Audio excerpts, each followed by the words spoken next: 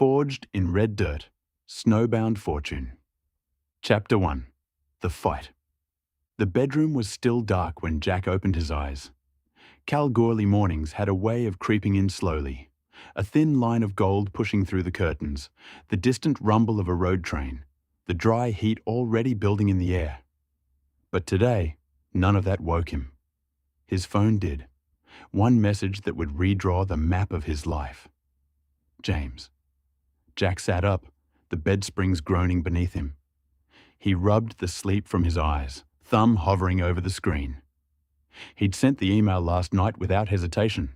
Direct, blunt, no games. Do you require further staff? A Yukon crew? His crew doesn't want a return. He hadn't expected an answer this fast. He hadn't expected this answer at all. He opened the message. He read it once, then again, then a third time, slower, letting every word sink in.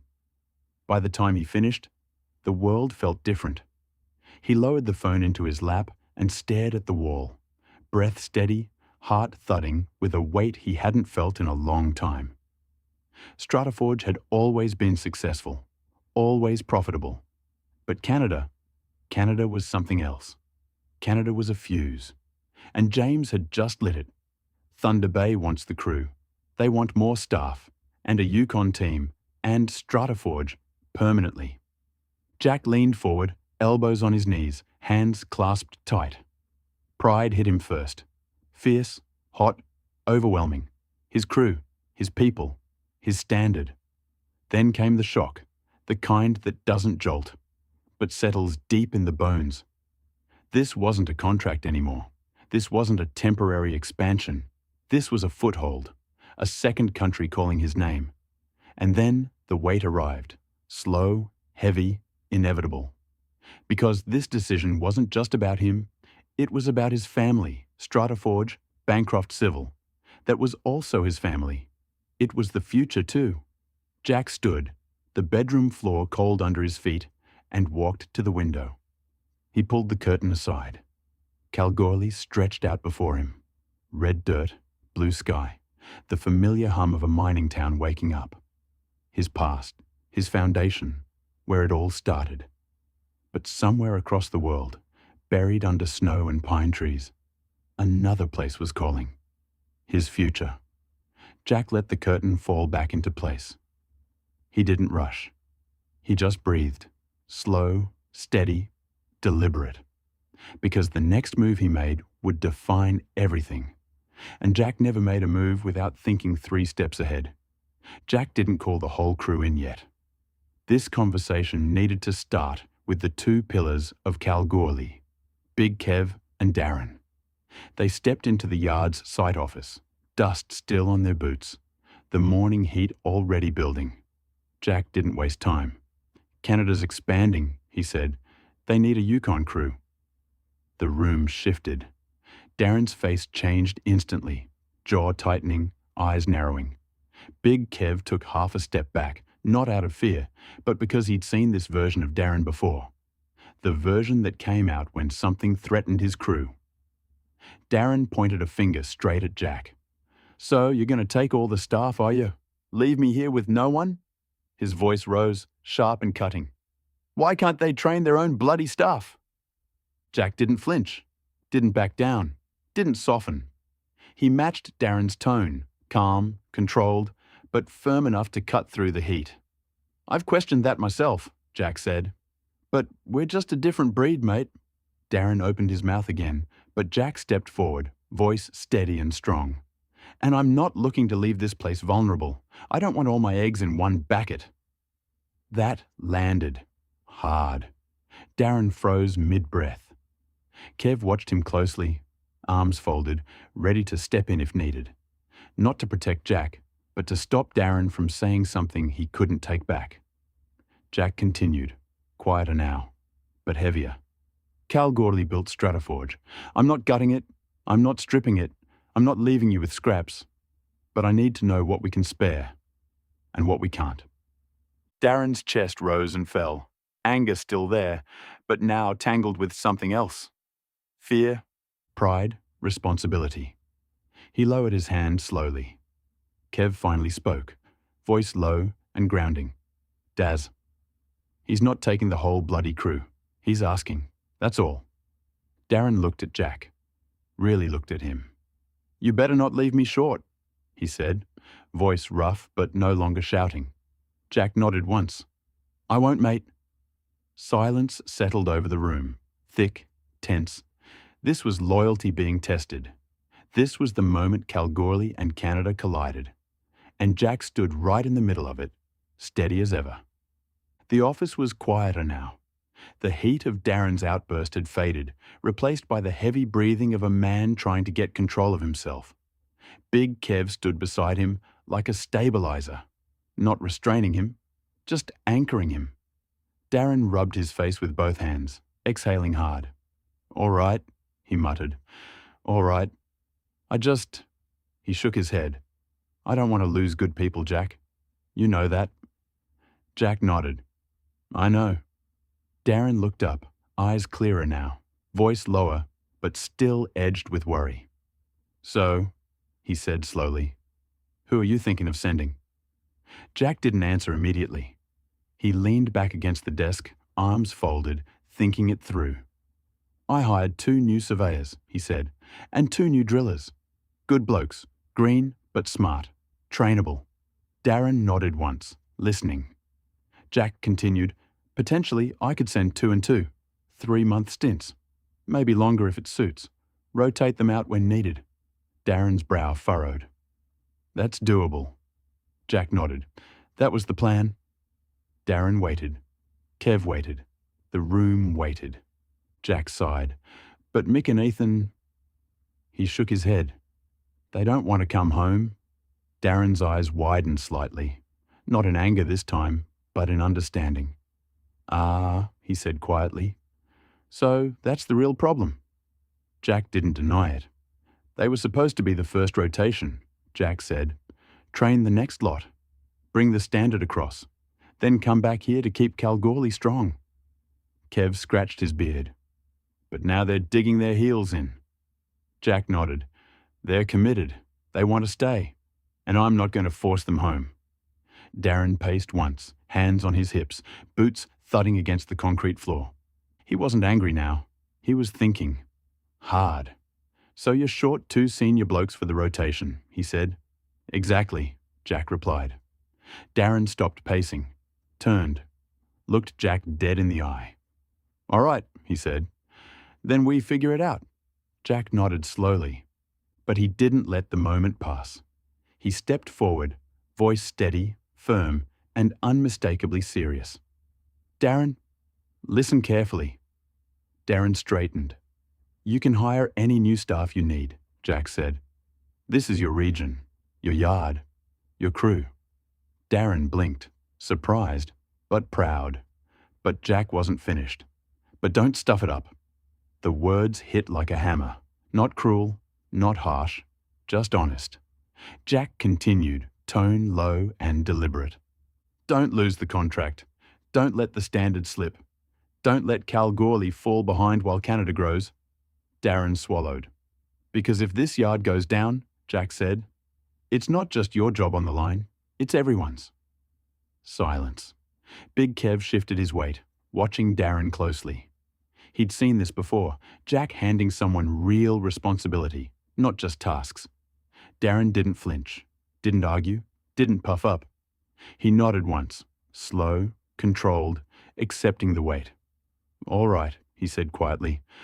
I'll handle it. Jack held his gaze. I know you will. That's why I'm giving you the authority. But with authority comes accountability. Darren exhaled, shoulders settling into a new posture. Not defensive, not angry. Responsible. Kev grinned. Looks like you've just been promoted without the pay rise. Darren shot him a glare, but there was a hint of a smile behind it. Jack stepped back, giving him space. Build your team, he said. Keep Kalgoorlie, and you'll get your pay rise. Darren nodded again, firmer this time. But I need to know who you're pulling from my side, and when, so I can plan around it. Jack nodded. You'll get that list before anyone else. Kev grinned. There he is. That's the Jack we know. Darren finally cracked a small, reluctant smile. "All right," he said. "Let's talk names. Let's talk timing. Let's do this properly." And just like that, the meeting shifted. From fear to planning. From anger to strategy. From reaction to leadership. The expansion wasn't a threat anymore. It was a challenge. And they were ready to meet it. Jack didn't call everyone in at once. He wanted to do this properly. One pair at a time, face to face, no pressure from the rest of the crew. Darren stood beside him, calmer now, holding 2 straws in his hand. One long, one short. Big Kev leaned against the filing cabinet, arms folded, watching with that quiet, steady presence that made the room feel anchored. Jack took a breath. "All right, let's bring in the first 2. Riley and Dylan stepped into the office, boots dusty, faces curious. Darren held out his fist with the 2 straws poking out. Jack spoke first. "Boys, Canada's expanding. They want a Yukon crew. We're doing rotations. 3 months, maybe longer if it suits. Toronto induction, Thunder Bay for training, then final placement in Dawson City." Both men blinked. Riley swallowed. "Dawson City? Yukon? That's far." Jack nodded. "It is, but it's good work, good money, and you'll be representing StrataForge on a whole new frontier." Darren lifted the straws. "Pick one." Riley stepped forward, pulled the longer straw. Dylan got the short one. Dylan nodded, no hard feelings, and stepped out. Riley lingered, eyes wide, half excited, half terrified. Jack motioned him back in. "Sit down, mate." Riley sat. Jack leaned forward, voice steady. "Toronto's your induction. Thunder Bay is where you'll learn the ropes. Dawson City is where you'll finish up. It's cold, remote, hard work. But you'll grow faster in 3 months there than 3 years anywhere else." Riley let out a breath. "I'm keen. Just didn't expect this." Kev grinned. "None of us did, mate." Jack nodded. "We leave in 1 week." Riley's eyes widened again, but this time there was a spark behind them.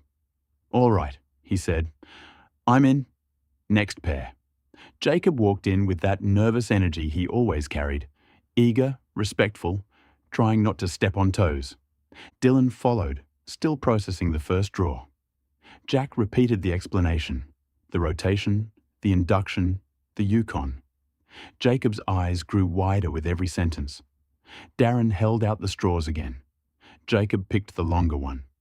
Dylan stared at the short one in his hand, then nodded once, accepting it without complaint. He stepped out quietly. Jacob stayed. Jack gestured for him to sit. "You all right, mate?" Jacob nodded quickly. "Yeah, wow. I didn't think I'd ever leave WA." Jack smiled. "Most blokes don't, but this is a chance to see something different, to be part of something bigger." Jacob swallowed. "I'm nervous, but I want to do it." Kev clapped him on the shoulder. "Good. Nerves mean you care." Jack leaned back. "We leave in 1 week. Pack warm." Jacob laughed nervously. "I don't even own a jacket." "We'll fix that," Jack said. When both boys had left, the office fell quiet. Darren let out a long breath. "Well, that's 2. Kev nodded. "Good picks too. They'll do all right." Jack looked at the door where Riley and Jacob had walked out. "They're young," he said, "but they're hungry, and that's what Canada needs." Darren crossed his arms. "And what about the rest?" Jack exhaled slowly. "1 step at a time, but the first rotation is set." Kev grinned. "Yukon's not going to know what hit it." Jack didn't smile. Not yet. But there was a fire in his eyes. Because this wasn't just a rotation. This was the beginning of StrataForge's next chapter. And in 1 week, they were heading to Canada. Riley showed up at the yard with a duffel bag that looked like it had been packed by someone preparing for the apocalypse. "Mate," Jack said, lifting the bag with one hand, "you're not moving there permanently." Riley flushed. "I don't know what to bring. I've never even seen snow." Charlotte, who was helping Jack sort paperwork, smiled kindly. "You'll see plenty soon."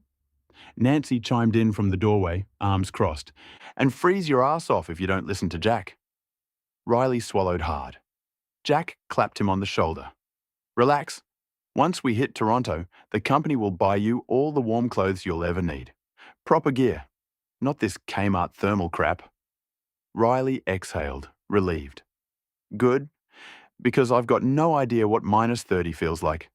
Jack grinned. Like your face is falling off? Riley didn't laugh. He just nodded slowly, processing that. Jacob arrived with a tiny backpack. Jack raised an eyebrow. That's it? Jacob shrugged. I don't own much. Charlotte stepped in gently. We'll fix that. Nancy already had a list in her hand. Gloves, socks, toiletries, travel adapters, snacks for the flight. Jade peeked around the corner, holding a stuffed kangaroo. Do you want one? For Canada?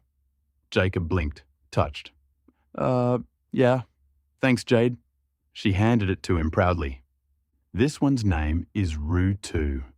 Jacob nodded solemnly. I'll take good care of him. Jack hid a smile. Charlotte packed with military precision. Passports, chargers, documents, Jade's toys, snacks, emergency snacks, and backup emergency snacks. Nancy packed like someone who'd travelled the world twice. Neat, efficient, nothing wasted. Jade packed like a 5-year-old tornado. Dolls, crayons, a rock she found outside, and a single shoe. Jack repacked her bag 3 times. The meeting had ended a day ago. Jack, Jacob and Riley in Perth, ready to fly out with the others, but in Kalgoorlie, the tension from yesterday still hung in the air. But it wasn't sharp anymore. It was heavy. Kev leaned against the filing cabinet, arms folded, watching Darren pace again. Slower this time, like a man trying to walk off something he didn't want to admit. Finally, Kev spoke. All right, mate, out with it. Darren stopped pacing. He didn't look at Kev at first. He just stared at the floor, jaw tight. It rattled me, he said quietly. Kev didn't move. He didn't push. He just waited. Darren exhaled hard, rubbing the back of his neck. You know why? He said. Because I've spent years building this yard. Years before Jack brought it out. Training blokes, keeping standards up, holding this whole bloody region together. Kev nodded once. I know. And now Canada's taking off, Darren continued, voice low, and suddenly I'm scared Kalgoorlie's going to get left behind. He swallowed, eyes flicking up to Kev. That I'm going to get left behind. Kev's expression softened. Not pity, just understanding. Darren kept going, the words finally spilling out. When Jack said the boys didn't want to come home, it hit me, hard, because they're good blokes. They're my mates. And if they stay over there, and more go after them, what's left here? What happens to this place? What happens to me? Kev stepped forward, placing a big hand on Darren's shoulder. Daz, listen to me. Darren looked up. You're not getting left behind, Kev said. Jack trusts you. More than anyone. That's why he put this region in your hands. That's why he told you to hire who you need. That's why he made you accountable. Darren's jaw tightened again. But this time, not from anger, but from emotion. Kev squeezed his shoulder. You're not losing your job. You're not losing the yard. You're not losing your place. You're stepping up. This is your patch now. And Jack's counting on you to run it. Darren blinked hard, nodding slowly. I didn't want to say it in front of him, he muttered. Didn't want to look weak. Kev snorted. Mate, you yelled at him. Weak is the last thing you looked. That got a small, reluctant smile out of Darren. Kev continued. You care. That's all this is. You care about the crew. You care about the yard. You care about doing it right. And that's exactly why you're the bloke for the job. Darren let out a long breath, the kind that releases something heavy. Yeah, he said quietly. All right. Kev clapped him on the back. Good. Now stop pacing before you wear a hole in the floor. Darren chuckled, shaking his head. Thanks, mate. Anytime. And for the first time since Jack mentioned Canada, Darren felt steady again. Jack gathered Riley and Jacob in the Perth office one last time. All right, boys, here's the plan. He pointed to the whiteboard. Riley stared at the map. That's a long way. Jacob whispered, "Is it really that cold?" Jack nodded. "Yes, but you'll be fine. You'll have the right gear. And you'll have us." He looked at both of them. Really looked. "You're not going alone. You're coming with me, Charlotte, Nancy, and Jade. You'll have support the whole way." Riley straightened. Jacob swallowed and nodded. Jack continued. "You'll learn fast, you'll work hard, and you'll come back different men. Better men." Silence. Then Riley spoke. "When do we leave?" Jack checked his watch. "We'll be at the airport in 2 hours." Jacob's eyes widened. Riley's jaw dropped. Jack smiled. "Welcome to international work, boys." The plane touched down just after sunrise, the sky pale and washed out, the tarmac dusted with the last scraps of winter. Riley pressed his face to the window. Jacob leaned over him. Both stared like they were looking at another planet. "Is that ice?" Jacob whispered. Riley nodded slowly. "Mate, the ground's white." Jack smirked. "Welcome to Canada." They collected their bags, followed the signs, and walked toward the sliding doors. Jack already knew what was coming. Jade bounced excitedly beside them, clutching Rutu. The doors opened, and the cold hit them like a physical force. Riley gasped. "What the? My nose just froze." Jacob yelped. "My eyes are stinging." Jack laughed. "This is nothing. Winter's almost over." Riley stared at him like he'd just spoken another language. "This is nothing?" Jack clapped him on the back. "You'll be fine. We'll buy you proper thermals before we head north." Nancy added, "And gloves, and boots, and a jacket that doesn't come from Kmart." Jacob nodded rapidly. "Yes, all of that. Please." Then it happened. A tiny flurry drifted down from the sky. Barely anything, just a few lazy flakes swirling in the air. But Jade saw it. Her eyes went huge. She gasped so loudly, people turned. "Daddy! Snow!" Before anyone could react, she bolted toward the nearest patch of white. Jack's instincts kicked in instantly. Dad mode activated. "Jade! Wait!" He sprinted after her, slipping slightly on the icy pavement, scooping her up before she face-planted into a slushy pile. She giggled, holding out her mittenless hands. "It's cold." Jack kissed the top of her head. "Yeah, sweetheart, that's why we wear gloves." Charlotte caught up, laughing. She's been waiting for this moment. Nancy shook her head. She's going to lose her mind when she sees real snow in Thunder Bay. Riley and Jacob watched the whole thing, shivering violently. Riley muttered, "If she's this excited now, what's she going to do in -30? Jacob whispered, "Cry?" Jack overheard, "You two might cry. She'll be fine." They hurried back inside, where the heaters blasted warm air and everyone sighed in relief. Jack gathered the boys. "All right, first stop, clothing store. You're getting proper gear. Thermal layers, insulated jackets, boots rated for the Yukon. Once we're done, you won't feel the cold." Riley nodded, still rubbing his arms. Jacob looked like he'd just survived a near-death experience. "But," Jack added, "you'll be mostly indoors. Toronto's easy. Thunder Bay's manageable. Dawson City, well, that's where the real cold is." Riley swallowed. "How cold?" Jack grinned. "Cold enough that your eyelashes freeze." Jacob blinked. "That's not comforting." Jack shrugged. "You'll get used to it." Charlotte smiled.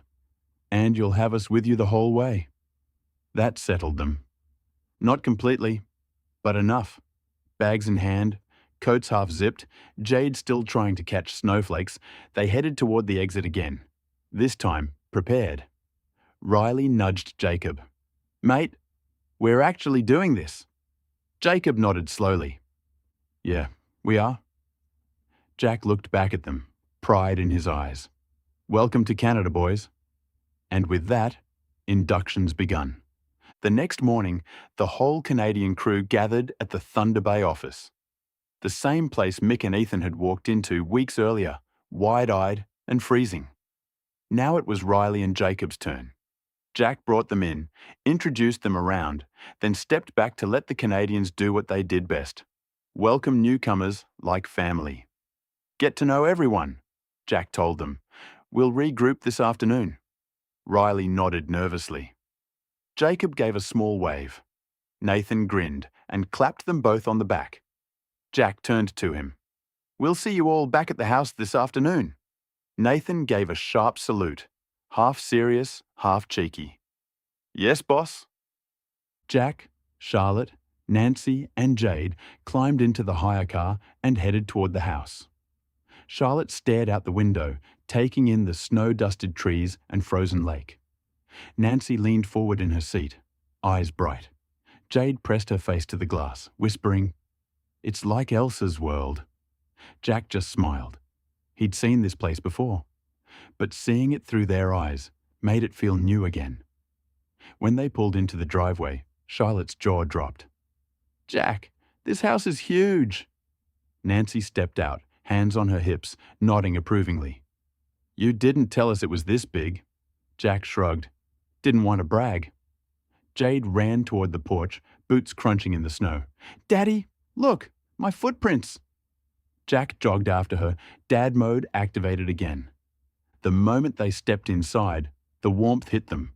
The heating humming, the smell of timber, the quiet stillness of a house waiting to be lived in. Charlotte walked through the kitchen, running her hand along the counters. "This is perfect," she said softly. Nancy opened cupboards, inspecting the cookware. "We're doing a roast tonight, a proper Australian one. These Canadians won't know what hit them." Jack laughed. "They'll love it." Jade found the staircase and immediately began climbing it like a mountain. "Daddy, there's so many rooms." Jack followed her up, making sure she didn't slip. Charlotte called from downstairs. Nancy added, "We will make dessert. Something big. Something that says, 'Australia has arrived.'" Jack leaned over the railing. "You two are going to spoil them." "That's the point," Nancy said. Charlotte put on music. Nancy started prepping vegetables. Jade danced around the living room with Rue too. Jack lit the fireplace, the crackle filling the space with warmth. For the first time since landing, everything felt settled. Safe, warm, home, even if only for a while. And tonight, when the boys returned from the Thunder Bay office, Riley, Jacob, Nathan, Mick, Ethan, James, the whole crew, they'd walk into a house full of warmth, laughter, and the smell of roast lamb, with the unmistakable feeling of family. Jack stood in the doorway, watching Charlotte and Nancy work together like they'd been doing this for years. He smiled to himself. StrataForge wasn't just expanding. It was growing roots. The StrataForge crew arrived home, Mick yelling as he kicked of his boots, "Fuck yeah, I smell lamb." Chloe and Nathan pulling each other back, trying to be the first to enter the kitchen, both giving Charlotte and Nancy a big hug. Jack laughing in the distance, while Mick running towards Jack for a big man hug, both pushing each other out away in fits of laughter. Jacob and Riley wondering what was going on. The house was glowing by the time James and David arrived. Lights warm, fireplace crackling, the smell of roast lamb drifting out onto the porch like a beacon. Jack opened the door before they even knocked. "Boys," he said, grinning. "Perfect timing." James stepped inside and froze mid-breath. "What is that smell?" David sniffed the air like a bloodhound. "Is that lamb? Real lamb?" Nancy poked her head out of the kitchen, apron on, wooden spoon in hand. "Of course it's real lamb. What else would it be?" James blinked. "We don't get lamb like that here." Charlotte laughed. "You do tonight." The dining table was covered with a big roast lamb, roast potatoes, pumpkin, peas, and gravy with fresh bread. Nancy insisted on a Yorkshire pudding, with a pavlova cooling on the counter. Riley and Jacob sat at the far end, still in awe of the house, the food, the day, everything. Nathan wandered in behind the Canadians, sniffing dramatically. "Oh, yes, I knew I smelled home." Jack clapped him on the shoulder. "Sit down before you drool on the floor." Everyone took their seats. Nancy carved the lamb with the confidence of someone who'd done this 1,000 times. Plates were passed. Steam rose. The Canadians watched like they were witnessing a ceremony. James took the first bite. He stopped, put his fork down, stared at his plate. "Jack," he said slowly, "I need you to understand something." Jack raised an eyebrow. "What's that?" James pointed at the lamb. "This is the best thing I've eaten in my entire life." David nodded vigorously, mouth full. "Same. I'm marrying whoever cooked this." Nancy smirked. "You're not my type, sweetheart." Everyone laughed. David held up a potato. "What did you do to these? They're crispy on the outside and soft on the inside. That's witchcraft." Charlotte smiled. "It's just oil and heat." "No," James said. "This is sorcery." Nathan leaned back in his chair. "Told you Aussies know how to eat." Riley whispered to Jacob, "Mate, we're never going home." Jacob nodded. "Not if Nancy keeps cooking like this." Jack looked around the table. Charlotte laughing with Nancy, Jade showing James her stuffed kangaroo, and Riley and Jacob bonding with Nathan. James and David eating like they hadn't seen food in weeks. The house felt alive. Warm and alive. This wasn't just a work trip anymore. This was family. This was StrataForge Canada becoming real. Jack leaned back, took a sip of his drink, and let the moment settle. They'd come a long way from Kalgoorlie, and this dinner, this house, this team, was the beginning of something huge. The plates were cleared, the pavlova demolished, and the house had settled into that perfect post-feast hum. Full bellies, warm fire, soft chatter.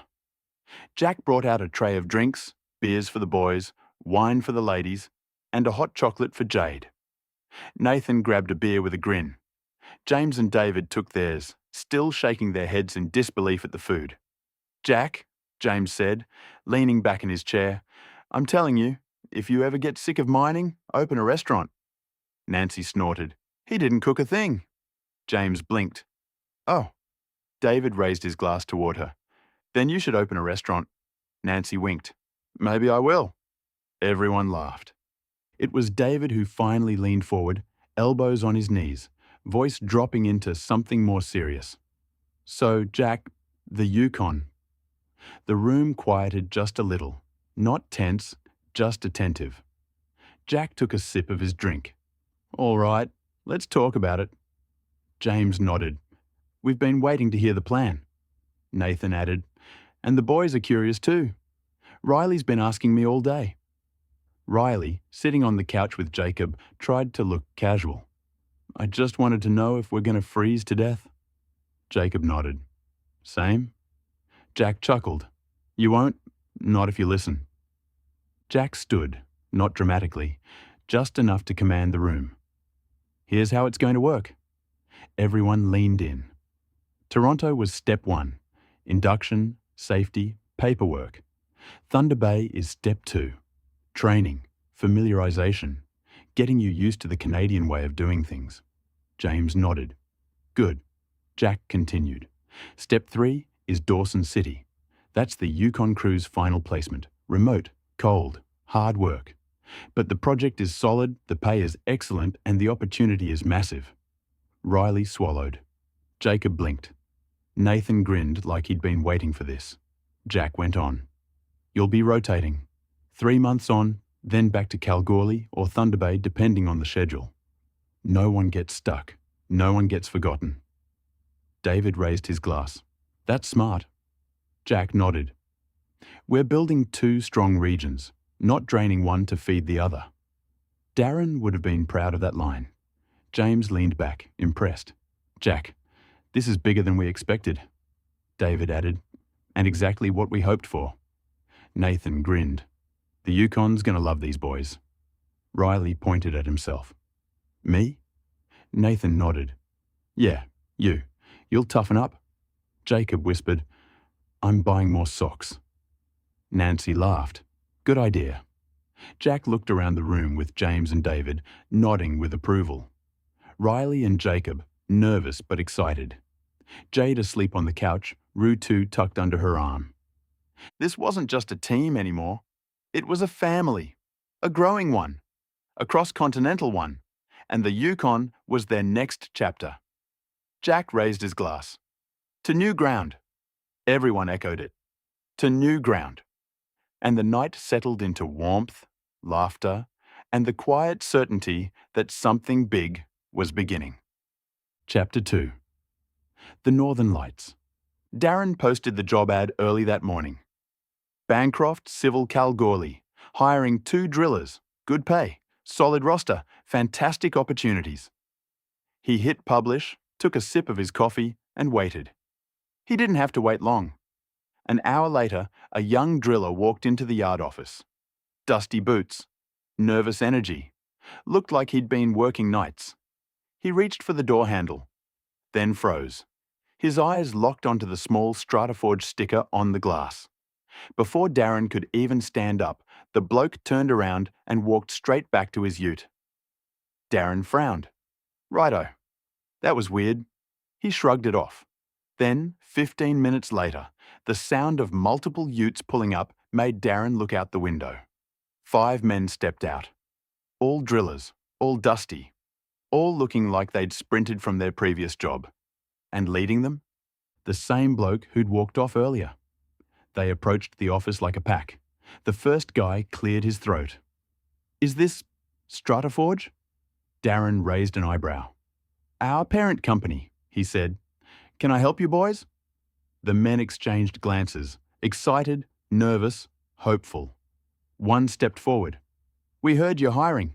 Another added, heard you pay well. A third chimed in. Heard there's international travel. The first bloke nodded. Word's gone around the camps. People are saying StrataForge is the place to be. Darren blinked. He hadn't expected this. Not 5 blokes. Not rumours spreading this fast. Not men willing to defect from their current jobs just for a chance. He crossed his arms, trying not to look too impressed. Right, he said. Well, let's talk. As he led them inside, Darren felt something shift in his chest. Pride and responsibility hit Kalgoorlie wasn't being drained. Kalgoorlie was becoming a magnet. StrataForge wasn't losing people. StrataForge was becoming the company everyone wanted to work for. And Darren, the bloke who'd feared being left behind, now had drillers lining up at his door. He muttered under his breath, just loud enough for Big Kev, who'd been watching from the workshop, to hear. Bloody hell, Jack's built a monster. Kev grinned. Told you, mate. People want to be part of something big. Darren nodded slowly. And for the first time since the Canada news dropped, he felt it. Kalgoorlie wasn't in danger. Kalgoorlie was rising. Darren had the 5 drillers lined up in the yard office, all sitting on mismatched chairs like they were waiting for a doctor's appointment. Big Kev leaned against the wall, arms folded, watching with a smirk. Darren cleared his throat. All right, boys, let's get into it. He interviewed them one by one, and every single one of them was good. Not just good, hire on the spot good.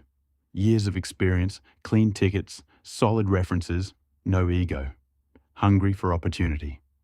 By the time he finished the 5th interview, Darren sat back in his chair, eyebrows raised.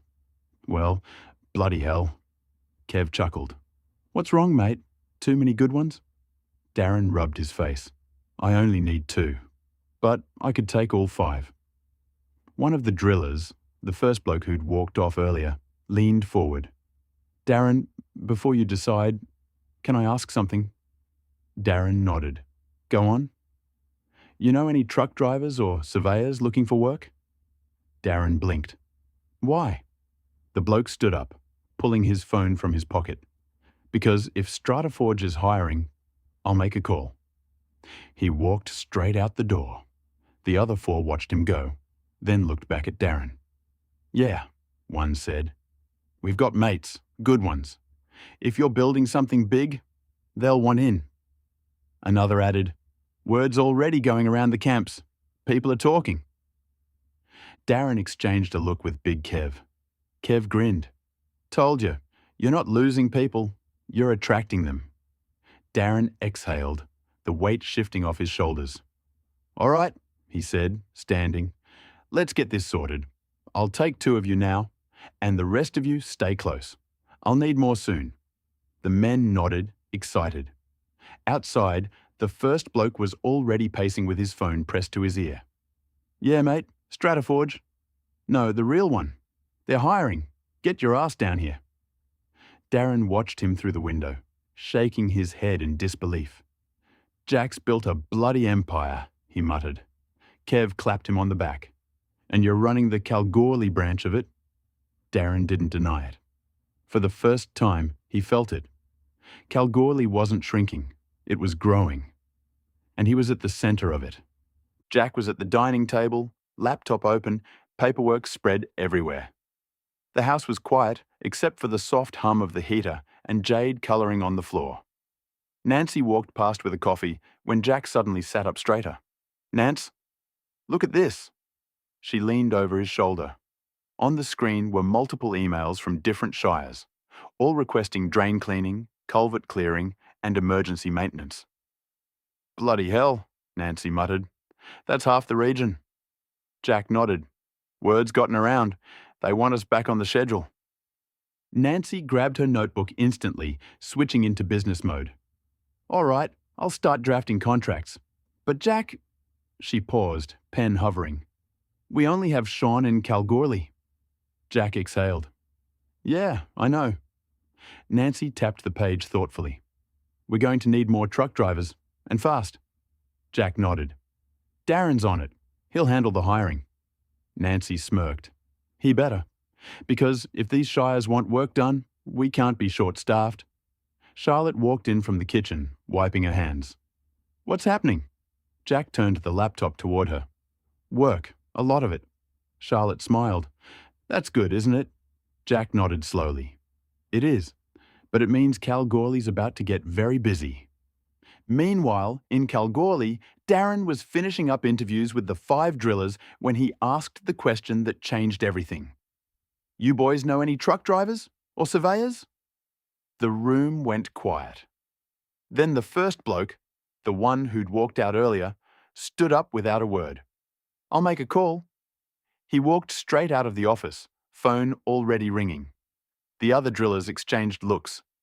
One said, Mate, if you're hiring truckies, I know 3 who'll jump ship today. Another added, Surveyors too. Everyone's talking about StrataForge. Darren blinked, stunned. Big Kev leaned in, whispering with a grin.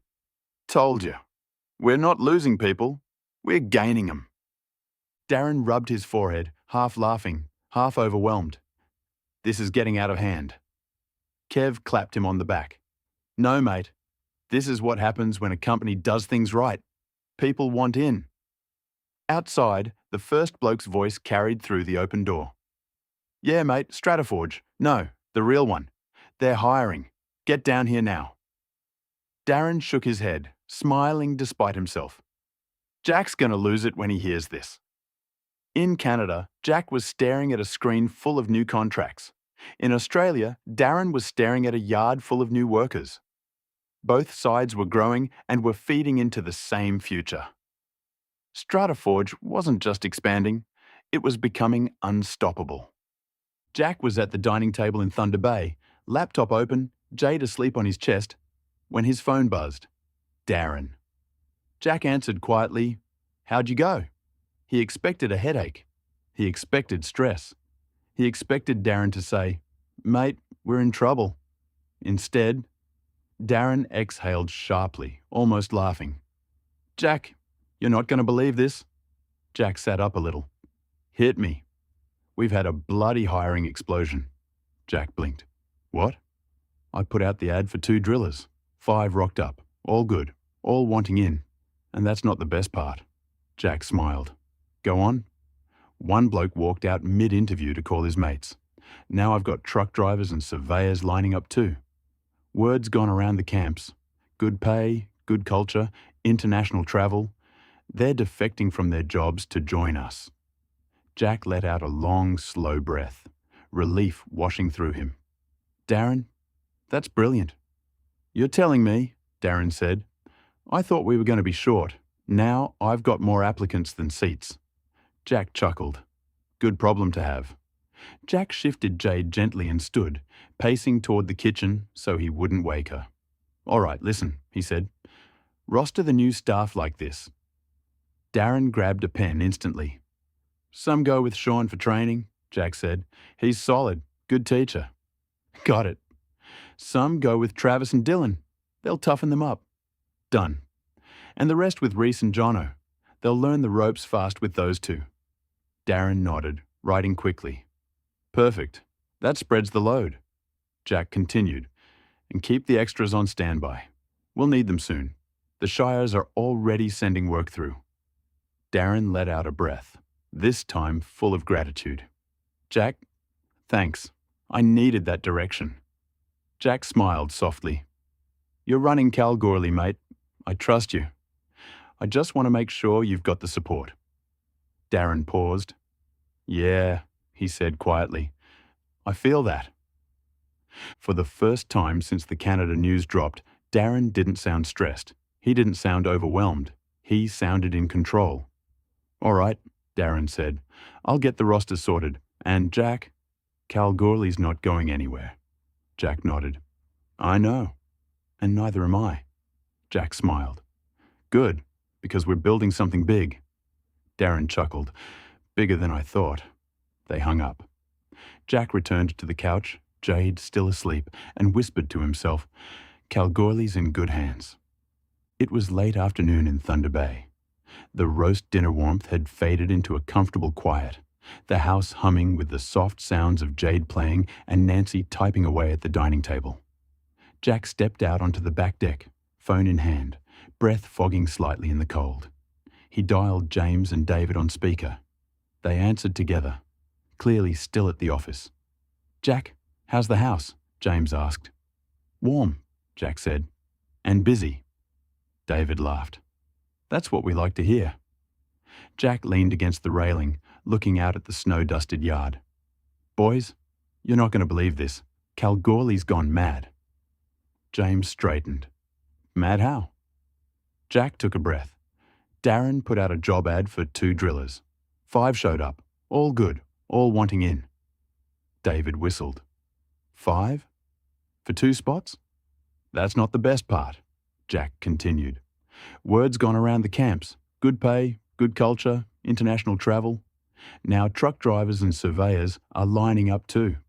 James blinked. You're joking. Nope. Darren's got a hiring boom on his hands. David laughed. StrataForge is becoming a magnet. Jack nodded. Exactly. And the Shires back home are sending through work requests again. Drain cleaning, culverts, maintenance, all of it. James leaned back in his chair, impressed. That's huge.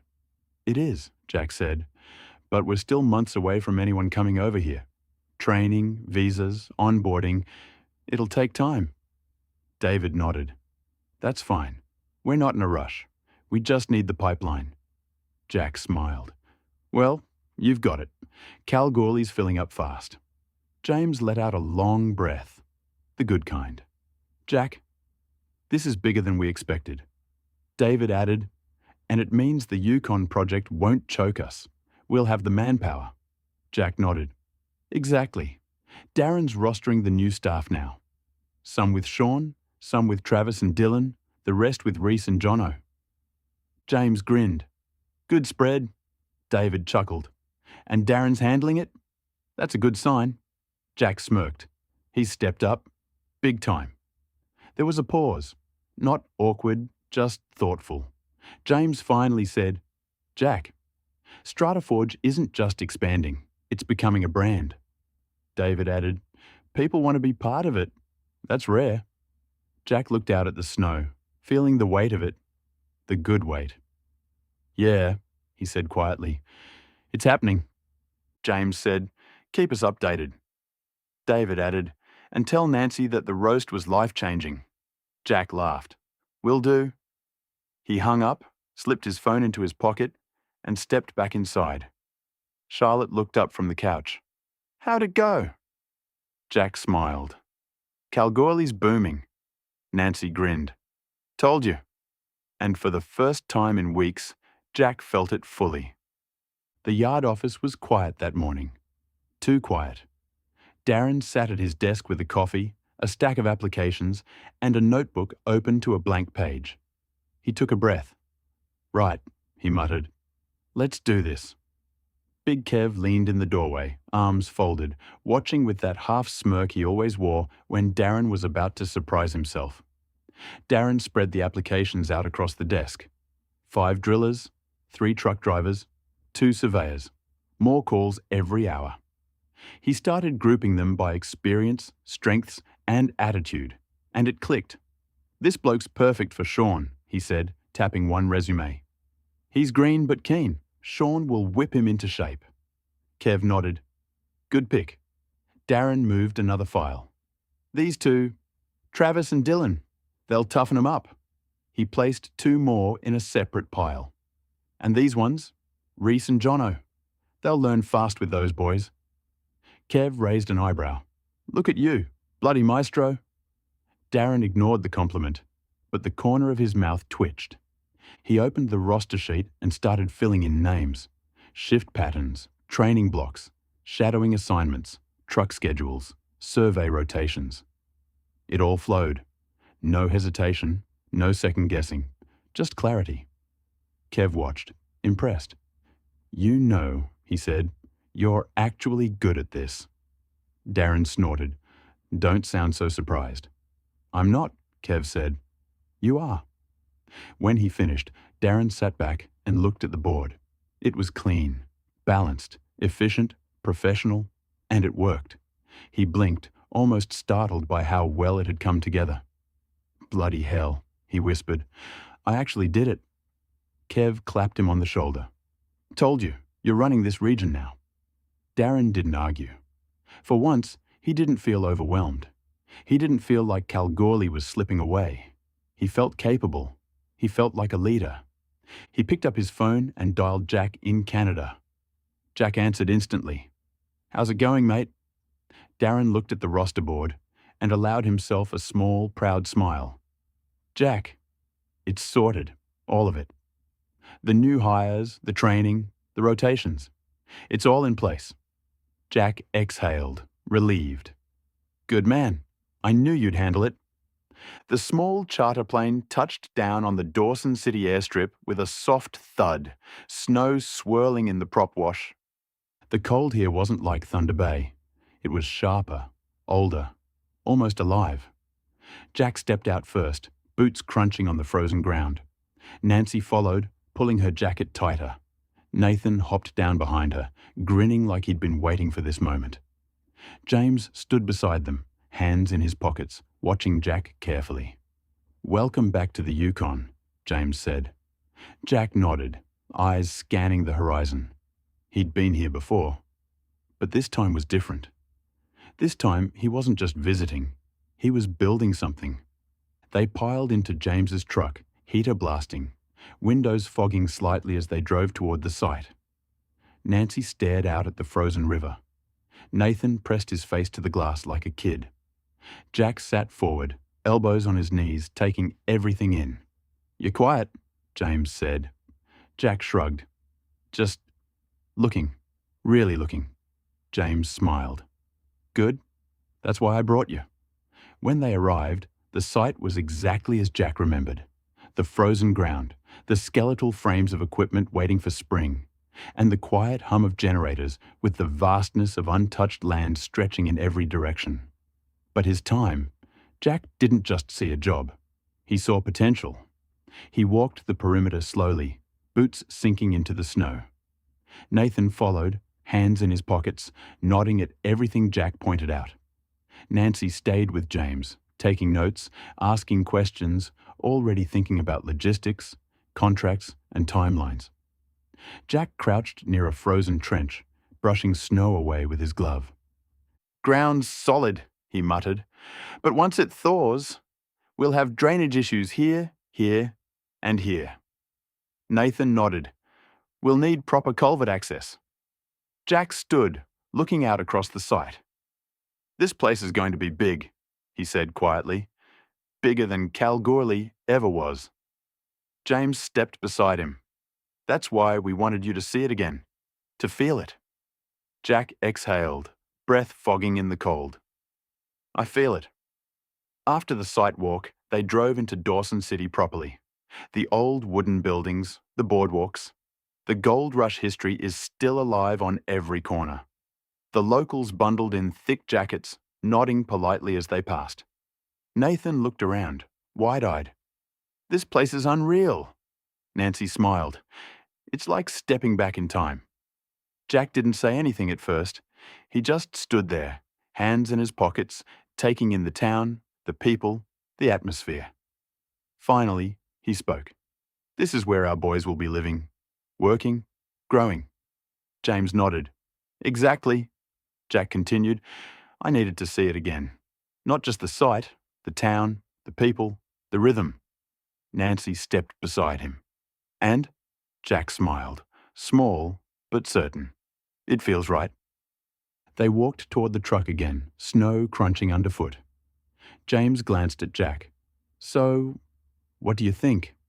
Jack looked back at the site, the town, the mountains beyond. I think, he said slowly, we're ready. Nathan grinned. Bloody oath we are. Nancy closed her notebook. Then let's get to work.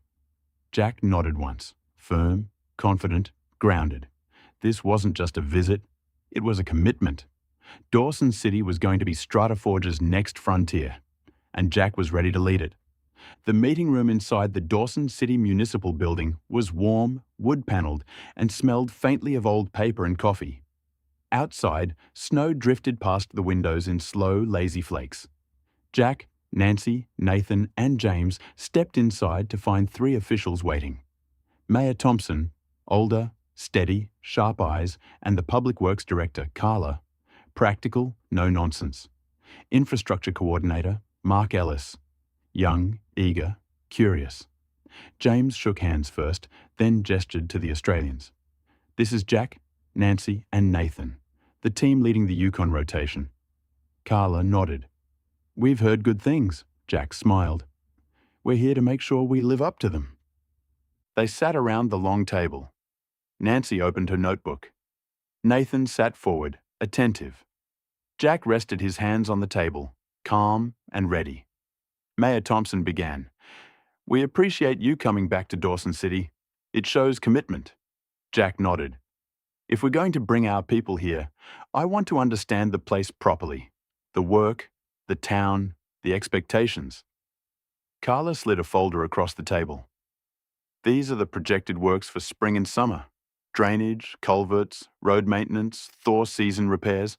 It's a big list. Jack flipped through it, scanning quickly. This is manageable, he said, but we'll need accommodations sorted before the crew arrives. Mark leaned forward. We've got several options. Seasonal worker housing, long-stay cabins, and a few rental properties. Jack tapped the folder. I want the crew close to town, walking distance if possible. They need to feel part of the community, not isolated. The officials exchanged impressed looks. James smirked. He'd expected that answer. Nancy slid her notebook forward. We'll need clarity on permit requirements and equipment storage, what is fuel access like, emergency protocols and seasonal restrictions. Carla nodded. We can provide all of that, Nancy continued. And we'll draft a multi-season contract. Not just one job, a partnership. Mayor Thompson smiled. That's exactly what we want. Nathan scribbled notes beside her, absorbing every detail. Jack leaned forward, voice steady. We'll start with a small rotation. Riley and Jacob are the first 2. They're young, but they're hungry. They'll be supported by our Thunder Bay team. Mark asked, How soon? Jack shook his head. Not for a few weeks. I do have more staff back in Australia, but they require training, visas, onboarding. We won't rush it.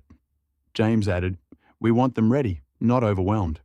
Jack continued, Once they're settled, we'll expand. More drillers, more operators, eventually a full Yukon team. Mayor Thompson nodded slowly. That's exactly what Dawson City needs. Consistency. They were still in the municipal building, walking down the hallway after the accommodation discussion when Jack slowed his pace. "Mayor Thompson," he said. "Carla, can I ask something important?" Both officials stopped immediately. James and Nancy turned too. Nathan straightened, sensing the shift in tone. Jack continued, voice steady and respectful. "I want to understand the Indigenous side of things here, the First Nations communities, cultural expectations, any sensitivities we need to be aware of. I don't want to bring my crew in blind." Mayor Thompson exchanged a quick glance with Carla, the kind that said, "This bloke gets it." Carla nodded. "I'm glad you asked. Not everyone does." Mayor Thompson folded his hands behind his back. Dawson City sits on Trondek-Wet'suwet'en traditional territory. They're deeply involved in land management, environmental decisions, and cultural preservation. Jack nodded. "Good. That's how it should be." Carla added, "They're not against development. They just expect respect, consultation, and transparency. If you work with them, not around them, you'll have no issues." Nathan scribbled notes quickly.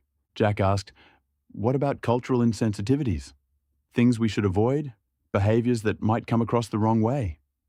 Carla smiled, not patronizing, but appreciative. "Honestly, the biggest mistake companies make is assuming they know better, or rushing, or ignoring protocols." Mayor Thompson added, "If you're unsure, ask. They prefer honest questions over silent assumptions." Jack nodded slowly. "That's exactly why I'm asking now." James stepped in. "Jack, the Trondek-Wet'suwet'en have worked with contractors before. They're fair. They're reasonable. They just expect respect and communication." Nancy added, "We can build that into the contracts. Consultation steps, reporting, environmental checks." Carla pointed at Nancy. "That would go a long way." Nathan looked up from his notes. "So basically, don't be idiots." Carla laughed. "Exactly." Jack smirked. "Good, I can work with that." Mayor Thompson placed a hand on Jack's shoulder.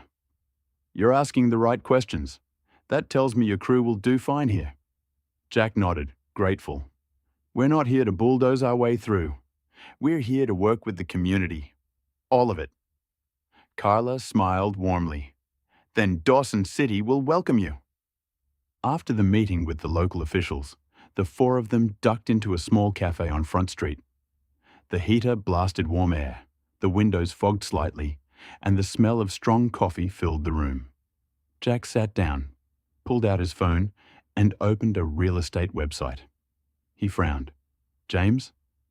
James looked up from his coffee. "Yeah?" Jack turned the screen toward him. "There's only 2 properties listed." "2? In the whole town, is that right?" James chuckled. "Yep, that's Dawson City for you." Jack raised an eyebrow. "That's why I'm asking. Thunder Bay had pages of listings. This place has 2. Nancy leaned over to look. Nathan did too. One was a tiny cabin. The other was a house that looked like it hadn't been updated since the 70s. Jack shook his head. "Is the market really this small?" James nodded. "Smaller and slower." Jack frowned. "Meaning?" James leaned back in his chair, hands wrapped around his mug. "You can buy real estate here. It's actually pretty cheap compared to the rest of Canada. But selling it, that's a whole different story." Jack narrowed his eyes. "How different?" James shrugged. "Niche market. Very niche. You could put a house up for sale and it might sit there for years before anyone bites." Nancy blinked. "Years?" "Yep," James said. "People don't move in and out of Dawson City like they do in Thunder Bay. It's a lifestyle town, a frontier town. Folks who live here stay here. And folks who don't suddenly decide to buy a house here." Nathan laughed. "So it's not exactly an investment hotspot."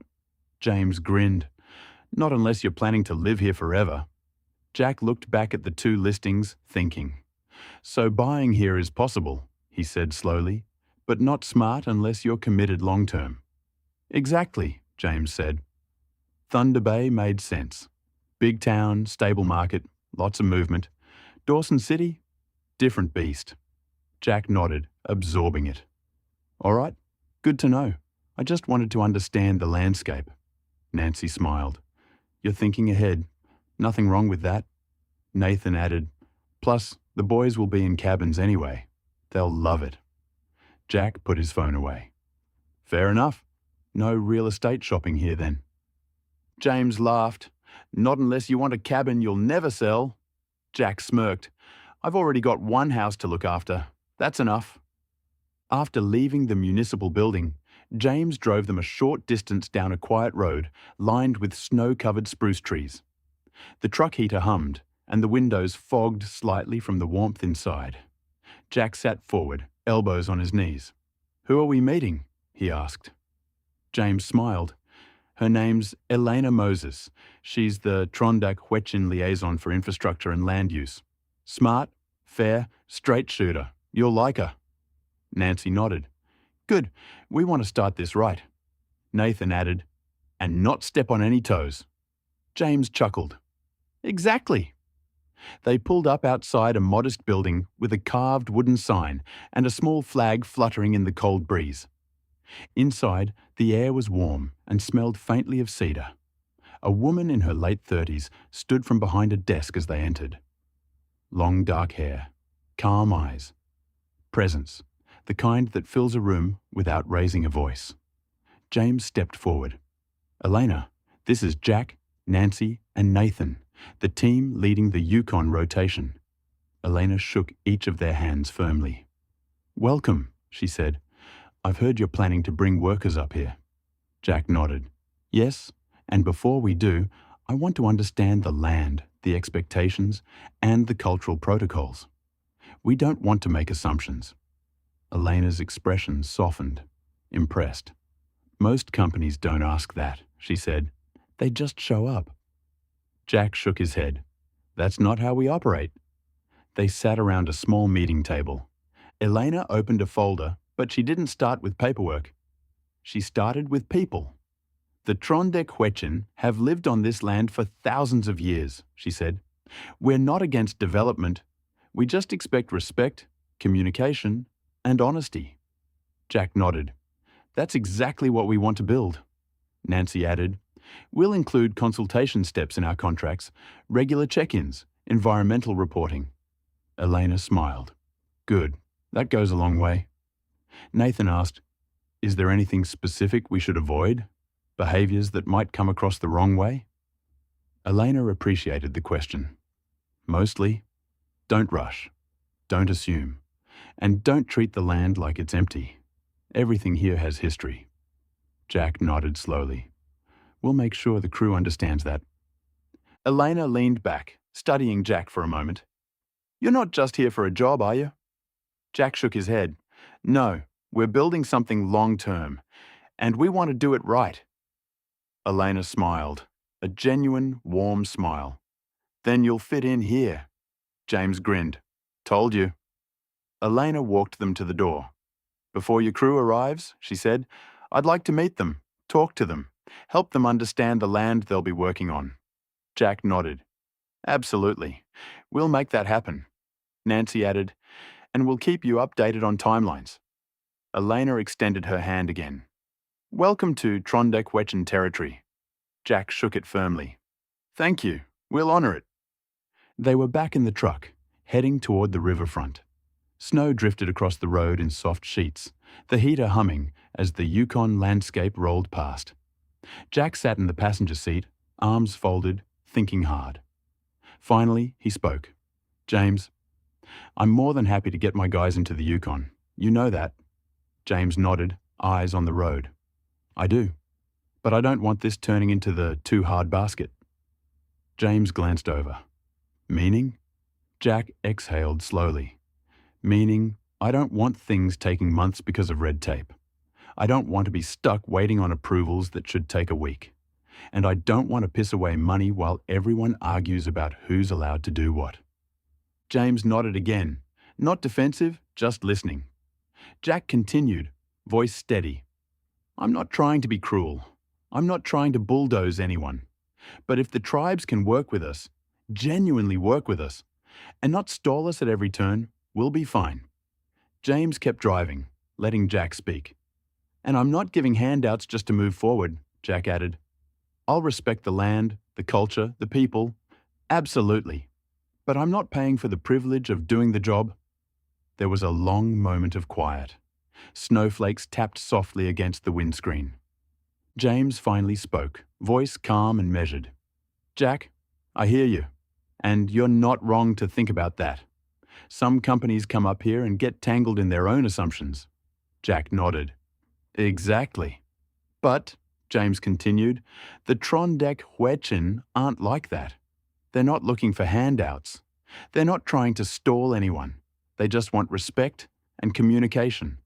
Jack looked over, and we can give them that. Exactly, James said. If you treat them straight, they'll treat you straight. They don't want to slow you down. They just want to be included. Jack leaned back, absorbing it. So as long as we're honest, transparent, and not cutting corners. James finished the sentence for him. They'll work with you, not against you. Jack nodded slowly. Good. That's all I needed to know. Nathan, sitting in the back seat, chimed in quietly.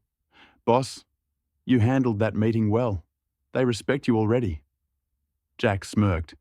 Let's hope it stays that way. Nancy added, It will. You're asking the right questions. James smiled. And you're building the right relationships. That's what matters up here. Jack looked out the window at the quiet, snow-covered town. All right then, he said softly. Let's make this work. And for the first time, he felt the Yukon wasn't a risk. It was an opportunity, one he could manage, one he could lead, and one he could build the right way. They were walking back toward the truck, the Yukon twilight settling in, the sky turning that deep northern blue that only Dawson City seems to have. Jack was rubbing his hands together, breath fogging in the cold. James unlocked the truck, then turned to Jack with a grin. All right, boys, we're heading back to Thunder Bay tomorrow. But tonight, I want to show you something. Jack stopped mid-step. He closed his eyes for a second, exhaled heavily through his nose. The kind of exhale that said, I'm tired, I'm cold, and I've already had enough surprises for one day. Nancy saw it instantly. She reached out and tapped him on the shoulder. Play nice. Jack opened one eye at her. I am playing nice. Nancy raised an eyebrow. Nathan snorted. James laughed. Relax, Jack, James said. It's nothing crazy. Just something I think you'll want to see before we leave. Jack sighed again, but this time with a hint of a smile. All right, lead the way. Jack climbed into the truck, muttering under his breath. Every time someone says, I want to show you something, it's never a short trip. Nancy elbowed him gently. Stop it. You're worse than Jade when she's tired. Nathan leaned forward from the back seat. Boss, if James says it's worth seeing, it's worth seeing. Jack pointed at him. You're supposed to be on my side. Nathan grinned. I am. But I'm also curious. James started the engine, heater blasting warm air. Trust me, Jack. You'll like this. Jack leaned back in his seat, resigned but amused. Fine. But if this ends with me knee-deep in snow, I'm blaming you. James smirked. No snow.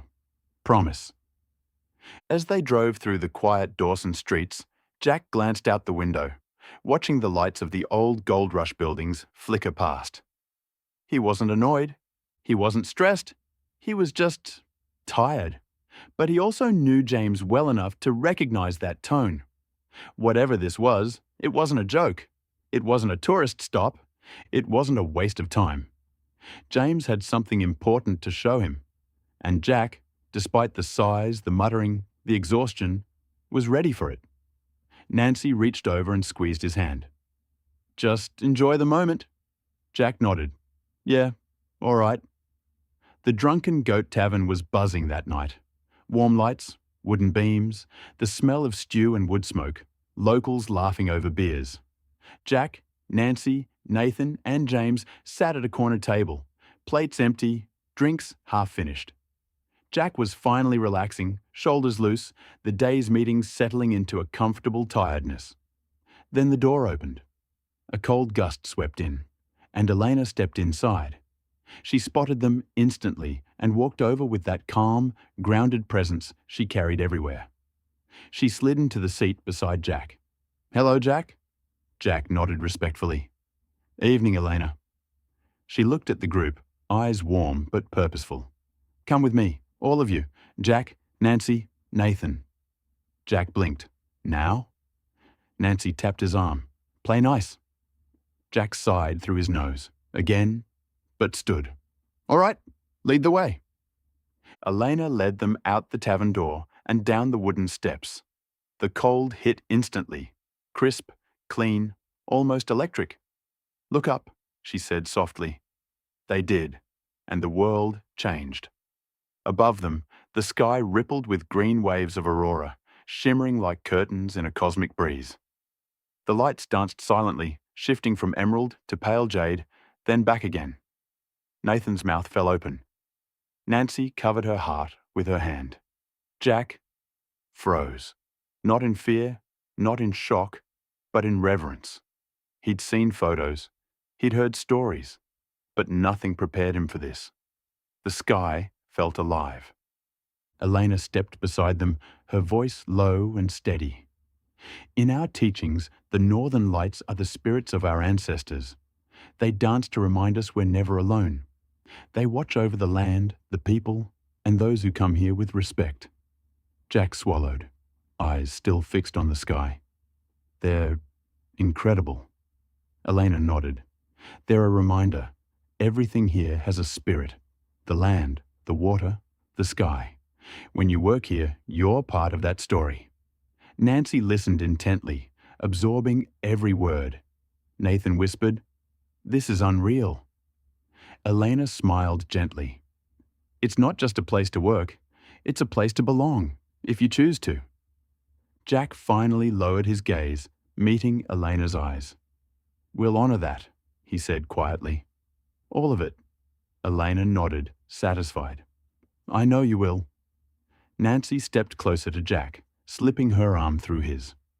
Nathan stood on Jack's other side, still staring upward, eyes wide with wonder.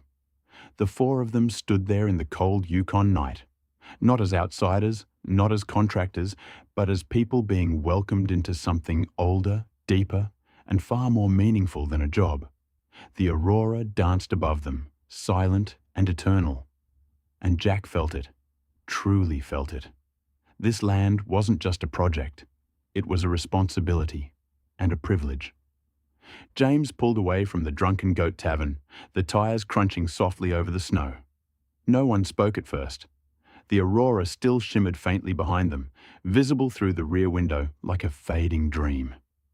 Inside the truck, Nathan stared out the window, jaw slack, replaying the lights in his mind, while Nancy leaned her head back, eyes closed, a small smile on her face. Jack sat forward, elbows on his knees, unusually quiet. The heater hummed. The road stretched ahead, empty and peaceful. It wasn't an awkward silence. It was a full silence, the kind that only happens after something sacred. After a few minutes, James spoke softly, eyes on the road. "That's why I wanted you to see it." Jack looked over. "The lights?" James nodded. "Yeah, but not just the lights." Nancy opened her eyes, listening. Nathan leaned in from the back seat. James continued. "I wanted you to feel what this place really is. Not the contracts, not the site, not the logistics, the spirit of it." Jack exhaled slowly. "It's something else." James smiled. "Exactly. The Yukon isn't just a job.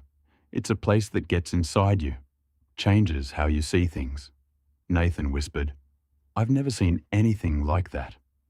Nancy nodded. "It felt ancient." James glanced at her. "That's because it is.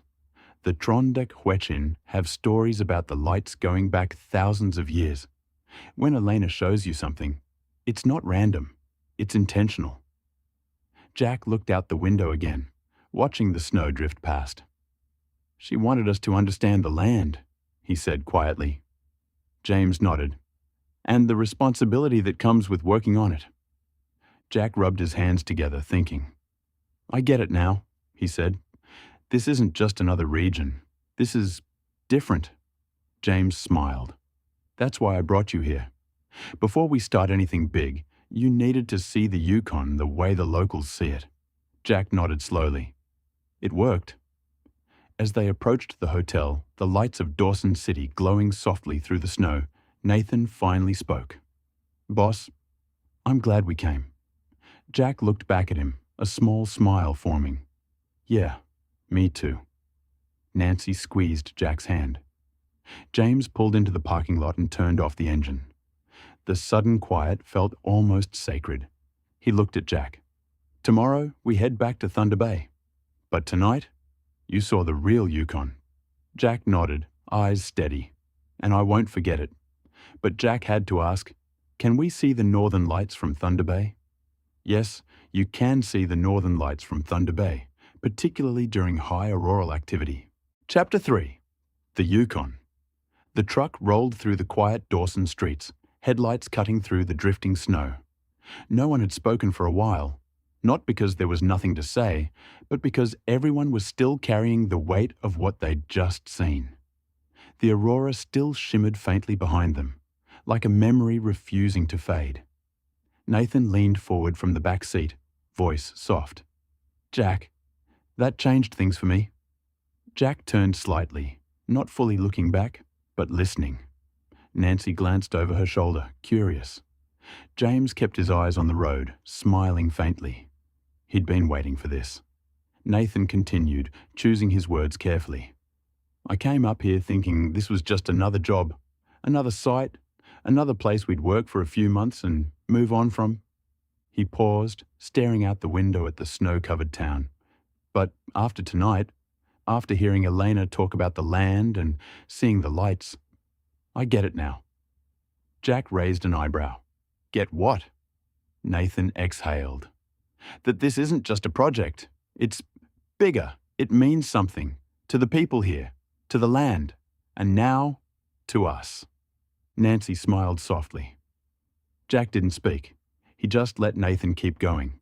I've never felt anything like that, Nathan said. It wasn't just pretty lights. It felt alive, like the place was welcoming us, or warning us to respect it, or both. James nodded. That's the Yukon. Nathan leaned back, voice steadier now. I want to do this right, not just for the company, for them, for the land, for the story we're stepping into. Jack finally turned enough to meet his eyes. That's exactly the mindset we need. Nathan nodded. And I'll make sure the boys understand it too. Riley, Jacob, everyone. They need to know this isn't just another gig. It's something we're being trusted with. Jack's expression softened. Proud, but quiet about it. Good man. The plane touched down in Thunder Bay just after midday. The sky was grey, the air crisp, the familiar hum of the airport filling the cabin. But something was different. Not outside.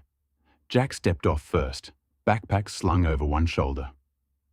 Nancy followed, calm and reflective. Nathan walked slower than usual, eyes distant, still replaying the lights in his mind. James watched them with a small, knowing smile. He'd seen this before, the Yukon effect. They moved through the airport quietly. No rushing, no chatter. Just a shared stillness. Nathan finally broke the silence. Feels weird being back. Jack nodded. Yeah, like we left a piece of ourselves up there. Nancy smiled softly. Or brought something back. James chuckled. That's usually how it goes. In the car, the mood was the same. Thoughtful, grounded. Nathan stared out the window, watching the snowbanks blur past. Nancy rested her head against the seat, eyes half closed.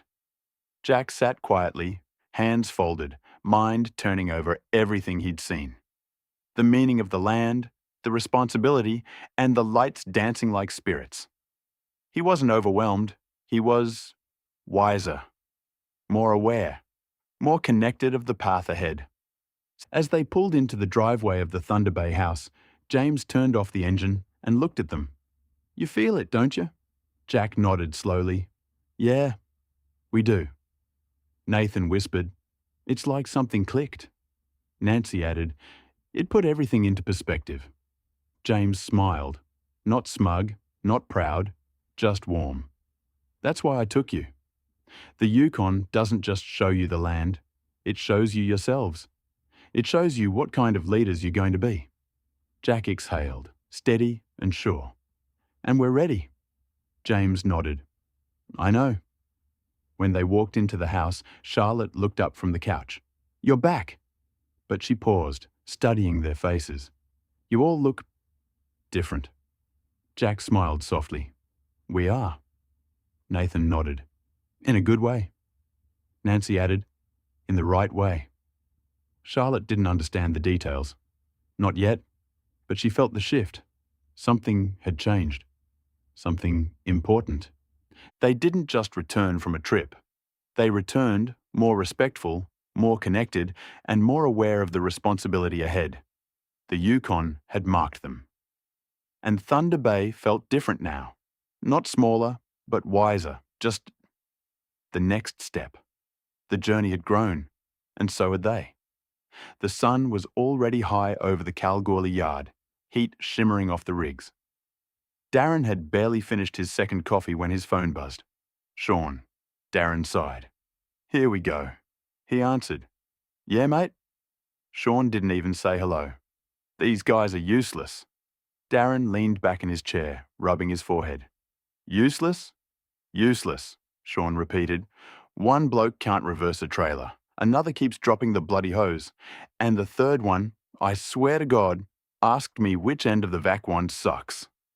Darren pinched the bridge of his nose. "Sean..." "I'm telling you, mate," Sean continued, "they're hopeless. I can't train this."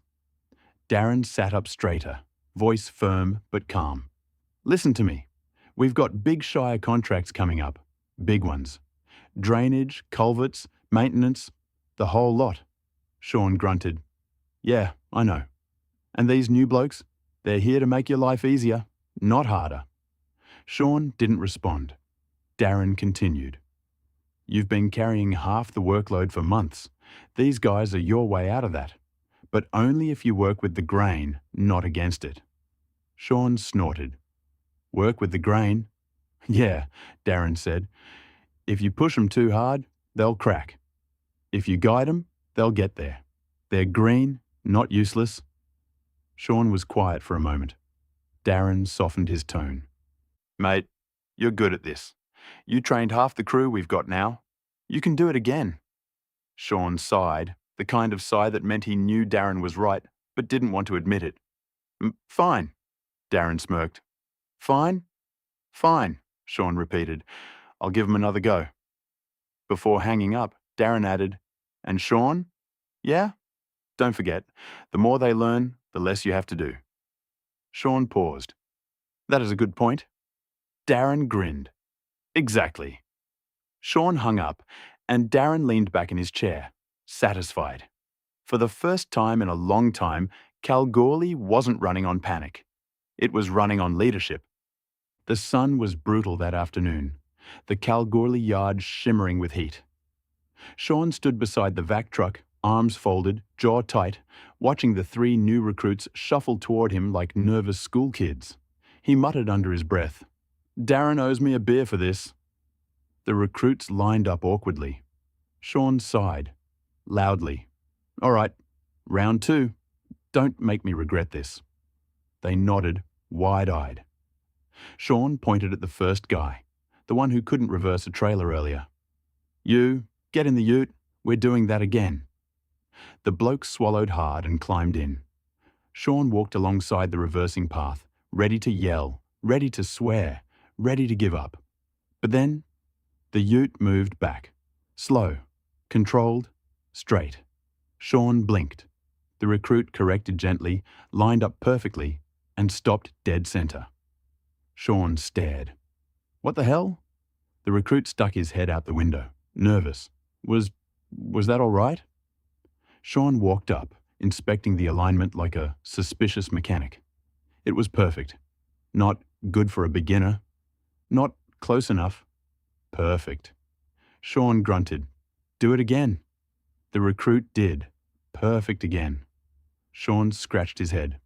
Why didn't you do that this morning? The recruit shrugged. You were yelling. Sean opened his mouth, then closed it. Fair point. Next was the bloke who kept dropping the vac hose. Sean handed it to him. Don't drop it. The recruit nodded, gripping it tight. Sean turned away for a second and heard nothing. No thud, no curse, no chaos. He turned back. The recruit was holding the hose steady, balanced, ready. Sean narrowed his eyes. Show me your stance. The recruit adjusted his feet, braced properly, and lifted the hose like he'd been doing it for years. Sean grunted again. Not bad. Finally, the one who'd asked which end of the wand sucked. Sean handed it to him. All right, genius. Show me what you got. The recruit didn't flinch. He checked the seals, checked the valve, checked the pressure gauge, then positioned the wand perfectly over the test pit. Sean's eyebrows shot up. The recruit looked at him. I watched you do it earlier. Thought I'd try it your way. Sean stared at him for a long moment. Then he muttered, Bloody hell. Darren walked over, clipboard in hand. How's it going? Sean jerked a thumb at the recruits. They're not useless? Darren smirked. Told you. Sean shook his head, still processing. They just needed a second go, and for me to stop yelling. Darren clapped him on the shoulder. Working with the grain, mate. Sean grunted. Yeah, whatever, they'll do. But as Darren walked away, Sean looked back at the recruits, now practicing together, laughing, improving. And for the first time all day, he felt something unexpected. Hope. The Thunder Bay house was buzzing again, boots by the door, jackets hung up, the smell of coffee drifting from the kitchen. Riley and Jacob had just come back from a supply run when Nathan cornered them in the living room. He didn't even say hello. He just pointed at them dramatically. You two, sit down. Riley blinked. Are we in trouble? Jacob shrugged. Probably. Nathan shook his head. No, but you are about to be jealous. They exchanged a look and sat. Nathan paced once, hands on his hips, then stopped in front of them. We saw the northern lights. Riley's jaw dropped. Jacob's eyes went wide. No way, Riley said. Nathan nodded slowly, like a man delivering sacred truth. Green waves across the whole sky, moving, dancing, like the whole world was breathing. Jacob leaned forward. Was it really that good? Nathan didn't answer right away. He just stared at them, the kind of stare that said, you can't understand until you've been there. Then he spoke softly. It changes you. Riley blinked. Changes you how? Nathan sat down, elbows on his knees. You know how we always talk about big jobs, big sites, big opportunities? The Yukon isn't just big. It's alive. The land, the people, the sky. Everything feels older, deeper, like it's watching you. Jacob swallowed. That sounds intense. Nathan nodded. It is, but in the best way. Riley grinned. So, we're actually going there? Nathan smirked. Mate, you're gonna love it. Jacob leaned back, imagining it. Cold? Cold, Nathan confirmed, but worth it. Riley nudged him. Tell us more. Nathan's eyes softened, the memory still fresh. Eleanor, she's the liaison up there. She took us outside, told us to look up, and the sky just opened. Green curtains, waves, like spirits dancing. Jacob whispered, Holy hell. Riley shook his head. I can't believe we missed that. Nathan clapped them both on the shoulders. You'll see it. Trust me. And when you do, you'll get why Jack wants to do this right. Jacob squinted at him. You're different, mate. Nathan shrugged. Maybe, but in a good way. Riley nodded. Yeah? You look calmer. Nathan smiled. The Yukon does that. Nathan stood, stretching. When we go up there, and we are going, I'll show you everything. The town, the site, the river, and when the lights come out, he pointed at them both. You'll understand why we're doing this. Riley grinned. Jacob nodded. Nathan was mid-sentence, hands moving animatedly. And I swear, boys, the whole sky was alive. Not just lights, like the land was talking to us. Riley and Jacob sat on the couch, leaning forward, eyes wide. That's insane, Jacob whispered. I can't believe we missed that, Riley added. Just then, the front door opened. Jack stepped inside, shaking off the cold, and paused when he heard Nathan's last line. He smirked. Scaring them already, mate? Nathan grinned, just telling them the truth. Jack hung up his jacket and walked over, the room settling into a respectful quiet. Not tense, just attentive. Jack had that effect now. He looked at Riley and Jacob. All right, boys, since Nathan's warmed you up, let's talk Yukon. They straightened instantly. Jack sat down opposite them, elbows on his knees, voice steady and calm. First thing you need to know, the Yukon isn't like anywhere you've worked before. It's not Kalgoorlie. It's not Thunder Bay. It's its own world. Riley nodded slowly. Jacob swallowed. Good world or bad world? Jack smiled. Good, if you respect it. Nathan nodded behind him, backing him up. Jack continued. You'll be working on Trondek land. That means we follow their protocols, their expectations, their way of doing things. They're fair people, straight shooters, but they expect respect. Riley and Jacob exchanged a look. Serious now. Jack leaned back slightly. You'll meet Elena when you get there. She's the liaison. Smart, calm. Knows the land better than anyone. Listen to her. Ask questions, don't assume. Jacob nodded. Got it. Riley added, We won't stuff it up. Jack smirked. Good, because this isn't just a job. It's a long-term partnership, and you two are the first boots on the ground. Nathan chimed in, voice softer. And trust me, once you see the place, you'll understand why we're doing this. Jack shifted gears. Accommodations sorted, cabins close to town, warm, safe, walking distance to everything. Riley perked up. Cabins? Like proper ones? Jack nodded. Proper ones. You'll be comfortable. Jacob grinned. Better than the Kalgoorlie donga. Nathan snorted. Everything's better than the Kalgoorlie donga. Jack continued. You'll be starting small. Maintenance, drainage, culverts, nothing crazy. But the work matters. The town relies on it. Riley nodded. We're ready. Jacob added, We won't let you down. Jack's expression softened, proud, but measured. I know you won't. Jack stood, stretching slightly. And boys, when the aurora comes out? He paused, looking at both of them. You'll never forget it. Nathan smiled quietly. Riley and Jacob looked at each other, excitement building. Jacob whispered, I can't wait. Riley nodded. Let's do this. Jack clapped them both on the shoulder. Good, because the Yukon's waiting. Charlotte stood beside Jack at the gate, her hand looped through his arm, excitement buzzing under her skin. Back to the Yukon, she said softly. Jack smiled. This time, you get to see it. Charlotte grinned. And you better hope the lights come out again. Jack kissed her forehead.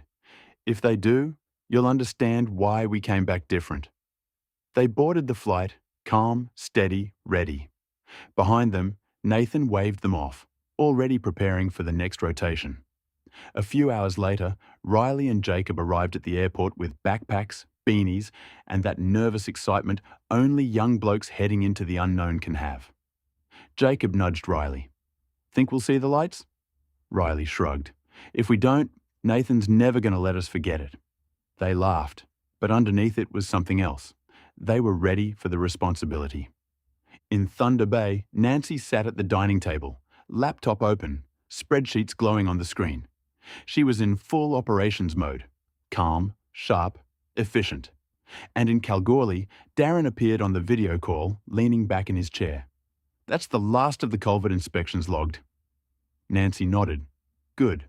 The Shire wants the quarterly report early. We'll give it to them early. Darren smirked. You're scarier than Jack when you're in admin mode.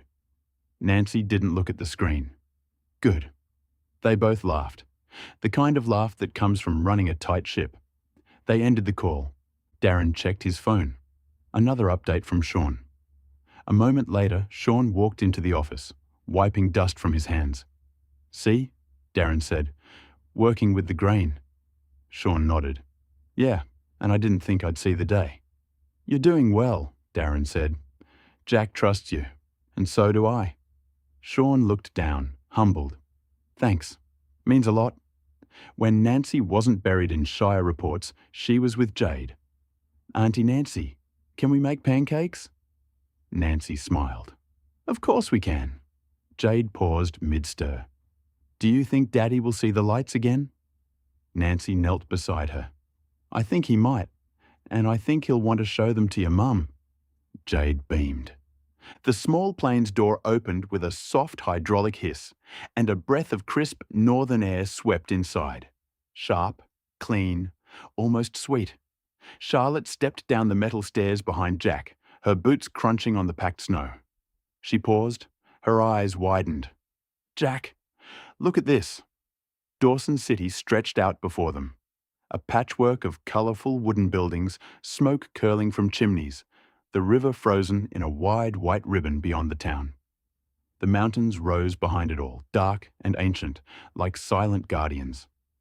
Jack watched her take it in, a soft smile tugging at his lips. "Welcome to the Yukon." Charlotte inhaled deeply again. "It smells clean, like the air's been washed." Jack nodded. "Wait until you see the river." She slipped her hand into his, squeezing gently. "It's beautiful," she whispered. They walked toward the small terminal building, snow crunching underfoot. Charlotte kept glancing around, at the spruce trees, the distant peaks, the quiet stillness that felt almost sacred. "It's so peaceful," she said. Jack chuckled. "It gets under your skin." Charlotte looked up at him. "I can see why you came back different."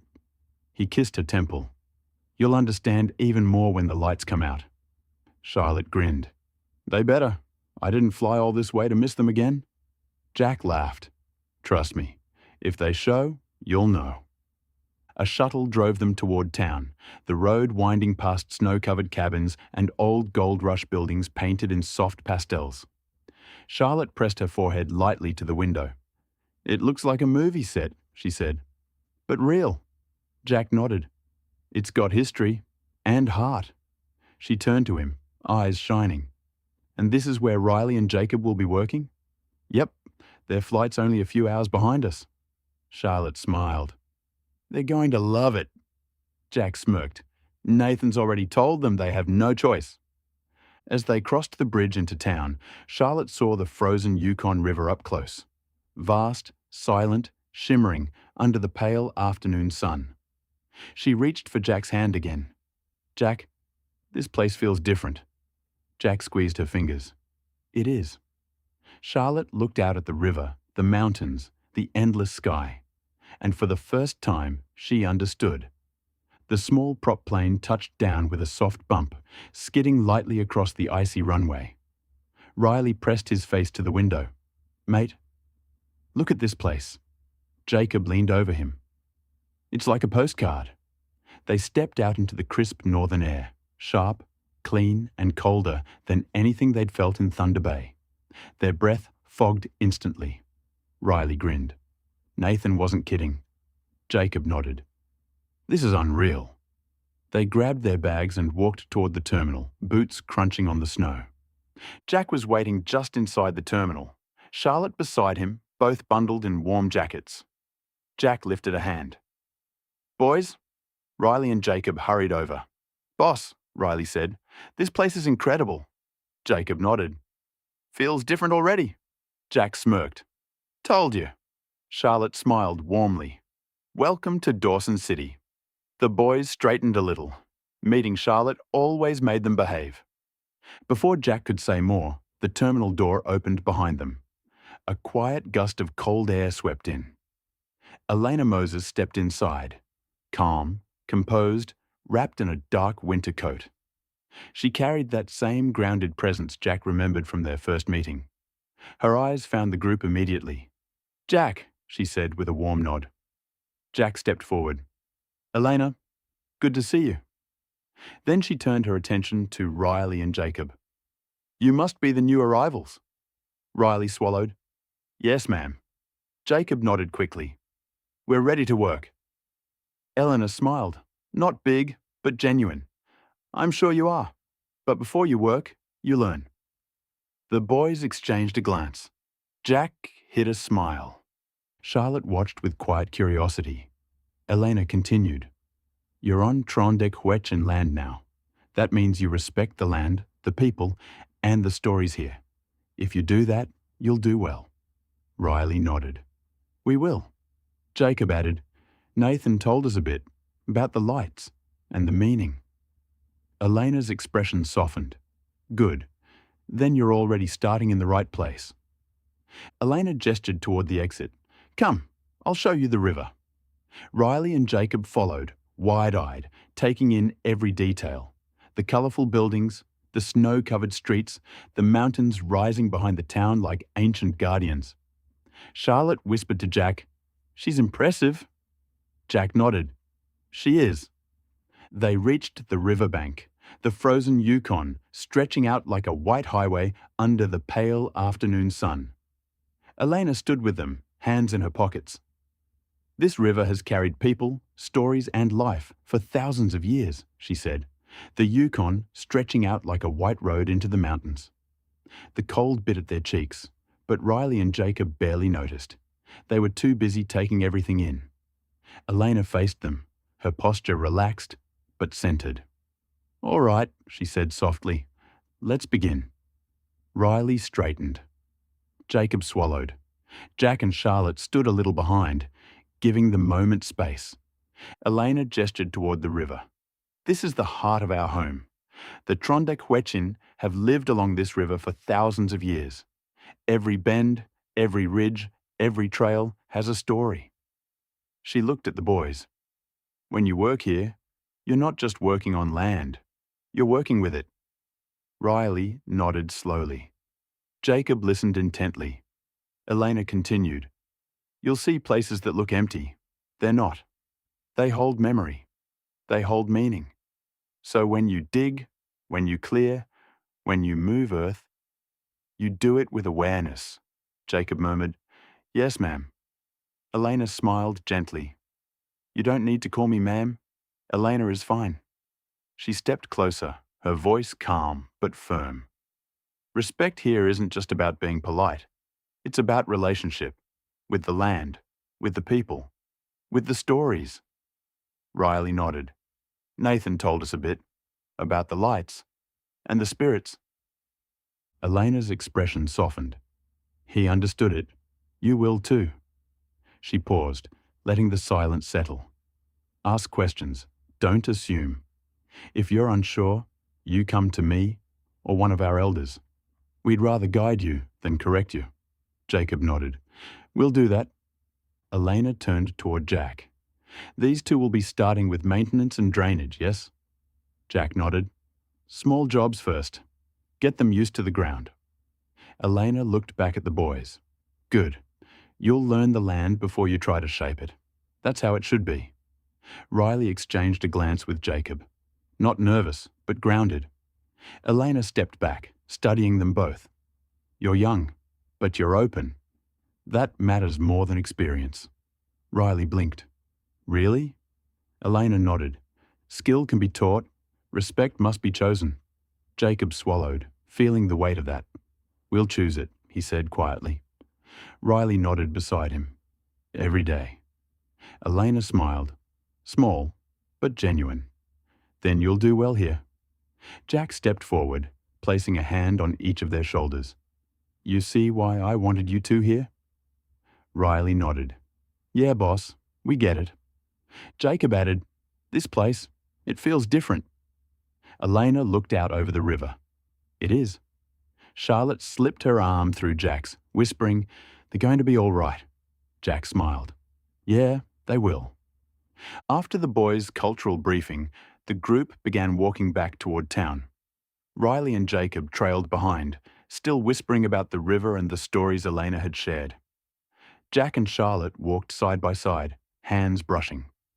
Elena walked a few steps ahead, calm and steady. Charlotte glanced at Jack. "Can I talk to her properly?" Jack smiled. "She'd like that." Charlotte nodded, then stepped forward. "Elena." Elena slowed and turned, her expression warm but measured. "Yes, Charlotte." Charlotte offered a small smile. "I just wanted to introduce myself properly. I've heard a lot about you." Elena's eyes softened. "And I've heard about you. Jack speaks of you with respect." Charlotte felt her cheeks warm. "Good. I'd hate to make a bad first impression." Elena chuckled, a quiet, genuine sound. "You haven't." They walked together, the snow crunching under their boots, the Yukon River glinting beside them. Charlotte took a breath. "I wanted to ask, what should I know? About being here, about the land, about how to do this right?" Elena looked at her for a long moment, not judging, just seeing. "That's a good question," she said. "Most people don't ask." Charlotte shrugged lightly. "I don't want to be another outsider who barges in without understanding." Elena nodded. "Then you're already ahead." She gestured toward the river. "This place has its own rhythm, its own stories. You don't need to know everything. You just need to listen. Pay attention. Ask when you're unsure." Charlotte nodded slowly. "I can do that." Elena continued. "The Yukon isn't just beautiful, it's alive. The land remembers. The people remember. When you walk here, you're walking through history." Charlotte's eyes softened. "Jack said something like that it felt older." Elena smiled. "He understood quickly. So did Nathan." Charlotte looked out at the frozen river. "I want to understand it too." Eleanor placed a gentle hand on her arm. "You will. The land will show you in its own time." They stopped at the riverbank, the mountains rising behind them like ancient guardians. Charlotte turned to Elena. "Thank you for welcoming the boys, for guiding Jack, for everything." Elena inclined her head. "And thank you for coming with an open heart. That matters." Jack watched from a few steps back, pride warming his chest. Riley whispered to Jacob, "Mate, Charlotte's already doing better than we are."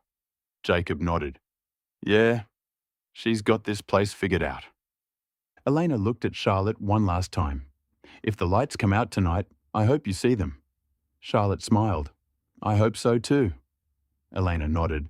"And when you do, you'll understand why your husband came back changed." Charlotte slipped her hand into Jack's. "I think I'm starting to understand already." The shuttle dropped them off at a row of small timber cabins tucked near the edge of town. Smoke curled from a few chimneys, and the air smelled like spruce and cold river water. Riley pushed open the door to his cabin and froze. "Mate, this is actually nice." Jacob stepped into his own cabin next door, flicking on the light. Proper bed, heating, actual space. This is luxury compared to Kalgoorlie. Riley laughed. Anything's luxury compared to Kalgoorlie. They unpacked slowly, taking in the quiet. No traffic, no heat haze, no machinery humming in the background. Just stillness. Jacob stood at the window, looking out at the snow-covered trees. "It's so quiet," Riley nodded. "Feels like the whole place is watching." Jacob smirked. Nathan said the same thing. Riley zipped up his jacket. "Come on, Jack said we're meeting them at the Drunken Goat." Jacob grabbed his beanie. "Right, wait, the what?" The boys walked down the snowy path toward the main street, their boots crunching with every step. The sky was turning a soft blue-grey, the mountains dark silhouettes in the distance. Riley shoved his hands into his pockets. "Feels weird, hey? Being this far from home?" Jacob nodded. "Yeah, but good weird." They passed a few locals who nodded politely, Dawson's version of a welcome. Jacob whispered, "Everyone's so chill." Riley grinned. "Wait till we meet the bartender." Warm light spilled out of the tavern windows, and the sound of laughter drifted into the cold air. The boys pushed open the door and stepped inside. Instant warmth, wooden beams, antlers on the wall. Locals gathered around the bar, the smell of stew and fresh bread. Jacob whispered, "This place is unreal." Riley nodded. "Feels like a movie." Jack spotted them from a corner table and waved them over. Charlotte sat beside him, smiling warmly. Elena was there too, calm and steady, sipping tea instead of beer. "Boys," Jack said, "welcome to the Yukon." Riley and Jacob slid into the booth, still taking everything in. Charlotte grinned. "How are the cabins?" Jacob answered first. "Better than expected." Riley added, "Way better." Elena smiled. "Good. You'll need your rest. The land teaches best when you're not exhausted." The boys nodded quickly. They weren't about to argue with her. Plates of stew, bannock, and roasted vegetables arrived at the table. The boys dug in immediately. Jacob paused mid-bite. "This is incredible." Riley nodded. "Best meal we've had in months." Jack smirked. "Told you the food here's good." Charlotte leaned in. "Wait until you try the pie." Elena chuckled softly. They always underestimate the pie. Riley and Jacob sat across from each other at the Drunken Goat, both gripping their cutlery like they were about to duel. They kept flicking their eyes at each other, sharp, twitchy, exaggerated. Charlotte noticed immediately. She leaned toward Jack and whispered, "Why are they looking at each other like their eyes have Tourette's?" Jack didn't even look up from his plate. "They're trying to decide who's brave enough to ask Elena about the lights." Charlotte snorted into her drink. Riley finally mouthed at Jacob. "You ask." Jacob mouthed back. "No, you ask." Before either could speak, Charlotte turned to Elena with a bright smile. "I'm excited to see the lights." Riley and Jacob sagged with relief, like school kids whose mum just asked the teacher the question for them. Elena smiled gently. "Then let's step outside. Tonight is special." They all stepped out into the cold Dawson night. The sky was dark, the stars sharp and bright. Jack inhaled deeply, then frowned. "What's that smell?" Elena didn't hesitate. "Ozone." Charlotte blinked. "Like lightning?" "Similar," Elena said. "When the aurora is strong, the air changes. You can smell it before you see it." Riley whispered, "That's wild." Elena continued, her voice calm but carrying weight. "Tonight is strong. Your friends back in Thunder Bay will see this too." Charlotte's eyes widened. "Really?" Elena nodded. "The whole sky is waking." Elena's tone shifted, still gentle but firm. "One thing I must tell you. Do not walk around here at night. Not alone, not far." Riley straightened. "Because of the cold?" Elena shook her head. "Because the animals are hungry. Winter gives them little food. They walk the streets. They do not mean harm, but hunger makes everything unpredictable." Jacob swallowed. "What kind of animals?" Elena opened her mouth to answer. A deep, guttural squeal ripped through the night. They all froze. From between two buildings, a massive bull moose stepped into the street, towering, dark, steam pouring from its nostrils like a dragon. Its breath hit the cold air and exploded into mist. The sound reverberated through the quiet town, echoing off the wooden buildings. Charlotte grabbed Jack's arm. Riley's jaw dropped. Jacob whispered, "Holy hell!" The moose walked right past them, slow and deliberate, its hooves crunching in the snow.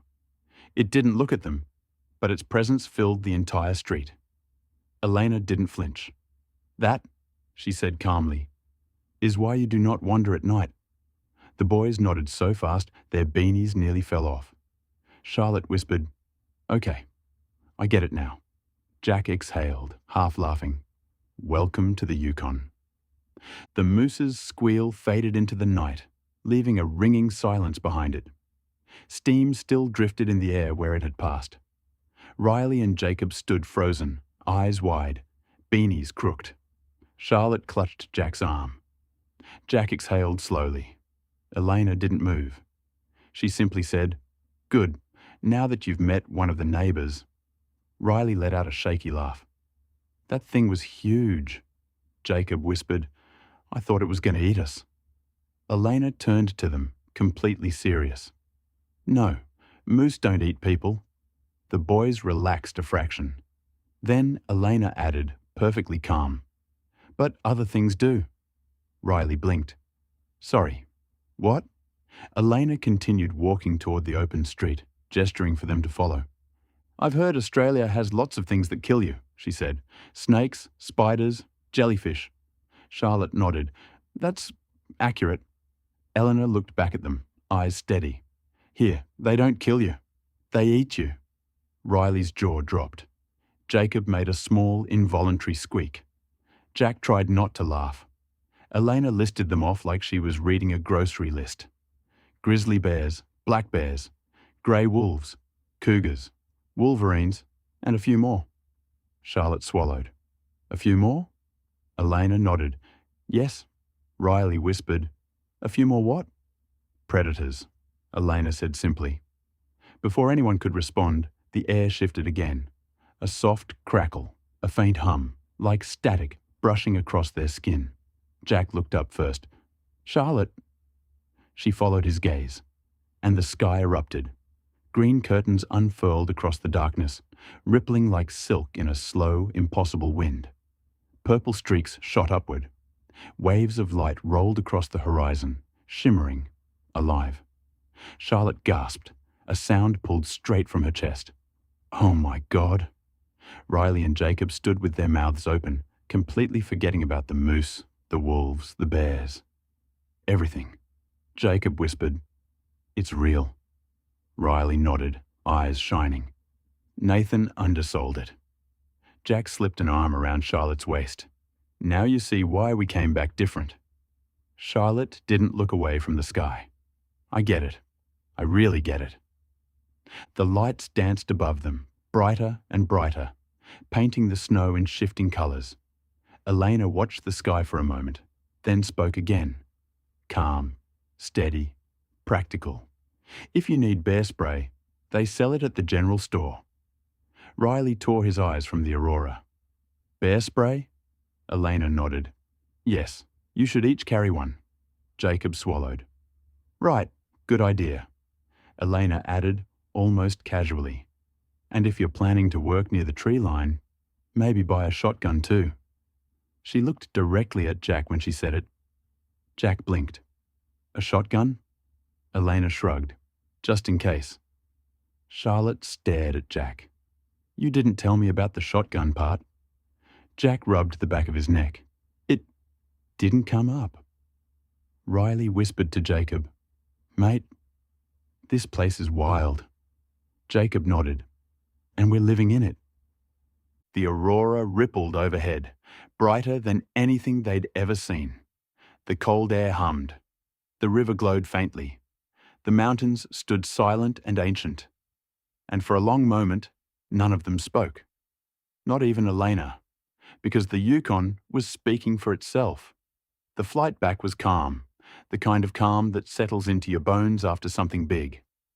Jack and Charlotte stepped off the plane into the familiar Thunder Bay chill, hand in hand, both still carrying the glow of the Yukon. Nathan was waiting at the gate, grinning. How was it? Charlotte smiled. Life-changing. Jack nodded. The boys are in good hands. Nathan smirked. They'd better be. Elena scares me more than you do. Jack laughed, and for a moment, everything felt simple again. They headed home, to Jade, to Nancy, to the house that was slowly becoming a home. Riley and Jacob stood outside their cabins the next morning, breath fogging in the cold, the memory of the aurora still burning behind their eyes. Jacob rubbed his hands together. Mate, last night was insane. Riley nodded. The lights, the moose, Elena, all of it. They stood in silence for a moment, staring out at the frozen river. Then Jacob said it quietly. Jack wasn't lying about any of this. Riley nodded. No, and he didn't bring us here to impress anyone. Jacob looked at him. He brought us because he trusts us. Riley swallowed. Yeah, And because we're his people. Jacob exhaled, the truth settling in. He's not a boss, is he? Riley shook his head. No, he's family. They thought Jack was just the guy in charge, the one who gave orders, the one who set the standard. But after seeing the Yukon, the land, the lights, the danger, the beauty, they understood something deeper. Jack didn't lead from above, he led from beside them. He brought them into something sacred. He trusted them with it. And that meant something. Jacob looked back toward town. When he gets back, we're going to show him he made the right call. Riley nodded. Damn right. Back in Thunder Bay, Jack walked through the front door to Jade's excited squeal and Nancy's warm smile. In Dawson, Riley and Jacob stood under the pale morning sun, ready for their first full day. Chapter 4. New Contract. A continent away, Kalgoorlie was finding its rhythm. The Kalgoorlie yard looked different now, calmer, more organised, almost grown up. Sean leaned against his truck, arms folded, watching the new recruits load gear with confidence. No fumbling, no dropped hoses, no panicked reversing. They were trained and they were ready. He didn't say it out loud, but he felt it. Darren walked over, phone in hand. Sean, he said, your boys are on their own now. Sean grunted, but there was pride behind it. Yeah, they'll be right. Darren smirked. You trained them. Sean shrugged. Working with the grain, remember? Darren laughed. Never thought I'd hear you say that. Darren's phone buzzed again. An email from the private contractor. Nothing huge, nothing flashy, but it was his. His first contract under Bancroft Civil, not StrataForge. His own name, his own work, his own reputation. He exhaled slowly, letting the moment settle. Sean noticed. Good news? Darren nodded. Yeah, something small, but something I can call mine. Sean grinned. Small's how it starts. Darren looked at him. StrataForge is known across the country now. Jack built something respected. I want that for Bancroft Civil. Sean slapped his shoulder. Then let's make it happen. For the new contract, Darren had one clear instruction. Sean, I want you on the truck, your truck, and take the new trailer we picked up from Boddington. You'll be moving plant equipment for this job. You're the best driver we've got. Sean didn't hide his grin. Damn right. He climbed into the cab, the engine rumbling to life beneath him. The new trailer sat behind him, clean, sturdy, ready for work. A bloody good one. As Sean rolled out of the yard, Darren stood watching, hands on his hips. The sun was rising over Kalgoorlie, painting the rigs and trucks gold. StrataForge had become a respected name, known for quality, integrity, and people-first leadership. Darren wanted that too. Not to compete with him, but to stand beside him. The sun was already dropping behind the Kalgoorlie horizon when Darren pulled up to the small site. Dust hung in the air, the smell of diesel drifting across the work zone. The contractor, a stocky bloke in a high-vis vest with a clipboard tucked under his arm, walked over with a grin. You must be Darren. That's me, Darren said, shaking his hand. The contractor jerked a thumb toward the access track. Your driver just reversed a 45-foot trailer down that goat track like it was nothing. Darren raised an eyebrow. Sean? Yeah, Sean, the contractor said, laughing.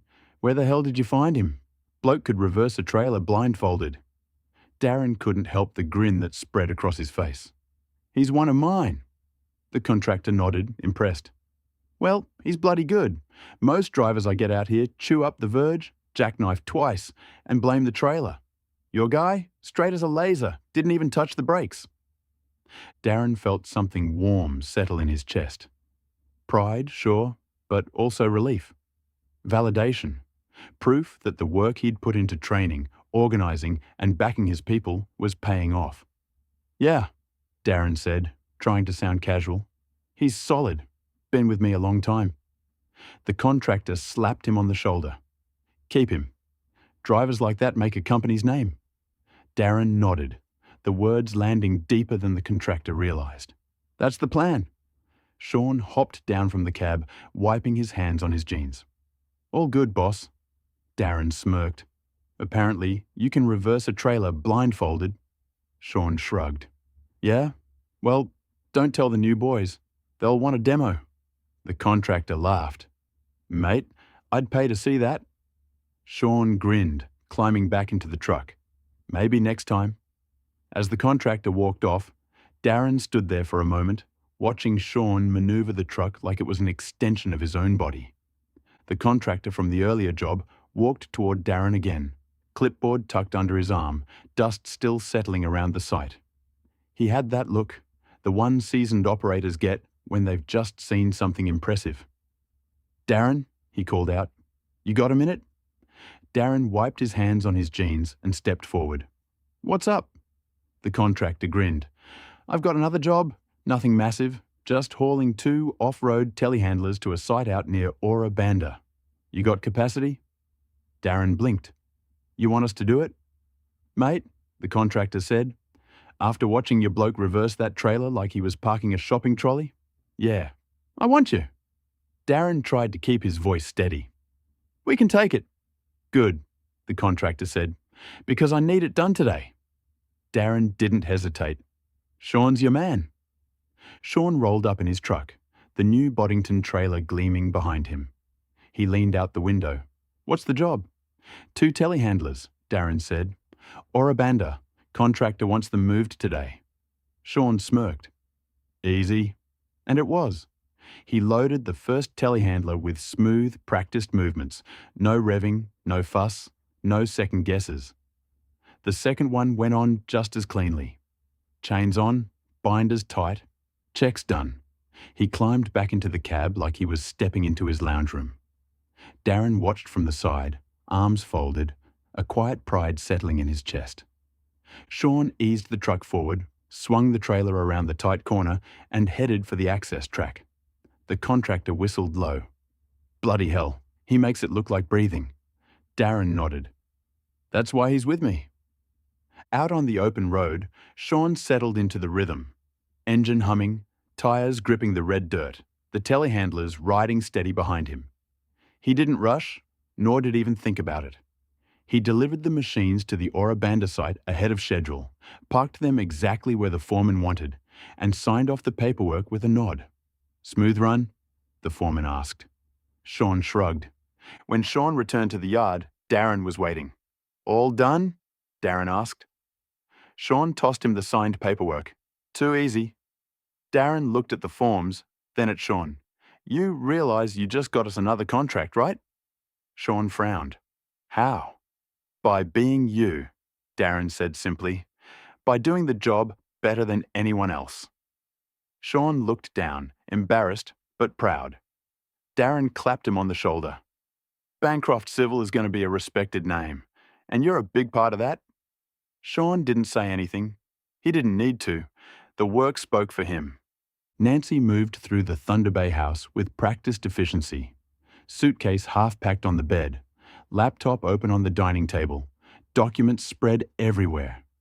She bounced between the two like she always did when she was preparing to fly home. She opened the Bancroft Civil folder on her laptop to update Darren's reporting before she left. Then she froze. An unfamiliar name sat in the job log. A new entry. A contract she didn't recognize. Nancy frowned. What the... She clicked it open. Hauling telehandlers, Ora Banda, completed ahead of schedule. But the signature wasn't Darren's. It wasn't Sean's. It wasn't anyone she knew. Her eyebrows lifted. Jack, she called. Jack walked in from the living room, wiping his hands on a tea towel. What's up? Nancy turned the laptop toward him. Do you know anything about this? Jack leaned in, squinting. No. That's new. Nancy crossed her arms. Darren didn't mention it. Jack shrugged. He must have picked it up on the fly. Nancy raised an eyebrow. Without telling us? Jack opened his mouth to answer. An email notification slid across the screen. Nancy clicked it. Jack and Nancy exchanged a look. Nancy opened it. Darren's message was short, but full of pride. Jack picked up a small contract today. Nothing big, but good for Bancroft Civil. Sean smashed it. Contractor offered us another job on the spot. He hauled 2 telehandlers like it was nothing. Thought you should know. Darren. Jack exhaled, a slow smile spreading across his face. Good on him. Nancy nodded. He's taking charge. Jack gave her a small approving nod, the kind that said, this is exactly what we hoped would happen. Send him a reply, Jack said. Tell him he's doing well, and tell Sean I'm proud of him. Nancy smiled. Already on it. As Nancy typed, Jack stood behind her, arms folded, watching the screen with quiet satisfaction. After landing back in Perth that afternoon, the long flight somehow left Nancy more refreshed than drained. She went home, showered off the last traces of Canadian snow, swapped her winter layers for summer cotton, and headed straight out to Kalgoorlie. 24 hours earlier, she'd been crunching through frost. Now the desert heat wrapped around her like a familiar blanket as she drove east, already slipping back into work mode. The Kalgoorlie sun hit her the moment she stepped out of the ute. Dry, hot, unmistakably home. Nancy adjusted her sunglasses, grabbed her bag, and walked toward the Bancroft Civil site with the confidence of someone who'd been running 2 continents at once. Sean was the first to spot her. He froze mid-stride and binder straps in hand. Nance? Darren spun around so fast he nearly tripped over a wheel chock. What the? You're back already? Nancy smirked. Surprise. Sean blinked. Did Jack send you to check on us? No, she said, stepping closer. Jack sent me to give you something. Both men exchanged a look, the kind that said we're either in trouble or about to get promoted. Nancy reached into her bag and pulled out 2 envelopes. One for Darren, one for Sean. She handed them over with a small, knowing smile. Jack asked me to give these to you. It's a bonus for doing so well. Sean opened his envelope first. He stared at the check, then stared again. Bloody hell. Darren opened his next, and his jaw actually dropped. Nancy, this is earned, she said simply. Both of you. Sean rubbed the back of his neck, suddenly shy. It was just a couple of hauls. Nancy raised an eyebrow. Sean, you reversed a 45-footy trailer down a goat track without touching the brakes. The contractor thought you were a magician. Sean tried not to grin. Failed miserably. Darren looked up from his envelope, eyes bright with something deeper than pride. Jack really sent this? Nancy nodded. He's proud of you, both of you, and so am I. Darren folded the envelope carefully, like it was something fragile. This means a lot? Nancy placed a hand on his shoulder. You're building something real here, Darren. Bancroft Civil is becoming a name people respect. Jack sees it. I see it. And the industry's starting to see it too. Sean cleared his throat, trying to hide how much the moment meant to him. So, we're doing all right then? Nancy smiled. You're doing better than all right. The yard felt different now. Lighter, prouder, more grounded. Sean tucked his envelope into his pocket like it was a medal. Darren stood taller, shoulders squared, confidence settling into him, like armor. The Kalgoorlie heat had finally eased when Darren and Sean wrapped up for the day. The yard was quiet, the sky turning that deep red gold only WA can pull off. Sean was wiping down the truck. Darren was locking up the container office when Darren's phone buzzed. Jack calling. Darren blinked. Oh, hang on. He answered. Jack? Jack's voice came through warm, steady, proud. Mate, Nancy told me everything. You two smashed it today. Sean looked up from the truck, eyebrows raised. Darren put the call on speaker. Jack continued. I'm bloody proud of you both. That contractor's feedback was unreal. Sean tried to hide his grin. Failed. Darren rubbed the back of his neck. Thanks, mate. Just doing the work. Jack chuckled. Don't sell yourself short. You picked up a contract on the fly, delivered it ahead of schedule, and then scored another one the same day. That's leadership. Darren swallowed. Feels good, hey? It should, Jack said. And don't stop there, mate. Get more. Chase more. You've got momentum now. Sean nodded like Jack could see him. Jack's tone shifted, still warm, but firm with direction. And Darren, hire more staff. You need it. Bancroft Civil's growing. Don't wait until you're drowning. Darren exhaled. Yeah, I've been thinking the same. Good, Jack said. Because I've got one more thing for you. Darren straightened. At your next toolbox, Jack said, tell everyone to get their passports ready. Sean blinked. Passports? Jack continued. StrataForge will reimburse the cost, every cent. Darren stared at the phone. You're serious? Dead serious, Jack said. We're building something bigger than one country. I want your crew ready for opportunities. Canada, Yukon, Thunder Bay, wherever we go next. Sean let out a low whistle. Bloody hell. Darren felt something shift in his chest. Pride, excitement, possibility. Jack, he said quietly, thank you. Jack replied just as softly. You earned it, mate. Both of you. When the call ended, Darren lowered the phone slowly. Sean stood beside him, arms folded, staring at the ground like he was processing the weight of it. Passports, Sean said. Mate, we're going international. Darren nodded, a slow smile spreading across his face. Yeah, he said, we are. Sean grinned. Bancroft Civil, global. Darren laughed. One step at a time. The house in Thunder Bay felt different that morning. Lighter, brighter, almost humming with energy. Jack moved through the hallway with a spring in his step, still riding the high from his call with Darren the night before. He couldn't wipe the grin off his face. Charlotte noticed immediately. You're in a good mood, she said, folding one of Jade's jumpers into the suitcase. Jack leaned against the doorframe, arms crossed, still smiling. Darren's smashing it. Sean too. They picked up another contract on the spot.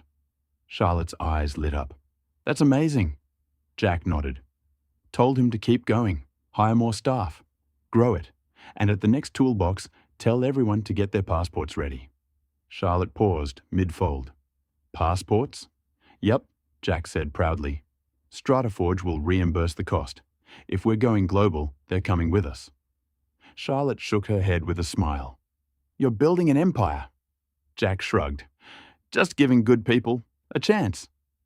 Jade came running down the hallway, dragging her tiny suitcase behind her. Daddy! Daddy! I packed my books and my crayons and my moose toy. Jack scooped her up. Your moose toy? She nodded seriously. Because we saw a real one in Canada. So now he's part of the family. Charlotte laughed. She's not wrong. Jack kissed Jade's forehead. All right, little one, let's get ready to go. Charlotte zipped up the last bag. Passports? Got them. Tickets? On my phone. Snacks for Jade? Jade held up a Ziploc bag. I did it myself. Jack winked. We're sorted. Charlotte looked around the house, the place that had become their second home, the place where everything had changed. You ready? She asked softly. Jack took a breath, feeling the weight and the excitement of everything ahead. More than ready. They stepped outside into the crisp Thunder Bay air, bags in hand. The sky was clear, the morning quiet, the world feeling wide open. Jack loaded the suitcases into the back of the car, still smiling to himself. Charlotte leaned against the door, watching him. You're proud of them, she said. Jack nodded. Yeah. Darren's stepping up. Sean's found his place.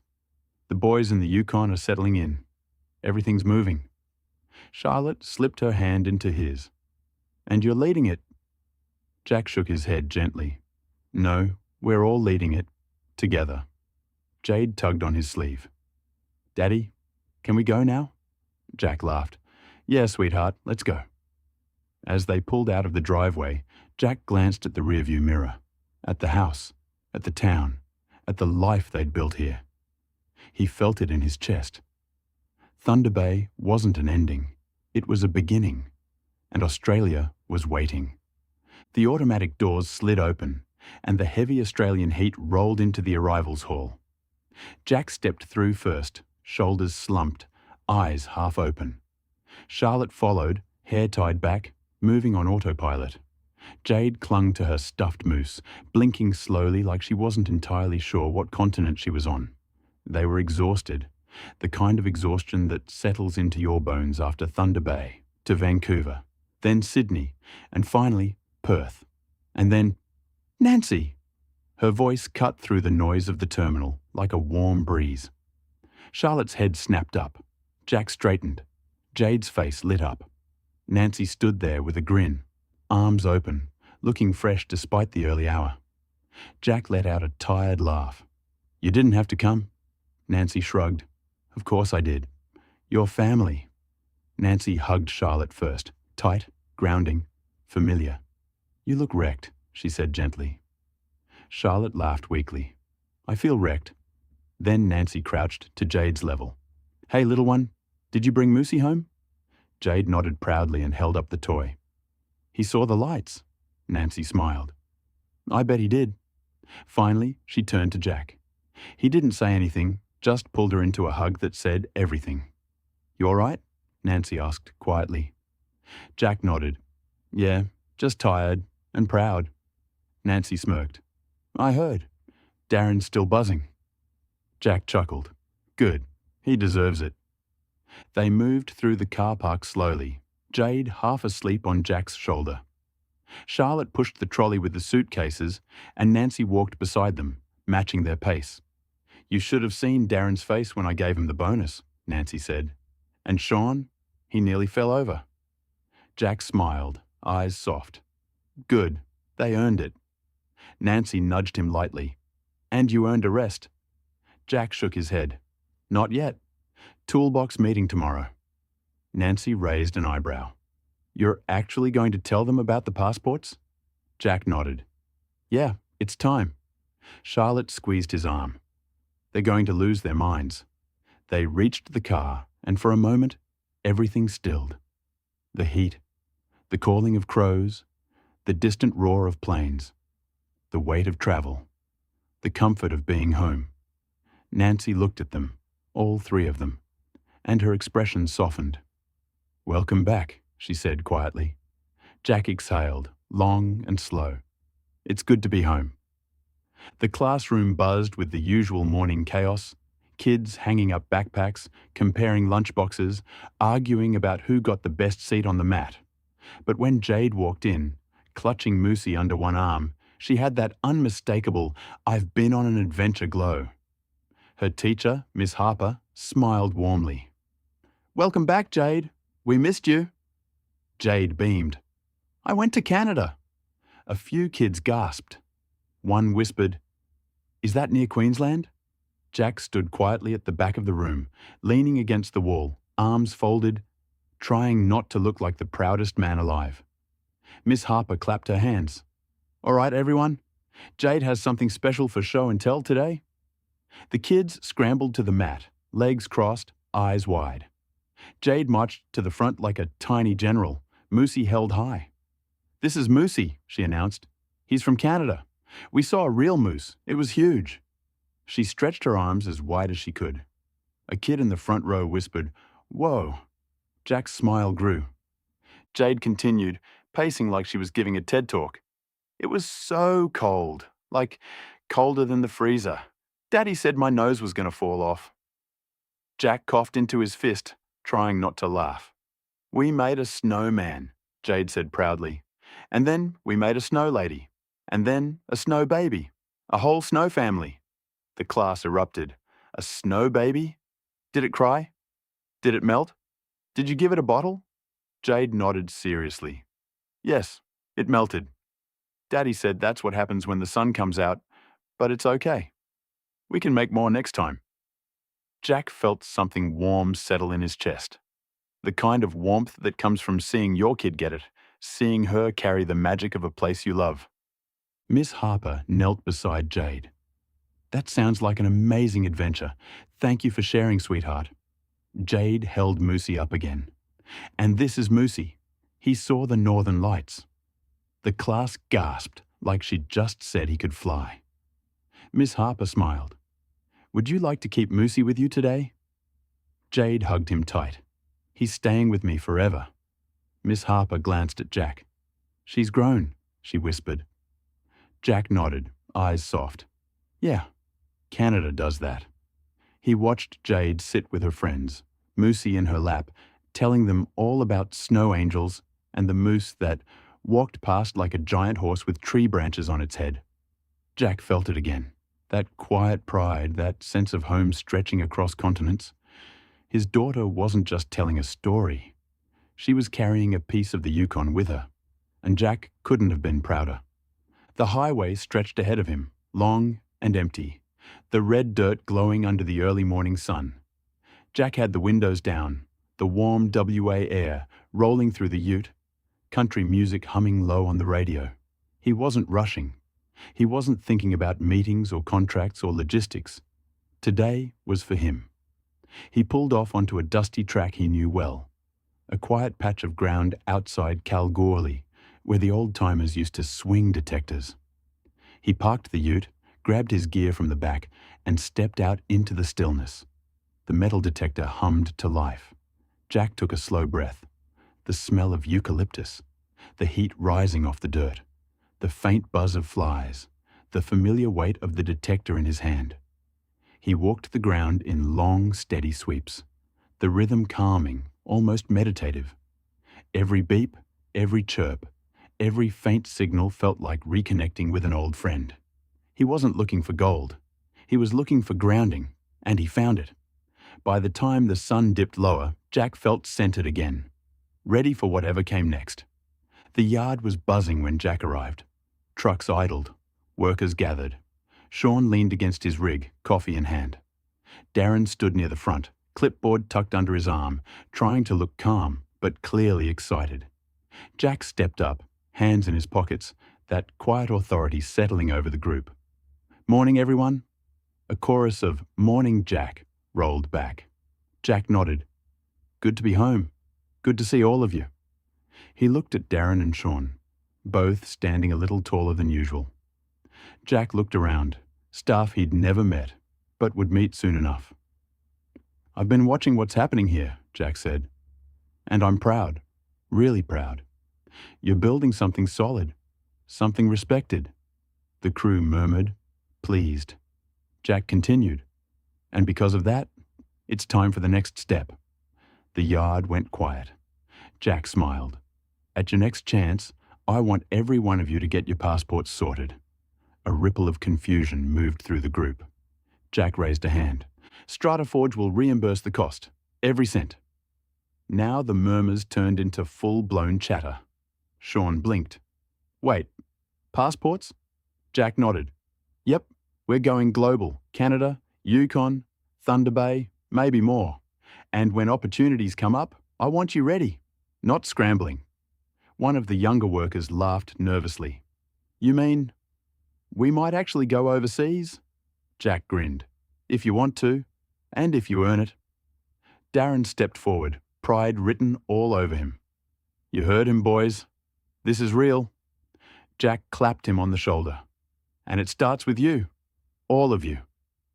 The crew erupted, excitement, disbelief, pride all mixing together. Sean muttered under his breath, bloody hell, we're going international. Jack laughed. Yeah, mate, we are. As the crew dispersed, buzzing with energy, Darren stood beside Jack. You sure about this? He asked quietly. Jack nodded. Absolutely. We're not just a company anymore. We're a family.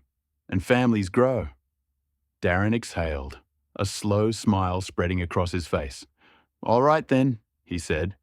Let's build something big. Jack looked out over the yard, the trucks, the dust, the people he trusted. We already are. The yard was still humming after the passport announcement. You could feel it in the air, excitement, disbelief, pride. The kind of energy that sticks to people's clothes and follows them around all day. Jack stepped down from the back of the ute, where he'd been standing for the toolbox meeting. Darren was immediately swarmed by questions. Sean was already teasing the apprentices about Canadian moose training, and the older hands were shaking their heads like they couldn't believe what they'd just heard. Jack didn't rush off. He stayed. He walked straight toward the group of new faces, the ones who'd joined while he was in Thunder Bay and the Yukon. Some were young, some older, some nervous, some trying to look tougher than they felt. Jack smiled. "All right, fellas, I'm Jack. Let's meet properly." He went one by one. The new guys weren't expecting it. Most bosses didn't do this. Most bosses didn't even know their names. But Jack wasn't most bosses. One of the younger blokes, barely 20, looked stunned. You actually know who I am?" Jack grinned. "Mate, if you're wearing the shirt, you're part of the family." The kid stood a little taller after that. Sean leaned against his truck, arms folded, watching Jack work the yard like a man who'd built it with his bare hands. He muttered to Darren, "See, that's why the boys follow him." Darren nodded. "Yeah, he doesn't just lead, he shows up." Jack stopped beside a new hire named Tom, mid-30s, quiet, steady. "You're the one who did the loader work at Ora Banda last week?" Tom blinked. Yeah, that was me." "Good job," Jack said. "Clean work. Contractor mentioned it." Tom's eyes widened. He did?" Jack nodded. "Keep it up." Tom looked like someone had just handed him a career. Jack gathered the last few new staff together. "Listen," he said, voice steady. "I know some of you haven't worked with me before, but you're here now, and we're growing. Fast." They nodded, hanging on every word. "You're not just numbers. You're not just labour. You're part of something bigger. And if you stick with us, you'll go places, literally." A few laughed, the passport announcement still sinking in. Jack continued. "Darren's building something strong. Sean's setting the standard, and you're all part of the next chapter." He clapped one of them on the shoulder. "Welcome to the family." As Jack walked back toward Darren and Sean, the new staff watched him go with a mix of respect and disbelief. One of them whispered, "He's nothing like the bosses I've had before." Another replied, "Yeah, he's one of us." And that was exactly the point. Chapter 5. New Gold. The convoy rolled out of the yard just after sunrise. Big Kev in the lead, Harry beside him, the drill rig rumbling behind them. Jack followed in his ute, coffee in hand, dust trailing behind him like a banner. When they reached the site, Kev hopped out with a grin. "Good to have you back, boss." Jack clapped him on the shoulder. "Good to be back, mate." Harry wandered over, helmet under his arm. "Thought you'd be in Canada forever." Jack smirked. "Nah, someone's got to keep you two honest." They laughed, the kind of laugh that only comes from years of working side by side. A second ute pulled in, Reese driving, Jono riding shotgun. 3 new recruits squeezed in the back, looking equal parts excited and terrified. Reese jumped out. "Morning, Jack." Jono nodded. "Brought the new fellas. Thought you might want to meet 'em." Jack shook each of their hands, giving them that steady, reassuring look he was known for. "Good to have you boys on board." They nodded, trying not to look starstruck. Jack leaned against the bull bar, arms folded. "Kev, give me a review on the new guys. How are they working? Who's switched on? Who needs more time?" Kev nodded, serious now. "Yeah, mate. I'll watch 'em today. Give you the rundown tonight." Jack trusted him completely. "Good man."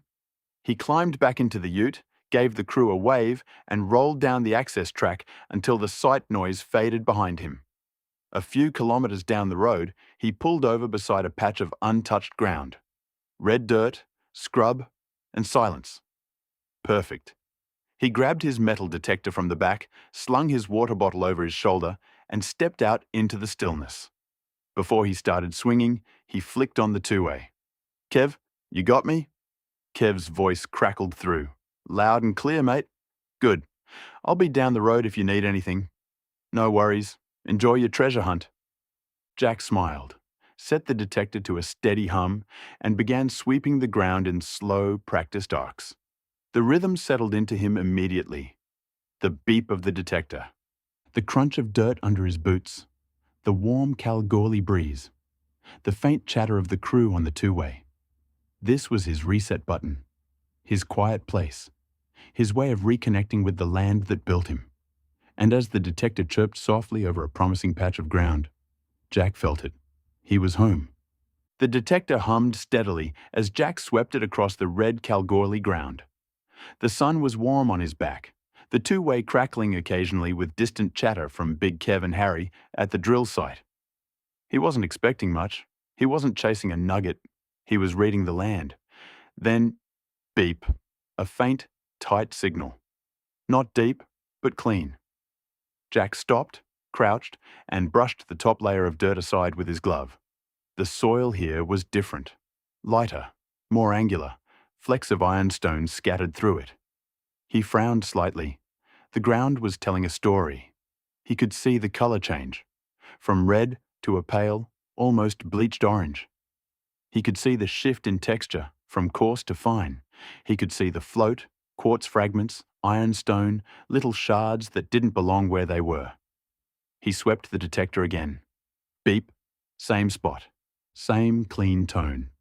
Jack dug gently with his pick, turning the soil over like he was handling something fragile.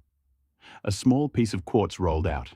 Nothing big, nothing dramatic, but when he turned it in his fingers, the sun caught it. A thin, unmistakable vein of gold. Jack smiled to himself. "Hello, beautiful." He stood, scanning the area with a practiced eye. The float was scattered. The quartz was angular. The ironstone was fresh. The color change was sharp.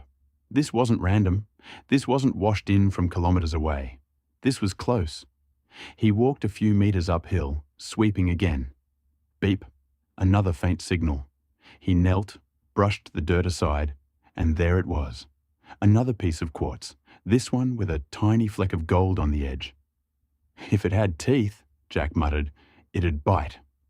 He looked around slowly, taking in the lay of the land, the slope, the drainage line, the exposed bedrock, the scatter pattern. It wasn't a discovery. Not yet. Jack knelt beside the hole, the detector still humming faintly behind him. The quartz he'd uncovered wasn't small. Not a little hand specimen, not a pocket piece. This thing was substantial. He wedged the pick under the exposed edge and gave it a careful pry. Nothing. He shifted angle, dug around the base, loosened the dirt, and tried again. This time it moved, just a fraction, but enough to tell him it wasn't bedrock. It was loose, detached, waiting. Jack gripped it with both hands, braced his boots, and heaved. The quartz block came free with a grunt, rolling onto its side with a dull, heavy thud. He stared at it, breathing hard. Bloody hell, you're a big fella. It weighed close to 30 kilos, maybe more. Angular, fresh, no weather rounding. And the moment the sun hit it, he saw it. Gold, veining through the quartz like lightning frozen in stone. Not a monster find, not a life changer, but a sign, a clue, a whisper from the earth saying, "Look closer." Jack hauled the quartz into the back of the ute, muscles burning, dust sticking to his arms. He stood there for a moment, catching his breath, staring at the stone like it had just told him a secret.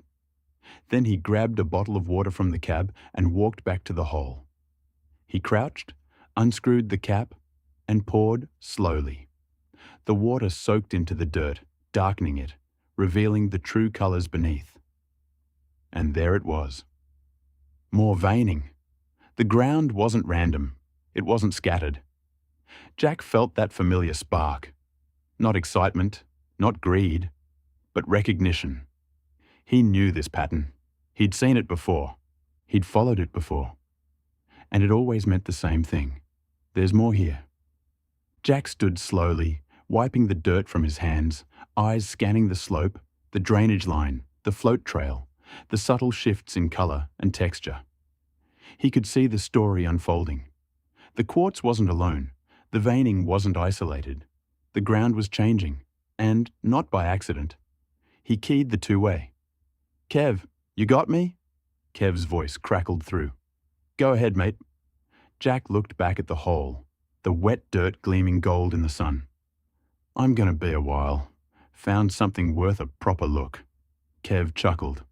Knew you would. Jack smiled to himself. Yeah, looks like I've got a big day ahead. He clicked the two-way off, grabbed his pick, and stepped back toward the hole. The land waiting, the story unfolding, the work just beginning. The rumble of the Hilux echoed down the track long before Jack saw it. He straightened, wiping dirt from his hands as Big Kev and Harry pulled up beside the ute. Harry hopped out first, eyes already scanning the ground. Bloody hell, Jack. You've been busy. Kev walked over slower, more deliberate, boots crunching on the quartz float. Show us. Jack pointed to the 30-kilo quartz block sitting in the back of the ute. The gold veining caught the sun like a spark. Harry let out a low whistle. Mate, that's not nothing. Kev crouched beside the hole Jack had been working, running his fingers through the wet dirt, studying the colour change, the ironstone, the fresh quartz fragments. He didn't say anything at first, which meant he was thinking. Harry knelt beside him, brushing aside more dirt. There's structure here. You can see the line. It's running uphill. Jack nodded. Exactly what I thought. Harry stood, dusting off his hands. We refine the search, follow the float, track the trend. This isn't random. Jack smiled. That's why I called you. For the next 20 minutes, they moved like a well-oiled machine. Harry walked the slope, detector in hand, sweeping slow and steady. Kev mapped the float trail with small marker flags from the ute. Harry studied the geology, the strike, the dip, the colour changes. Jack's detector chirped. Another one? He dug out a fist-sized quartz piece with a thin gold streak running through it. Kev stood, hands on hips. All right, this isn't a fluke. Jack felt that familiar spark in his chest, the one that said, you're onto something. Kev turned to Jack, serious now. Mate, we could get an RC rig out here tomorrow morning. Jack blinked. Tomorrow? Kev nodded. Yeah, Sean could drop it off. He's free. Trailer's ready. We've got rods, we've got consumables, we've got fuel. Harry added, and the ground's soft enough. We could punch a couple of shallow holes, see what's underneath. Kev looked Jack dead in the eye. This is worth testing. Properly. Jack processed it. The logistics, the cost, the timing, the potential. He looked at the quartz in the ute. He looked at the veining in the hole. He looked at the float trail running uphill like a breadcrumb path. He felt it. That instinct, that certainty, that quiet voice that had never steered him wrong. Jack nodded once. Okay, do it. Kev grinned. Righto, I'll call Sean. Harry slapped Jack on the back. You've still got the touch, mate. Jack looked back at the hole, the gold glinting faintly in the wet dirt. Let's see what the ground has to say. And just like that, the next chapter began. The RC rig rattled and roared to life just after sunrise. Sean had dropped it off at first light, gave Jack a nod, and headed back to haul another load. Kev and Harry had the rods ready, the cyclone primed, and the sample bags lined up like soldiers. Jack stood a few meters back, arms folded, eyes locked on the return line. This was it. This was the moment the ground would speak. The driller called out, "Spud in!" The hammer thumped.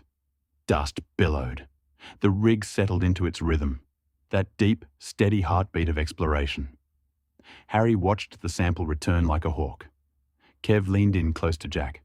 First 10 meters will tell us if we're wasting our time. Jack nodded. Let's see.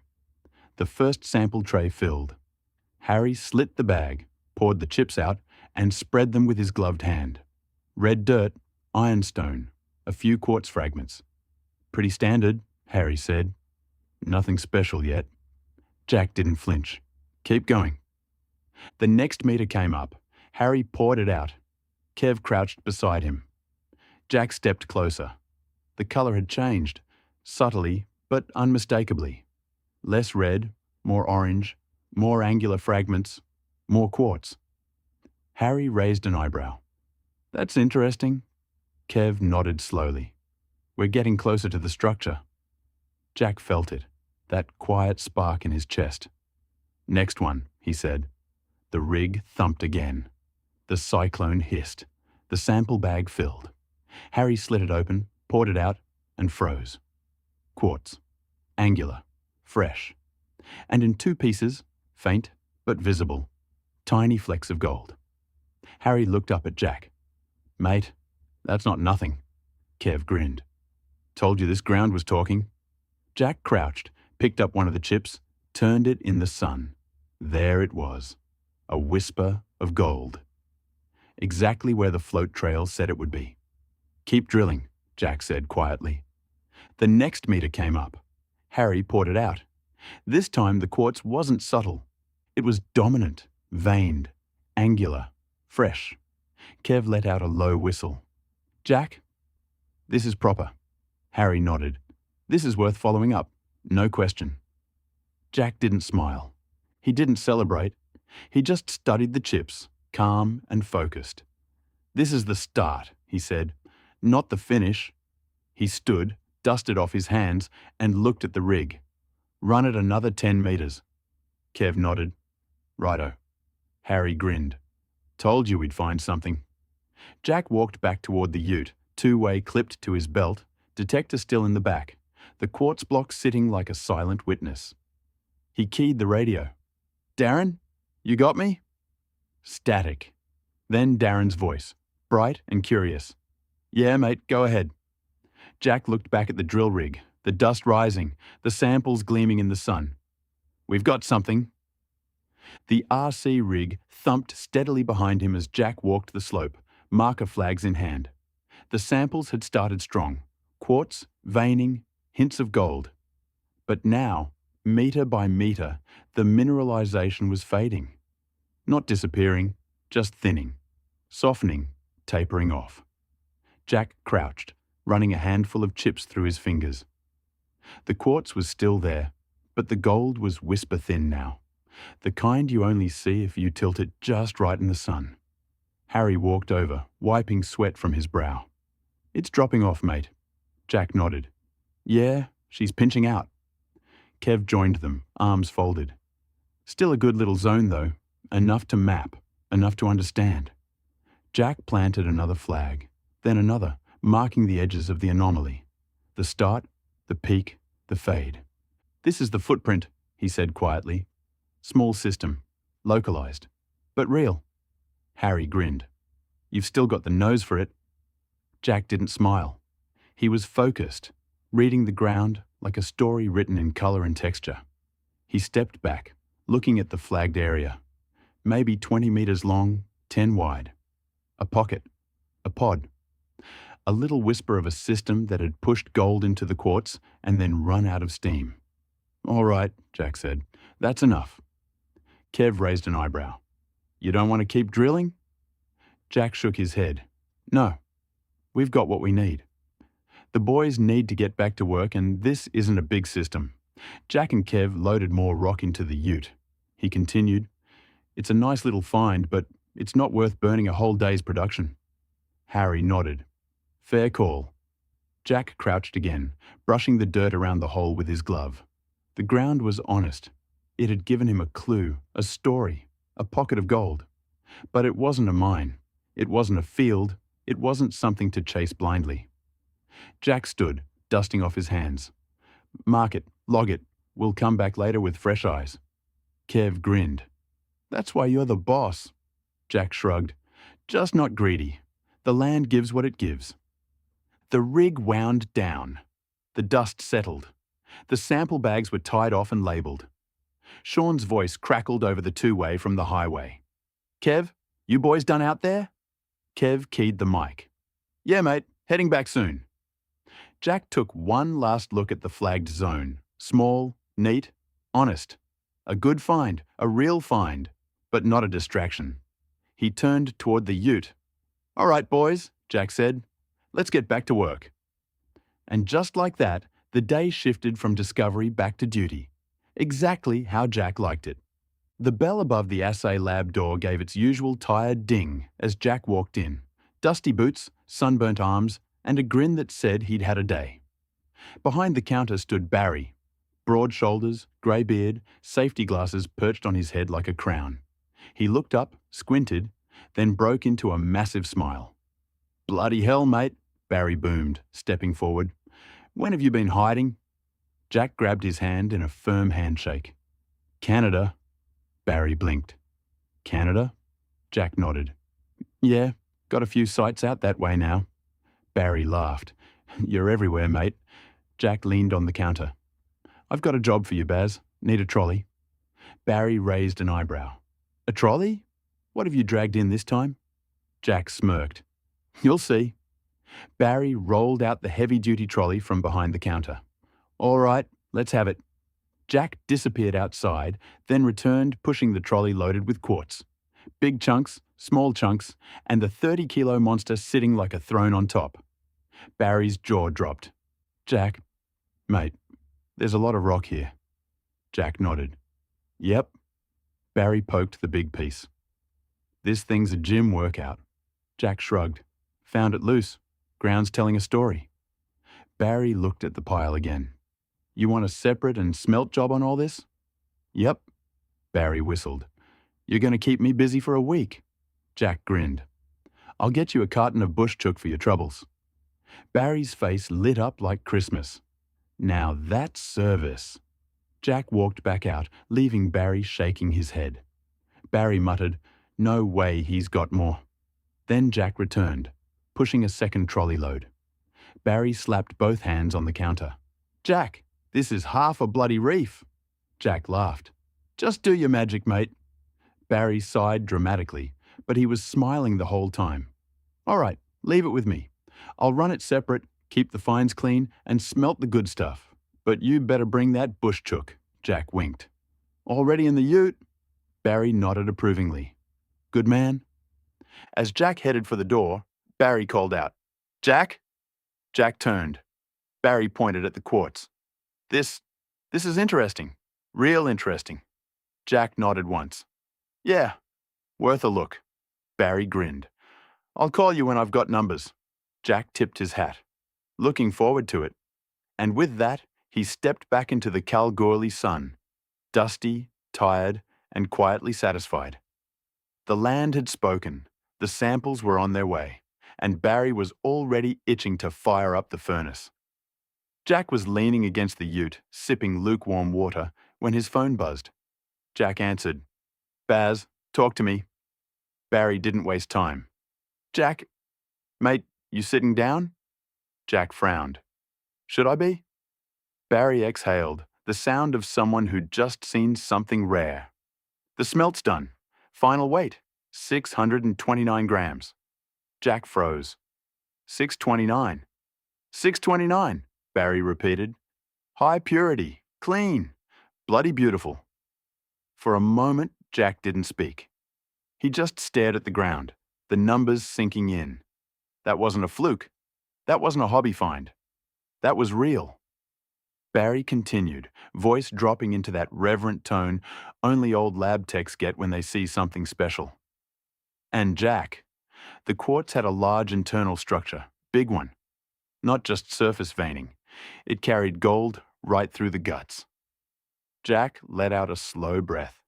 "You're kidding." "Nope. I cut it, I crushed it, I smelted it, and I nearly fell over. That rock wasn't just pretty, it was loaded." Jack rubbed the back of his neck, stunned. "Bloody hell," Barry chuckled. "That's what I said." Jack leaned against the ute harder, the world suddenly sharper. 629 grams. From surface float, from a loose block, from a pocket he'd almost walked past. He swallowed. "Baz, that's a serious number." Barry agreed. "It is, and if that's what the float's doing, the source is worth a proper look." Jack nodded slowly, even though Barry couldn't see him. "Yeah, I know." Barry cleared his throat. "Jack, I've been doing this a long time. I've seen every kind of rock come through this lab. But that internal structure, that purity, that weight?" He paused. "That's not nothing, mate. That's a story worth following." Jack's voice was quiet, steady. "Thanks, Baz. Really." Barry chuckled. "Just bring the bush chook next time." Jack laughed, a short, stunned breath of a laugh. It's already in the ute. The line clicked off. Jack lowered the phone, staring at the horizon. 629 grams. A quartz block with internal structure. A pocket that pinched out, but hinted at something deeper. He felt it again. That old instinct. The one that had never failed him. This wasn't over. Not by a long shot. Kev and Harry were standing near the rig, packing up hoses and rods. Jack didn't say anything at first. He just walked over, leaned on the bull bar, and let the silence hang. Harry squinted. "What's that look for?" Jack exhaled. "Baz finished the smelt." Kev straightened. "Well, what did it come in at?" Jack paused, just long enough to make them lean in.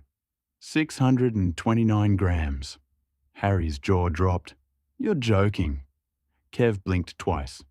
629? From that block? Jack nodded. "Yep, and Baz reckons the quartz had a big internal structure. Carried gold right through the guts."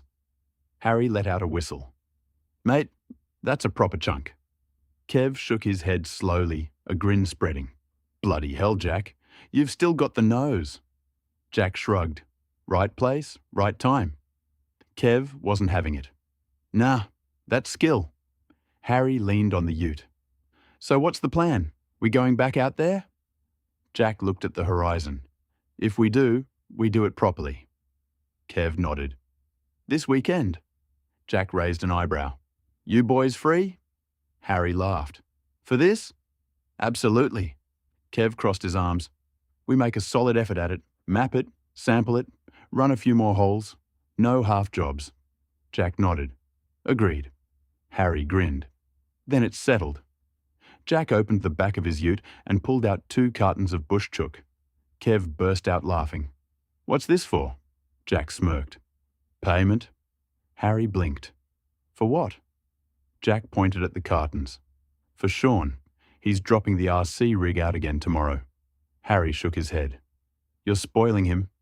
Jack shrugged. "He earned it." Kev chuckled. "He'll be grinning like a kid at Christmas." Jack closed the tailgate. "Good. We'll need him in a good mood." Kev looked at Jack, serious now. "You reckon this is something big?" Jack shook his head.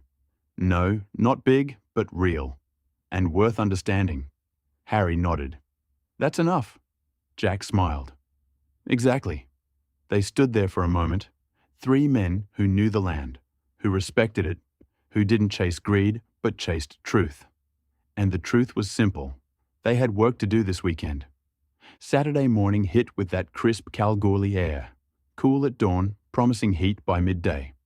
Jack rolled up first, ute loaded with flags, GPS, sample bags, and enough water to drown a camel. Kev and Harry arrived next, still half asleep but grinning. Then Sean pulled in, the RC rig still tied down from the day before, waving like he'd just won the lotto. Jack raised an eyebrow. "You sure you want to be here, mate?" "You don't need to." Sean shrugged, grabbing a shovel. "Yeah, boss. Nothing on TV this weekend." Harry burst out laughing. "That's the spirit." Kev clapped Sean on the back. "Good man. We'll need the muscle." They headed straight to the flagged zone Jack had marked earlier in the week. The ground still held the story. Quartz float, ironstone, subtle colour changes, the faint whisper of a structure running uphill. Jack laid out the plan on the bonnet of the ute. "We'll map the float trail properly and do sample every 5 to 10 metres and follow the quartz trend." Kev nodded. "Righto, let's get into it." And they did. All day. By mid-morning, they were sweating. By midday, they were filthy. By afternoon, they were sunburnt, tired, and still going. Sean dug test pits like a machine. Harry logged samples with the precision of a surgeon. Kev walked the strike line, reading the ground like a map only he could see. Jack moved between them, checking, confirming, adjusting. Every now and then, Sean would call out, "Oi, Jack, found more quartz." Jack would wander over, study it, nod, and say, "Flag it, keep moving." They weren't chasing a miracle. They were chasing truth. Most blokes would have called it after Saturday. Not this crew. They set out their swags, camped the night. Sunday morning, Sean arrived with iced coffees for everyone. "Fuel," he declared. Kev grinned. "Good lad."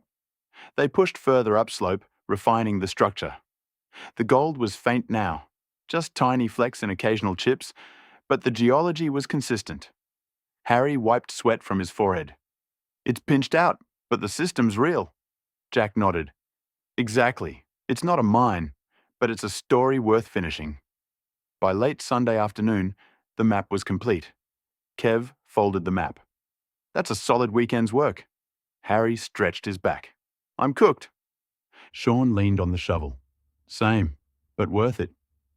Jack looked at the ground, the flags, the pits, the quartz, the story they'd uncovered.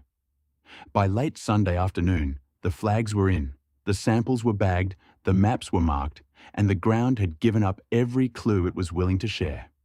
Now came the grunt work. Kev fired up the telehandler, easing the forks under the RC rig's mast, while Harry guided him with hand signals. Sean backed the trailer into position with the kind of confidence only a man who's reversed trailers his whole life can manage. Jack stood nearby, arms folded, watching the operation with quiet pride. The rig came down smooth. The mast locked in. The chains tightened. The trailer settled. "Righto," Kev called. "Load her up." They strapped the RC rig down, double-checked the chains, then triple-checked them because no one wanted to be that bloke who lost a rig on the Great Eastern Highway. Then came the quartz, the big pieces, the small pieces, the weird angular bits that told the story of the structure, the fines, the float, everything that mattered. Jack opened the tailgate of his ute. "Load as much as we can. Anything that helps the story." Sean grinned. "On it." They filled the tray until it looked like a mobile geology museum. Then they filled Harry's ute. Then they filled the footwells. Then they filled the passenger seat of Kev's ute. Harry wiped sweat from his forehead. "Mate, we're going to need a chiropractor after this." Jack laughed. "Worth it." Sean held up one last chunk of quartz. "This one's pretty." Jack nodded. "Throw it in." Sean tossed it into the tray with a thud. Done. The sun was dipping low, turning the red dirt gold. The site was quiet now. Flags fluttering, pits filled in, the ground marked and respected. Kev leaned on the bull bar. "Good weekend's work?" Harry nodded. "Bloody good." Sean stretched his back. "I'm cooked." Jack looked at the loaded utes, the strapped-down rig, the map rolled up on the dashboard. "Thanks, boys. Couldn't have done it without you." Sean shrugged. "Told you, boss. Nothing on TV this weekend." They all laughed, tired, dusty, satisfied. Jack climbed into his ute, turned the key, and let the engine rumble to life. "All right," he said. "Let's get this stuff back. Barry's going to lose his mind." And with that, the convoy rolled out. 3 utes heavy with rock, 1 RC rig strapped tight, and a crew who knew they'd just uncovered something worth remembering. "Good job, boys. We've done what we came to do." Sean grinned. "So, the pub?" Kev laughed. "Now you're talking." Jack shook his head, smiling. "Yeah, let's go." The bell above the assay lab door gave its usual tired ding as Jack walked in, dusty, sunburnt, and carrying the look of a man who'd had a long weekend. Barry looked up from behind the counter, expecting maybe a few samples. Instead, he saw Jack backing a ute right up to the roller door. Barry blinked. "Jack, mate, what have you done?" Jack grinned. "Got a bit of rock for you." Barry stepped outside and froze. The tray was full. Quartz everywhere, buckets, bags, loose chunks. 7 30-kilo blocks. And then Jack pointed behind him. "Second ute's full too." Barry put both hands on his head. "Jesus, Jack, this is a bloody quarry." Jack shrugged. "Busy weekend." Barry stared at the mountain of rock. "You want all this separated and smelted?" "Yep." Barry shook his head, half horrified, half thrilled. "You're trying to kill me." Jack smirked. "I'll get you another carton of bush chook." Barry immediately brightened. "At this rate, it'll be a pallet," he chuckled. Let's unload. They worked together, hauling rock after rock into the lab's sorting area. Barry kept muttering under his breath, "Bloody hell, this is insane. Where'd you even find all this? You're worse than the old-timers." Jack just kept carrying. By the time they finished, the lab looked like a geology museum that exploded. Barry wiped sweat from his forehead. "All right, I'll start running it. But this is going to take time." Jack nodded. "Take all the time you need." Barry grinned. "You say that now?" It was 2 days later. Jack's phone buzzed. Jack answered. "Baz, how'd you go?" Barry didn't even say hello. "Jack, mate, sit down." Jack frowned. "What's the number?" Barry exhaled. Long, slow, stunned. 4,712 grams. Jack went silent. Barry repeated it, slower. 4.7 kilos, Jack. Jack leaned against the ute, breath catching. "You're kidding." "Nope, I checked it twice. High purity, clean, and that big quartz block.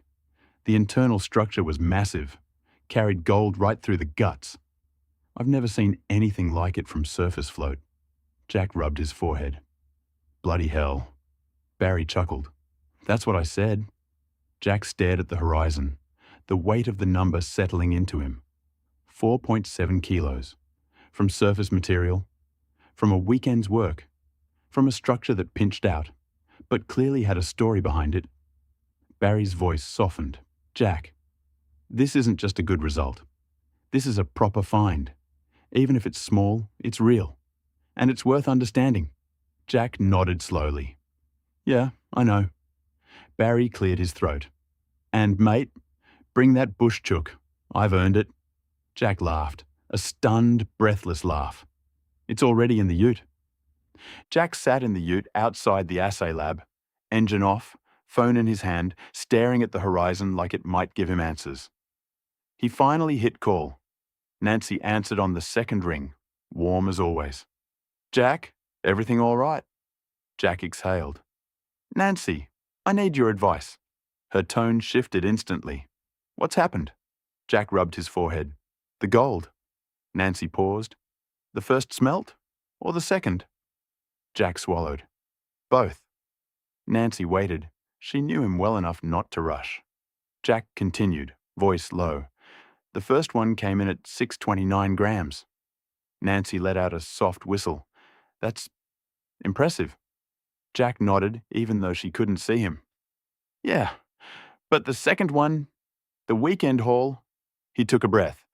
4,712 grams. Silence. Then Nancy's voice, barely above a whisper. "Jack, that's almost $1.7 million. Jack closed his eyes. Hearing her say it made it real. "Yeah," he said quietly. "I know." Nancy wasn't easily rattled, but this number hit her. "Jack, that's not a hobby find. That's not a fluke. That's a proper system." Jack nodded. "I'm trying to wrap my head around it."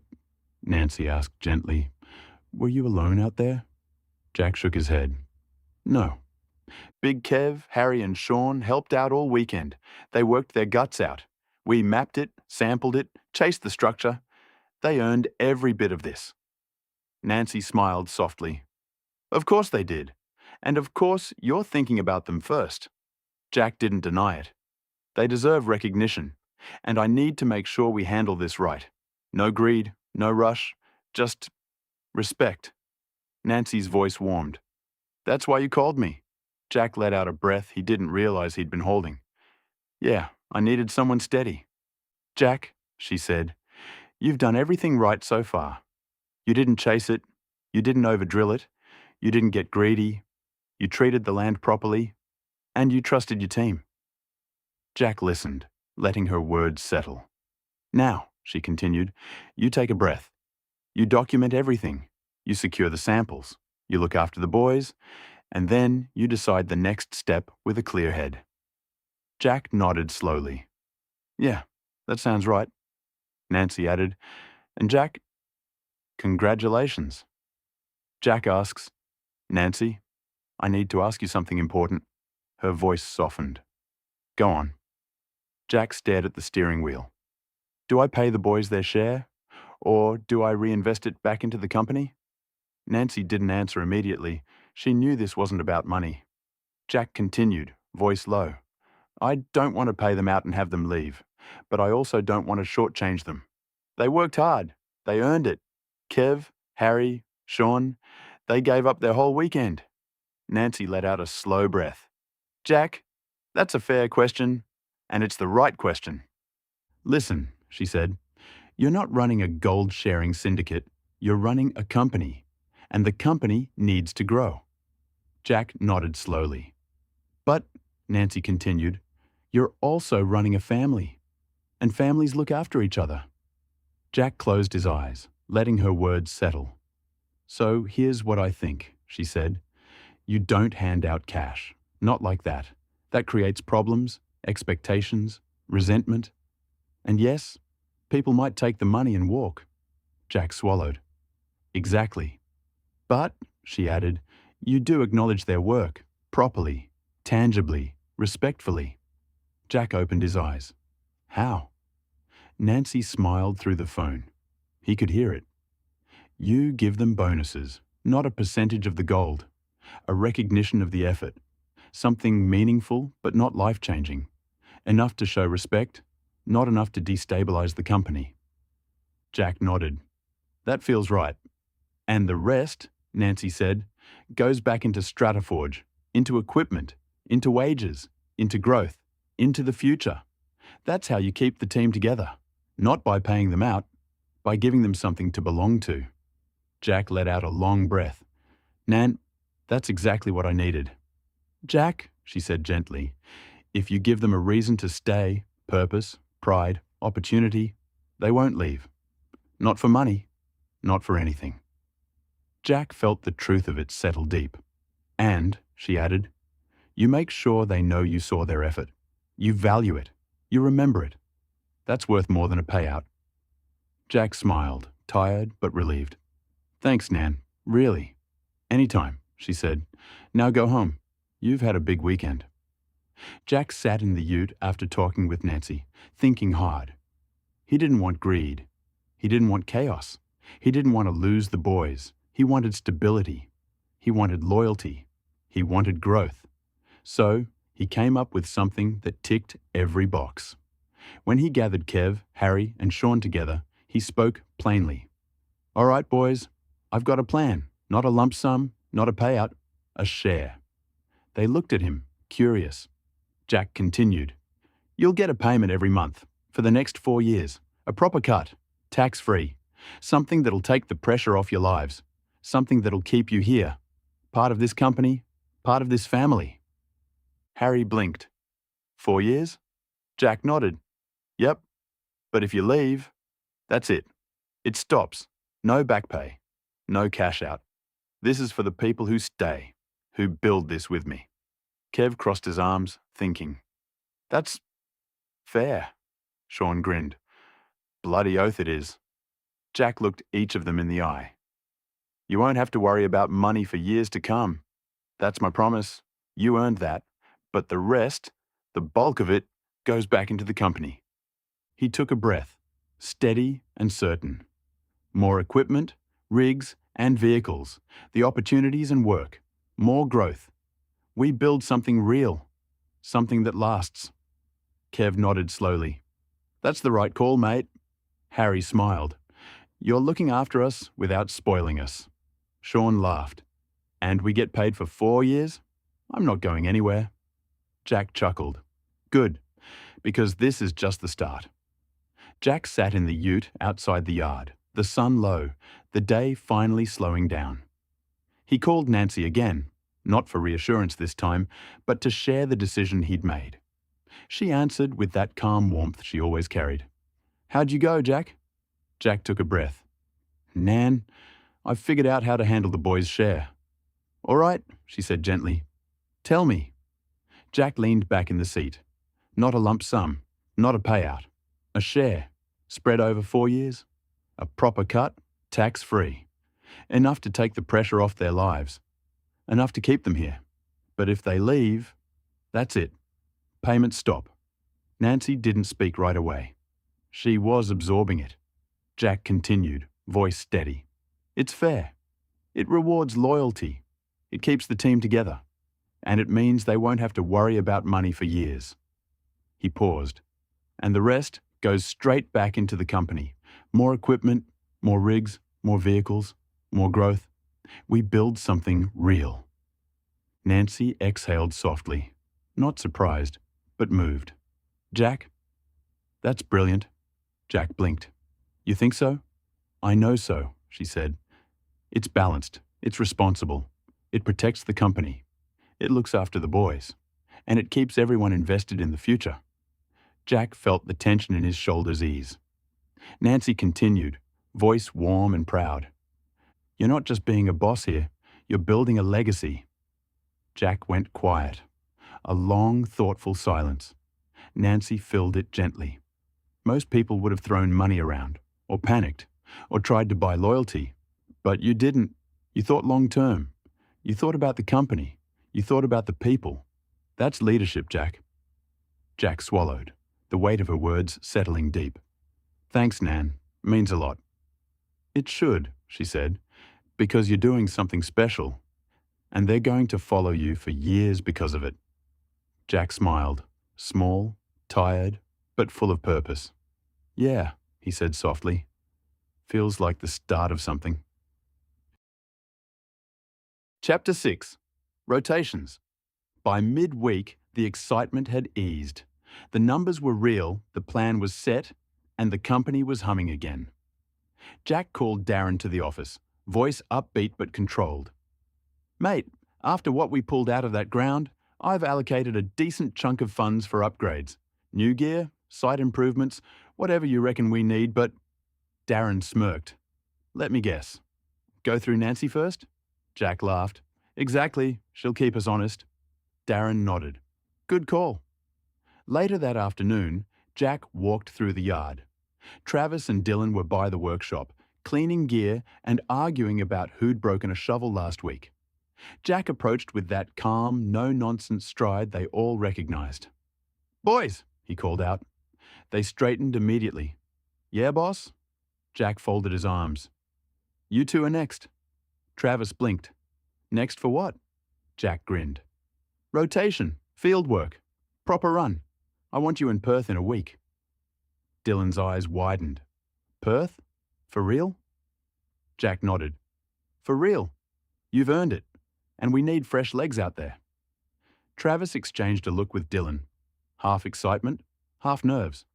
When do we start? Travis asked. Jack clapped him on the shoulder. Pack your gear, sort your tools, be ready. You're stepping up. Dylan grinned. Bloody oath we are. Jack smiled back. Good, because things are about to get busy. As Jack walked away, he could hear the boys buzzing behind him. Excited, proud, already planning the trip. And Nancy's words echoed in his mind. You're not just being a boss. You're building a legacy. He felt it now more than ever. The gold was incredible. The money was life-changing. But this, lifting people up, giving them opportunity, building something that would last. This was the real reward. A week passed in a blur back in Australia. Paperwork, planning, new gear orders, and the quiet hum of a company levelling up. Then the message went out. Jacob and Riley. Rotation complete. Pack up. You're coming home. It hit the Yukon like a cold gust. Riley read the message twice, then let out a breath he didn't realise he'd been holding. Thank God. Jacob raised an eyebrow. That keen to leave? Riley shrugged, trying to play it cool. Mate, I love it here, but I'm not going to miss the wildlife trying to kill us every second day. Jacob snorted. Fair. Riley rubbed his arms just thinking about it. I'm looking forward to a place where the most dangerous thing is a bloody bin chicken. Jacob laughed. You're soft. Mate, you screamed louder than me when that fox ran past. That fox was massive. It was the size of a cat. Exactly. Jacob wasn't as eager to leave. He'd grown into the Yukon, the cold mornings, the quiet streets, the way the river steamed at dawn. He liked the work, the people, but he also missed home, the boys, and the heat.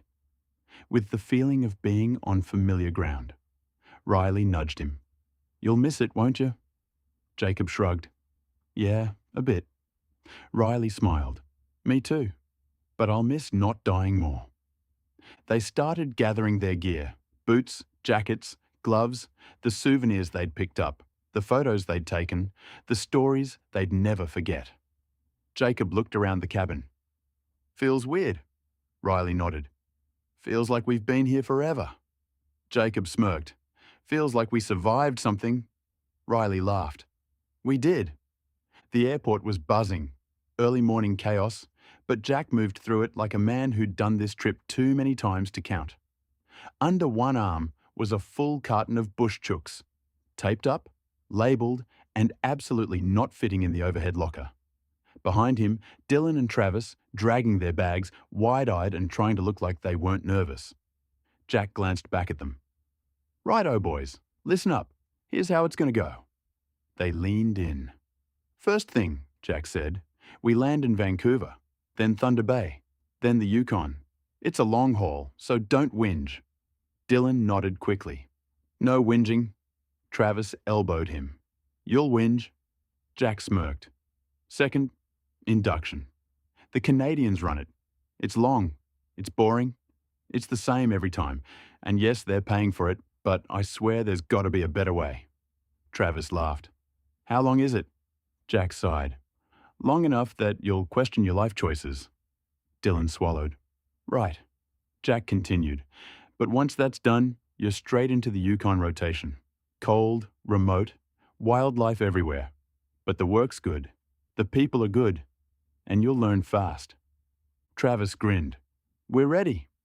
Jack raised an eyebrow. "You think you are?" They reached the gate, and the flight attendant eyed the carton. Jack lifted it slightly. "Gift." She nodded.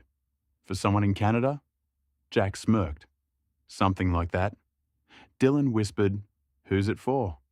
Jack replied quietly, "The boys up there. Keeps morale high, and it's cheaper than therapy."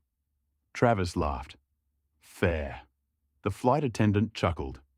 As they boarded, Jack couldn't shake the thought that had been bugging him for months. There has to be a better way to do these inductions. They were slow and repetitive. It was designed for people who'd never seen a drill site in their life. Jack's crew? They were professionals. They didn't need a 3-hour slideshow on what is PPE. Even if the Canadians were footing the bill, it was time-wasting. Inefficient. And Jack hated inefficiency. He made a mental note, talked to James. As the plane taxied out, Dylan looked out the window, buzzing with excitement. Travis stretched, settling in for the long haul. Jack leaned back, arms crossed, eyes half closed. Another rotation, with another team, and another chance to build something bigger. Somewhere over the Pacific, the cabin lights dimmed and most passengers drifted off. Not Jack. He pulled out his phone, opened his notes app, and typed with that quiet, focused intensity he got whenever he saw a problem worth fixing. That was it. The seed of a system that would save time, money, and sanity, and prove StrataForge was operating at a higher level. 2 days later, after the induction, which was just as slow as he remembered, Jack sat down with the Canadian safety team. 3 people in branded fleeces, coffee mugs, and polite smiles. Jack laid out his idea. A streamlined induction, pre-training in Australia, competency checks before arrival, a fast-track system for experienced workers, a shared standard between StrataForge and the Yukon operators. He finished with, "Your induction's good for green workers, but my crew aren't green. We can cut this down from half a day to 2.5 hours. Saves you time, saves us time. Everyone wins." The Canadians blinked, then looked at each other, then back at Jack. The head safety officer cleared his throat. "Jack, no contractor has ever suggested something like this." Another added, "Most companies just complain. You're offering a solution." A third leaned forward. "If you can build this pre-training package, we'll back it. We'll even help integrate it. Jack nodded. Good, because I'm not sitting through that slideshow again. They laughed, the polite Canadian kind, but genuine. Then the head officer said something that stuck with Jack. You're not just running a crew, you're building a system. That's rare. Jack didn't react outwardly, but inside he felt it. The same thing Nancy had seen. StrataForge wasn't just showing up anymore. It was leading. As the meeting wrapped up, one of the Canadians pulled Jack aside. Your people work differently, he said. They're sharper, more prepared, more professional. If this induction overhaul goes ahead, it'll set a new standard. Jack nodded. That's the plan. And for the first time, the Canadians didn't see him as just another contractor. They saw him as a partner, a builder, a leader, someone shaping the future of how things were done. The small Yukon airport was buzzing with the usual mix of locals, workers and tourists who had no idea how cold it was about to get. Jacob and Riley stood near the arrivals area, boots dusty, jackets zipped up, and that unmistakable, "We've been here too long," look in their eyes. Riley spotted Jack first. "Hey, there he is," Jacob grinned, and he brought half the Bunnings warehouse with him. Jack walked through the doors, carrying his bag in one hand and a carton of bush chooks in the other, like it was a diplomatic gift. Behind him, Dylan and Travis followed, wide-eyed, jet-lagged, and trying to look tougher than they felt. Riley walked straight up and grabbed Jack in a hug that nearly knocked the carton out of his hand. "Boss, you made it!" Jack laughed. "Settle down, mate. I'm not Santa."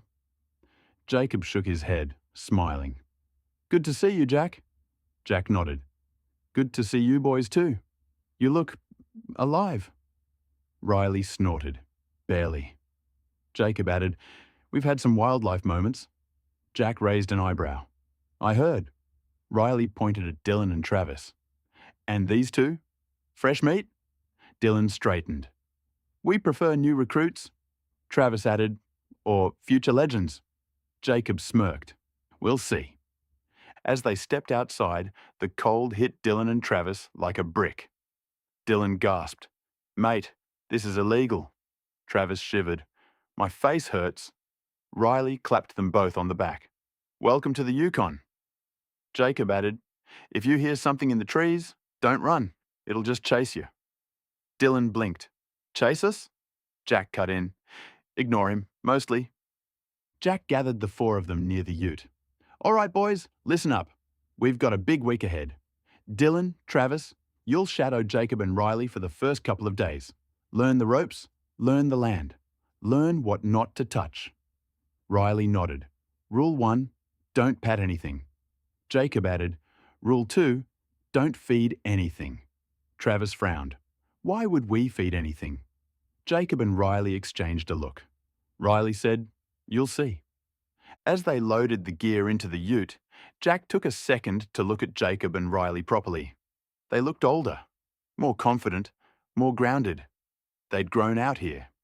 And seeing Jack again, seeing the new boys arrive, it felt like a passing of the torch, a new chapter starting right in front of them. Jacob nudged Riley. "Feels good to have the boss back." Riley nodded. "Feels like home again." Jack heard them, but didn't say anything. He just smiled. They were loading bags into the ute when Jack asked, casually but with that edge of suspicion, "So, any close encounters while you were up here?" Jacob and Riley froze, then looked at each other. Then Riley said, "Yeah, a couple." Jack raised an eyebrow. "Go on." Riley took a breath. "All right, so we were driving out to one of the remote sites, yeah? Snow everywhere, cold as hell. And we see 2 calves on the road." Jacob nodded. "And the mother. Big girl." Riley continued. "So we do the right thing. Pull over to the far shoulder, give 'em space. We're being respectful, calm, all that." Jack nodded. "Good." Riley held up a finger. "Except she didn't care." Jacob snorted. "Not even a little." Riley went on, animated now. "She charged us, Jack, straight at the ute. Hit the door first, bang, then the front fender. We tried to floor it, but the ground was too icy. Wheels spinning, going nowhere. Dylan's eyes widened. She hit the car? Jacob nodded. Twice. Riley added. Then she rammed the rear of the car. Hard. And that actually gave us the push we needed to get traction. Travis blinked. So the moose helped you escape? Jacob shrugged. Unintentionally. Riley threw his hands up. Mate, she was massive, like a horse on stilts. Jack rubbed his forehead. Jesus Christ. Jack looked between them. Anything else? Riley hesitated. Jacob sighed. Tell him. Riley swallowed. All right. The other night, I heard something at my cabin door. Jack frowned. Like what? Riley lowered his voice. A growl. Dylan leaned forward. A growl. Riley nodded. Deep, close, right outside. I didn't open the door. I'm not stupid. Jacob added, we found tracks the next morning. Jack stiffened. Wolf? Jacob shook his head. Bigger. Riley whispered, bear. Dylan and Travis both went pale. Jack closed his eyes for a moment, took a slow breath, and said, right. Good. Excellent. Perfect. Exactly what I wanted to hear. Jacob grinned. Welcome back to the Yukon, boss. Jack looked at the two of them, tired, tougher, and clearly carrying stories they hadn't told anyone. You boys did well, he said quietly. Bloody well. Riley shrugged. We survived. Jacob smirked. Mostly. Jack nodded. Right. From now on, no remote sites alone. No night walks. And if anything growls at your door, you call me. Riley laughed. What are you going to do? Growl back? Jack didn't smile. I'll figure something out. The Yukon yard was quiet when Jacob and Riley led Jack over to the vehicle. The moment he saw it, Jack stopped dead. The driver's door was caved in. The front fender was bent like foil. The rear quarter panel had a massive dent. The push Riley mentioned. One headlight was cracked. The side mirror was hanging by a wire. Jack crouched, running a hand along the twisted metal. This isn't a ding, he said quietly. This is a bloody write-off. Dylan and Travis stood behind him, wide-eyed. Riley swallowed. We didn't want to make a fuss. Jack stood up sharply. Boys, next time, speak up. Changes can't be made if no one says anything. Jacob nodded, embarrassed. We just didn't want to look soft. Jack shook his head. Soft? You got rammed by a moose. That's not soft. That's survival. Jack didn't waste time. He walked straight into the supervisor's office, a small prefab building with maps pinned everywhere and a heater working overtime. The supervisor looked up. Jack, good to see you again. How's the... Jack cut him off gently but firmly. We need to talk. The supervisor's smile faded. What happened? Jack told the story exactly as Riley had described it. 2 calves and a protective mother with a rear-end hit that pushed them free, and a growl at the cabin door days later. The supervisor's eyes widened more with every sentence. Jesus, I had no idea. Jack nodded. That's the problem. Jack placed both hands on the desk. I'd like to submit a change right now. The supervisor straightened. All right, what do you need? Jack didn't hesitate. Any remote trips, 2 vehicles minimum. The supervisor nodded. Done. 1 vehicle must carry a shotgun, not optional. The supervisor blinked. We can arrange that. Order bear spray. Every car gets 1. Every cabin gets 1. And I want spray stations at the light poles in open areas. The supervisor wrote furiously. Understood. Jack finished with, and I want a review of all wildlife protocols. This isn't a suggestion. This is a necessity. The supervisor set his pen down, looking genuinely shaken. Jack, I'm sorry, we should have... Jack held up a hand. Don't apologize. You didn't know. But now you do. And now we fix it. The supervisor nodded firmly. We will, starting today. As Jack stepped back outside, he turned. Have a look at the car. It's a write-off. Jacob, Riley, Dylan, and Travis were waiting. Riley asked quietly, Everything good? Jack nodded. Better than good. Safer. Jacob exhaled. Thanks, boss. Jack looked at all four of them. No more close calls. Not on my watch. And for the first time since arriving, the Yukon felt a little less wild. Not because the danger was gone, but because Jack had taken control of the system around it. Word spread fast. Within 24 hours of Jack's meeting with the site supervisor, the entire Yukon camp was buzzing with activity. 2-vehicle rule for all remote trips, with no exceptions. No quick runs, no solo drives. A shotgun was issued to 1 vehicle per team. It was locked, logged, and carried by a trained operator. Bear spray ordered in bulk. 1 canister in every vehicle, 1 in every cabin, and spray stations mounted on light poles in open areas. Wildlife protocol refresher was implemented. It was short, sharp, and actually useful, not the old laminated nonsense. The Canadians were impressed, the Aussies were relieved, and the whole camp felt safer. Jacob and Riley watched the changes roll out with a mix of pride and embarrassment. Riley muttered, "All this because of 1 angry moose." Jacob shrugged. "Worth it." Jack made the call. Jacob and Riley would stay with Dylan and Travis for 1 more week. Not because they weren't ready to go home. They were. But because Jack wanted the handover done right. They spent the week showing the new boys the remote tracks and teaching them how to read the snow. Explaining what noises to ignore and what noises to run from, and demonstrating how to check for fresh tracks. Dylan and Travis soaked it all in, equal parts excited and terrified. Riley joked, "If you hear a growl at your door, don't open it." Travis swallowed. "I wasn't planning to." Jacob smirked. "Good, you'll fit in." With the Yukon crew settled and the new safety measures underway, Jack packed his gear, grabbed the carton of bush chooks, and headed for the next flight. Dylan called out, "Who's the beer for this time?" Jack grinned. "Mick and Ethan." Riley laughed. "They'll love you for it." Jacob added, "Tell Mick we didn't die." Jack nodded. "I'll pass it on." He boarded the small regional plane, the carton tucked under his arm like a diplomatic offering, and settled into his seat. Thunder Bay awaited, and with it, 2 old friends who'd appreciate a cold Aussie beer more than anyone in Canada. Chapter 7. Big News. The plane touched down on the icy tarmac, and Jack stepped out into the cold with that familiar mix of exhaustion and purpose. He had his duffel over one shoulder, and, in his other hand, the most important diplomatic cargo in the entire country, a full carton of bush chooks. He walked through the small terminal, boots thudding, breath fogging, and pushed through the doors into the pickup zone. And there they were, Mick and Nathan, waiting, grinning, already arguing about something. Mick spotted the carton first. His eyes widened like a kid on Christmas morning. "Jackie boy, you bloody legend."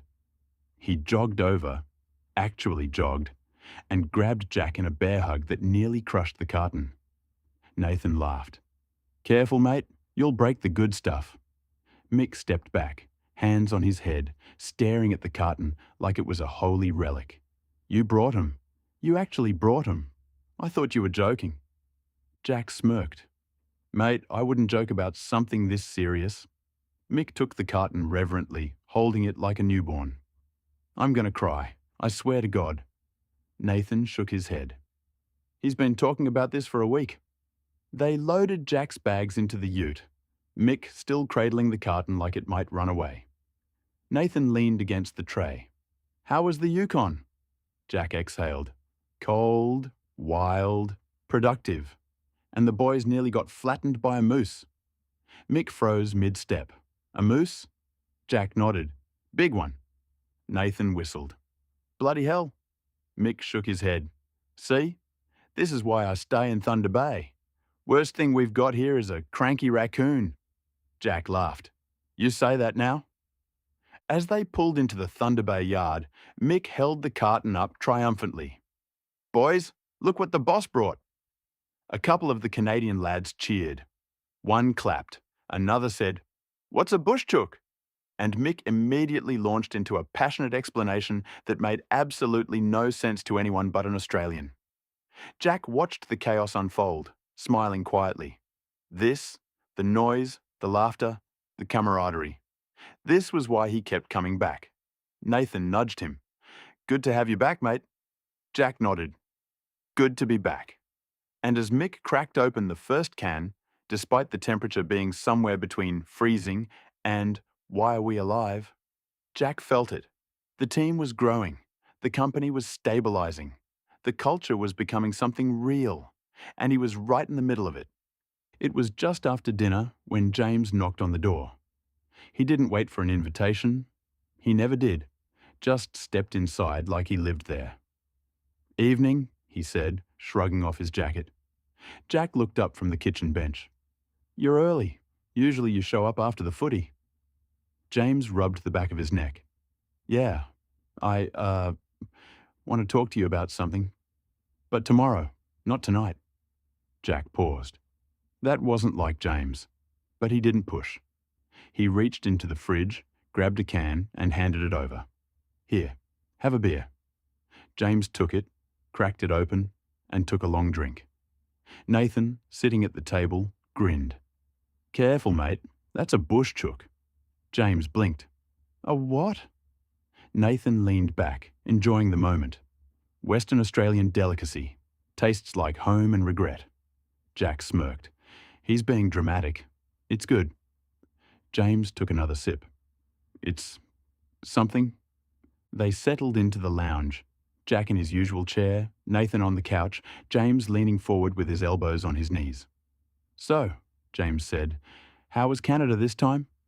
Jack exhaled. "Cold, busy, productive, and the boys nearly got flattened by a moose."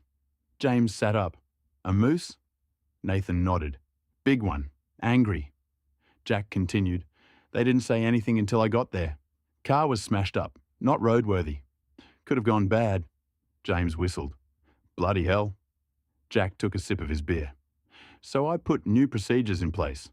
2 vehicles for remote trips, one with a shotgun, bear spray in every car, every cabin, spray stations around the camp."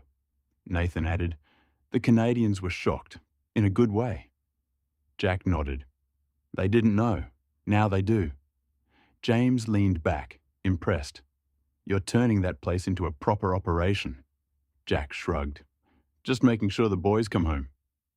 The three of them sat there for a while, the kind of silence that only exists between people who trust each other. James finally said, "I'll tell you tomorrow. Just needed to see you tonight." Jack nodded. "All right." Nathan raised his can. "To surviving moose, bears, and Canadian inductions." James clinked his can against theirs. "And to whatever Jack's building." Jack didn't say anything, but he felt it. The weight of responsibility, the pride in his crew, and the sense that tomorrow's conversation with James might change things again. Nathan picked Jack up early, the sun barely over the horizon. The ute heater hummed, the windows fogged slightly, and the road into sight stretched ahead in that familiar Thunder Bay way. Long, cold, and full of possibilities. Nathan glanced over. "So, where do you see us in a year?" Jack didn't answer immediately. He watched the trees slide past, thinking. "Bigger," he finally said, "but not messy, structured, safer, smarter. I want systems in place before the growth hits us." Nathan nodded. "Canada's taking notice. The Yukon crew, Thunder Bay. People are talking." Jack smirked. "Good. Means we're doing something right." Nathan added, "And the induction overhaul, that's going to change everything." Jack shrugged. "It's just common sense. But yeah, it'll set a standard." They drove the rest of the way in a comfortable silence. 2 men who knew they were building something real, something that would outlast them. James's door was open, as usual. He looked up the moment Jack stepped in. "Morning, Jack. Please, come in, sit down." Jack took the chair opposite the desk. James leaned back, hands clasped, a look on his face that Jack recognized. Big news incoming. James took a breath. "All right, here's where we're at. We have a further 2 mines starting up by Christmas." Jack blinked. "2?" James nodded. And if those go well, and I mean really well, we're looking at maybe more by mid next year. Jack sat back, absorbing it. That wasn't growth. That was a surge. James continued, the clients like how we operate. They like your systems. They like the way your crews work. They trust us. Nathan, standing in the doorway now, added quietly, they trust you, Jack. James nodded. Exactly. And that's why I wanted to talk to you. He leaned forward. We need to plan for expansion.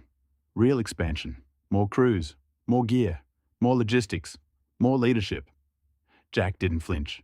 He'd felt this coming. All right, he said. Let's build it properly. James smiled, relieved, excited, and maybe a little overwhelmed. I knew you'd say that. Jack leaned back in the chair, arms folded loosely, eyes steady on James. So, Jack said, with all these new mines coming online, have you thought about hiring Canadians? James's face changed instantly. Not offended, but surprised. He opened his mouth to answer, but Jack lifted a hand, cutting him off gently. Before you say anything, hear me out. James closed his mouth and nodded. Jack continued, voice calm but firm. If we hire Canadians, that's fine. But we train them in Australia first, not here, not on the fly. We bring them over, put them through our systems, our culture, our standards. Nathan, leaning against the doorframe, nodded slowly. Jack went on. I want them learning the Aussie way of doing things. Safety, efficiency, teamwork, communication. Not the watered-down version, the real thing. James blinked, processing it. Jack added, if we're going to expand, we need consistency. Doesn't matter if they're from Perth, Thunder Bay, or the Yukon, they need to operate like us. James leaned back, exhaling. That's actually a bloody good idea. He rubbed his chin, thinking it through. Training them in Australia would set a standard, build loyalty, build culture. And it'd show the board we're serious about long-term growth. Jack nodded. Exactly. James held up a hand. But I need to run it past the board. They'll want numbers, logistics, costings. They'll want to know how many people, how long, what the return is. Jack shrugged. I'll put something together. A proper plan. James smiled, the kind of smile that said this could work. I'll back it, but I need their approval. Nathan stepped forward. This could change everything, he said quietly. A proper training pipeline. A real system. Jack nodded. That's the goal. James looked between them. Two men who weren't just running crews anymore, but shaping a company. All right, he said. Let's build it. And just like that, the next phase of StrataForge began. Not with a contract, not with a mine, but with a simple idea. Train the world the Aussie way. The next morning, Jack walked into James's office with the printed proposal. James skimmed the first page, eyebrows rising. Bloody hell, Jack. You didn't muck around. Jack shrugged. You said you needed something for the board. James flipped through the pages, nodding slowly. This is good. Really good. He looked up. They'll push back. They always do. But I'll take it in. Jack nodded. Let me know how it goes. The meeting happened the next day. Jack wasn't in the room, but he heard the tone of it later from James, and he could picture it perfectly. Some board members loved it. It was forward-thinking, and it builds a real culture. Others were cautious. It's expensive. What if Canadians don't want to train overseas? James defended it hard. He laid out the Yukon incidents, the induction inefficiencies and the growth projections, the need for consistency, but still. The board hesitated, until James leaned forward and said, then let's trial it. Silence, then nods, then agreement. James walked back into the Thunder Bay office that afternoon, found Jack and Nathan and said, they're in, not fully, but enough. We've got approval for a trial. Jack nodded once. Good. Nathan grinned. This is huge.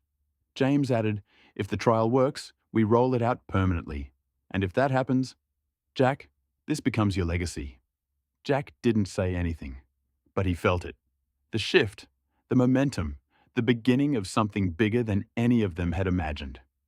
Jack and Nathan stepping into a new phase of leadership, planning something that could redefine StrataForge's entire future. This is where the idea stops being theory and starts becoming logistics. People, housing, flights, and culture. Nathan was still buzzing from the board's approval when he and Jack sat down in the crib room with coffees and a whiteboard. "So," Nathan said, uncapping a marker, "how many Canadians do you want for the trial?" Jack didn't hesitate. 4. Nathan nodded. 4's good. Enough to test the system, not enough to overwhelm it. Jack leaned back in his chair. "We take them to Perth first, get them settled, then straight to Kalgoorlie." Nathan grinned. "We've got houses in Cal. From our end, we're set." Jack smirked. "Exactly. We control the environment. We control the training. We show them how we work. Properly." Nathan flipped to a new page on the whiteboard. "Kalgoorlie houses. We have a 3x2 and a 4x2. They're both fully furnished." Jack nodded. "Perfect. We'll split them 2 and 2. Keep it balanced." Nathan added, "And we'll rotate them through the yard, the rigs, the workshop. Give them the full experience." Jack smiled. "They'll come out of Cal sharper than half the industry." Nathan leaned on the table. "So, who do we pick?" Jack thought for a moment. "We want attitude, not just skill. People who will embrace the culture. People who will bring it back with them." Nathan smirked. "So, the ones who don't whinge?" Jack laughed. "Exactly." James stepped into the room, coffee in hand. "How's the plan coming?" Jack gestured to the whiteboard. "We're ready. 4 Canadians. Perth first, then Cal. Houses are sorted. Training structures mapped." James nodded slowly, impressed. This could actually work." Jack shrugged. "It will." James took a breath. "All right, I'll tell the board we're moving ahead. Let's make this trial count." Nathan capped the marker. "This is it, mate. This is the start of something big." Jack looked at the board, the names, the structure, the plan, and he felt it. This wasn't just training. This was the blueprint for an international workforce, a StrataForge workforce. James brought them in just after Smoko, Liam, Noah, William, and Sam. All mid-20s, all solid workers, all a bit nervous but trying not to show it. They filed into the temporary office, boots thudding on the plywood floor, eyes flicking around at the maps, whiteboards, and photos pinned everywhere. James gestured. "All right, boys, this is Jack. He's the one running the training program." Jack stood, nodded once. "Morning?" They nodded back, respectful, curious. Jack didn't waste time. "Tell me why you want to do this." Liam spoke first. "I want to learn the right way, the proper way." Noah added, "I've heard how your crews work. I want to be part of that." William shrugged. "I want to get better. Simple as that." Sam grinned. "And I've never been to Australia." Jack smirked. "You'll regret that when you hit Kalgoorlie in summer." They laughed. Tension broken. Jack pulled out his tablet and tapped through photos. The Canadians leaned in, eyes widening. "Is that real?" Noah asked. Jack nodded. "That's the outback. That's where you'll be." Sam whistled. "Looks like Mars." Jack grinned. "Feels like it too." Jack folded his arms. "This isn't a holiday. It's not sightseeing. It's 2 weeks of hard work.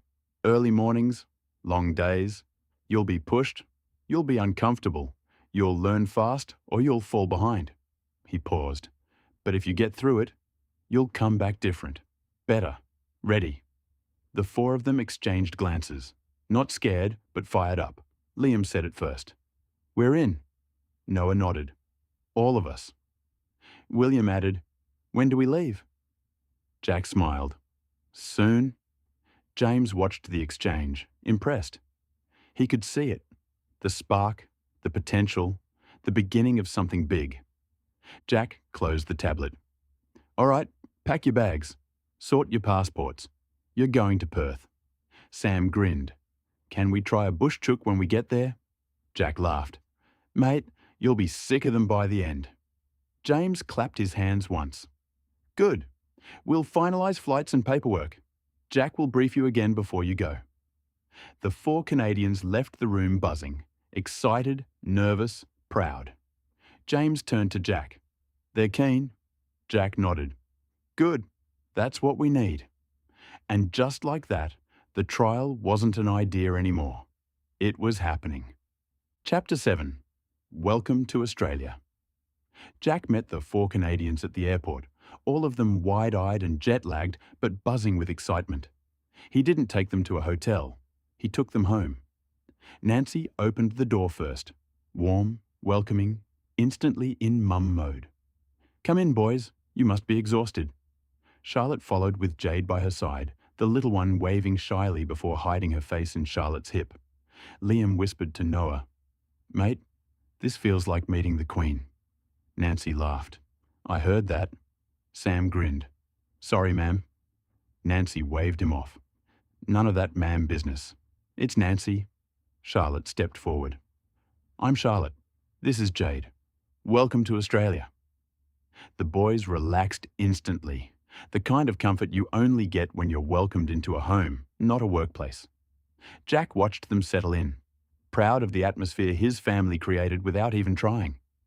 After a quick meal and a shower, Jack loaded them into the ute. All right, lads, city tour first, then we hit the road.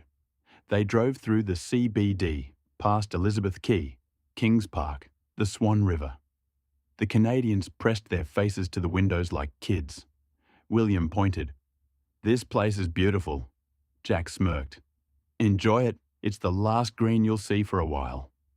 Once they hit Great Eastern Highway, the city faded behind them.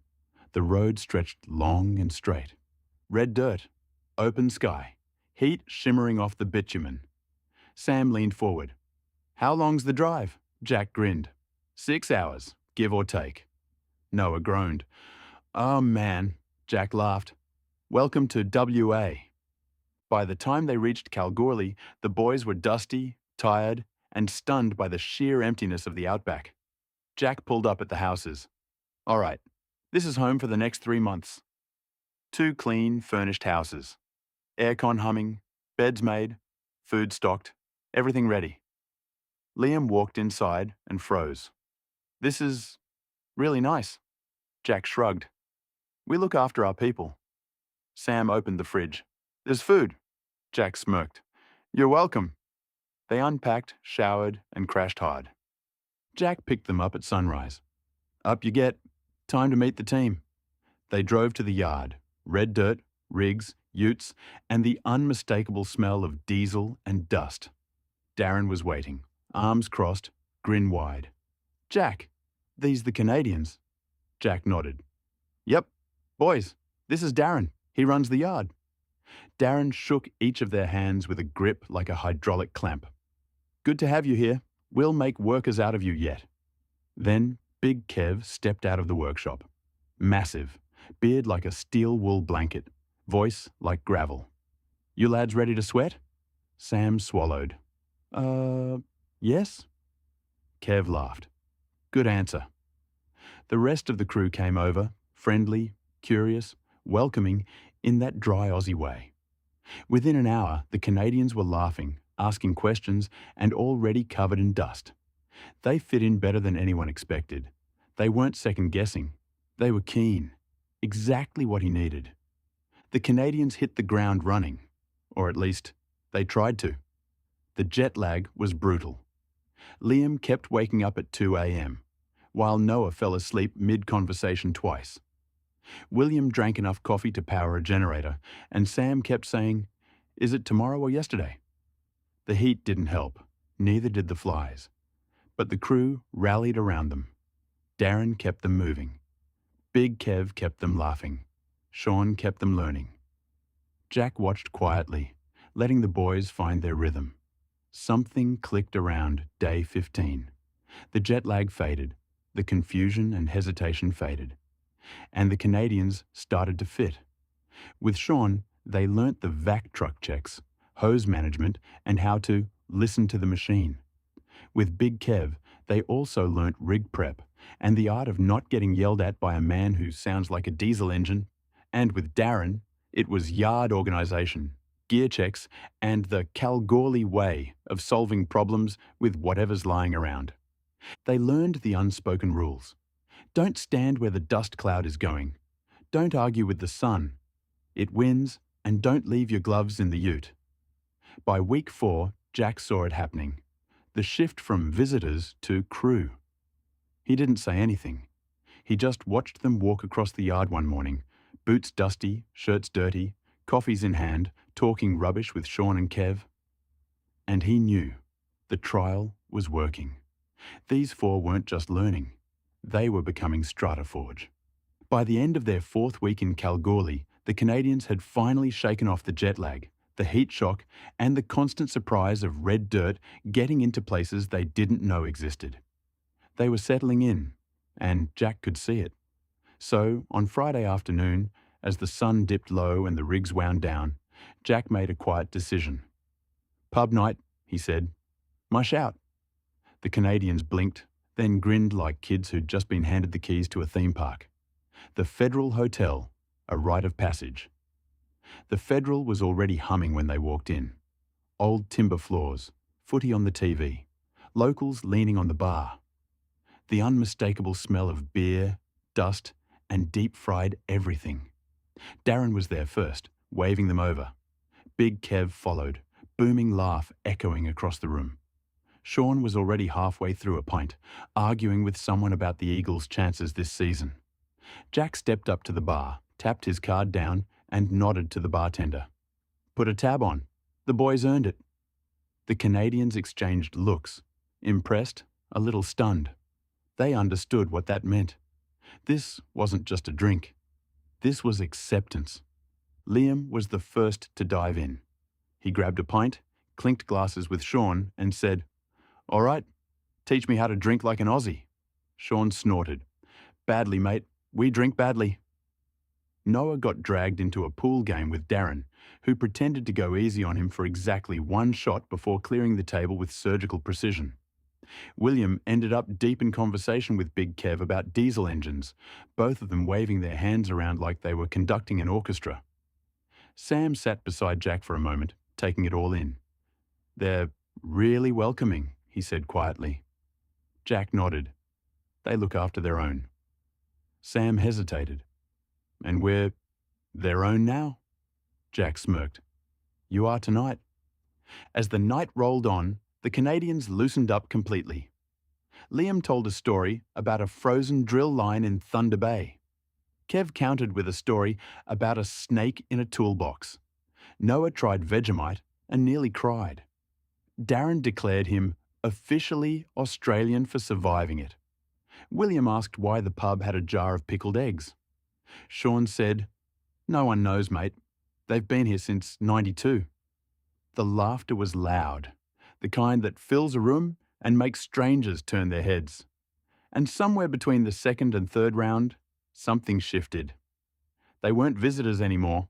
They were part of the crew. When the night finally wound down, Jack walked them back to the houses. The street was warm, the stars bright, the air still carrying the smell of dust and diesel. Liam spoke first, voice soft. "I didn't expect this." Jack glanced over. "What?" "This feeling, like we belong here." Jack smiled. "That's the point." Noah nodded. "Feels like we've been here for months." Sam laughed. "Feels like home." Jack didn't say anything. He didn't need to. He could see it in their faces. The trial wasn't just working. It was thriving. And these 4 weren't just learning the Aussie way. They were becoming part of it.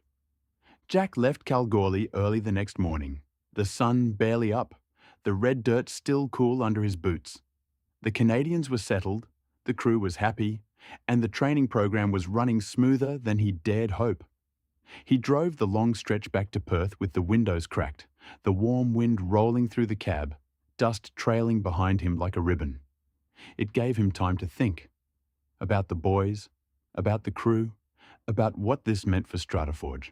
By the time he pulled into his driveway, he already knew what he needed to say. He stepped inside, dropped his bag, and pulled out his phone. James answered on the second ring. "Jack, how's Cal?" Jack leaned against the counter, a small smile tugging at the corner of his mouth. "Good. Better than good." James paused. "That right?" "Yeah," Jack said. "The trial's a success." There was a beat of silence on the line, the kind that meant James was processing, weighing, absorbing. Jack continued, voice steady. "They've settled in. They're learning fast. They're fitting in with the crew. Darren's happy. Kev's impressed. Sean reckons they'll be running jobs on their own soon enough." James let out a long breath. Relief, pride, maybe even a bit of disbelief. "Jack, that's bloody brilliant." Jack nodded, even though James couldn't see it. "Told you it'd work." "You did," James admitted. "And the board's going to want to hear this." They were skeptical, but if you're saying it's working... "It's working," Jack repeated. "Properly working." James chuckled softly. Jack could hear the shift in his tone, the excitement, the possibilities opening up. "Well then," James said, "looks like we're onto something." Jack leaned against the counter, feeling the weight of the last month settle into something warm and satisfying. "Honestly," Jack said, half laughing, "I don't think the guys want to come home." There was a pause, a long one. James's voice tightened. "What do you mean they don't want to come home?"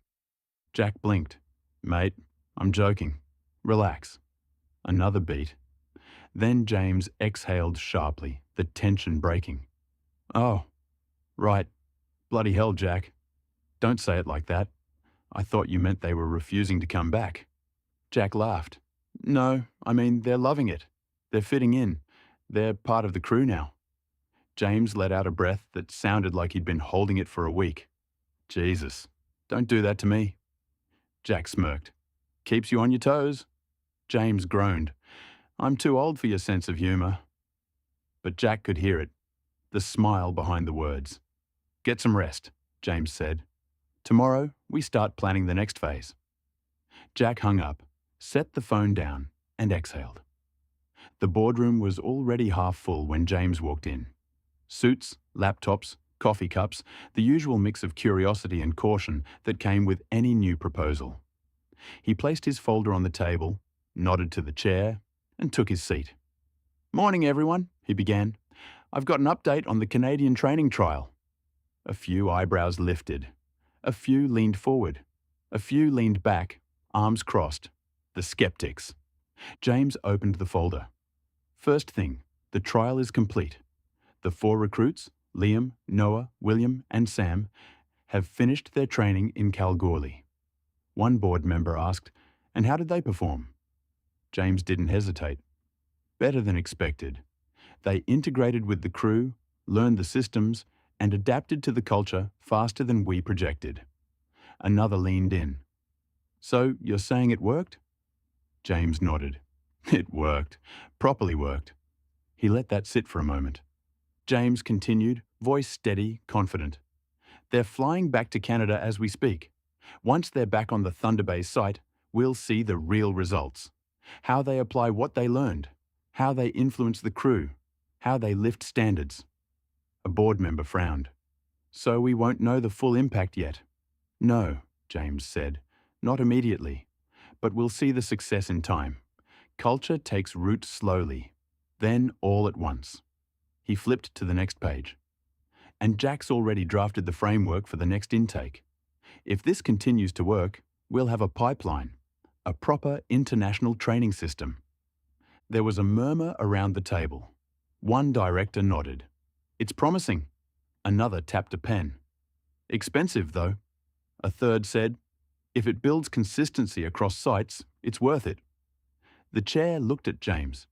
"Your recommendation?" James didn't blink. "We continue, we expand, we build on this." A long pause followed, the kind that decides futures. Then the chair nodded. "All right, we'll monitor the results from Thunder Bay. If the performance lifts the way you expect, we'll greenlight the next phase." James allowed himself a small breath. Not relief, not victory, but momentum. "Thank you," he said. "You won't regret it." James stepped out of the boardroom, phone already in hand. He didn't call Jack yet. He just stood there for a moment, looking out the window at the yard below. The company was changing, growing, becoming something bigger than any of them had imagined. And it all started with one idea. Jack's idea. The flight touched down just after midday, the sky over Thunder Bay pale and cold, the air crisp enough to bite. Liam, Noah, William, and Sam stepped off the plane with the same bags they'd left with. But everything else about them had changed. They walked differently, stood differently, even spoke differently. Jack had told James they'd grown, but seeing it was something else. Back at the yard, James drove them straight to the Thunder Bay site. The moment they stepped out of the ute, the Canadian crew stopped what they were doing. Nathan was the first to grin. "Look at you lot. You've gone full red dirt." Mick whistled. "Bloody hell, they even walk like Aussies now." The 4 Canadians laughed, but there was pride in it, the kind that comes from surviving something tough and coming out sharper. Nathan clapped Liam on the shoulder. "Told you they'd fit right in." Liam grinned. "Feels weird being back?" "Good. Weird?" Mick asked. "Yeah," Liam said. "Good, weird." It didn't take long. Within minutes, the Thunder Bay crew saw it. The way Noah checked a ute without being asked, and the way William grabbed gear and sorted it instinctively. Even Sam spoke up with confidence, while Liam moved like he'd been doing this for years. They weren't following anymore. They were contributing, leading small moments, reading the work before it was spoken. James watched from the doorway of the office, arms folded, a slow smile spreading across his face. "Jack wasn't exaggerating," he murmured. Nathan nodded. "Told you, they're different now." Later, when the yard settled and the boys were catching up with the crew, James stepped aside and called Jack. "They're back," he said. "And mate, you were right." Jack's voice came through steady. "Told you they'd surprise you." "They didn't just surprise me," James said. "They surprised everyone." He looked out at the yard, the Canadians laughing with the Aussies, swapping stories, moving like they belonged. "We'll see the full impact over the next few weeks," James said, "but I can already tell this is going to work." Jack chuckled softly. "Good, because that was just the first batch." James shook his head, smiling. "You've created a monster." As the sun dipped low over Thunder Bay, the 4 Canadians stood with the rest of the crew, swapping stories about Kalgoorlie, the heat and the red dirt. Liam said, "What about Big Kev yelling?" Sam questioned Darren's impossible standards. Noah loved the pub nights and the counter meals. And the Thunder Bay crew listened, not like they were hearing rookies talk, but equals. It was a Tuesday morning in Thunder Bay, cold enough to sting, but clear enough to work. The crew was prepping for a vac job out near the edge of the site. Nothing fancy, just a clean out and inspection. Routine. But the usual lead was off sick, and the job couldn't wait. James looked around the yard, then at Liam. "You reckon you can run this?" Liam blinked. "Me?" "You trained in Kalgoorlie," James said. "You know the system. You've seen how Jack and his crew runs it. You're ready." Liam hesitated, just for a second, then nodded. "All right, I'll take it." He gathered the crew, 2 locals and Noah, and walked them through the plan. He didn't bark orders. He didn't try to sound like Jack. He just spoke clearly, confidently, like someone who'd done this before. Noah backed him up without hesitation.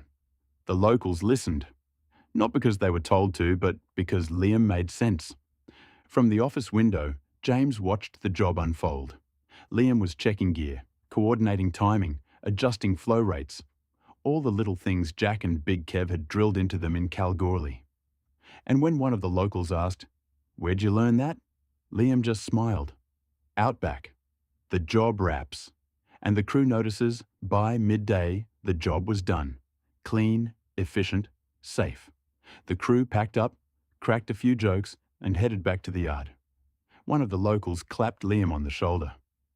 "You ran that well, mate." Liam shrugged. "Cheers." James met him at the gate. "Nice work," he said. "You're not just back. You're leading. Liam nodded, quiet pride in his eyes. Feels good, he said. Feels right. Later that day, James called Jack. Liam led a job today. Jack didn't say anything for a moment. Then, how'd he go? Like he's been doing it for years. Jack smiled. Told you, they're ready. And just like that, the trial wasn't just producing workers. It was producing leaders. The Thunder Bay office was still waking up. Coffee brewing, printers humming, the faint clatter of boots on the hallway tiles. Nathan was updating the rotation board while Chloe sorted through a stack of onboarding forms for the next intake. They'd only been in Canada A for a while now, and the place felt familiar. The cold didn't shock them anymore, but the work, that was second nature.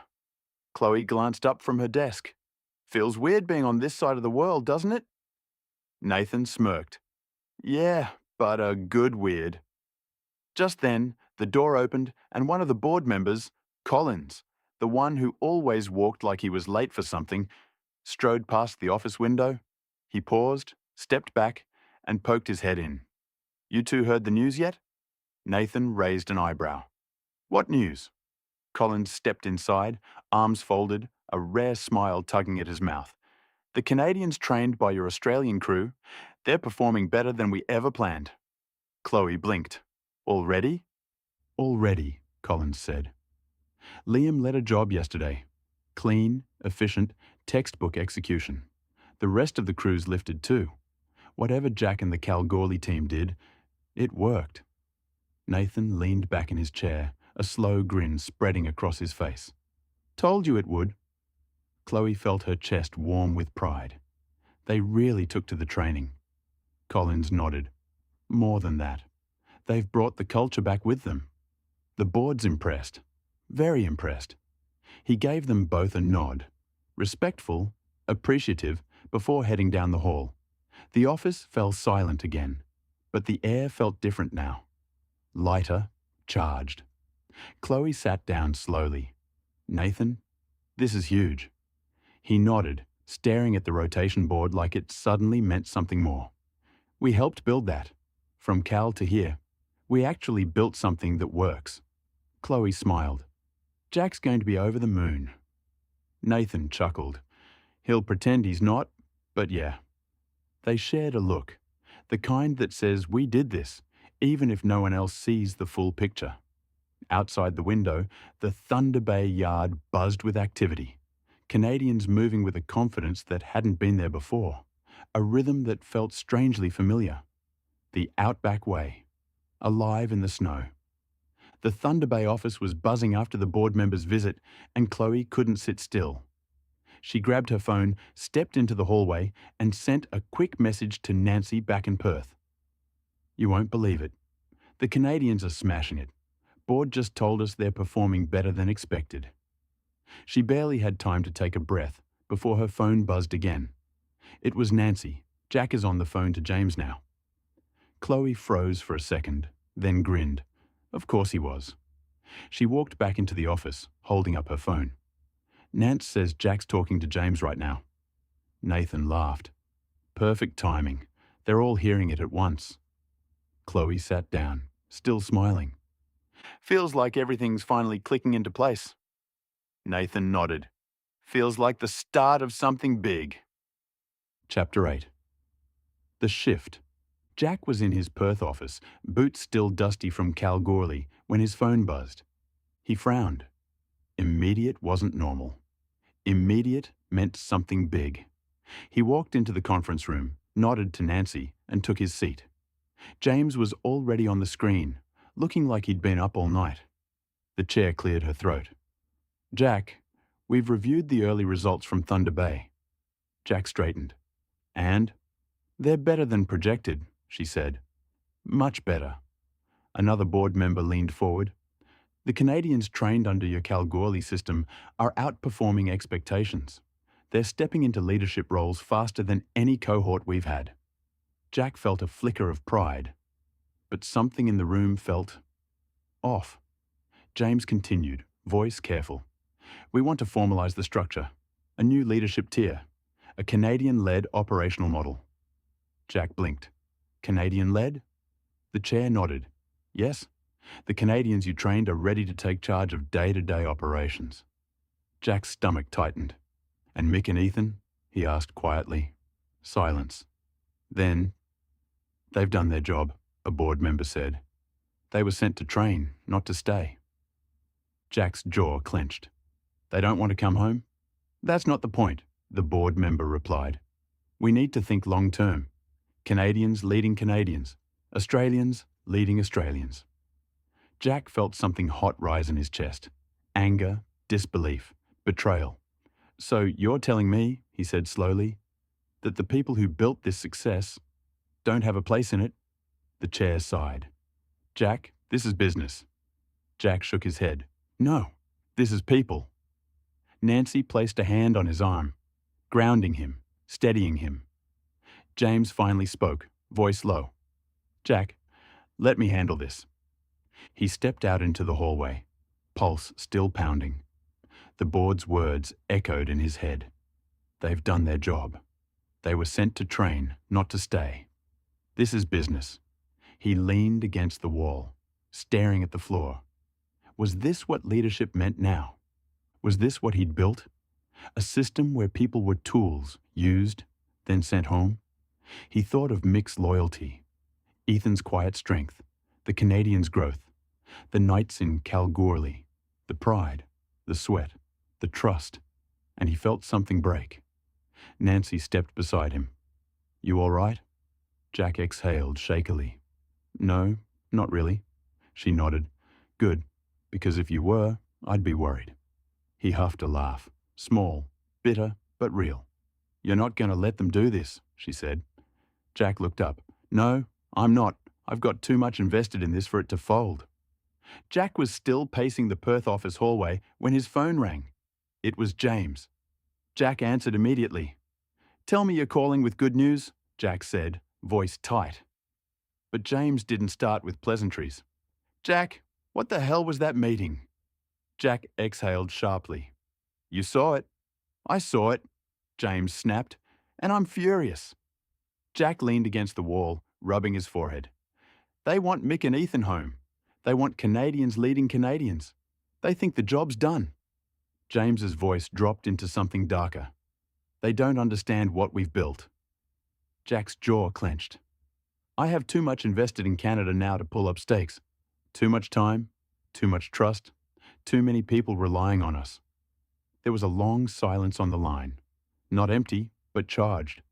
Then James said something that shifted the entire direction of the story. Jack, I think I accidentally created our first international leadership team. Jack froze. What? James continued, calmer now, but with that fire still underneath. Mick and Ethan aren't just trainers, they're leaders. They're the backbone of Thunder Bay right now. The Canadians are stepping up because of them, not instead of them. Jack felt something loosen in his chest. So, what are you saying? I'm saying, James replied, that the board is wrong, and I'm going to prove it. James took a breath. I'm drafting a proposal, a real one, a new structure. Senior International Operations Supervisors, Thunder Bay Division. 2 positions, 2 names, Mick and Ethan. Jack swallowed. They'll fight it. Then we fight harder, James said. But I'm not doing it alone. Jack straightened. You want me on the call? I want you and Nancy, James said. We need the operational argument and the cultural one. You two built this system. You know the value better than anyone. Jack nodded slowly. All right, when?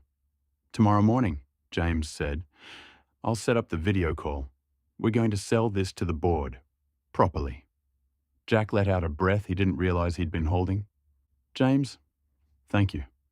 James's voice softened. Mate, I'm not doing this for you. I'm doing it because it's right. And because those 2 blokes earned their place here. Jack smiled, tired but proud. They did. And Jack, James added, yeah? Don't question your values. They're the reason this worked. Jack closed his eyes for a moment, letting that land. See you on the call, he said. Nancy stepped into Jack's office, arms crossed. Well? She asked. Jack looked up, a spark returning to his eyes. "James wants us on a call tomorrow. We're fighting for Mick and Ethan." Nancy smirked. "Good. I was ready to fight anyway." Jack laughed, the first real laugh since the board meeting. "Let's give them something they can't ignore." Nancy nodded. "Let's show them what leadership actually looks like." The office was quiet, too quiet for a document this important. Jack sat at the table, elbows on his knees, the contract spread out in front of him. Nancy stood behind him at first, arms folded, scanning the pages over his shoulder. Eventually, she pulled up a chair and sat beside him, the two of them leaning in like they were reading a verdict. Page after page, clause after clause, promises, conditions, expectations. It was all there. And yet, something wasn't. Jack exhaled slowly. "Nance, are we missing something?" Nancy didn't answer immediately. She flipped back to the start, then to the end, then to the middle again, the way she always did when something didn't sit right. "It's clean," she said finally. "Too clean." Jack frowned. "Meaning?" "Meaning Canada's not stupid," she said. "They don't hand out multi-year commitments without a catch. There's something they're not saying." Jack leaned back, rubbing his face. "Was the board right? Is this the end? Are they planning to take what we built and run it without us?" Nancy looked at him. Really looked at him. "You're not asking about the contract," she said softly. "You're asking about your people." Jack didn't deny it. He stared at the table, jaw tight. "I've got Mick and Ethan over there, Nathan and Chloe and the Yukon crew. I've got Canadians who trusted us. I've got a system that works because of the people in it. If Canada wants to cut us out, what happens to them?" Nancy closed the contract gently. "Jack, you're not wrong to question it. You're not wrong to worry. But don't jump to the end of the story before we've even turned the page." Jack shook his head. "Feels like the end." "No," she said firmly. "It feels like a turning point." He looked up. Nancy continued, voice steady, calm, but with that fire she only used when she believed in something. "Canada isn't trying to end anything. They're trying to take control of something they don't fully understand yet. They see the success, but they don't see the people behind it. They don't see the culture. They don't see the cost." Jack swallowed. "And the board?" Nancy sighed. "The board sees numbers. They see efficiency. They see Canadians leading Canadians. They don't see Mick's loyalty, Ethan's growth, Nathan's leadership, Chloe's backbone. They don't see what you built." Jack's voice cracked just slightly. "So what do?" Nancy slid the contract back toward him. "We fight. We clarify. We negotiate. And we make damn sure they understand that this isn't just a contract. It's a partnership." Jack nodded slowly, breathing out. "And if they don't?" Nancy smiled, small, sharp, confident. "Then James will make them understand." Jack blinked. "James?" "He's already furious," Nancy said. "He's already drafting a counterproposal. He's already building the argument for Mick and Ethan's new roles. He just needs us on the call to back him up." Jack stared at the contract again. But this time, it didn't look like an ending. It looked like a battle worth fighting. Nancy nudged his shoulder. "Jack, Canada isn't the end. It's the beginning. But only if we take control of the story." Jack closed the contract, stood up, and nodded. "Then let's take control." The video call opened with the usual corporate pleasantries, but the tension was already thick. Jack sat in the Perth office beside Nancy, both of them framed in the camera's glow. James appeared from Thunder Bay, jaw tight, eyes sharp. The board members joined one by one. Suits, ties, polished expressions. The kind of people who saw numbers before names. The chair cleared her throat. "Thank you all for joining. We're here to discuss the future structure of the Canadian operations." Jack leaned forward. "Then let's talk about Mick and Ethan." A few board members exchanged looks, the kind that said, "We knew this was coming." One of them spoke. "Jack, We appreciate the work your Australian team has done, but their assignment was temporary. The Canadians are now capable of leading themselves. Jack's voice stayed calm, but his eyes hardened. Capable because of Mick and Ethan. Another board member cut in. We don't dispute their contribution, but long term, it's more efficient to have Canadians leading Canadians. Jack felt the heat rise in his chest. Efficient doesn't mean right. The chair folded her hands. Jack, this isn't personal. Jack's jaw tightened. Everything about leadership is personal. Nancy placed a steadying hand on his arm, not to silence him, but to anchor him. A third board member sighed. We're not removing them. We're simply returning them to their original roles in Australia. Jack shook his head. You're not listening. They don't want to come home. They've built something in Thunder Bay. They've earned their place. And that's not your decision, the board member replied. Jack's voice dropped into something low and dangerous. It is, when it affects my people. The room went quiet. Nancy leaned in, her tone measured but firm. You're looking at this like a staffing rotation. It's not. It's a cultural bridge, a leadership model that's working better than any of us predicted. The chair exhaled. We understand your passion, but we need a structure that makes sense on paper. James finally spoke. And when he did, the entire call shifted. Then let me give you one. James adjusted his camera, sat up straighter, and slid a document into view. I've drafted a proposal, he said. A new leadership tier, one that reflects the reality on the ground. The board members leaned in despite themselves. Thunder Bay is performing at its highest level in years, James continued. Not because we replaced Australians with Canadians, because we combined them. He clicked to the next page. Senior International Operations Supervisors, Thunder Bay Division. 2 positions, Mick and Ethan. A murmur rippled through the board. James pressed on. These aren't trainers anymore. They're leaders.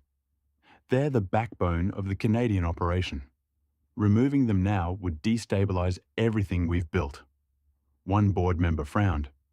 You're asking us to create new permanent roles based on temporary staff. No, James said. I'm asking you to recognize the leadership that already exists. Jack felt something swell in his chest. Pride, relief, gratitude. James wasn't just defending the program. He was defending their people. The chair narrowed her eyes. And what makes you think this structure is sustainable? James didn't blink. Because it's already working. The Canadians are stepping up. The culture is strong. The results speak for themselves. And Mick and Ethan are the reason. Nancy added quietly, You wanted proof the program works. This is the proof. The board fell silent. For the first time, they weren't pushing back. They were thinking. Really thinking. Jack leaned forward, voice steady. You asked me to build something in Canada. I did, but I didn't build it alone. Mick and Ethan gave everything to make this work. If you pull them out now, you're not just ending a rotation. You're breaking trust. You're breaking momentum. You're breaking the very thing you're trying to grow. He paused. I have too much invested in Canada to pull up stakes, and so do they. The board members exchanged glances, not dismissive ones this time, but uncertain ones. The chair finally spoke. We'll review the proposal. James nodded. Good, because this isn't just a staffing decision. It's the future of our international operations. Jack exhaled slowly. Nancy squeezed his arm. And for the first time since the conflict began, it felt like the tide was turning. The call ended abruptly. No closing remarks, no reassurance, no hint of which way the wind was blowing. Just, we'll convene for an hour and return with our decision. And then the screen went black. Jack stared at the empty monitor like it had personally betrayed him. Nancy closed her laptop slowly, her expression unreadable. The office felt too quiet, too still, too far from Thunder Bay. Jack paced. Nancy watched him. Neither spoke. 10 minutes passed, then 20, then 40. Still nothing from James. Jack checked his phone again. No messages, No missed calls, no updates. Nancy finally broke the silence. He's in the room with them. He can't text. Jack stopped pacing. Or he's not allowed to. Nancy raised an eyebrow. Jack. He exhaled sharply. I can't lose them. Not like this. Not because of a spreadsheet. Nancy stood, walked over, and rested a hand on his shoulder. You're not losing anyone. Whatever happens, we'll deal with it. Jack nodded, but his jaw was tight. He wasn't convinced. Then, finally, his phone buzzed. Incoming call, board chair. Jack swallowed hard and answered. The video call reconnected. The board members appeared one by one, their expressions carefully neutral. James was there too, but he looked different. Calmer, more certain. The chair folded her hands.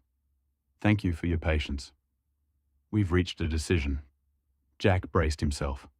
Nancy sat straighter. James didn't move. The chair continued. We have reviewed the proposal for the Senior International Operations Supervisor roles. A pause. A long one. Jack felt his pulse in his throat, and we have decided to approve the new leadership tier. Jack blinked. You're approving it? Yes, the chair said. The evidence presented by Mr. McAllister, she nodded toward James, demonstrates that the current success in Thunder Bay is directly tied to the combined leadership model. Removing the Australian supervisors at this stage would be detrimental to operations. Another board member added, we underestimated the cultural component, the mentorship, the continuity. It's clear that Mick and Ethan are essential to the stability of the Canadian division. Jack felt something loosen in his chest. Relief, disbelief, pride. Nancy let out a breath she'd been holding for an hour. James finally spoke, voice steady. This isn't just a win for Thunder Bay. It's a blueprint for future international operations. The chair nodded. We agree. Effective immediately, Mick and Ethan will be offered permanent roles as Senior International Operations Supervisors. Jack closed his eyes for a moment, not to hide emotion, but to steady it. When he opened them, he said quietly, Thank you. The chair gave a small, respectful nod. This was the right decision. And then the call ended. The door to the Thunder Bay office swung open as James stepped out, phone still in his hand, the cold air from outside rolling in behind him. Mick, Ethan, inside. They exchanged a look, confused, alert, and followed him in. The office was busy but muted, phones ringing, keyboards clacking, the usual hum of a workday. But James's expression wasn't usual. It was tight, controlled, like he was holding something big behind his teeth. He closed the door behind them. Sit down. Mick frowned. What's going on? James didn't sit. He stood behind his desk, hands braced on the surface, eyes flicking between them. We just got off a video call with the board. Jack and Nancy were on it too. Ethan straightened. Is everything all right?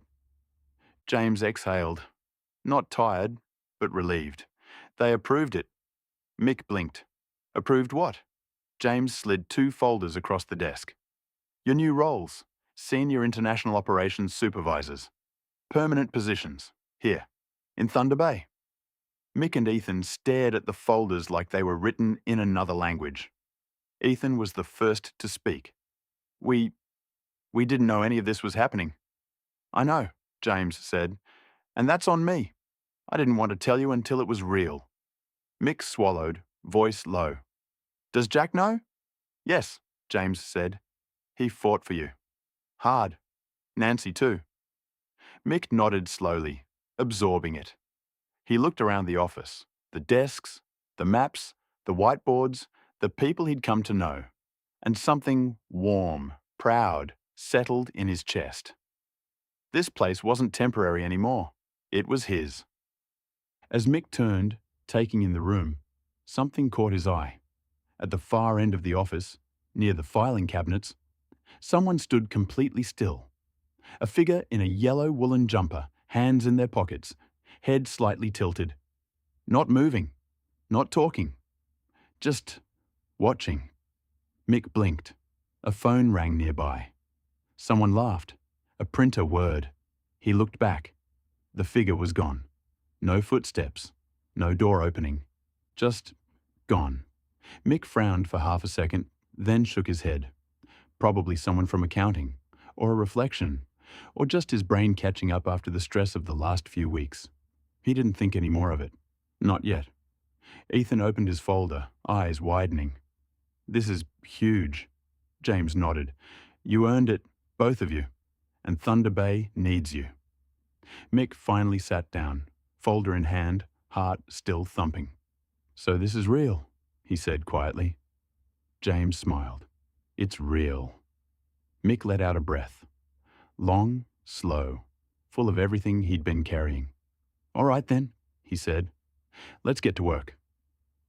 The office kitchen was quiet except for the hum of the old fridge and the faint clatter of someone typing in the next room. Mick filled 2 mugs with the burnt Canadian coffee they still hadn't gotten used to, while Ethan leaned against the counter, scrolling through the new contract on his phone. "You ready?" Ethan asked. Mick nodded, though his hands were still shaking slightly. "Yeah, let's call him." They hit the video call button and waited. Jack answered first, Nancy appearing beside him a second later. Both looked tired, but proud, the kind of proud that comes from fighting a battle and winning it. Jack grinned. "There they are, the new senior supervisors." Mick laughed, rubbing the back of his neck. "Mate, thank you, both of you. We didn't know any of this was happening." Nancy smiled warmly. "You earned it. We just made sure the board didn't miss it." Ethan stepped closer to the camera. "We're staying, Jack. We're really staying." Jack nodded. "Good. Thunder Bay needs you." Mick opened his mouth to speak, to say something real, something he'd been carrying for weeks, when something flickered in the corner of his eye. He turned his head slightly. There, at the far end of the kitchen hallway, the same figure, the yellow woolen jumper, still, silent, watching. Mick blinked. The figure didn't move, didn't shift, didn't even seem to breathe. "Mick?" Jack's voice cut through the moment. "You all right?" Mick snapped back to the screen. Yeah, sorry, just..." Someone walked past. Ethan glanced over his shoulder. "Who?" Mick shook his head. "Dunno. Didn't get a good look." He didn't mention the jumper, or the stillness, or the way the figure had vanished the moment he looked back. Jack continued talking, thanking them, telling them how proud he was, but Mick's mind kept drifting. Not scared. Not yet. Just unsettled, like something was shifting in Thunder Bay. Something he couldn't name, but he pushed it aside. For now. Jack finished with, "We'll talk properly soon. Celebrate tonight, yeah?" Mick forced a smile. "Yeah, we will." The call ended. Ethan clapped him on the shoulder. "You good?" Mick nodded slowly. "Yeah, just tired." But as they walked out of the kitchen, Mick glanced back down the hallway. Empty. Completely empty. And yet, he couldn't shake the feeling that someone had been standing there, watching, waiting. Chapter 9. Christmas time. A week drifted by in that strange way busy weeks do.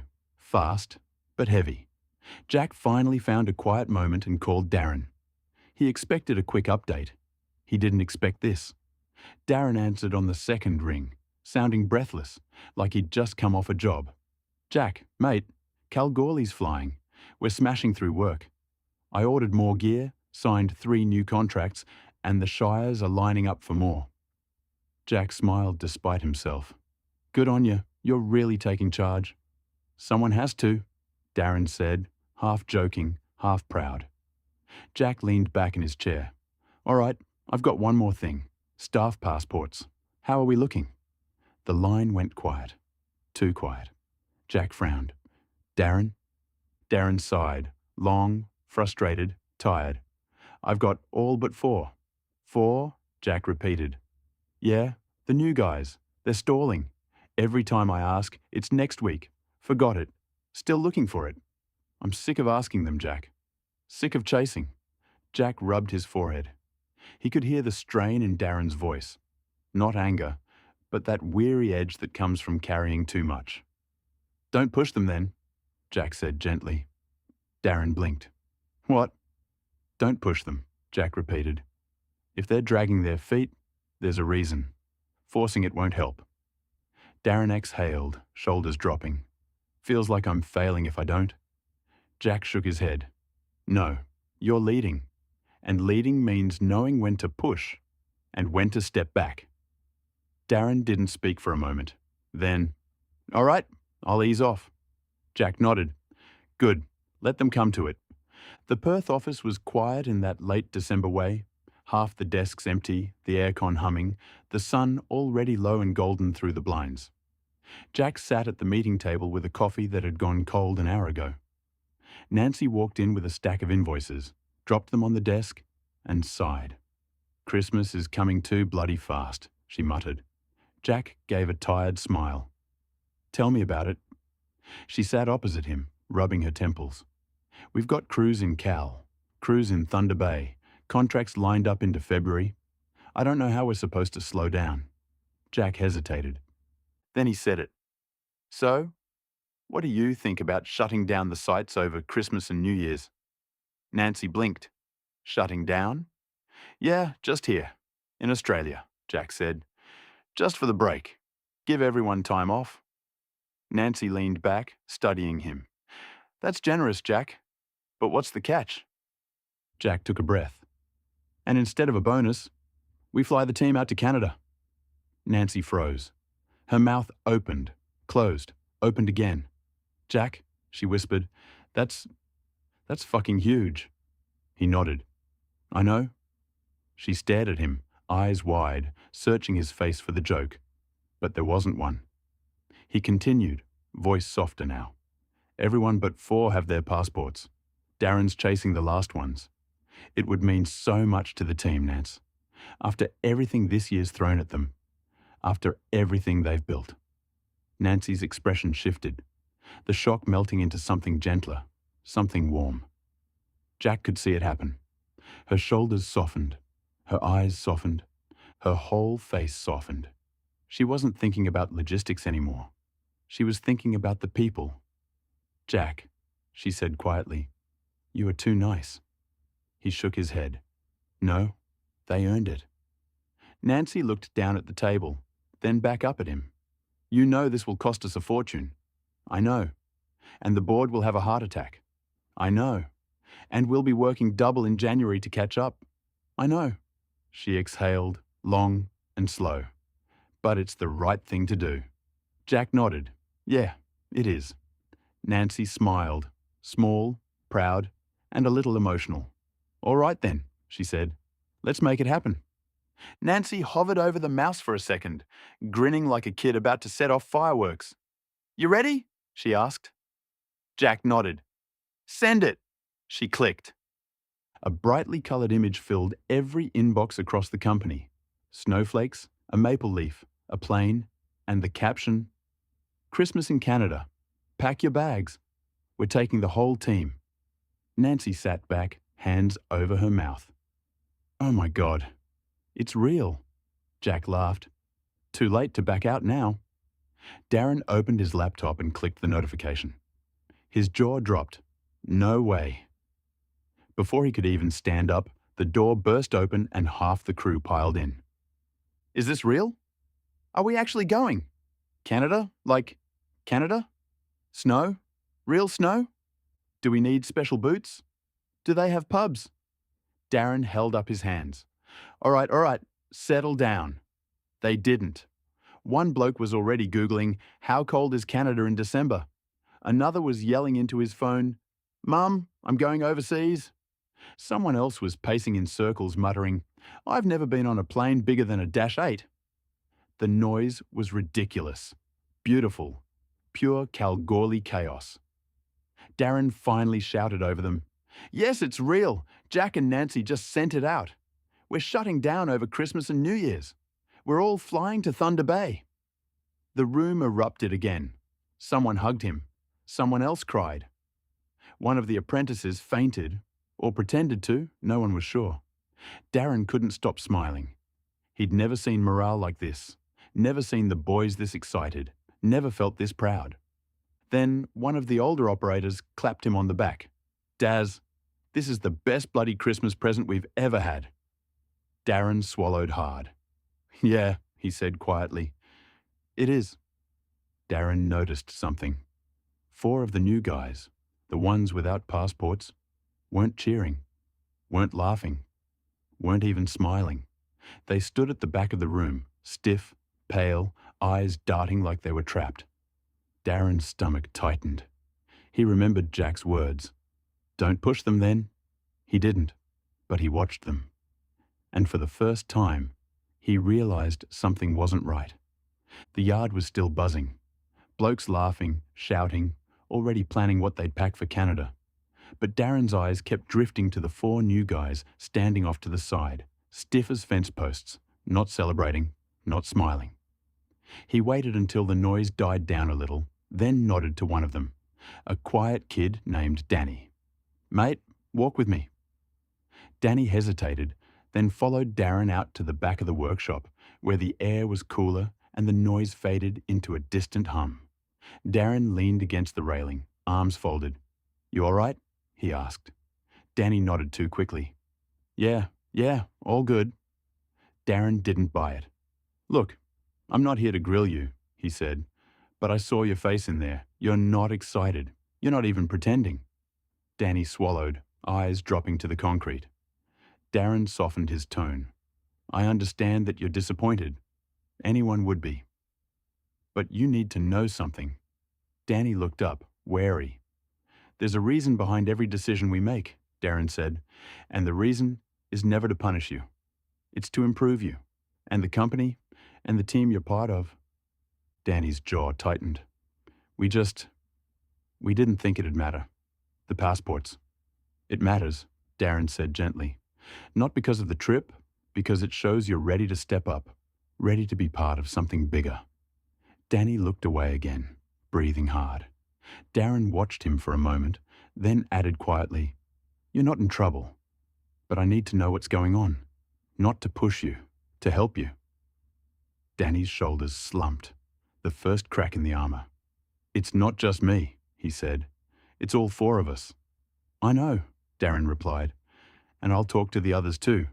But right now, I'm talking to you." Danny hesitated, then nodded, a tiny defeated motion. "All right," he whispered. "I'll tell you." Darren didn't move, didn't rush him, just waited. Danny took a shaky breath. "It's not that we don't want to go," he said. "It's that we can't." Danny stood there, shoulders hunched, eyes fixed on the concrete. "It's not that we don't want to go," he said quietly. "It's that we can't." Darren didn't move. "Why not?" Danny swallowed hard. "Ben's got legal trouble, court stuff. He can't leave the country." Darren nodded slowly. "All right. Leslie's got family issues," Danny continued. "He's looking after his mum. He can't be away that long." "Okay." "I'm in debt," Danny said. "Bad debt. He's scared if I leave, something'll happen while I'm gone." Darren's jaw tightened, but he stayed calm. "Right. And Stuart," Danny hesitated. "He's got a conviction. He's not allowed to travel." Darren exhaled. Not angry, not disappointed, just understanding. "Why didn't you boys say something earlier?" Danny shrugged helplessly. "Didn't want to look weak. Didn't want to lose our jobs." Darren shook his head. "You're not losing anything, but I need to tell Jack." Danny nodded, defeated. "Yeah, we figured." Darren stepped outside, phone already ringing. Jack answered on the first ring. "How'd it go?" Darren sighed. "Mate, it's not that they don't want to go. They can't. All 4 of them. Legal stuff, family stuff, debt, convictions. They're stuck." Jack didn't speak for a moment. Then, "Good. I don't want them to leave." Darren blinked. "What?" Jack's voice softened. "The company needs them here. Kalgoorlie needs them. And I'm not punishing anyone for circumstances they can't control." Darren leaned against the ute, relief washing over him. "So what do we do?" Jack already had the answer. "Pay them," Jack said. Darren frowned. "Pay them what?" 2 weeks casual wages, Jack said. "Same as everyone else who's going to Canada, and give them a small bonus for Christmas." Darren stared at the ground, stunned. "And when they come on full time," Jack continued, "give them another small bonus.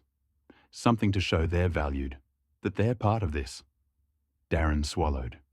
"Jack, that's huge." "No," Jack said quietly. "It's fair." Darren nodded slowly. "I'll tell them." "And Darren," Jack added. "Yeah? Make sure they know this isn't about travel, it's about family." Darren gathered the four of them behind the workshop, away from the noise and excitement. They stood stiffly, bracing for bad news. Darren crossed his arms. "Jack knows everything." Their faces fell. "But," Darren continued, "he doesn't want you to leave anyway. The company needs you here, and he's paying your wages for the next 2 weeks, same as everyone else." The boys froze. "And you're getting a Christmas bonus?" Danny blinked. "What? Why?" "Because you're part of this team," Darren said. "And when you go full-time, you'll get another bonus. Jack wants you to know you're valued, even if you can't leave the country." For a moment, none of them spoke. Then Danny wiped his eyes. Leslie looked away, jaw trembling. Ben nodded hard, like he was holding himself together. Stuart whispered, "No one's ever done that for us." Darren smiled, small, proud, warm. "That's because you've never worked for a family before." And in that moment, the four of them knew, really knew, that even if they couldn't fly to Canada, they weren't being left behind. They were being looked after. They belonged. A week later, Jack stepped off the small plane into the dry Kalgoorlie heat, the kind that hits you like a wall even at 8 a.m.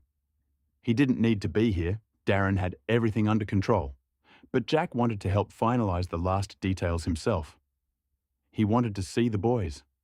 He wanted to feel the energy. He wanted to make sure the four who couldn't travel didn't feel left behind. Darren met him at the gate, dust on his boots, clipboard under his arm. "Didn't think you'd actually come," Darren said, grinning. Jack shrugged. "Figured you could use a hand." Darren snorted. "Mate, I've got it. But I'm glad you're here." They drove back to the yard in the cruiser, windows down, Kalgoorlie rolling past in all its red dirt glory. The crew was buzzing, half packing gear, half pacing with excitement, half pretending they weren't nervous about flying halfway across the world. Jack walked through the workshop, shaking hands, clapping backs, laughing with the boys. But he kept an eye out for the four. He found them near the back, working quietly, not wanting to get in the way of the excitement. "Morning, lads," Jack said. They straightened immediately. "Morning, Jack." He smiled. "Got something for you." They exchanged confused looks. Jack reached into his bag and pulled out 4 envelopes, thick ones. "Inside," he said, "is 2 weeks casual wages, your Christmas bonus, and a letter confirming your full-time start date in January. You're not coming to Canada, but you're not missing out." The boys froze. Danny blinked hard. "Jack, you didn't have to—" "Yes," Jack said, cutting him off gently. "I did." Leslie swallowed. "Why?" Jack looked at each of them, steady and sincere. "Because you're part of this team, and family doesn't get left behind."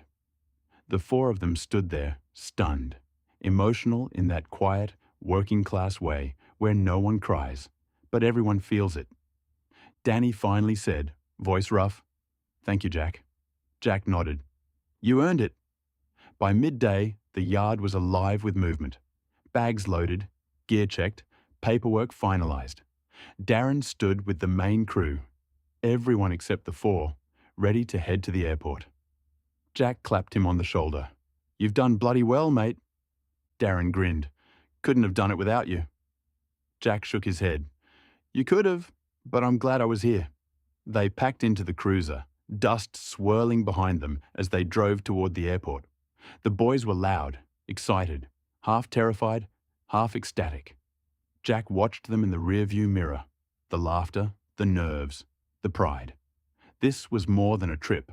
It was a reward, a recognition, a moment they'd remember for the rest of their lives. And as the Kalgoorlie airport came into view, Jack felt something settle in his chest. This was the right call, for all of them. Kalgoorlie felt strangely empty after the main crew left for the airport. The yard was quieter, the workshop still, the usual chaos replaced by a kind of soft, dusty calm. Danny, Ben, Leslie and Stuart stood together near the roller door, watching the last of the dust settle from the cruiser that had taken the others away. For a moment, none of them spoke. Then Leslie let out a breath. "Feels weird, hey?" Ben nodded. "Yeah, like the whole place is holding its breath." Stuart kicked at the dirt. "They're going to have the time of their lives." Danny smiled, a small, genuine smile. "Good. They deserve it." The others nodded. But something was different now. They weren't bitter or embarrassed. They weren't left behind. They were steady. Danny pulled the envelope from his pocket, the one Jack had given him. He opened it again, even though he'd already read the letter twice. Full-time start date, bonus, wages covered. A handwritten note at the bottom. "You're part of this team. Don't ever doubt it." "Jack," Danny swallowed hard. Ben looked over his shoulder. "What's it say?" Danny handed it to him. Ben read it, then passed it to Leslie, who passed it to Stuart. By the time it made its way back to Danny, all four of them were standing a little straighter. Leslie wiped his eyes with the back of his hand. "Bloody hell, no one's ever treated us like this?" Stuart nodded. "Not bosses, anyway." Danny laughed softly. "Not even family." They stood there for a moment, letting it sink in. Not going to Canada didn't matter anymore. Not really.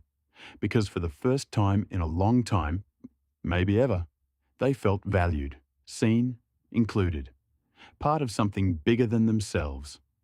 Riley finally said, "All right, boys, let's get back to work. They'll need this place running smooth when they get back." Ben grinned. "Yeah, let's show 'em what we can do." And as they walked back into the workshop, shoulders squared, steps steady, there was a quiet pride in the air. A pride that didn't come from flying overseas. A pride that came from belonging. The Kalgoorlie yard felt different with most of the boys gone. Quieter, slower, almost peaceful. The dust didn't hang in the air the same way. The workshop echoed a little more. The radios were silent. Jack pulled up in the cruiser and stepped out, stretching his back after the long drive. He spotted Danny near the roller door, sweeping up offcuts and bolts that had been left behind in the rush. Danny looked up, surprised. "Jack? Thought you'd be halfway back to Perth by now." Jack smiled. "Came to check on you boys, make sure everything's sorted." Danny shrugged. "Yeah, we're good. Just keeping busy." Jack walked over, hands in his pockets, the way he always did when he wanted to talk without making a big deal of it. "Mate," he said quietly, "don't feel obliged to come to work." Danny blinked. "What do you mean?" "It's Christmas," Jack said. "Take some time for yourself. Go fishing. Sit in the aircon. Sleep in. Whatever you want." Danny looked down at the broom, unsure. "Yeah, but I don't want to look like I'm slacking off." Jack shook his head. "You're not. You've earned the break same as everyone else." Danny swallowed, eyes softening. "I just didn't want to be the odd one out." Jack stepped closer, voice warm. "Danny, listen. If you feel like coming in, come in. If you feel like staying home, stay home. It's up to you. I trust you. Just lock the gate when you leave." Danny let out a breath he'd been holding for days. "Thanks, Jack." Jack clapped him gently on the shoulder. "You're part of this team. Don't forget that."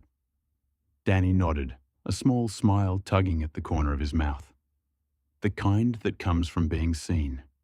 As Jack walked back to the cruiser, Danny watched him go, feeling something he hadn't felt in a long time. Pride, belonging, and a sense that maybe, just maybe, he wasn't alone anymore. Jack drove out of the yard, calling Charlotte, letting her know that they'll be flying back to Perth soon. Thunder Bay was buzzing, forklifts moving pallets, Ethan yelling at someone about the wrong fuel cans, Liam and Noah arguing over who had to clean the kitchen before the Aussies arrived, and Mick? Mick was in the yard, trying to look like a man in control of his environment. Clipboard, checklist, serious face. He was halfway through counting ratchet straps when a soft voice behind him said something. Gentle, almost musical, but too quiet to make out. Mick screeched, not yelled, not shouted, screeched. He spun around so fast he nearly tripped over the pallet jack. Hand on his heart, eyes wide. And there she was. Sam. The yellow jumper. The ghost that wasn't a ghost. She winced. "Sorry, I didn't mean to sneak up on you." Mick tried to speak but only managed a noise that sounded like a kettle boiling. Sam smiled. Small, warm, apologetic. "I'm Sam, or Samantha, whichever." Yeah, hi, Mick," he stammered. "I mean, I'm Mick. You know that, obviously, because, yeah." Smooth. Very smooth. Sam tucked a strand of hair behind her ear. "I figured I should introduce myself properly. You've seen me around." Mick blinked. "Yeah, I thought you were a ghost." Sam laughed, a soft, breathy sound that hit him right in the chest. "No, not a ghost. I work here." "Sort of." "Sort of?" Mick echoed. She nodded. "I'm in and out. I do admin overflow, HR support, and sometimes I help James with onboarding. I've been around more lately because of the Aussies coming." Mick nodded like he understood any of that. He didn't.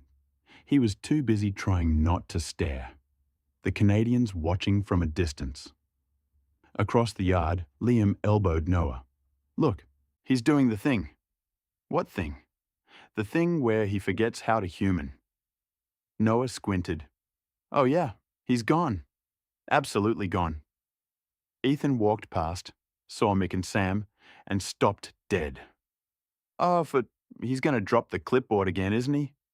Liam nodded. $10 says he does. 20, Noah added, and he blushes. They all watched like it was a nature documentary. Mick cleared his throat, trying to recover some dignity. "So, why were you always disappearing?" Sam tilted her head. "Disappearing?" "Yeah," Mick said. "I'd see you, and then, poof, gone." Sam laughed again. "Oh, that? I'm just quiet. And the office is loud. I tend to slip out when it gets too much." Mick nodded. "Right, yeah, makes sense. Totally normal. Not creepy at all." Sam raised an eyebrow. "Creepy?" "No, not you. Me. I mean, no, not me either. Just forget I said anything." Sam smiled. That soft, knowing smile that made his brain short-circuit. "You're funny," she said. Mick blinked. "I am?" "Yeah," she said. "In a good way."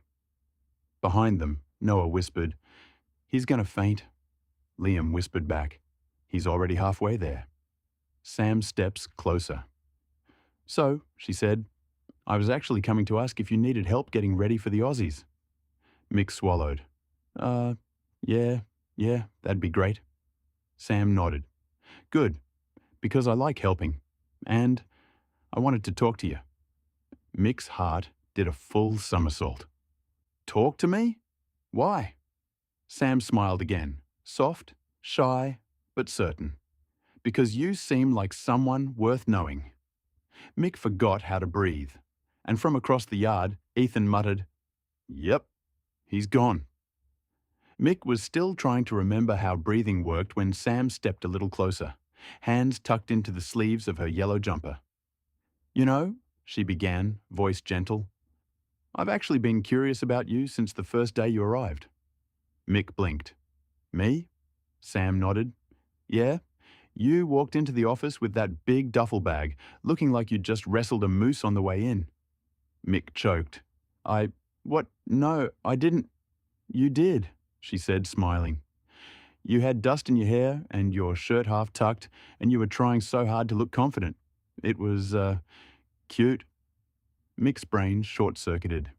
"Cute?" he repeated, voice cracking like a teenager. Sam laughed softly. "Yeah, you looked like someone who'd been dropped into a new world and was trying to pretend he wasn't terrified." Mick rubbed the back of his neck, suddenly very aware of how warm his face felt. "Right, yeah, That tracks. And then, Sam continued, you kept showing up early, helping people, asking questions, being kind. I noticed. Mick swallowed. You noticed me? Sam tilted her head. Of course I did. The Canadians watching and loving every second. Across the yard, Liam elbowed Noah so hard he nearly dropped a box of gloves. Oh my God, she likes him. Noah grinned.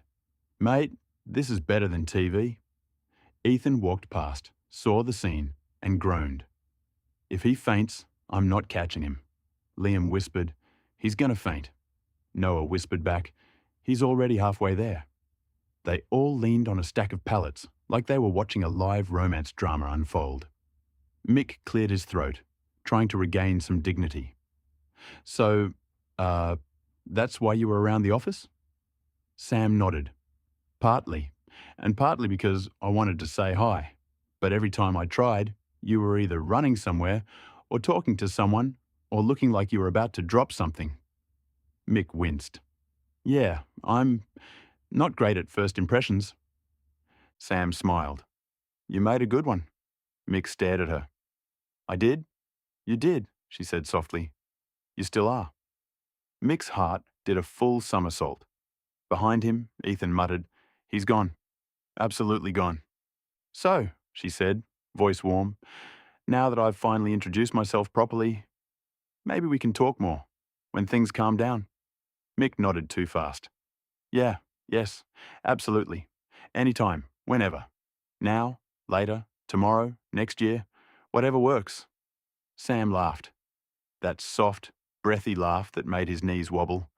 I'll hold you to that, she said.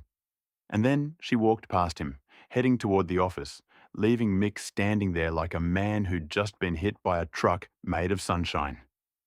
Liam whispered loudly from across the yard, he's in love. Noah added, he doesn't even know it yet. Ethan shook his head. He knows. He just can't process it. And Mick? He just stood there, staring after her, heart thumping, clipboard forgotten at his feet.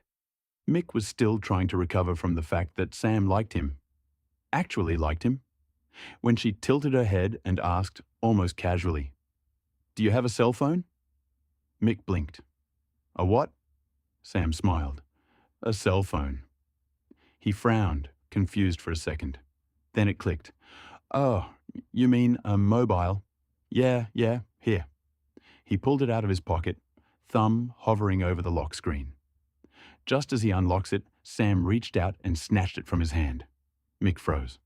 But Sam was already tapping, swiping, typing with the confidence of someone who had absolutely no hesitation about invading his personal space. His phone buzzed. Across the yard, a ringtone chimed. Hers. Sam held up her own phone, smiling. There, she said. Now you have my number. She placed his phone back into his hand, gently, deliberately, her fingers brushing his for just a second longer than necessary. Then she turned and started walking away. Mick watched her go, stunned, heart hammering, brain completely offline. Halfway across the yard, she glanced back over her shoulder. A small smile, warm and knowing, before disappearing into the office. Ethan arrives, right on cue. Ethan walked up beside Mick, following his gaze. Both of them watched Sam walk away. Mick finally tore his eyes off her and turned to Ethan, face pale, eyes wide, voice cracking. Mate, what the fuck just happened? Ethan didn't even hesitate. She likes you, Romeo. Mick stared at him. Ethan clapped him on the back. And you're in deep, brother. Mick looked down at his phone, Sam's number glowing on the screen, and let out a breath he didn't realize he'd been holding. Holy shit, Ethan grinned. Yep, you're cooked. The ute rolled into the Thunder Bay yard, just as the plane touched down. Nathan hopped out first, stretching his back. Ethan followed, grinning like he owned the place.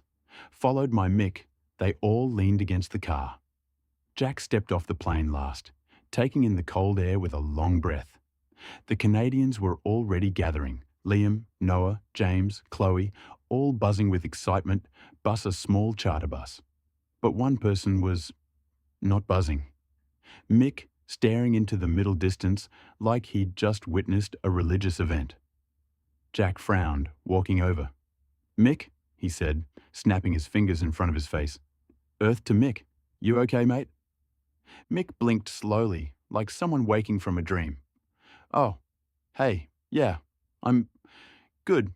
I'm fine. Everything's fine." Jack raised an eyebrow.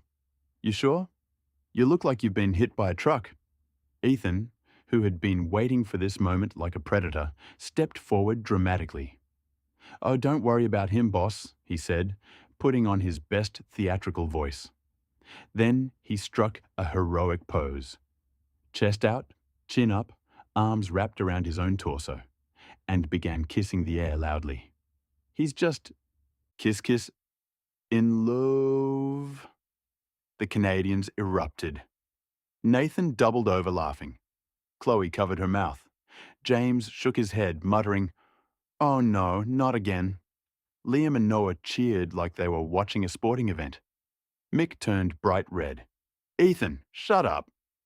Ethan only kissed the air louder. Jack looked between them, confused. "What the hell happened?" Ethan grinned. "Sam happened." Jack blinked. "Sam?" Mick groaned. "Don't. Please don't."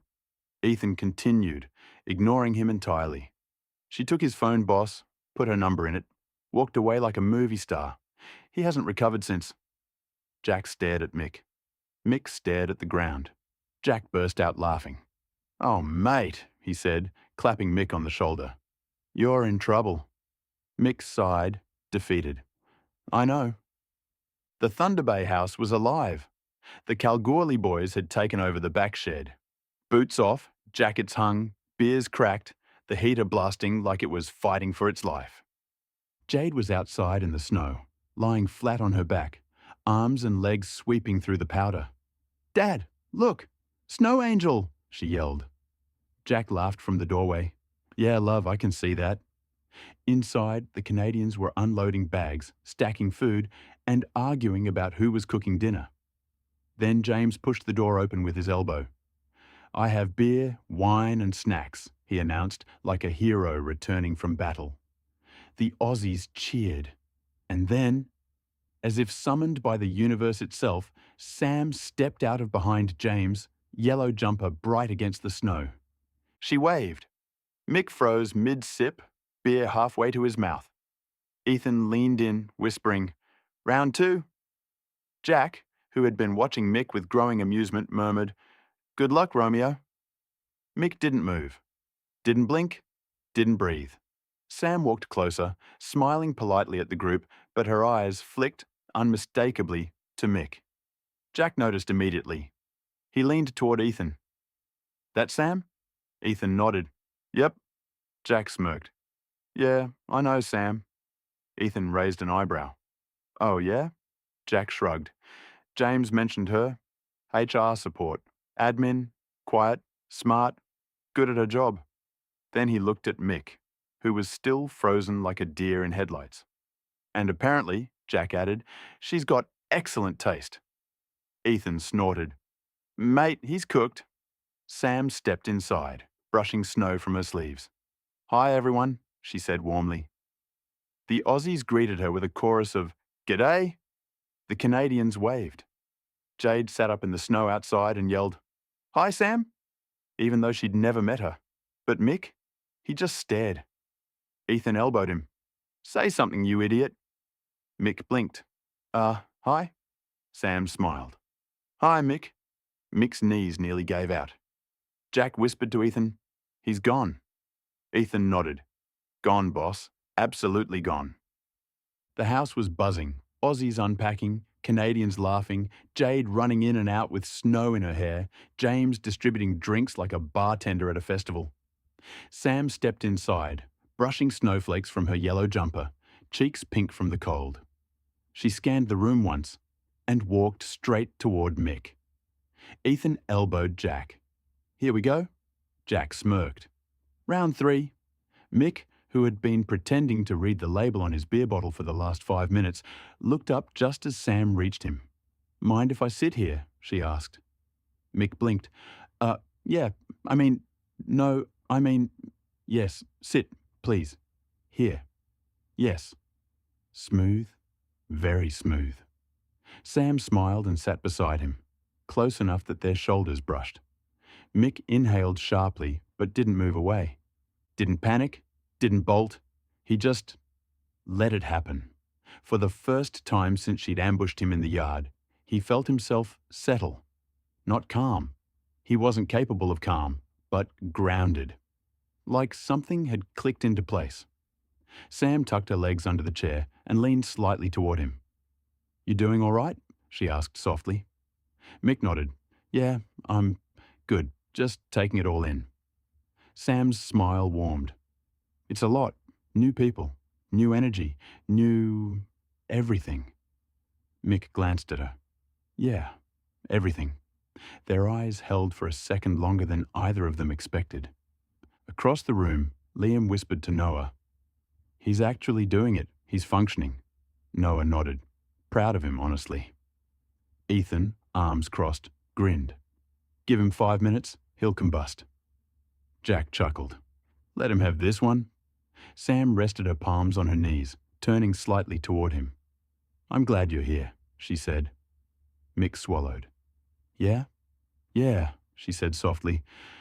"I've been hoping we'd get a chance to talk properly." Mick didn't overthink it this time. Didn't panic. Didn't freeze. He just nodded, a small smile tugging at the corner of his mouth. "Me too." Sam's eyes softened, warm, bright, certain. And Mick felt it. That shift. That quiet, steady acceptance. The house was alive with noise. Aussies unpacking, Canadians laughing. But Nathan and Chloe weren't swept up in the chaos.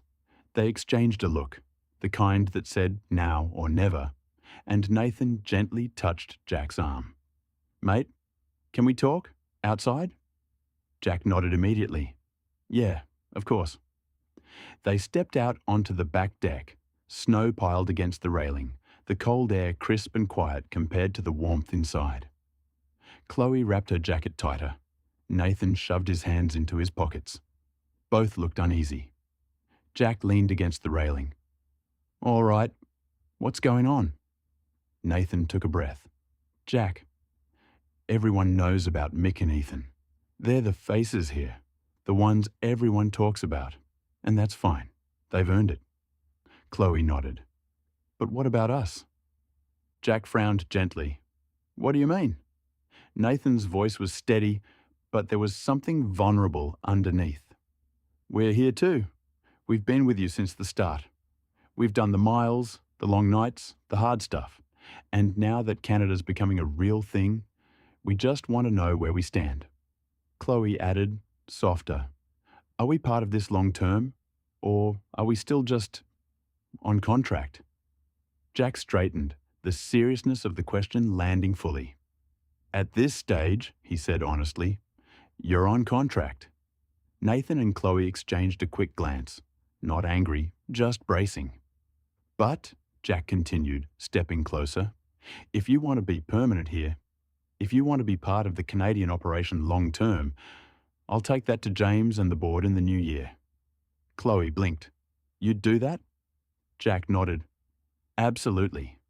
You two aren't afterthoughts. You're not extras. You're the backbone of this whole thing. If you want a permanent fixture here, I'll fight for it."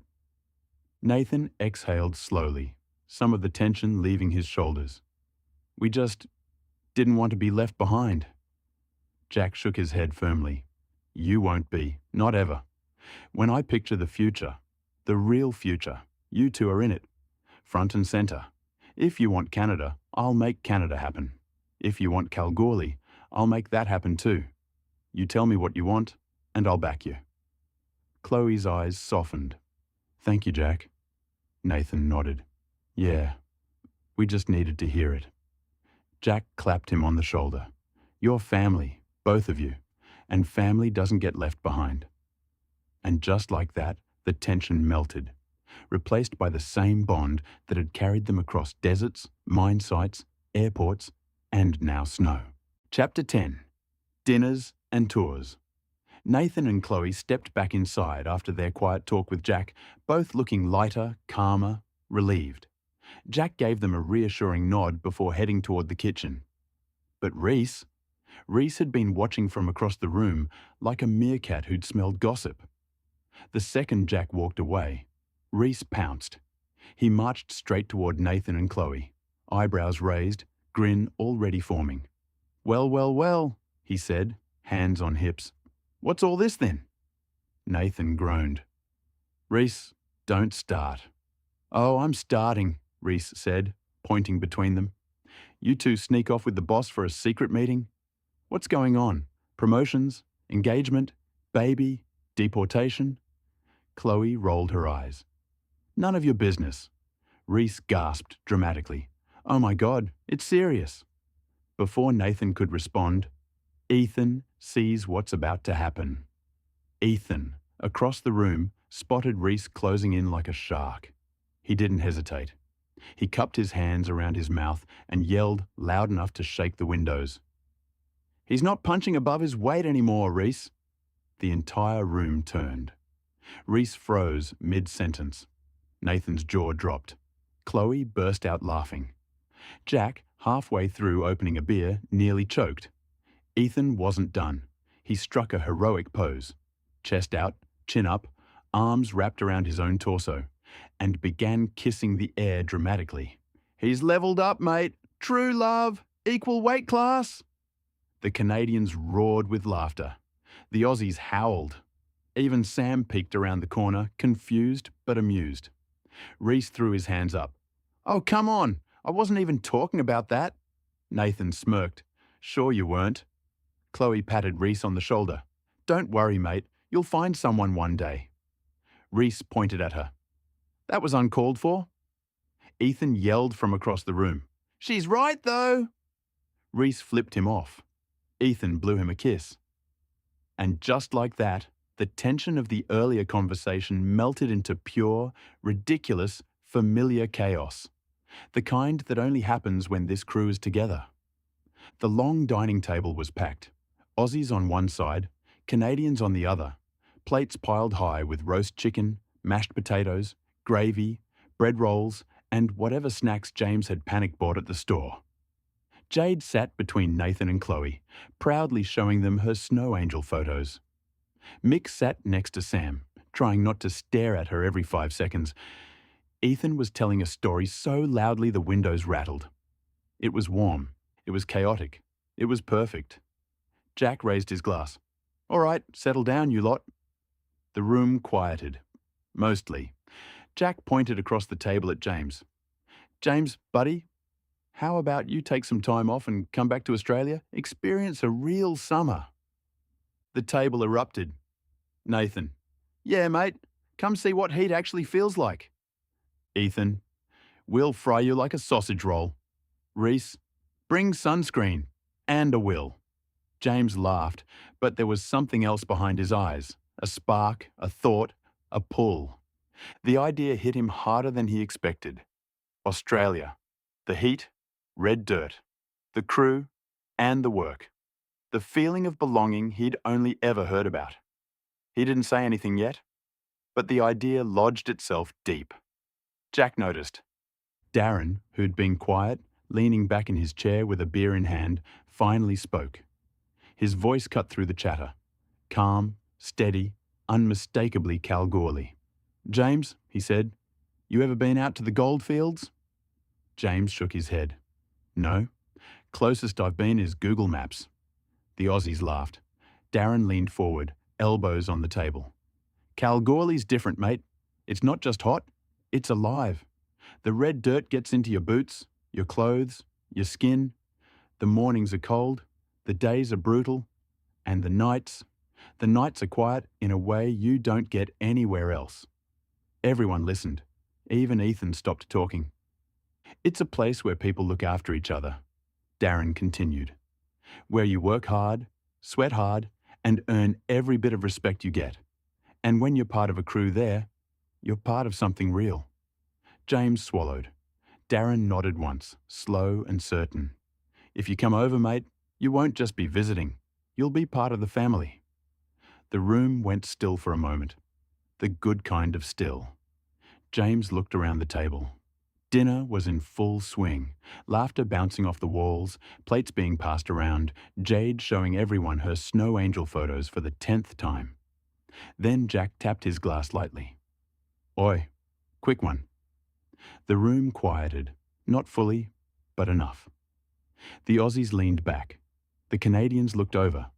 Sam nudged Mick, who nearly dropped his fork. Jack looked at Nathan first. "Mate, I didn't get a chance to tell you properly earlier." Nathan raised an eyebrow. "Tell me what?" Jack took a breath. Not dramatic, just steady. "You remember that weekend we did the cleanup? The 6 bags?" Nathan nodded slowly. "Yeah?" Jack continued, voice calm but carrying weight. "We went back out there a few weekends back and got 4.7 kilos of gold." The room froze. Forks stopped mid-air. Ethan's jaw dropped. Reese choked on his beer. James blinked like he'd misheard. Nathan stared. 4.7? Jack nodded. "Yep." Chloe whispered, "Holy shit." Jack shrugged, like he was talking about a bag of groceries. "Came out to just under $1.7 million. The room erupted. "Reese." "You're kidding," Liam gasped. "That's insane," Noah said. "That's a whole house with land." Mick, Harry and Sean played along. They were there for the weekend dig, but played alone. That's a lot of gold, mate." Sam looked at Jack with wide eyes. "That's incredible." Nathan was still processing. "Jack, what did you do with it?" Jack lifted his glass, calm as ever. "I reinvested it." Silence. "I put the whole 1.7 million back into the company. Darren's got more equipment, with the possibility of vehicles, rigs, growth, stability, all of it." The room went quiet, not shocked this time, but moved. Chloe swallowed. "All of it?" Jack nodded. "Every cent." Darren leaned back, impressed. "That's why we're here. That's why this whole thing works." James stared at Jack with a new kind of respect. "You didn't keep any?" Jack shook his head. "Didn't need to. The company needed it more." Nathan exhaled, pride settling into his chest. "Mate, that's huge." Jack smiled. Small, humble, genuine. "We're building something real, something that lasts, and I'm not doing it alone. Every one of you is part of this." The room warmed, not from the heaters, but from the feeling that spread through everyone at the table. Sam leaned toward Mick and whispered, "Your boss is something else." Mick nodded. "Yeah, he really is." And for the first time that night, the Aussies and Canadians weren't two teams. They were one. Plates were pushed aside, wine glasses half empty, beer bottles clinked together every few minutes. The heater hummed. Snow tapped softly against the windows. And around the long table, the noise rose like a warm tide. Not one conversation, not two, but 6 happening at once, all overlapping, all loud, all joyful. Ethan and Reese were locked in a heated argument with Liam and Noah. "I'm telling you," Ethan insisted, waving his bottle. "Canadian beer tastes like someone filtered it through a snow boot." Liam fired back. "Mate, yours tastes like someone brewed it in a shed behind a servo." Reese slapped the table. "That's the point." Everyone laughed. Darren leaned back, arms crossed, explaining something with the calm authority of a man who'd lived it. "Kalgoorlie's different, mate. You don't just work there. You survive it. The heat, the dust, the flies. But the people, they're gold." James nodded, absorbing every word. "I want to see it. Properly." "You will," Darren said. "And when you do, you'll understand why we love it." Amid the noise, Mick and Sam sat close, shoulders brushing, talking softly. Sam laughed at something he said, a real, warm laugh, and Mick's whole face lit up. He wasn't panicking anymore. He wasn't overthinking. He was just, there, present, letting fate guide the moment. Every now and then, Ethan would glance over and smirk, but Mick didn't even notice. Jack leaned back in his chair, arms folded, a small smile tugging at his mouth. His crew, his people, Aussies and Canadians mixing like they'd known each other for years. Nathan caught his eye from across the table, a quiet nod of gratitude for earlier. Chloe raised her glass. Jack raised his back. This wasn't just a dinner. It was the beginning of something bigger. A merging of worlds, a future taking shape right in front of him. Voices overlapped. Laughter burst from one end of the table. Someone dropped a fork. Someone else told a story too loudly. Jade squealed about snow. Ethan yelled something inappropriate. Reese pretended to be offended. Sam brushed Mick's arm and he forgot how to breathe. It was messy. It was loud. It was perfect. A mash of conversations, a mash of lives, all blending into one warm, chaotic, unforgettable night. Dinner had wound down into soft chatter and clinking glasses. The house was warm, loud, alive, but outside, the world was still. Sam slipped on her jacket and scarf. "I should head home," she said softly. Mick looked up from the table, heart doing that stupid flip again. "I'll walk you." Sam smiled, small, warm, grateful. "I'd like that." They stepped out into the night.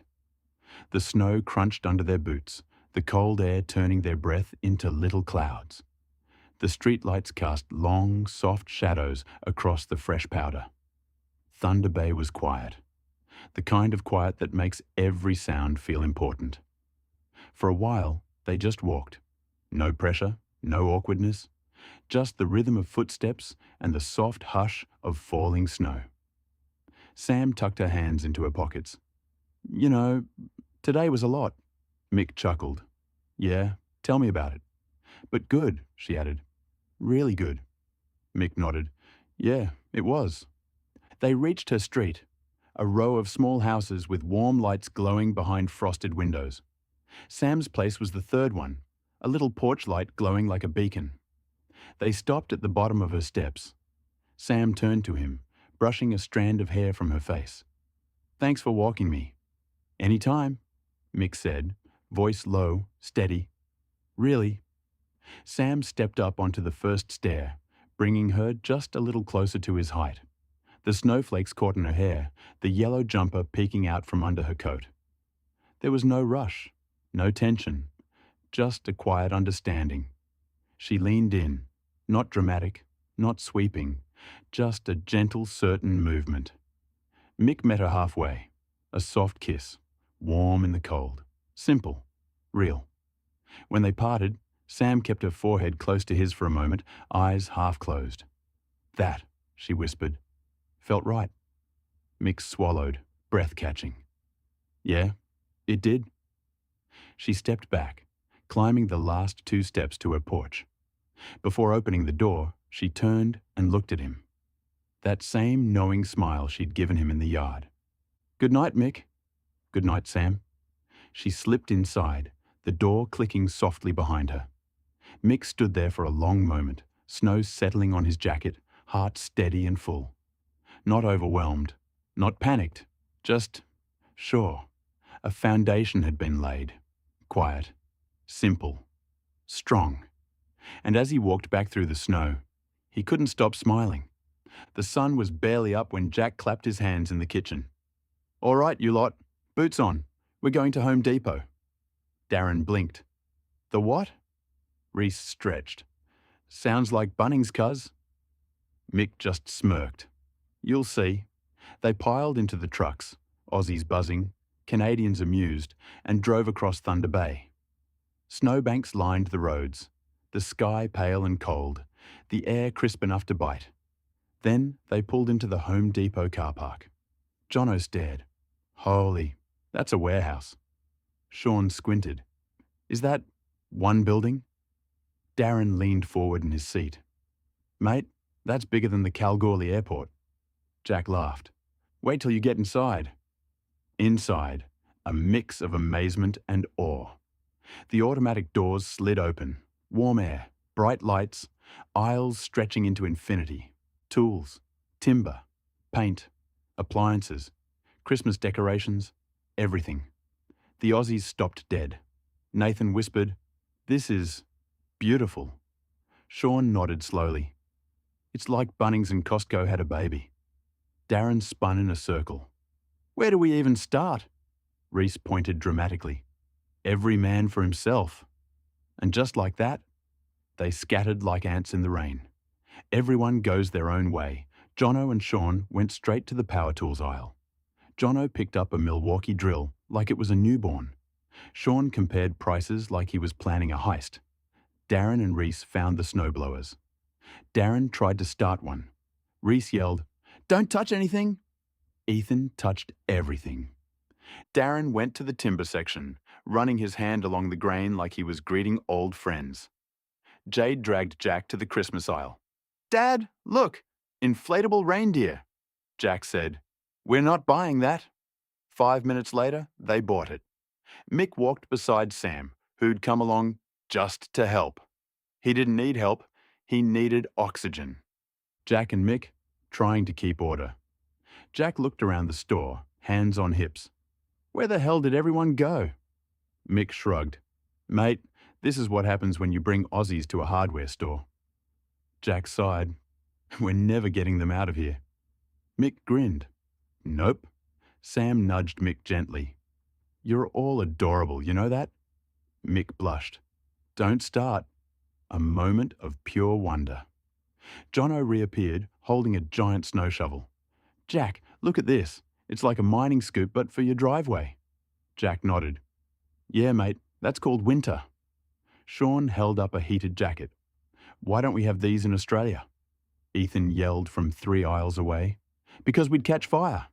The Canadians laughed. The Aussies kept exploring. Jack just shook his head, smiling. Home Depot wasn't just a store. It was an adventure, a cultural exchange, a playground for grown adults who'd never seen snowblowers or heated jackets or aisles that long. And it was only the beginning of the day.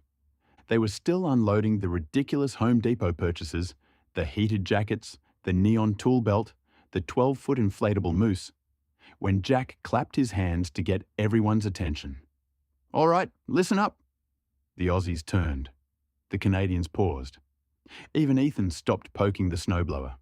Jack leaned against the tailgate of the truck, arms folded, that familiar half smirk on his face. "You've all heard the stories," he said. "The cold, the wildlife, the roads, the remoteness, the whole bloody thing." Jono nodded. "Mate, you've told us enough times we feel like we've already been there." Sean added, "Moose, bears, -40. Yeah, we've heard it." Jack chuckled. "Good, because we're going." Silence. Then Darren yelled. "We're what?" Reese screamed. "No way!" Jono swore. "Holy shit, we're actually doing it." Sean questioned. "I'm buying another heated jacket." Darren. "I knew this day would come." The Canadians grinned. They'd been waiting for this reaction. James folded his arms, amused. "Told you they'd lose their minds." Jack continued, voice steady but warm. "We're heading up there soon. Proper trip, real work, real country. You'll see everything I've been talking about. Dawson City, the highways, the frozen rivers, the whole lot." Darren practically vibrated. "Mate, I want to see a moose." Reese elbowed him. "You'll see one. It'll probably kill you." Jono laughed. "Worth it." Sean looked at Jack, eyes bright. "You serious? We're actually going?" Jack nodded. "Yeah, you've earned it. And I want you to see what we're building up there." The Aussies exchanged looks, excitement, nerves, pride, all tangled together. Liam grinned. "You boys think you're ready for the Yukon?" Big Kev puffed his chest. "Mate, we survived Kalgoorlie." Noah snorted. "Kalgoorlie doesn't have animals the size of cars." Darren shrugged. "Cars don't try to eat you." James laughed. "Welcome to Canada." And in the background, Sam nudged Mick gently. "You excited?" Mick smiled. Small, soft, certain. "Yeah, I reckon I am, but I've been there before." Sam's eyes warmed. "Wow, you're full of secrets, aren't you?" Sean yelled from across the car park. "Oh, aye, Kev! You can't kiss a moose?" Big Kev groaned. Jack shook his head, and the whole crew, Aussies and Canadians, buzzed with the same electric anticipation. The Yukon was waiting. The trucks were half unloaded. The Aussies still arguing about who bought the stupidest thing at Home Depot, and Jade was trying to inflate the giant moose in the living room. Jack caught James's eye across the yard. A small nod, a quiet signal. "We need to talk."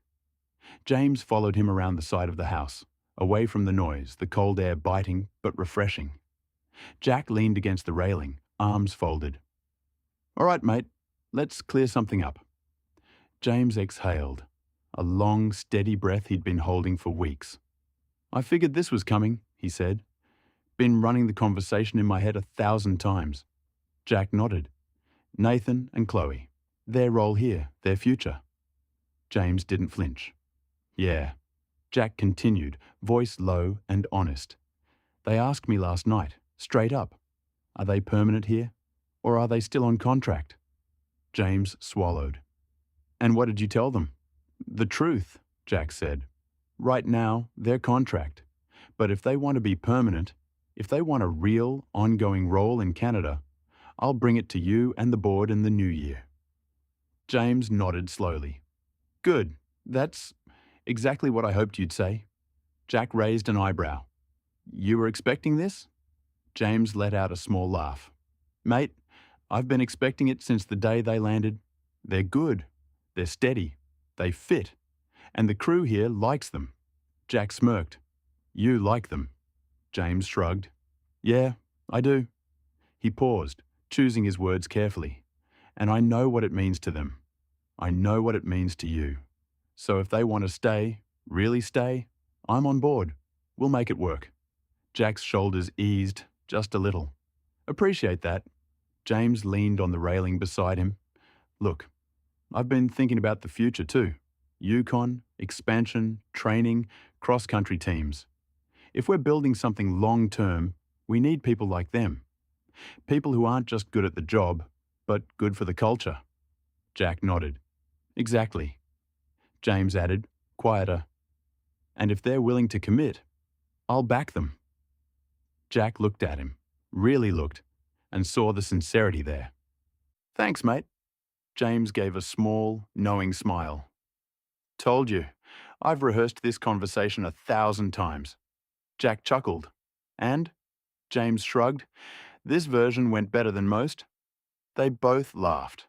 The kind of laugh that comes from relief, respect, and the sense that something important has just shifted into place. And together, they headed back inside. Two leaders aligned, two crews merging, and a future quietly taking shape. Jack found Nathan and Chloe in the living room, Jade trying to climb the inflatable moose behind them. He didn't drag it out. He just stepped in front of them and spoke plainly. "All right, I talked to James." Both of them straightened, that tiny flicker of tension returning. Jack continued, steady and sure. "He's on board. If you want permanent roles here in Canada, we'll make it happen in the new year." Nathan blinked. "Just like that?" Jack nodded. "Just like that." Chloe let out a breath she didn't realize she'd been holding. "Thank God." Jack gave a small smile. "You two earned it, and James knows it." Nathan's shoulders dropped, the relief hitting him all at once. Chloe leaned back against the couch, eyes softening. Jack clapped Nathan on the shoulder, then Chloe's. "You're not in limbo anymore. You've got a place here if you want it." And just like that, the weight lifted. The uncertainty dissolved. The future opened. A clean, simple moment of clarity. Exactly what they needed. The crew was still buzzing from the Yukon news, the Home Depot chaos, and the general madness of the morning. But Darren caught sight of Jono and Sean standing near the truck, sorting through their ridiculous purchases.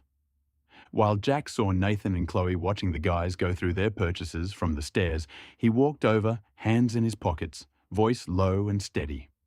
"Hey, quick one." They both looked up. Jack nodded toward them. "Back home. We talked about paying it forward."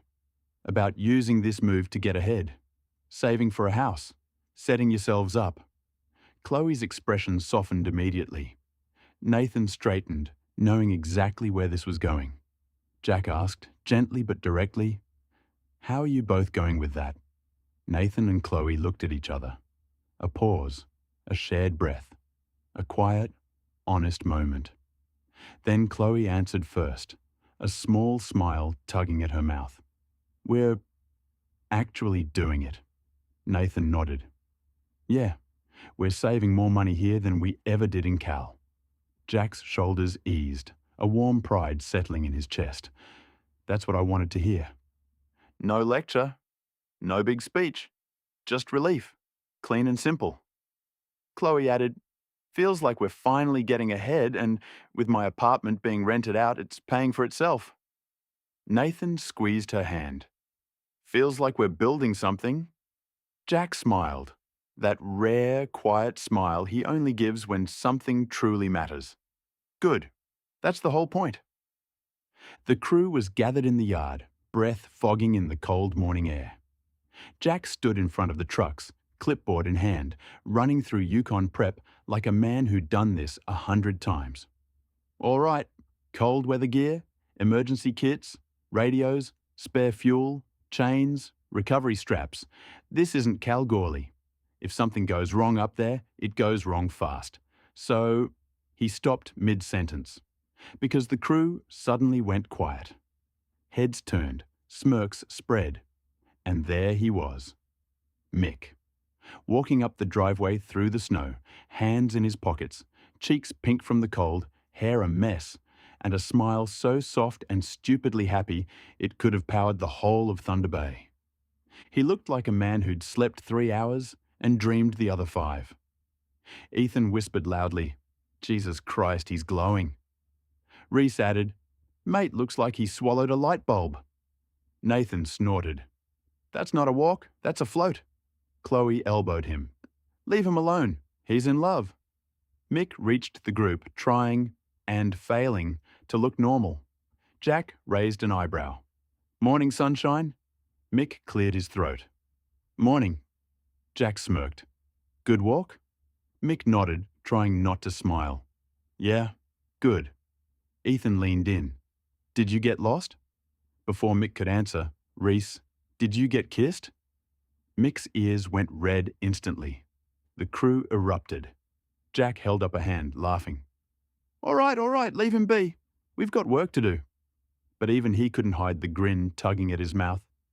Because Mick wasn't just glowing. He was changed.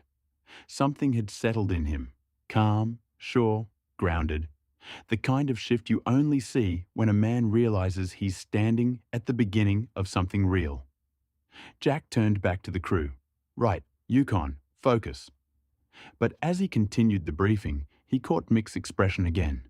That quiet, steady happiness. And Jack felt something warm settle in his chest. The crew was growing. The company was growing.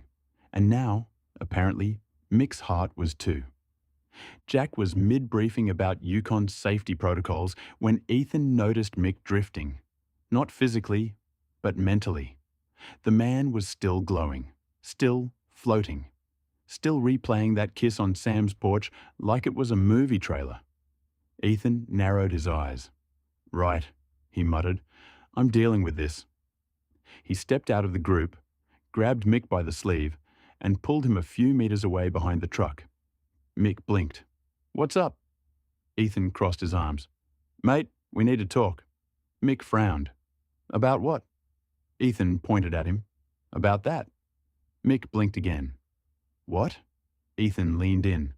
"Don't play dumb. You're glowing like a bloody lantern. I could see you from the car park." Mick's ears went red. "Shut up."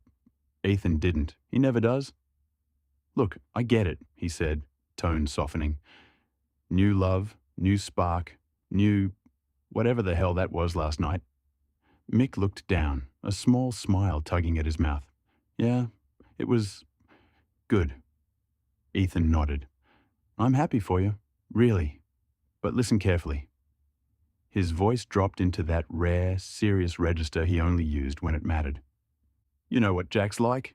If he sees even a hint of your workload dropping, even a tiny dip, he'll ask questions. Mick's smile faded into something more thoughtful.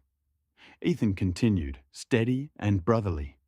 And not because he's a hard ass, because he cares, because he needs you sharp, because the Yukon isn't a backyard stroll, it's serious country. Mick nodded slowly. Yeah, I know. Ethan clapped a hand on his shoulder. Mate, you can have the girl. You can have the glow. You can have the stupid grin. But don't let it mess with your work. Not up there. Not with Jack watching. Mick took a breath. Grounded now, not floating. Yeah, you're right. Ethan smirked. Of course I'm right. I'm always right. Mick rolled his eyes. Don't push it. Ethan grinned wider. Just keep your head on straight. And your heart, wherever she put it. Mick shook his head, but he couldn't hide the smile. Thanks, mate. Ethan nodded once, satisfied. Good. Now let's get back before Jack thinks we're eloping. They walked back to the group, Mick steadier, Ethan smug, and Jack continued the Yukon briefing without missing a beat. But he did glance at Mick, and Mick this time didn't glow quite so brightly. The plane dipped through a layer of low cloud, the world below turning white and endless. The Aussies pressed to the windows, breath fogging the glass. Nathan, mate, is that the runway? Sean peered out the window. Looks like a frozen driveway. Ethan squinted. Oi, what's that thing walking on it? The pilot's voice crackled through the cabin. Ladies and gentlemen, we'll be circling for a few minutes. We've got a moose on the runway. Reese exploded. You're kidding. But no, there it was. A massive, slow-moving moose strolling the entire length of the runway like it owned the place. Nathan whispered, That thing's bigger than my ute. Darren said, Welcome to the Yukon, I guess. The plane circled twice before the moose finally wandered off into the tree line, completely unbothered by the aircraft waiting for it. They landed on the third pass, wheels skidding slightly on the icy strip, and the moment the cabin door opened, the cold slapped them in the face. Ethan said, Oh my God, Reese yelling, My eyeballs are freezing. Jack just smirked. Told you. By the time they reached the cabins, the sun was already low. That soft northern winter glow that made everything look like a postcard. The cabins were simple, sturdy, half buried in snow. Smoke curled from chimneys. The air smelled like pine and cold earth. Nancy, Chloe, Charlotte, Jade, and Sam stayed behind in Thunder Bay. The pilot watched the Aussies with a smile, amused at their shock. Jono stomped his boots. This is unreal. Reese nodded. Feels like another planet. Ethan pointed at the tree line. Where's the moose? I want to see it again. Reese laughed. Mate, it nearly shut down an airport. Leave it alone. Jack stood in the middle of the clearing, hands on his hips, watching his crew take in the Yukon for the first time. The cold, the silence, the wildness. This was the place that had changed him. And now it was their turn. The guys dropped their bags in the cabins, boots thudding on timber floors, heaters humming to life, breath still fogging in the air. The cold bit at their faces, but the excitement kept them warm. And then, like muscle memory, they headed straight for the Drunken Goat Tavern. The familiar creak of the door, the smell of stew and wood smoke, the same antlers on the wall, the same bartender who nodded like he'd been expecting them for months. Nathan grinned. Feels like we never left. Ethan said, Mate, I'm not going anywhere else. Ever. Reese continued, This place is home now. They settled in. Beers, laughter, stories bouncing around the table. The kind of comfort only a place you've returned to again and again can give. But Jack and Nathan exchanged a look. A quiet one. A knowing one. Jack stood. All right, everyone. Outside. Now. Groans, confusion, cold air warnings. But they followed. The aurora, a moment of stillness. The cold hit them first, sharp, clean, biting. But then they looked up, and everything else disappeared. Green waves rolled across the sky, slow and alive, like the whole night was breathing. Ribbons of light shimmered and twisted, painting the darkness in colours they'd never seen before.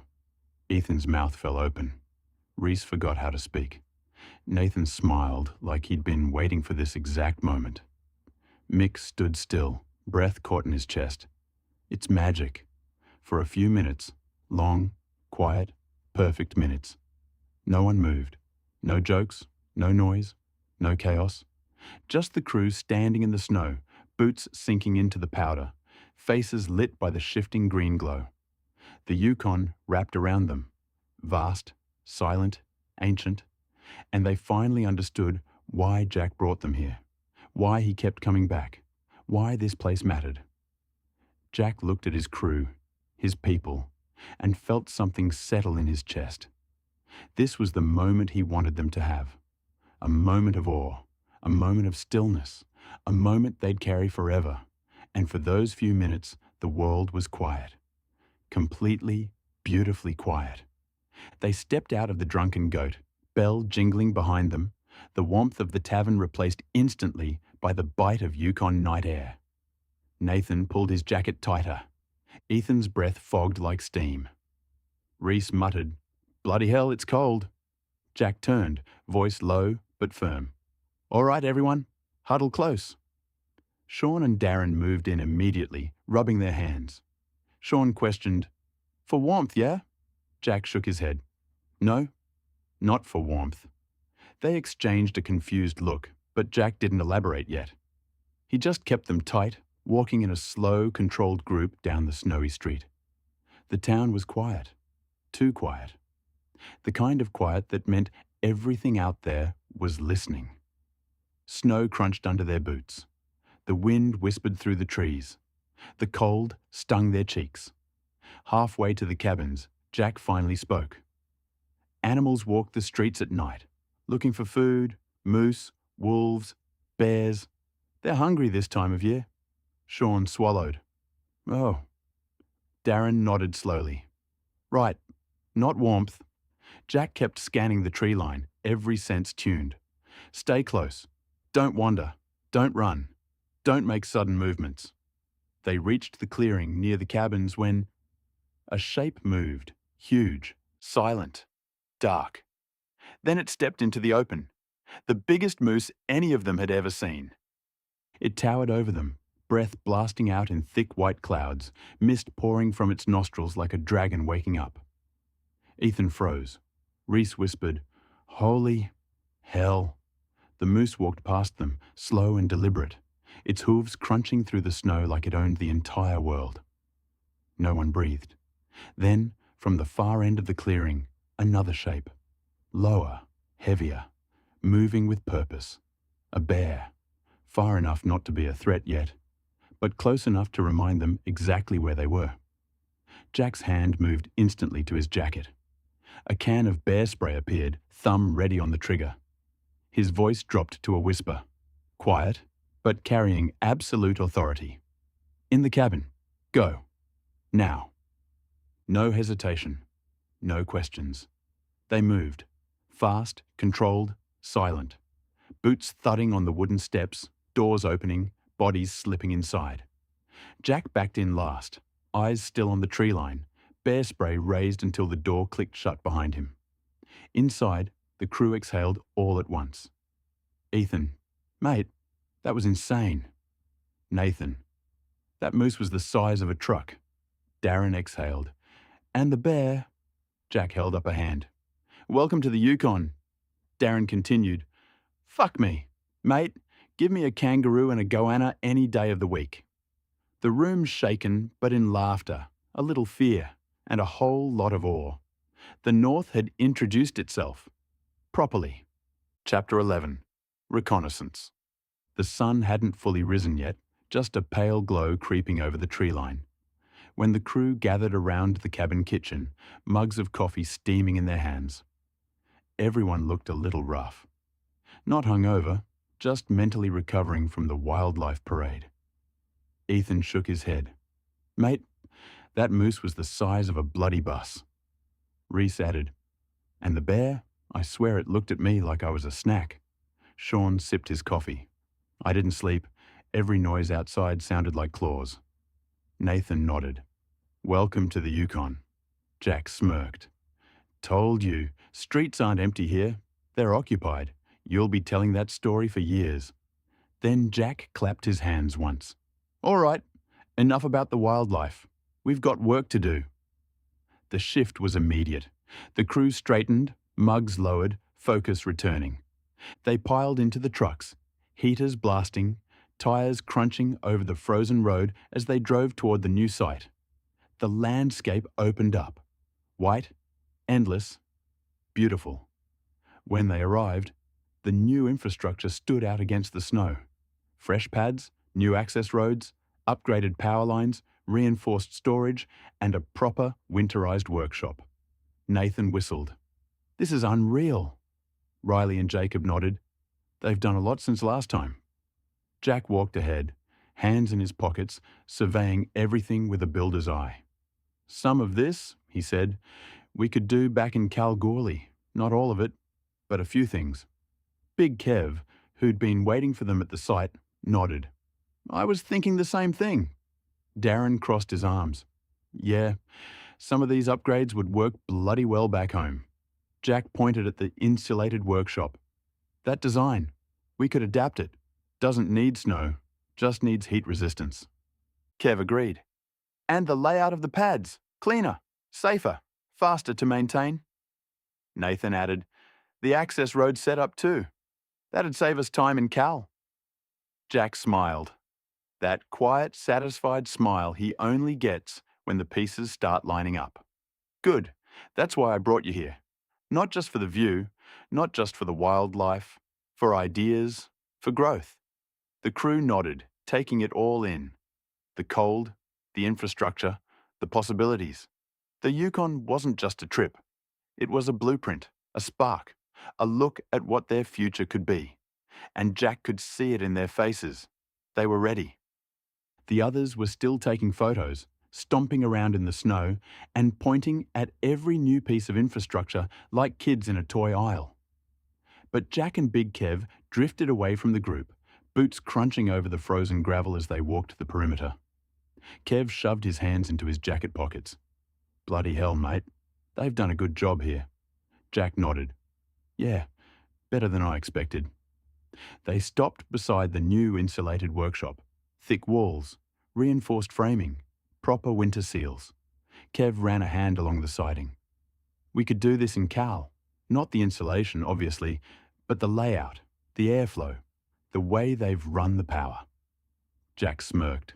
I was thinking the same thing. They kept walking, past the new access road, wide, clean, graded perfectly even under snow. Past the storage pads, raised, drained, and spaced with actual planning. Past the fuel depot, secure, sheltered, and idiot-proof. Kev let out a low whistle. This is tidy, real tidy. Jack's eyes scanned everything with that builder's instinct he never lost.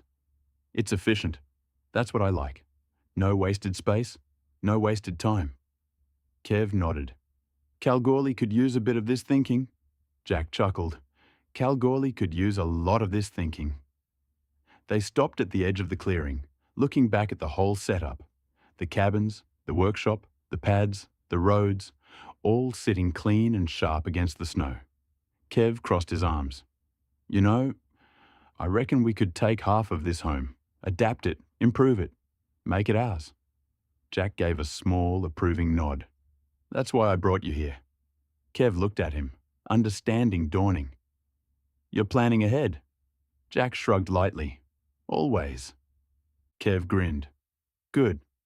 Because I'm in. Jack didn't smile big, he never did, but the corner of his mouth lifted. I know. They stood there for a moment, two men who'd built a lot together, looking at what could be the blueprint for the next chapter. The wind cut across the site, cold enough to sting, but the three of them barely noticed. They were too busy looking at the layout, the pads, the workshop, the access roads, imagining it transplanted into red dirt and heat. Jack pointed toward the insulated workshop. Darren, We could build this on your site. Darren blinked. My site? Jack nodded. Yeah, move everything over to the original yard. Sure, it'll be cramped for 12 months. Tight, messy, bit of a squeeze. Kev folded his arms, already picturing it. But once it's done, Jack continued, voice steady, eyes sharp.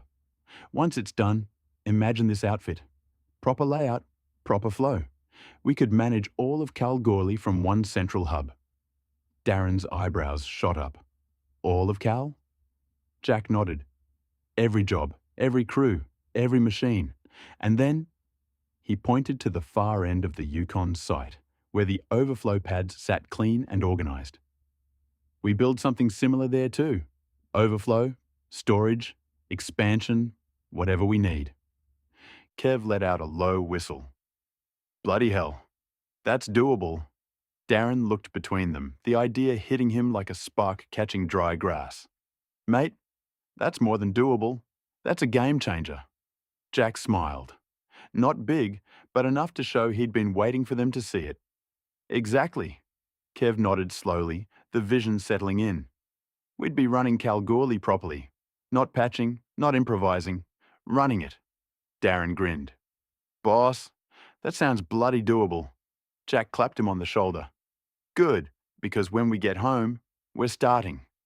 The three of them stood there in the Yukon cold, breath fogging the air, imagining red dirt, steel frames, and a future that suddenly felt bigger than all of them. A plan born in the snow, destined for the desert. By the time they rolled into the driveway, the sky was already dark, snow falling in soft, lazy flakes. The guys were tired, Yukon tired, the kind of tired that settles in your bones after cold, adrenaline, and long travel. But the moment they opened the front door, heat, laughter, and the smell of food. Charlotte was at the stove, hair tied up, stirring something that smelled like heaven. Nancy was plating roasted vegetables with military precision. Jade was bouncing around the kitchen with oven mitts far too big for her hands. And Sam, apron on, cheeks pink from the heat, was pulling a casserole dish out of the oven. Ethan froze. Oh my God, is that... Sam smiled. Poutine, traditional Canadian dish.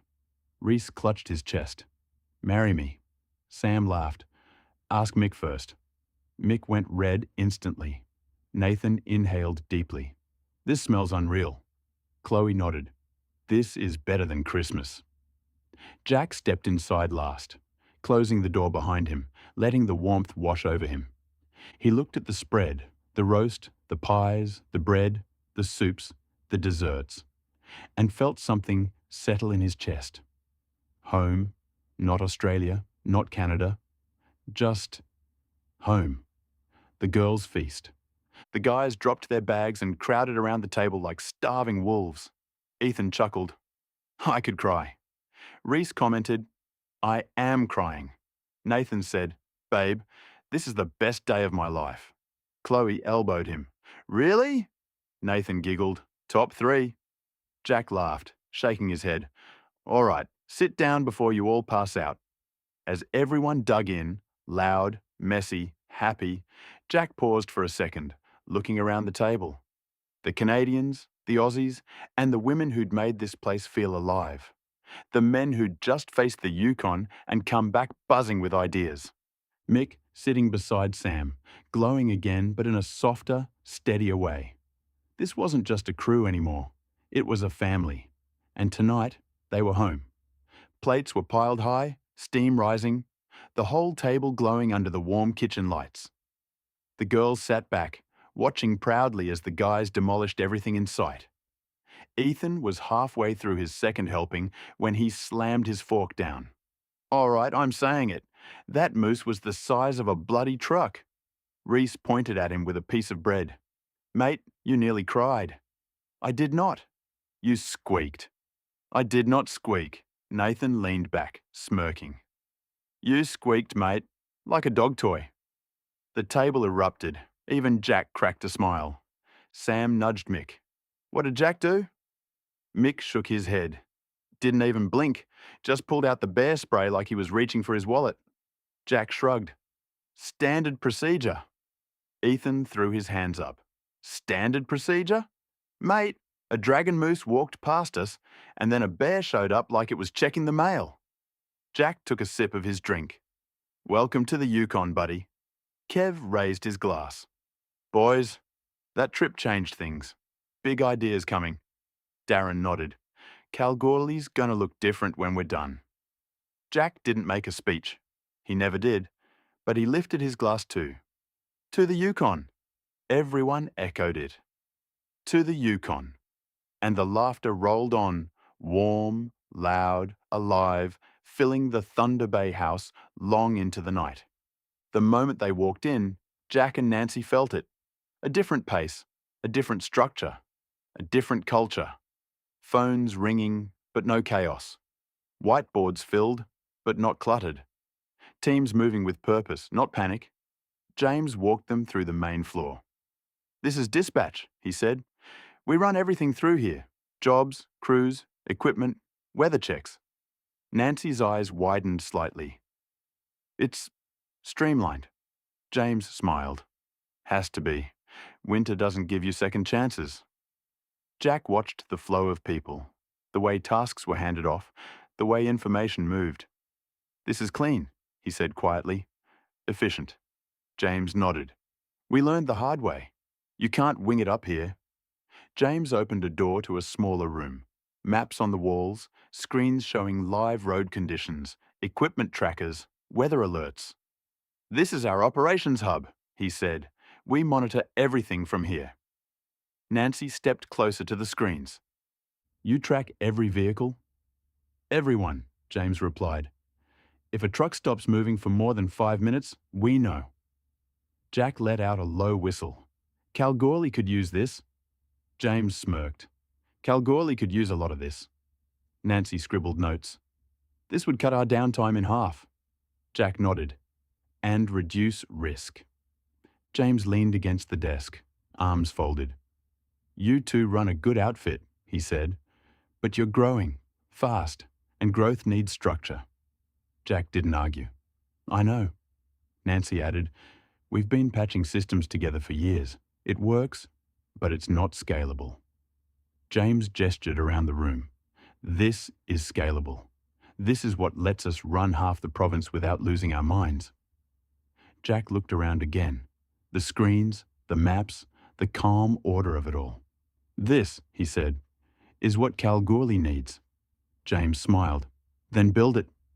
As they walked back toward the trucks, snow crunching under their boots, Nancy nudged Jack.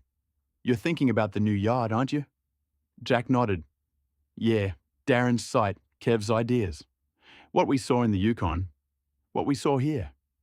Nancy smiled. It's all lining up. Jack exhaled, a slow, steady breath. It is. And for the first time, he could see it.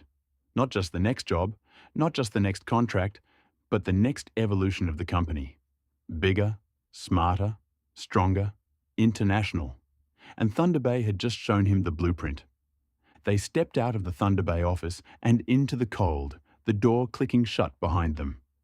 Snow crunched under their boots as they walked toward the truck, both of them silent for a moment, thinking, processing, recalibrating.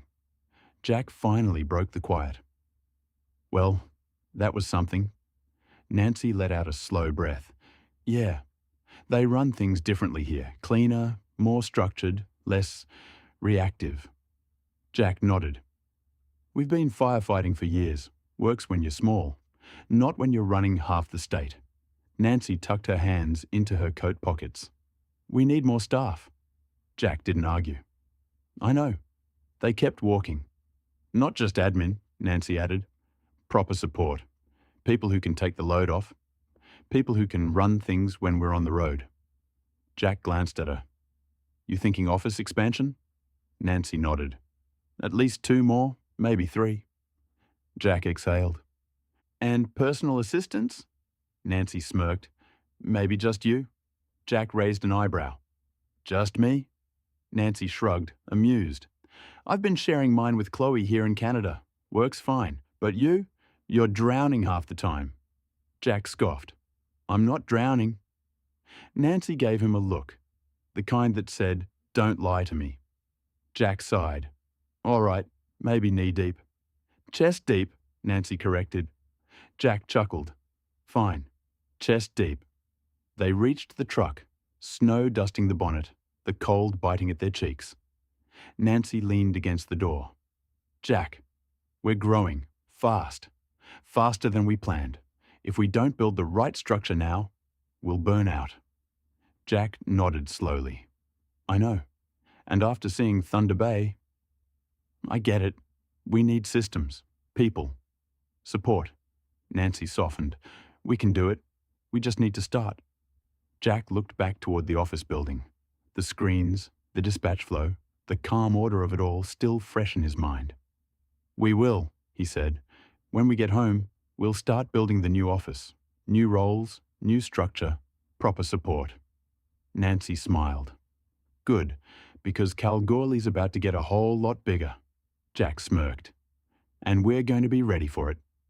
They climbed into the truck, the heater roaring to life, and for the first time in a long time, the future didn't feel overwhelming. James led them across the yard toward one of the Thunder Bay trucks.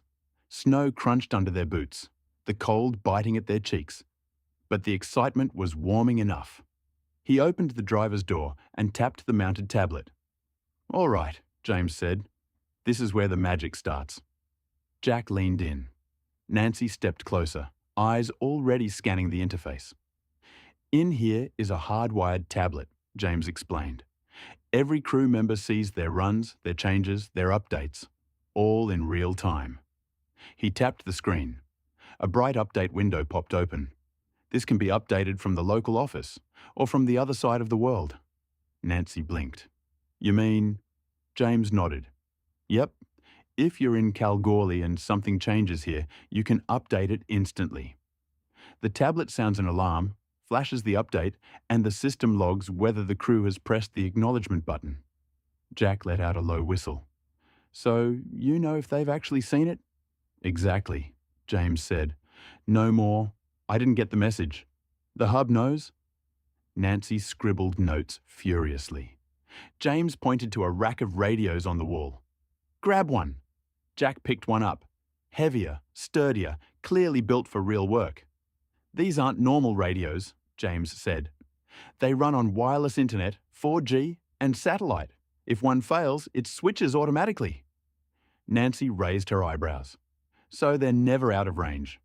"Never," James confirmed. "And here's the kicker. They tie into your server too." Jack looked up. "Our server?" "Yep. Every conversation is transcribed into text. Logged, searchable, stored." Jack stared at the radio like it had just spoken to him. "That would change everything," he said quietly. James nodded. "It did for us." Jack looked at the tablet, then the radio, then the truck, then the yard. Nancy watched him. She could see the gears turning. "This," Jack said slowly, "is the missing piece." Nancy nodded. "This is how we scale." James smiled. "This is how you stop running a company and start running an operation." Jack exhaled. A long, steady breath. "All right," he said. "When we get home, we're building this." Nancy grinned. Every part of it. And for the first time, the future didn't feel like a mountain. It felt like a plan. A real one. A big one. And they were ready. They stood beside the truck, the cold biting at their cheeks, the tablet still glowing faintly in the cab. The weight of what they'd just seen settled between them. Exciting, powerful, but not without consequences. Jack exhaled slowly. This would change everything. Nancy nodded. "It would, but we have to be careful." Jack looked at her. "Careful how?" Nancy crossed her arms, thinking like the strategist she is. "If we roll this out wrong, the crew will think we're spying on them." James nodded immediately. "That was our biggest issue." Jack raised an eyebrow. "You had pushback?" James leaned against the truck, hands in his pockets. "More than pushback. We had staff leave over it. They thought the tracking, the logs, the transcriptions were surveillance." Nancy winced. That's exactly what I'm worried about, James continued. But your crew here in Canada, they've adapted, no issues. They see it as safety, clarity, accountability. Jack nodded slowly. That's what I want. Not control, just better systems. James smiled. Then don't sell it as control. Sell it as support. Nancy tapped her notebook. But we need the right angle, the right message. James pushed off the truck and faced them both. Here's what I'd do if I were you, he said. Ask your Canadian crew how they find it. Let them speak honestly. Then maybe, just maybe, they can sell it to your guys. Jack blinked. Peer to peer. James nodded. Exactly. If it comes from you, it's management. If it comes from them, it's experience. Nancy's eyes lit up. That could work. Jack looked between them, the idea settling, forming, sharpening. Yeah, he said quietly. That could work. Nancy closed her notebook. We introduce it slowly. Let the Canadian crew explain the benefits. Show the Aussies how it helps them, not how it watches them. Jack nodded. We frame it as safety, efficiency, less confusion, less radio chatter, fewer mistakes.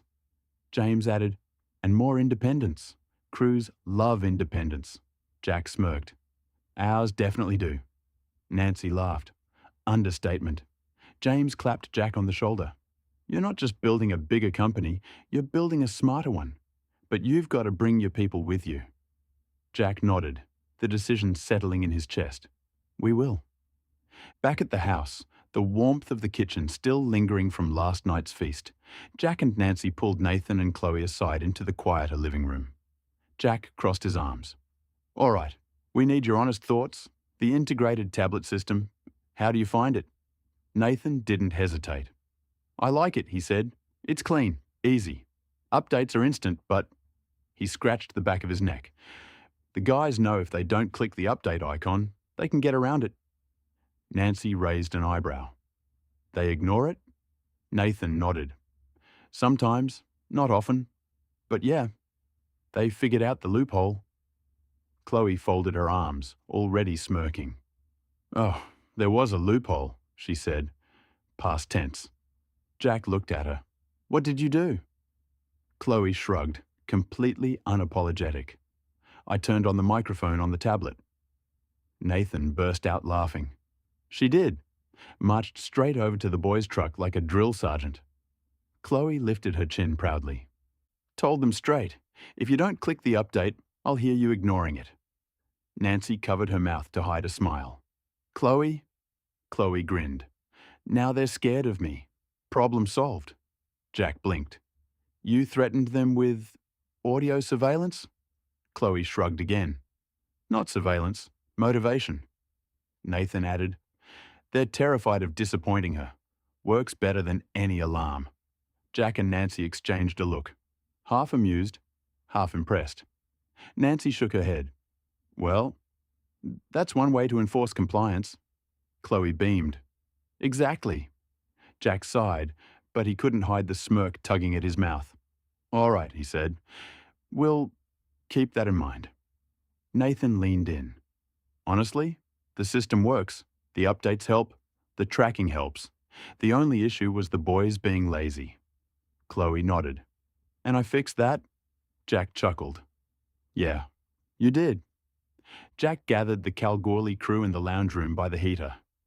Everyone half distracted and already assuming this was going to be another quick chat that wasn't quick at all. Nathan stood beside him. Chloe stood on the other side, calm, neutral, just ready to explain. Jack cleared his throat. All right, boys, we're looking at bringing in a new system. Tablets in the trucks, radios to communicate to one another, updates from the office, cleaner communication. Silence. Then Mick asked, tablets? Like iPads? Reese chuckled. Mate, I can't even work the coffee machine. Ethan laughed. Is this 'cause we got lost that one time? Sean looked confused. One time? You mean 6 times? Darren yelled. Come on, guys, don't start. Jack held up a hand. It's not about spying. It's about making the job easier. The boys exchanged looks, the kind that said, "We don't believe you, but we're listening." Big Kev asked, "So the office can see where we are?" "Yes." Reese asked again, "All the time?" Looking at Big Kev. "Yes." Ethan questioned Jack, "Even if we're, you know, taking a break?" Nathan groaned. "Mate, you take more breaks than a Kit Kat." Chloe stepped forward, calm and steady. "It's not about watching you. It's about safety. If something goes wrong, we know instantly. If a job changes, you get the update instantly. No more missed calls, no more confusion." The boys blinked. "So, it's like less yelling?" Mick asked. Chloe nodded. "Exactly." Sean piped in. "And less radio chatter?" "Yep." Darren agreed. "And less driving to the wrong bloody site?" "Exactly." The boys looked at each other. That one hit home. Reese scratched his chin. "So, it's not spying?" Chloe shook her head. "No, it's support." Ethan nodded slowly. "And it means we don't have to ring the office every 5 minutes?" Nancy nodded. "Correct." Big Kev crossed his arms. "And it means we run smoother?" "Exactly," Jack said. Mick shrugged. "Yeah, all right. If it makes the day easier, I'm in." Reese laughed. "As long as it doesn't yell at me?" "It won't," said Nathan. Ethan looked at Chloe. "As long as Chloe doesn't yell at me." Chloe smirked. "Only if you ignore the updates." Ethan gulped. "Right. I'll click 'em." Sean clapped his hands. "Well, boys, looks like we're going high-tech." Darren grinned. "About time." Big Kev nodded. "Let's give it a crack." Jack exhaled, relieved, proud, and quietly impressed. Chloe and Nathan said, "The Canadian used this same system. It's changed our lives. We don't need to write every 5 minutes with updates. It's honestly a life save for everyone." Thunder Bay woke slowly. No rush, no wrapping paper chaos, no big piles of presents, just a quiet house, the smell of coffee, and snow drifting past the windows like feathers. It wasn't a sad Christmas, just a reflective one. Everyone had been away from home, away from their families, away from their usual traditions. So they kept it simple. No gifts exchanged between adults, no big surprises, just one exception. Jade. She woke to a small pile of presents. Nothing extravagant, just thoughtful things from everyone who adored her. A plush Canadian goose from Nancy, a tiny snow globe from Chloe, a knitted scarf from Charlotte, a little carved wooden moose from Sam. Jade hugged each gift like it was treasure. Chapter 12. Christmas and New Year's. While the house was still waking up, Mick stepped outside to grab more firewood. The cold hit him instantly, crisp, clean, biting. He bent down to pick up a log, then froze. A small group of deer stood at the edge of the yard, not startled, not running, just watching him. Their breath puffed into the air like little clouds. Mick whispered, "Holy hell." He backed up slowly, slipped inside, and whispered urgently, "Jade, come here." Quietly. Jade padded over in her socks, eyes wide. Sam followed, curious, pulling on a jumper. They stepped onto the porch together, and there they were. The deer, calm and gentle, snow dusting their backs, moving slowly through the yard like ghosts. Jade whispered, "They're beautiful." Sam smiled softly. "Welcome to a Canadian Christmas." Mick glanced at her, the moment settling warm in his chest. "Yeah, it's something else." Inside, the house slowly came alive. Charlotte put on soft Christmas music, a mix of Aussie classics and Canadian folk songs. Nancy made pancakes with maple syrup. Nathan insisted on cooking bacon properly the Aussie way. Chloe made hot chocolate. Jack brewed strong coffee and kept the fire going. They didn't do a big lunch. They didn't do a formal dinner. Instead, they blended traditions. It wasn't a perfect Christmas. It wasn't a traditional one. But it was theirs. A crew far from home, sharing a day that felt gentle, warm, and quietly unforgettable.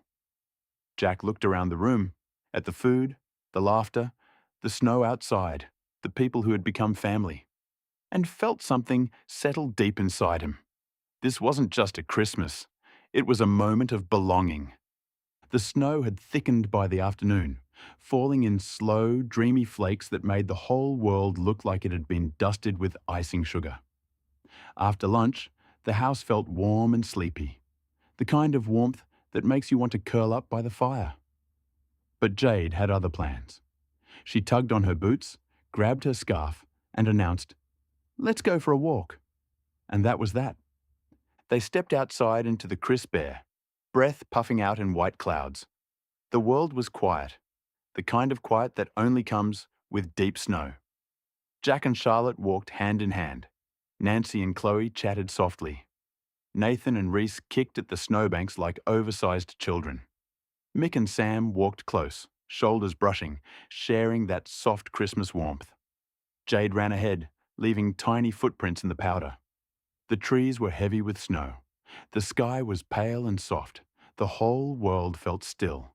It was the kind of walk that made everyone breathe a little deeper. It started innocently. Nathan bent down, scooped up a handful of snow, packed it tight, and lobbed it gently at Reese's back. Reese froze, slowly turned.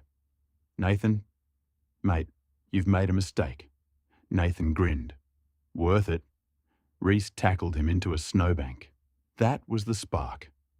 Suddenly, snowballs were flying everywhere. Chloe nailed Ethan in the side of the head.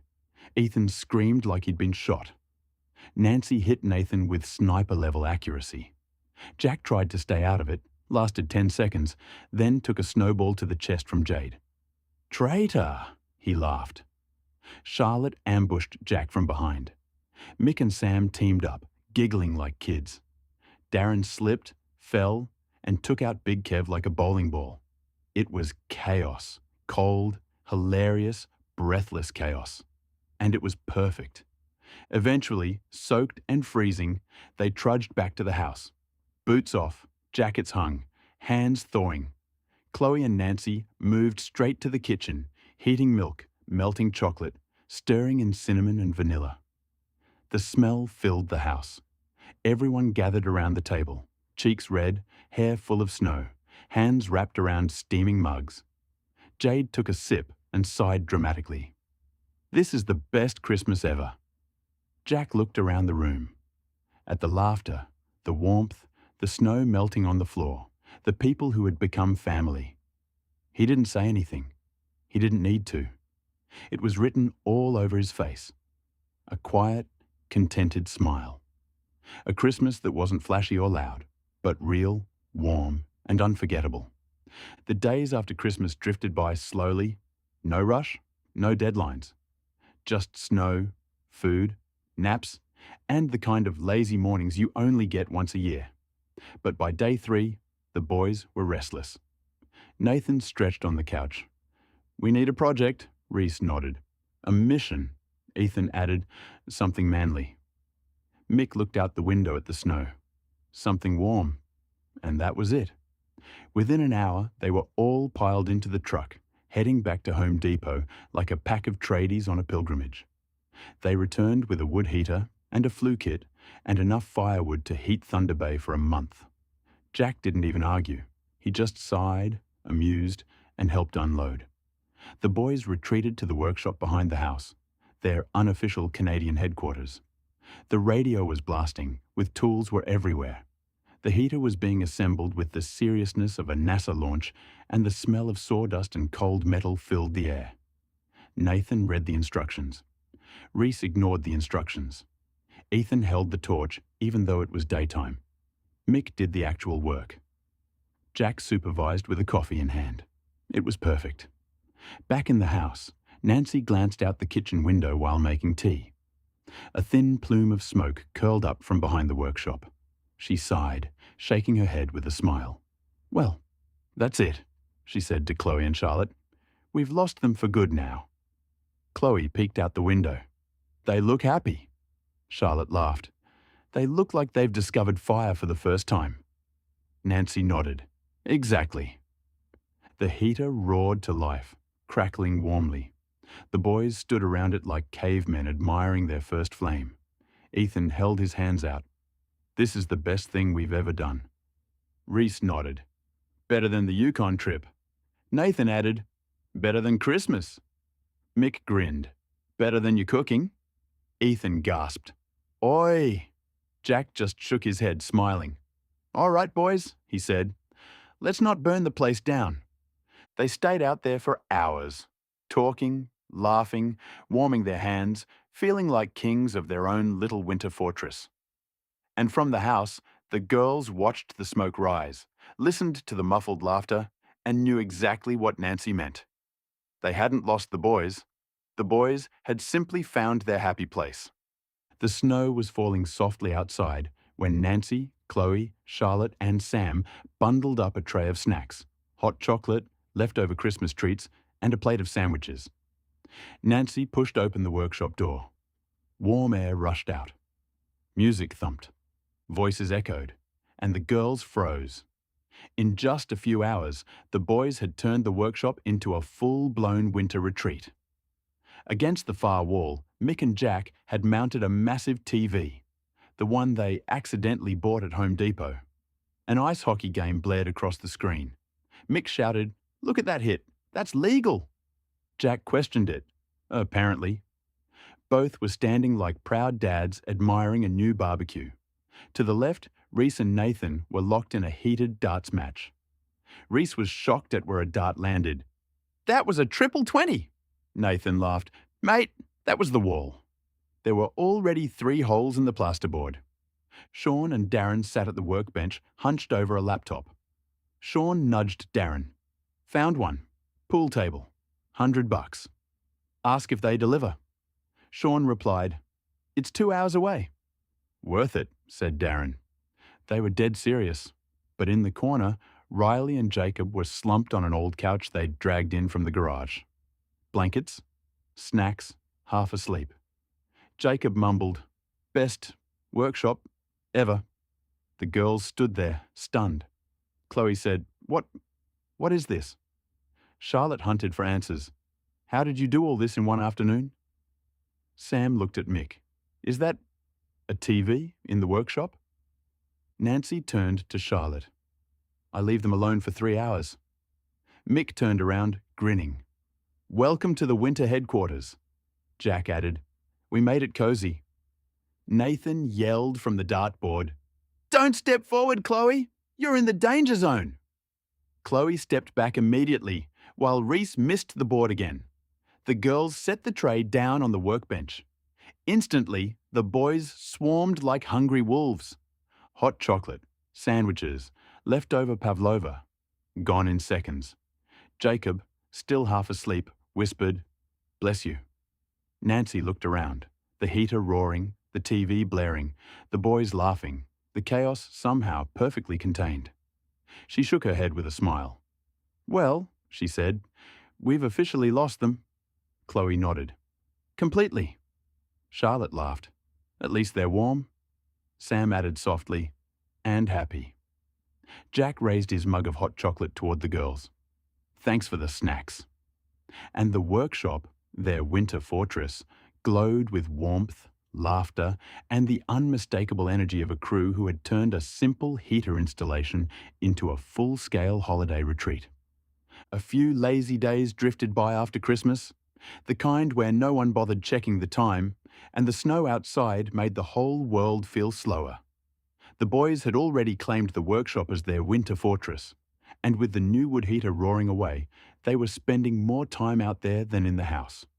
But on the 4th morning, as they lounged around with coffees and leftover pavlova, Nathan suddenly sat up straighter. "You know what this place needs?" he said, eyes bright. Reese didn't even look up from his phone. "A bar." Jack blinked. "A bar?" Ethan slapped his knee. "Yes, a bar. A proper one."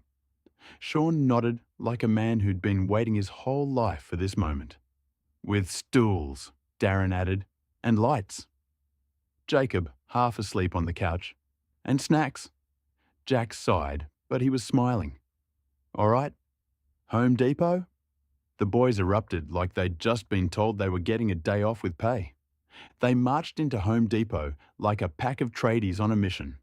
The staff at the entrance exchanged looks. One whispered, "It's them again." Another nodded. "Brace yourselves." Nathan asked where the flat pack bars were. The staff member blinked. "You mean, like, a home bar?" Jack nodded. "Yep, something sturdy, something we can modify." The staff member sighed. "Aisle 14. Good luck." They left with a flat pack bar, extra timber just in case, and an LED strip light, and a neon sign that said, "Cold beer here," and a trolley full of things they absolutely did not need but insisted were essential. By the time they loaded the truck, the staff were waving goodbye like they were seeing off a group of exchange students. On the drive back, Nathan looked at Jack. "Should we do New Year's in the workshop?" Jack thought about it for half a second. Before he could answer, the entire truck exploded. "Oh, hell yeah, man! That's an awesome idea! Best idea you've ever had! New Year's in the man cave! Canadian New Year's, Aussie style!" Jack just shook his head, laughing. "All right, workshop it is." The boys unloaded the flat pack bar like it was sacred cargo. Inside the workshop, the heater glowed like a furnace. Big Kev found an AFL game on the TV, and the bar assembly began. Mick insisted minor adjustments, it was an Aussie definition, which meant reinforcing the frame with extra timber while adding LED lights under the counter and installing a footrail. They, mounting a bottle opener, added a shelf for snacks and carved their initials into the top like teenagers. Mick stood back, hands on hips.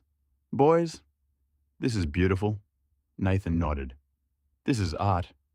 Reese wiped a fake tear. "I'm emotional." Jack shook his head. "You're all idiots." But he was proud, very proud.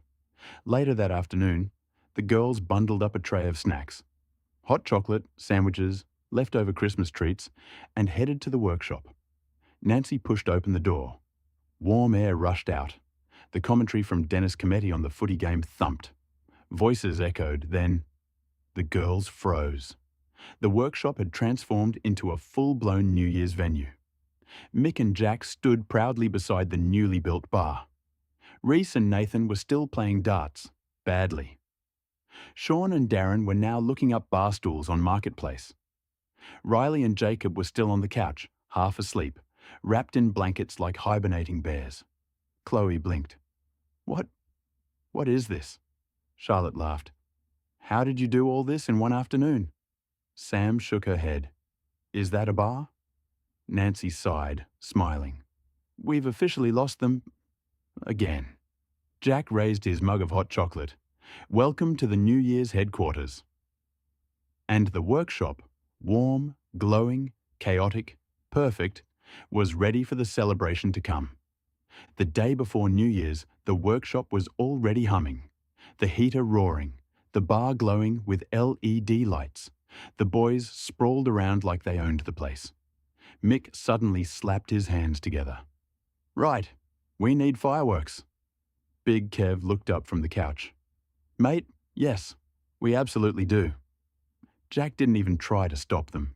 He just sighed, waved a hand, and said, "Don't blow anything up." Mick grinned. "No promises."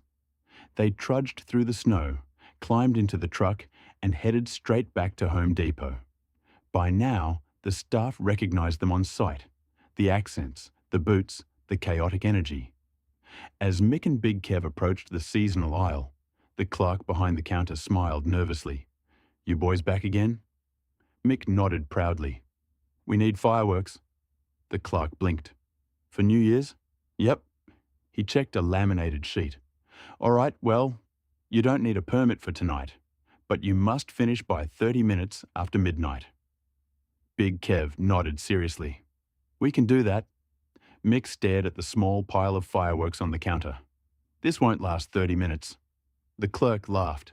"Sir, that's enough to light up half the neighbourhood." Mick crossed his arms. "We're Australian." The clerk paused, then nodded slowly, as if that explained everything. "Right, I'll get you another box." When Mick and Big Kev returned, the boys were mid-construction on a set of makeshift bar shelves. Reese spotted the bags. "What did you get?" Mick dumped the fireworks onto the bar with a thud. "Enough to make New Year's unforgettable." Nathan whistled. "Bloody hell, mate, that's a lot." Big Kev grinned. "Clark reckons it's enough for half the neighbourhood." Ethan, "Half? We'll do the whole street." Jack walked over, took one look at the pile, and pinched the bridge of his nose. "Just don't set the workshop on fire." Mick patted him on the shoulder. "Relax, boss. We're professionals."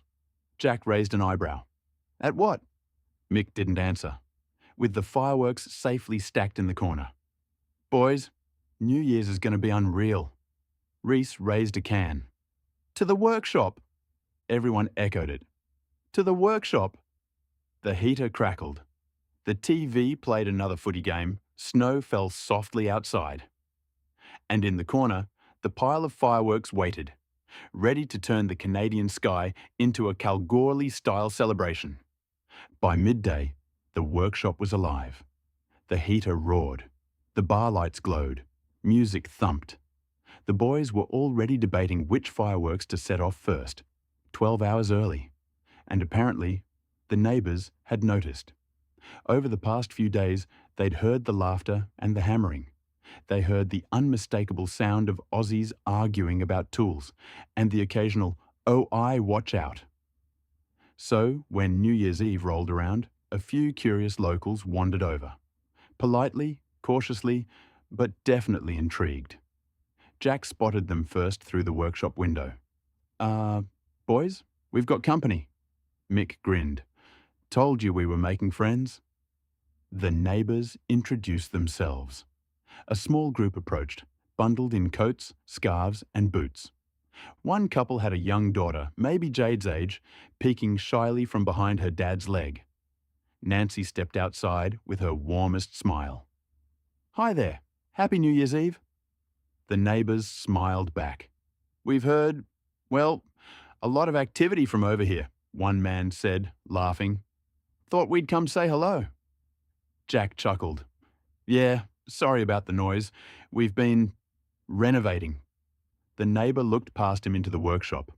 The bar, the TV, the boys, the chaos. "That's quite a renovation." Jade noticed the little girl hiding behind her father. She knelt down beside Jade. "Sweetheart, why don't you go say hi?" "She looks about your age." Jade nodded, brave as ever, and walked over. "Hi, I'm Jade." The girl peeked out. "I'm Emily." Jade grinned.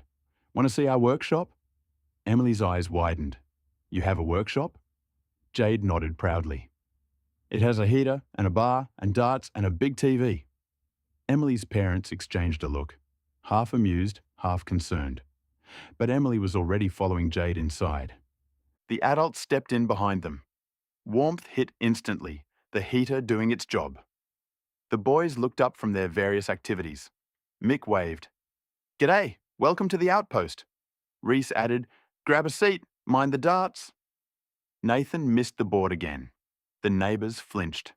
Sean quickly closed the laptop, showing pool tables on Marketplace. Darren pretended they hadn't been planning a purchase. Riley and Jacob barely moved from the couch, offering sleepy waves. Emily stared around in awe. "This is the coolest place ever." Jade nodded proudly. "I know." The neighbours laughed, relaxed, and accepted the boys' offer of hot chocolate. One of them said, "We thought you were building a shed." Jack shrugged. "We were." Mick added, "Then it became a bar." Nathan added, "Then a New Year's venue." Reese chuckled. "Then a community centre, apparently." Everyone laughed. And just like that, the workshop wasn't just a man cave anymore. It was the neighbourhood's New Year's Eve gathering spot. The workshop was buzzing, music playing, heater roaring, neighbours mingling with the boys like they'd known each other for years. Jade and Emily were already best friends, darting between the adults with cups of hot chocolate. Jack was leaning against the bar, chatting casually, when one of the neighbours, a tall, sharp-eyed man named Graham, approached him. He had the posture of someone who'd spent years in management, or interrogation. "Jack, right?" Graham asked. Jack nodded. "That's me." Graham smiled politely, but his eyes were already scanning the workshop like he was cataloguing evidence. "So, how long have you all been here?" Jack blinked. Couple of weeks." "And what brings you to Thunder Bay?" Jack kept his tone friendly. "Holiday." Graham raised an eyebrow. "Holiday? With all of them?"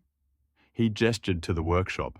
The bar, the heater, the chaos, the dozen Aussies. Jack chuckled. "Yeah, thought we'd give the boys a break." Graham didn't look convinced. He leaned in slightly. "And what is it you do exactly?" Jack recognized the tone instantly. The FBI agent in a snow jacket tone.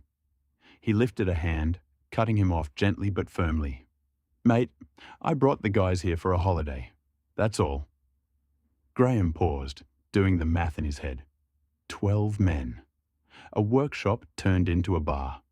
A heater installation that looked suspiciously professional.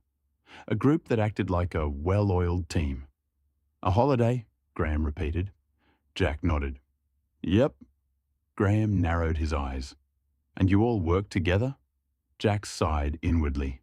He didn't want to get bogged down in the details of mining contracts, exploration logistics, or why half the crew could operate heavy machinery blindfolded. So he kept it simple. "We contract for a Canadian mining team here," he said. "Just helping out for a bit." Graham's eyebrows lifted. "Ah, that makes more sense." Jack smiled politely. "Didn't want to bore you with the semantics." Graham finally relaxed, nodding. "Well, welcome to the neighbourhood. You Aussies certainly know how to make an impression." Jack laughed. "We try." Across the workshop, Nathan elbowed Reese. "Oi, look at Jack get grilled." Reese smirked. "He's handling it like a champ." Mick added, "If that bloke asks one more question, Jack's going to start charging him consulting fees." Charlotte drifted over, sensing the tension. "Everything all right here?" Jack nodded. "Just chatting." Graham smiled. "Just getting to know our new neighbours." Charlotte slipped her arm through Jack's, grounding the moment. "Well," she said warmly, "we're glad to be here." Graham finally smiled back, the interrogation over. "Happy New Year's, folks." He wandered off to join the others. Jack exhaled. "Bloody hell." Charlotte laughed softly. "You handled it." Jack smirked. "Barely." Once the initial introductions were out of the way, the neighbours eased into the workshop like they'd been invited to a secret clubhouse. The heater blasted warm air, the bar lights glowed, and the boys were already handing out hot chocolates like bartenders on a ski hill. Emily and Jade were inseparable, darting between the adults, showing off the dartboard, the TV, the bar, the heater, everything. The neighbours were fascinated. One man pointed at the TV. "So, this is Australian football?" Nathan perked up immediately. "Footy, yeah." Reese grabbed the remote. "We'll show you." He pulled up a replay of a recent match, and within seconds, the neighbours were leaning in, confused but intrigued. "How many players are on the field?" "Why is the field oval?" "Why are they allowed to tackle like that?" "Why does it go for so long?" "What's a behind?" "What's a specky?" Nathan and Reese answered every question with the enthusiasm of two blokes who'd been waiting their whole lives to explain footy to Canadians. "It's simple," Nathan said, pointing at the screen. "You kick it between the big sticks, that's 6 points. Between the little sticks, that's 1 point." A neighbour frowned. "Why?" Reese shrugged. "Because footy." They all laughed. While the boys were explaining the finer points of speckies and handballs, Graham's wife, Tash, approached Jack and Charlotte with a warm smile. "Sorry about Graham earlier," she said quietly. "We've been here over 20 years. He gets antsy with change." Jack chuckled. "It's all right, he was just curious." Charlotte added, "He's welcome here. All of you are." Tash looked around the workshop. The bar, the heater, the laughter, the kids playing. and her expression softened. "This is lovely," she said. "You've brought a bit of life to the street." As the afternoon light faded, the men drifted outside to the clearing beside the shed. Snow crunched under their boots as they stacked timber into a neat pile. Mick rubbed his hands together. "Right, let's build a proper bonfire." Big Kev nodded. "Canadian style?" Sean added, "Aussie size." Within minutes, flames were crackling, sending sparks into the cold air. The neighbours gathered around, hands outstretched, faces glowing in the firelight. Graham stood stiffly at first, arms crossed, watching the flames. Then Nathan handed him a hot chocolate. Reese cracked a joke. Mick offered him a seat. Jack gave him a nod. Slowly, Graham's shoulders loosened. By the time the fire was roaring, he was telling stories about Thunder Bay winters from 20 years ago, gesturing animatedly, the boys listening like he was a campfire storyteller. The workshop hummed behind them. The bonfire glowed in front of them. Kids played in the snow. Neighbours chatted with Aussies like old friends. The smell of wood smoke drifted through the air. And for the first time, Graham wasn't analysing or interrogating. He was simply part of it. New Year's Eve hadn't even begun, and already the street felt like a family. As the evening deepened, the workshop and the yard slowly transformed into the unofficial neighbourhood celebration. Word had spread. The Aussies were hosting something special. Neighbours drifted in one by one. Couples with mugs of mulled wine, families with bundled-up kids, older locals curious about the noise. Teenagers drawn by the bonfire and music. Graham, now fully relaxed, took it upon himself to introduce everyone to Jack. "This is Jack," he'd say proudly, "the bloke who brought half of Australia with him." Jack shook hands, laughed, and welcomed each new face. Charlotte watched him with a soft smile. He had a way of making strangers feel like old friends. The bonfire becomes the heart of the night. Outside, the men had built a bonfire big enough to be seen from the next street. Flames roared, sparks drifted upward, and the heat cut through the cold like a blanket. Neighbours gathered around it, hands outstretched, faces glowing. Graham, now fully at ease, pulled up a chair beside Mick and Big Kev. "You boys know how to throw a party," he said. Mick grinned. "Mate, we're just getting started." As midnight approached, Mick, Nathan and Big Kev disappeared into the workshop and returned carrying boxes of fireworks, far more than anyone expected. The neighbours murmured in surprise. "Good Lord, that's a lot. Are they allowed to do that?" Reese nodded. "Clark said they've got until midnight." Mick clapped his hands. "Right, let's light up the sky." They arranged the fireworks in a neat line on the snow, each one angled perfectly. Jack stood back, arms folded, equal parts nervous and proud. The countdown began. 10, 9, 8. Jade and Emily held hands, bouncing with excitement. Charlotte leaned into Jack. Neighbours huddled close. The boys grinned like kids on Christmas morning. 3, 2, 1. Boom. The first firework shot into the sky, bursting into brilliant colour. Then another, and another, and another. The night exploded in reds, greens, blues, golds, a cascade of colour lighting up the snow-covered street. And behind it all, shimmering faintly across the northern sky, the aurora danced, soft greens and purples weaving through the stars. The crowd fell silent. No laughter, no chatter. Just awe. The fireworks crackled and bloomed beneath the shifting lights of the aurora, painting the sky with impossible beauty. Jack looked around, at his crew, at the neighbours, at the families gathered together, and felt something settle deep in his chest. This wasn't just a party. It was a moment, a memory, a night no one on that street would ever forget. As the final firework faded into the night sky and the aurora shimmered softly above the tree line, the crowd slowly exhaled, a collective breath of awe. Mick wiped his eyes dramatically. "Righto, boys. Time for a toast." Nathan grabbed a mug from the bar. Hot chocolate for some, something stronger for others, and raised it high. Big Kev boomed. To the year ahead!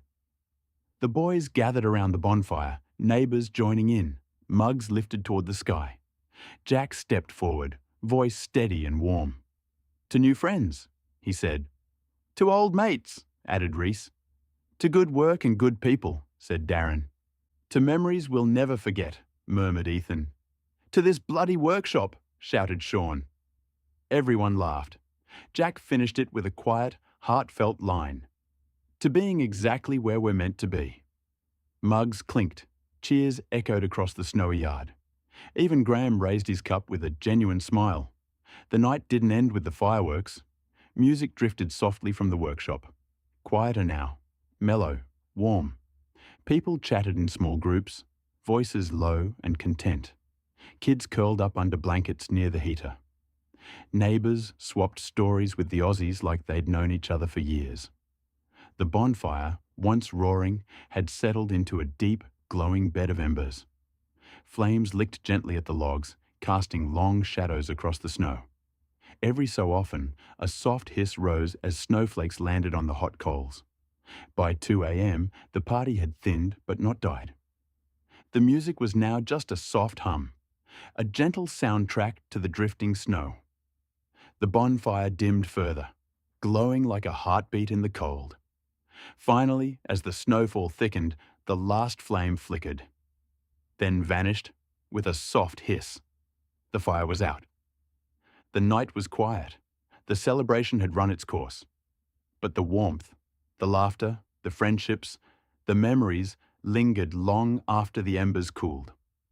Chapter 13. Back to reality. The sun rose slowly over Thunder Bay, pale and soft through the winter haze. Snow blanketed the yard, smoothing over footprints, covering the remnants of the bonfire, and giving the whole street a quiet, peaceful glow. Inside the house, the Aussies were in various states of recovery.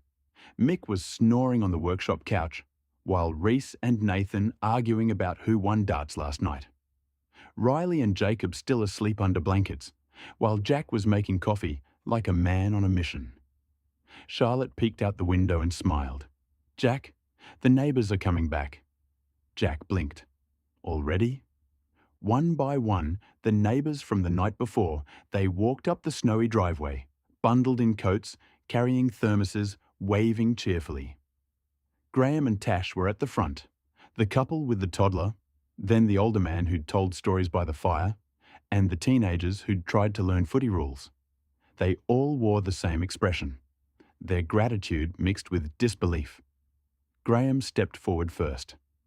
Jack, he said warmly, that was the best New Year's we've ever had. Jack rubbed the back of his neck, embarrassed. Ah, we just lit a few fireworks. Tash laughed. A few? You lit up half the sky. Another neighbour chimed in. And that aurora behind it. My God, I've lived here 40 years and never seen a night like that. A woman added, You boys brought the whole street together. We haven't had a neighbourhood gathering like that in years. Jack looked around at the smiling faces, the steaming mugs, the kids playing in the snow, and felt something warm settle in his chest. Well, he said, we're glad you all came. Right on cue, the workshop door creaked open. Mick stumbled out, hair sticking up, wrapped in a blanket like a confused wombat.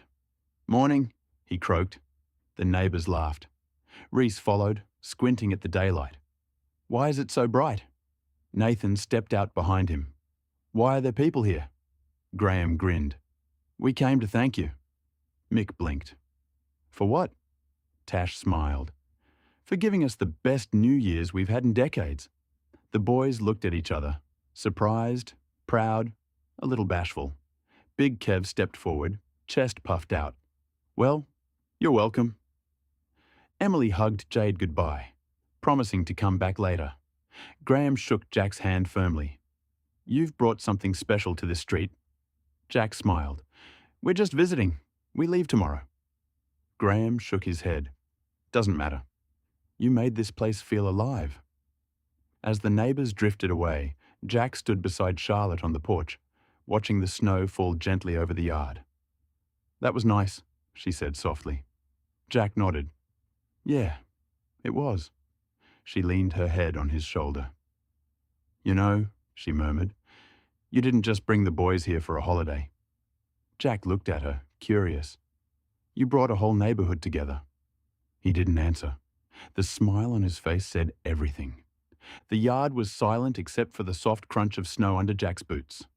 The whole front lawn was covered in a fresh white sheet, hiding any trace of last night's celebration. No cans, no cups, no stray fireworks, just smooth, untouched snow. Jack bent down anyway, brushing aside a drift near the driveway, checking for anything the wind might have blown around. Nothing. The snow had done the cleanup for him. He straightened up, hands in his pockets, breath fogging in the cold air. Behind him, a door creaked. Graham stepped out of his house, bundled in a thick jacket, walking over with a slower, more thoughtful pace than the night before. Morning, Jack. Morning, mate. They stood side by side for a moment, looking out at the quiet street. The same street that had been alive with colour and laughter just hours earlier. Graham cleared his throat. Listen, last night was something special. Haven't seen the neighbourhood come together like that in years. Jack smiled. Glad everyone enjoyed it? Graham nodded, then hesitated, the way a man does when he's trying to choose his words carefully. I was curious, he said finally, about your work. You mentioned mining, contracting. Didn't want to pry last night. Jack chuckled softly. You were prying pretty hard. Graham winced. Yeah, Tash told me off for that. Jack waved it off. It's fine. You were just looking out for your street. Graham relaxed a little. So, what exactly do you do? Jack leaned against the fence, speaking plainly. We run a small contracting outfit, exploration support, geotech prep, bit of logistics, bit of field work. We help mining teams get their groundwork sorted. Graham nodded slowly, absorbing it. But, Jack continued, I'm planning something bigger. That caught Graham's attention. Oh?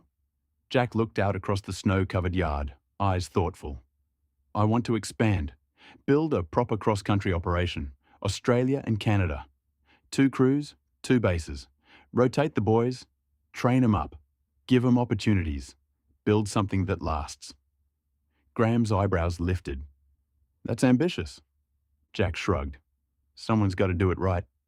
And you think Thunder Bay fits into that plan? Jack nodded. Yeah, good people, good land, good work. And the boys. They've taken to this place. Graham smiled. A real one this time, not the guarded, analytical one from the night before.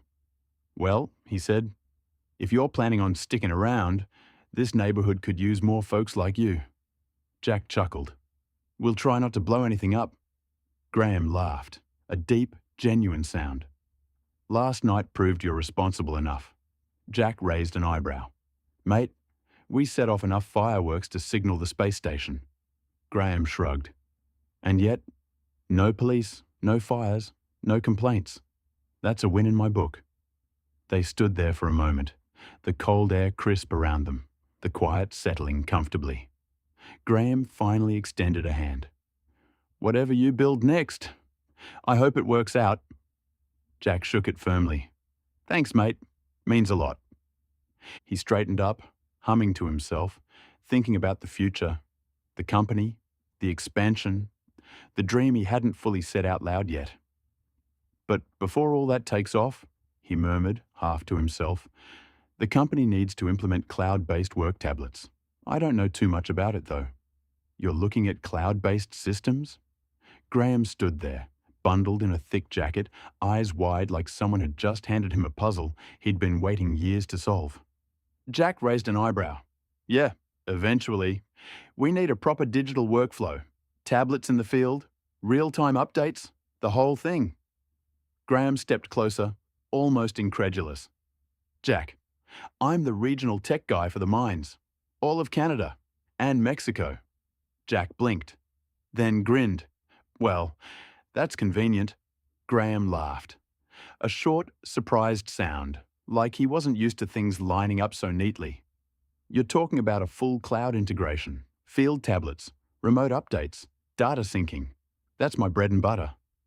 Jack liked where this was going. A lot.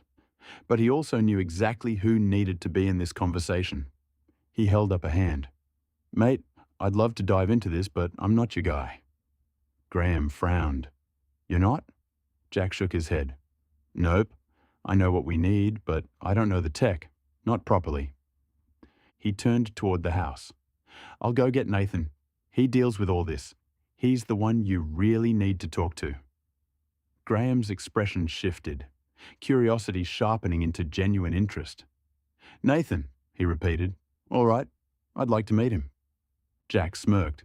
You will, and trust me, he'll talk your ear off. He headed inside, boots crunching through the snow, leaving Graham standing in the quiet morning light. A man who just realized the Aussies weren't just visitors. They were builders, planners, people with a vision, and he might be able to help them make it real. Jack stepped back inside, boots leaving small puddles of melted snow on the floor. The house was still half asleep. Blankets everywhere, mugs from last night, the faint smell of wood smoke drifting in from the workshop. Nathan was at the kitchen bench, hair messy, hoodie half zipped, staring into a mug of coffee like it held the secrets of the universe. Jack tapped the counter. Mate, need you outside. Nathan blinked. Is it the neighbours?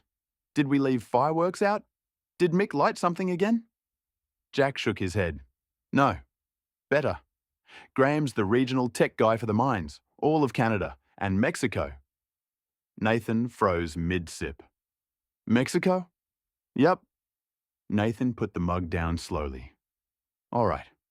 I'm awake. They stepped outside into the crisp morning air. Graham was still standing by the fence, hands in his pockets, watching the snow fall. Jack gestured between them. Graham, this is Nathan. He's our tech brain. Everything digital, everything workflow, everything cloud. He's the bloke you want. Graham extended a hand. Good to meet you. Nathan shook it firmly. Likewise. Jack said you're the regional tech lead. Graham nodded. For the mining sector, Canada and Mexico. I oversee digital integration, cloud systems, field connectivity, data pipelines, that sort of thing. Nathan's eyes lit up. Oh, mate, we need to talk. Jack smirked. Told you. Within seconds, the two of them were deep in conversation, the kind of rapid-fire, jargon-heavy exchange that made Jack feel like he was listening to another language. Graham asked, What are you using now? Paper logs? Manual uploads? Nathan replied, Yeah, and it's killing us. We need real-time sync, field tablets, cloud storage, automated reporting. Graham asked, What platform? Nathan thought for a second. We haven't picked one yet. Needs to handle remote areas, offline caching, multi-user access, and it has to integrate with our geology software. Graham nodded, impressed. You've thought this through? Nathan shrugged. Been planning it for a while, just needed the right contacts. Graham smiled. Well, you've got one now. Jack watched them, arms folded, a quiet pride settling in his chest.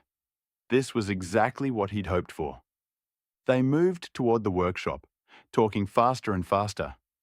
Graham said, You'll want a hybrid cloud setup, local caching with scheduled sync, and a permissions hierarchy.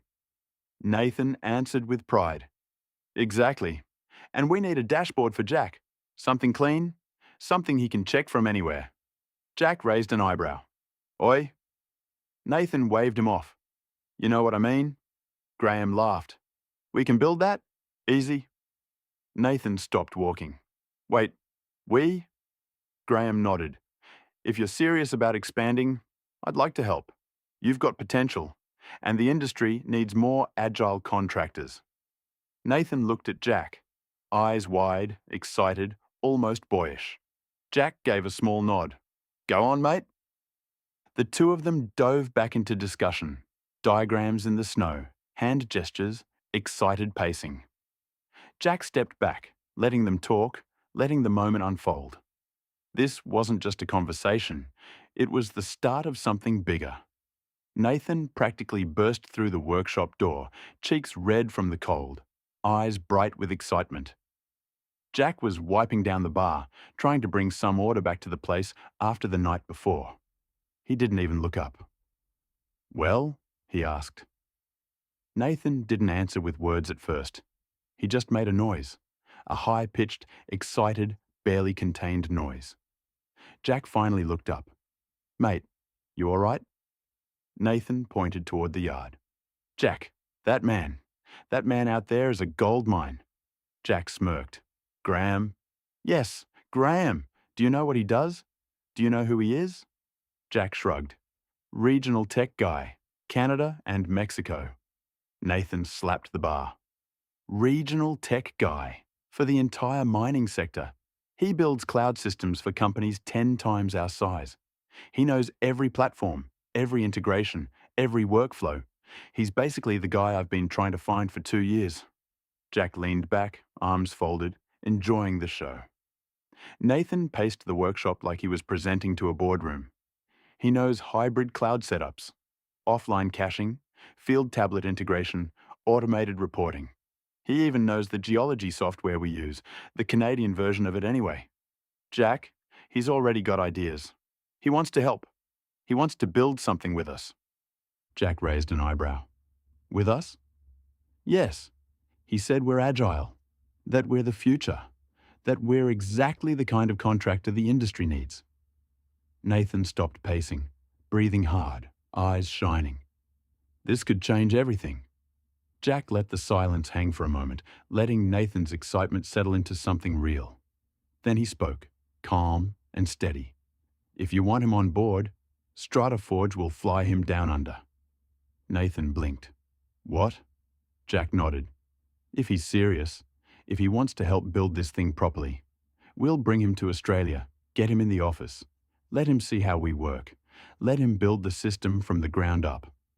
Nathan stared at him, stunned. "You'd do that?" Jack shrugged like it was obvious. "Mate, if we're going to expand, we need the right people. And if he's the bloke who can build the digital backbone of StrataForge, then yeah, we fly him over. We invest in him. We make it happen." Nathan ran a hand through his hair, overwhelmed. "This is big, Jack." Jack smiled. "Yeah, it is." Nathan exhaled, a slow, excited breath. "I'll talk to him, properly. Set up a meeting. Get the ball rolling."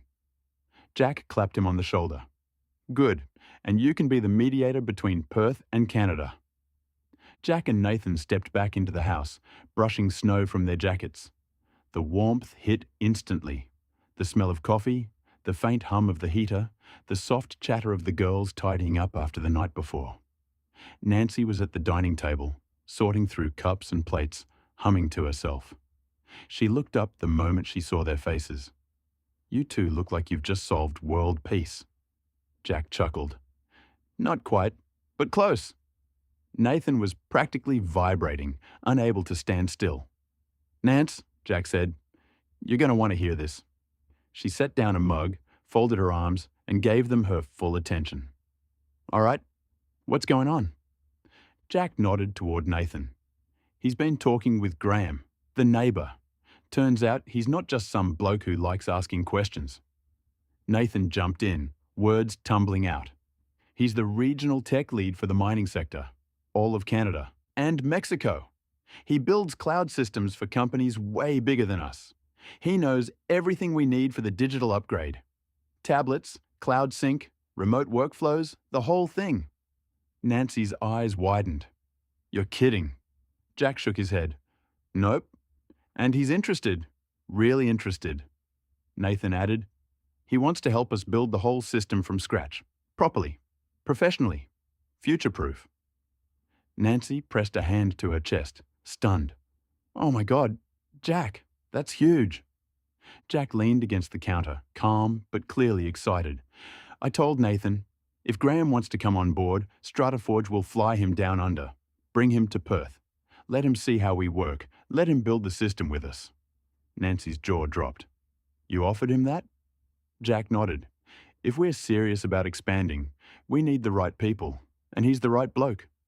Nathan added, "He's perfect, Nance. He gets it. He gets us. And he's already throwing out ideas like he's been part of the team for years." Nancy looked between them. Jack steady and confident, Nathan buzzing like electricity. And she felt it. That shift. That click.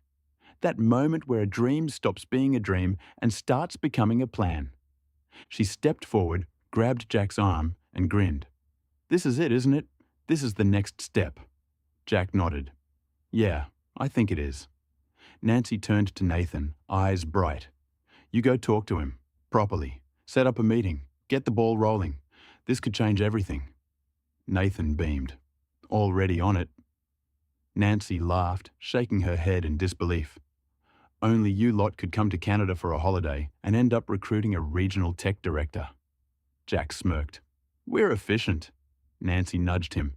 "You're ridiculous."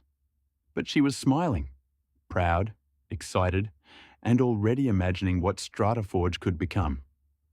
The morning was cold and still, the kind of winter quiet where even the snow seemed to hold its breath.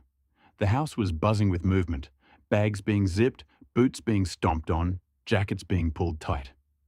Then the sound came, a low rumble rolling down the street. A small charter bus turned the corner, headlights cutting through the pale morning light, tires crunching over the snow. It pulled up in front of the house with a soft hiss of brakes. The boys stepped outside, dragging their suitcases behind them. The wheels immediately sank into the snow, bogging down like they were trying to roll through wet cement. Mick groaned. "Bloody snow." Nathan laughed. "Mate, it's been snowing for 2 weeks. How are you still surprised?" The Canadian crew was already waiting. Graham, Tash, Emily, the neighbours who'd become friends, the families who'd joined the bonfire, the teenagers who'd learned footy rules, everyone. This wasn't a farewell, it was a send-off. Hugs started immediately. Big Kev lifted Graham clean off the ground. Reese hugged Emily like she was his little sister. Jade and Emily clung to each other, promising to video call every day. Nancy kissed Tash on both cheeks. Charlotte hugged everyone like she'd known them for years. Even Riley, who rarely showed emotion, pulled Jacob into a tight, brotherly hug. The Canadians weren't just neighbours anymore. They were family. Graham stepped up to Jack last. No interrogation, no guarded posture. Just a man who'd found respect for someone he hadn't expected to. He shook Jack's hand firmly. "You boys brought life to this street," he said, "and you brought opportunity to me. I won't forget that." Jack smiled. "We'll talk soon. Nathan will set everything up." Graham nodded. "I'll be ready." The bus driver began loading the luggage, grunting as each suitcase sank into the snow before he could lift it. The boys climbed aboard one by one, waving through the windows, fogging up the glass with their breath. Jade pressed her face to the window, waving frantically at Emily. Charlotte wrapped an arm around Jack's waist, leaning into him as the cold air bit at their cheeks. "You did good here," she whispered. Jack didn't answer. He didn't need to. He just watched the people gathered in the snow, smiling, waving, calling out goodbyes, and felt that familiar ache of leaving somewhere that had become more than a place. It had become a memory, a turning point, a home away from home. With a final hiss of brakes, the bus rolled forward, tires crunching through the snow. The Canadians waved until the bus turned the corner and disappeared from sight. Inside, the boys settled into their seats, tired, emotional, quiet. Mick finally broke the silence. "Boys, that was something else." Darren nodded. "Yeah, it was." Jack looked out the window at the fading street, the snow-covered houses, the place where everything had changed. "Family," he murmured, and everyone agreed. The workshop felt strangely calm that morning, as if it remembered the chaos of New Year's Eve and was now holding its breath for something more serious. The heater hummed steadily, casting a warm glow across the bar that had doubled as a command center, a party hub, and now a boardroom table. Nathan had cleared the space with unusual precision. Darts off the wall, mugs stacked neatly, laptop open, notebook ready. Sketches spread out like blueprints for a future only he could see. When Graham stepped inside, brushing snow from his jacket, he paused for a moment, taking in the transformed space. "Morning," he said, offering a firm handshake. "Morning, mate," Nathan replied, already buzzing. "Let's get into it."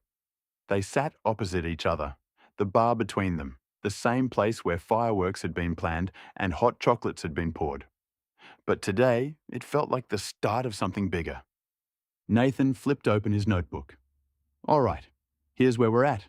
We need a full digital workflow, field tablets, cloud sync, real-time updates, automated reporting.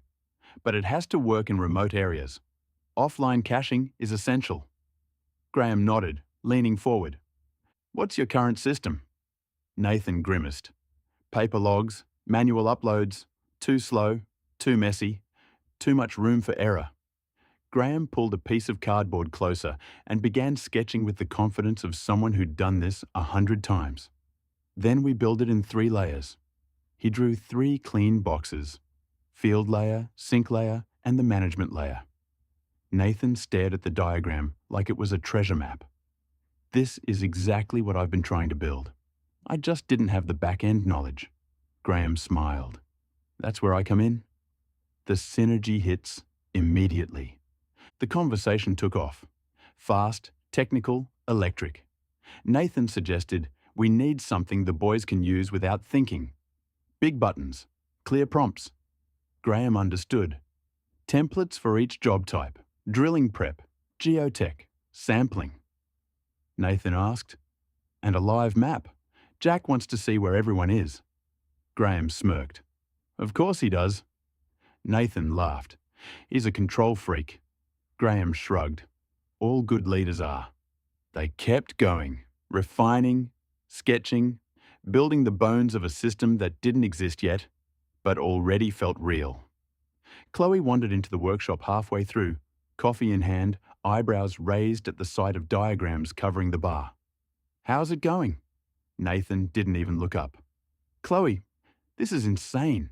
He's got everything, every answer, every system. This is the guy." Graham chuckled. "We're making progress." Chloe nodded. "Good, because if this works, StrataForge is going to change." Nathan tapped the diagrams. "It already is." 2 hours later, the bar looked like a war room. Sketches, notes, half-drunk coffees, and a future laid out in ink and cardboard. Graham closed his notebook. "I'll draft a full proposal. Architecture, hardware, software, integration plan." Nathan nodded. "And I'll map out our workflows. Job types, crew roles, reporting needs." Graham stood, offering his hand. "We make a good team." Nathan grinned. "Mate, we really do." At the door, Graham paused. "When you're ready, I'll fly to Australia, spend a few weeks with your team. Build this properly." Nathan's breath caught, shaking Graham's hand firmly. "We'll make it happen." And in that workshop, the same place where neighbours gathered, where fireworks were stored, where laughter echoed, something new took root. A turning point for StrataForge. Chapter 14. Home Sweet Home. The plane wheels hit the Perth runway with a heavy thud, jolting everyone awake from the half-sleep of a long-haul flight. The cabin lights flickered on, and the boys groaned like a pack of hungover bears. Big Kev rubbed his eyes. "What time is it?" Jack checked his watch, then immediately regretted it. "Too early. Too late. I don't know." The doors opened, and a wave of dry, blistering heat slammed into them like they'd stepped into an oven. Reese staggered. Why is the air spicy?" Big Kev fanned himself with his passport. "We were in snow 2 days ago. This is illegal."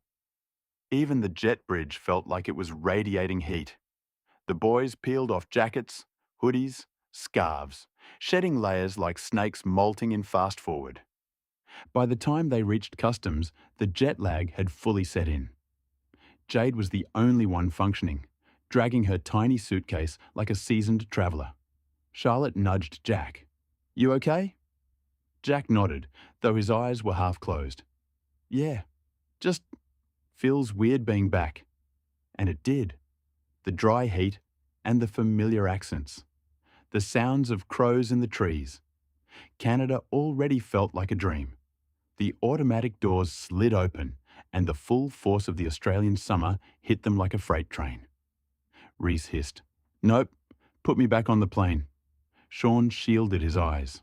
"Why is the sun so bright? Was it always this bright?" Big Kev groaned. "I miss snow." Jack laughed, even though he felt the same. "Welcome home, boys." They dragged their luggage toward the pickup area, wheels rattling loudly on the hot pavement. The heat shimmered off the asphalt, and the air smelled like dust and gum trees. It was the exact opposite of Thunder Bay's quiet, snowy mornings, and the contrast hit hard. As they waited for the shuttle, the boys looked around like tourists in their own country. A man walked past in shorts and thongs.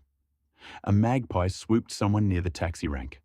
A ute drove by with a dog in the tray, tongue out, living its best life. Nancy shook her head. "Mate, we were watching the aurora 3 nights ago." Reese added, "And now I'm sweating through my shirt." Jack smiled, feeling the strange mix of exhaustion and homecoming settle in.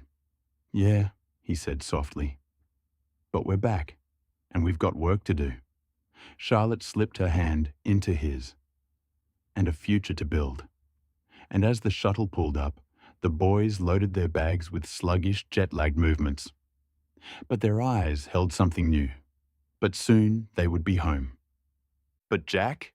He was already back in work mode.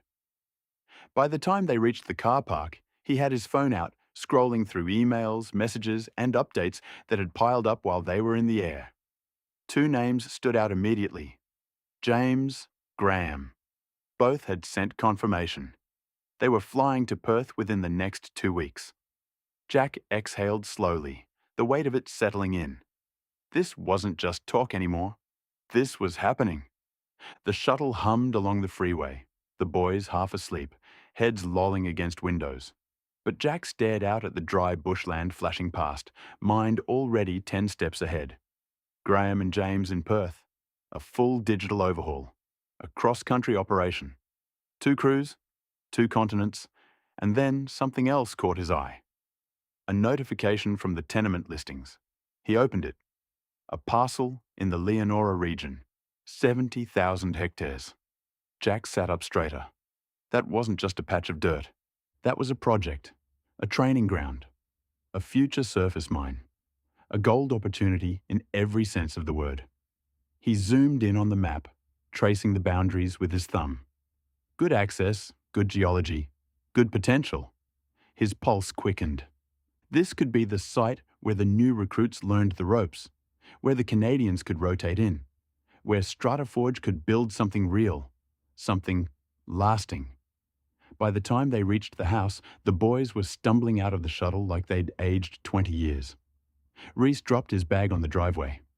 "I'm sleeping for a week." Jack didn't even hear him. He was already on the porch, phone pressed to his ear. "James, it's Jack.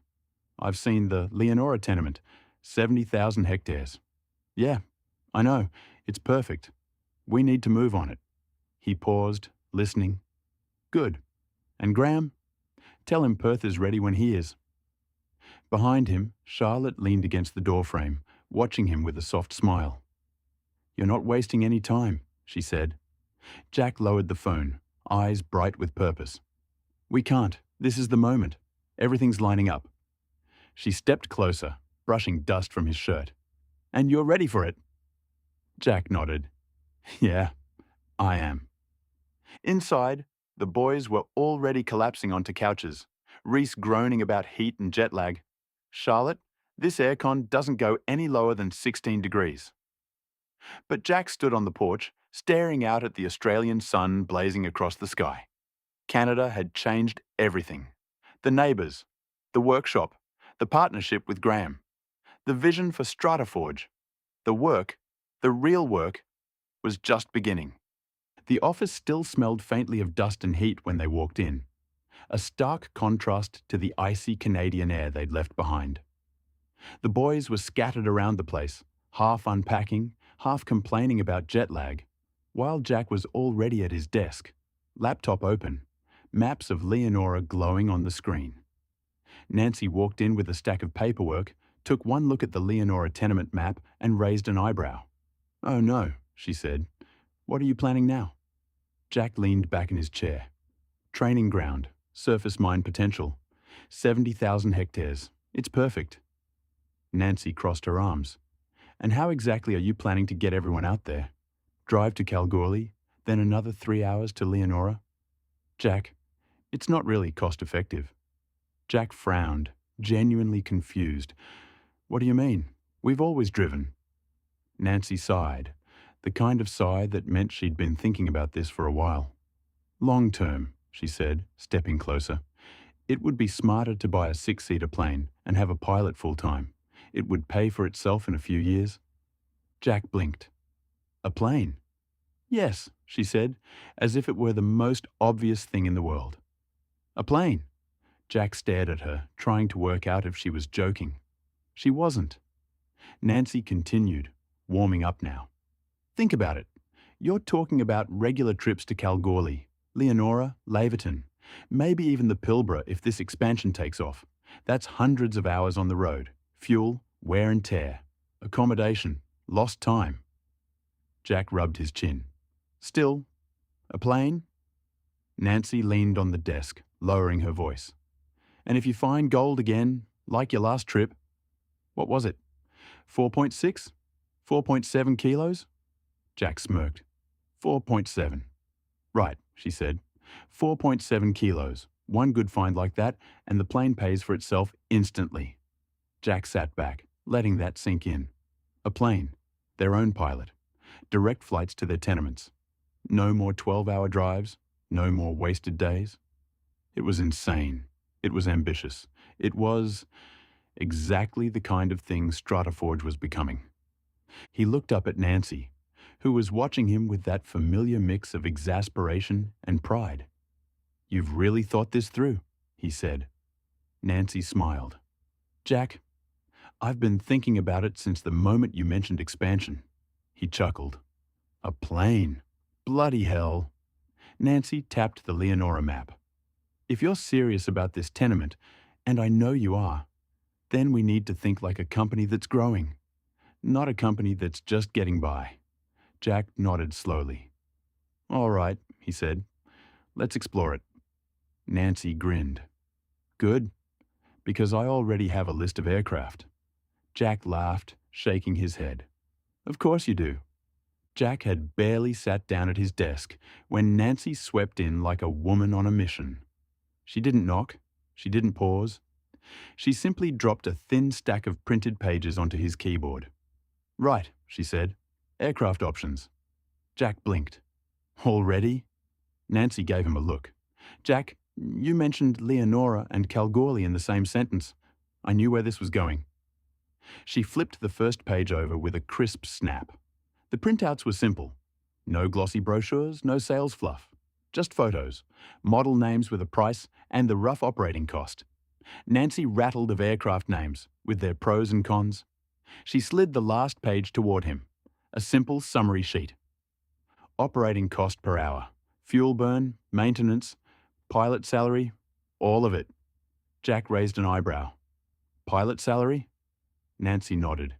"Yes, because unless you want Big Kev flying the thing, we need a professional."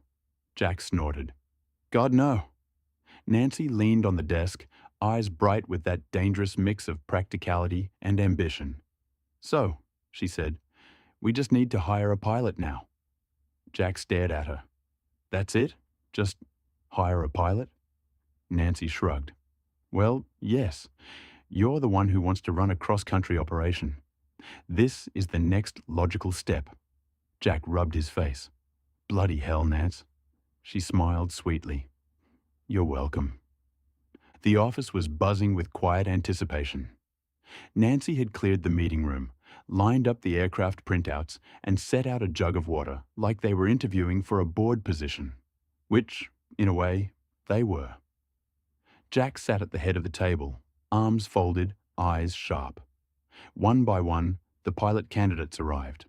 Some were polished. Some were nervous. Some were clearly only there for the salary. They talked about hours logged, aircraft types, weather conditions, IFR ratings, emergency procedures, all the usual things. But none of them felt right. Not until the last candidate walked in.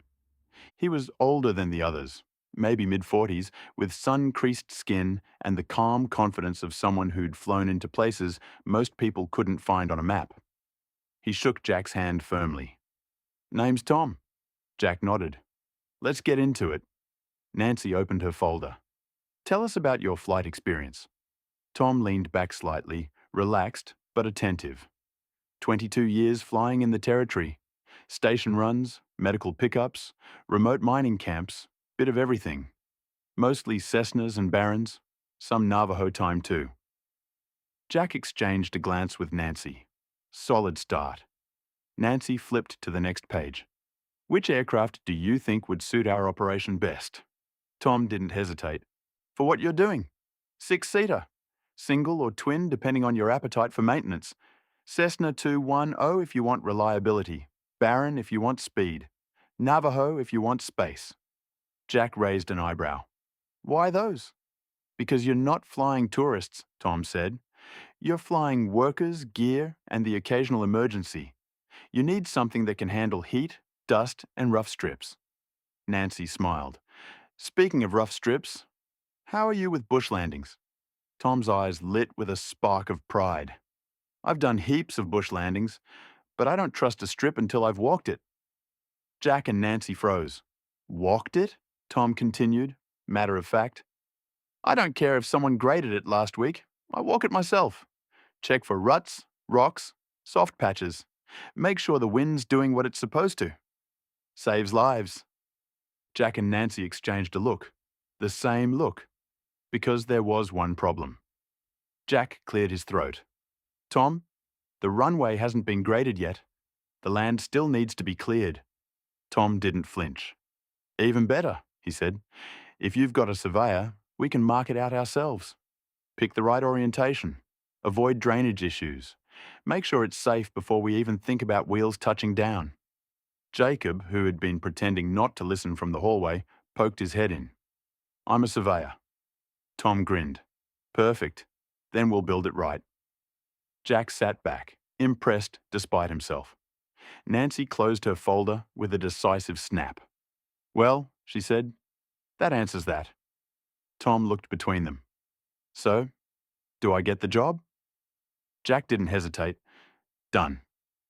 The contract sat neatly on the meeting table. 2 copies, crisp and ready. Tom read every line with the calm focus of a man who'd spent half his life trusting paperwork to keep him alive in the air. Jack signed first, Nancy signed second, Tom signed last, his pen stroke steady and confident. He closed the folder, shook both their hands, and grinned. "Well," he said, "looks like I'm your pilot." Jack clapped him on the shoulder. "Welcome to StrataForge." Nancy added, "Now, let's get you a plane." Tom drove Jack out to Jandakot Airport in his dusty ute, the windows down, hot wind blasting through the cab.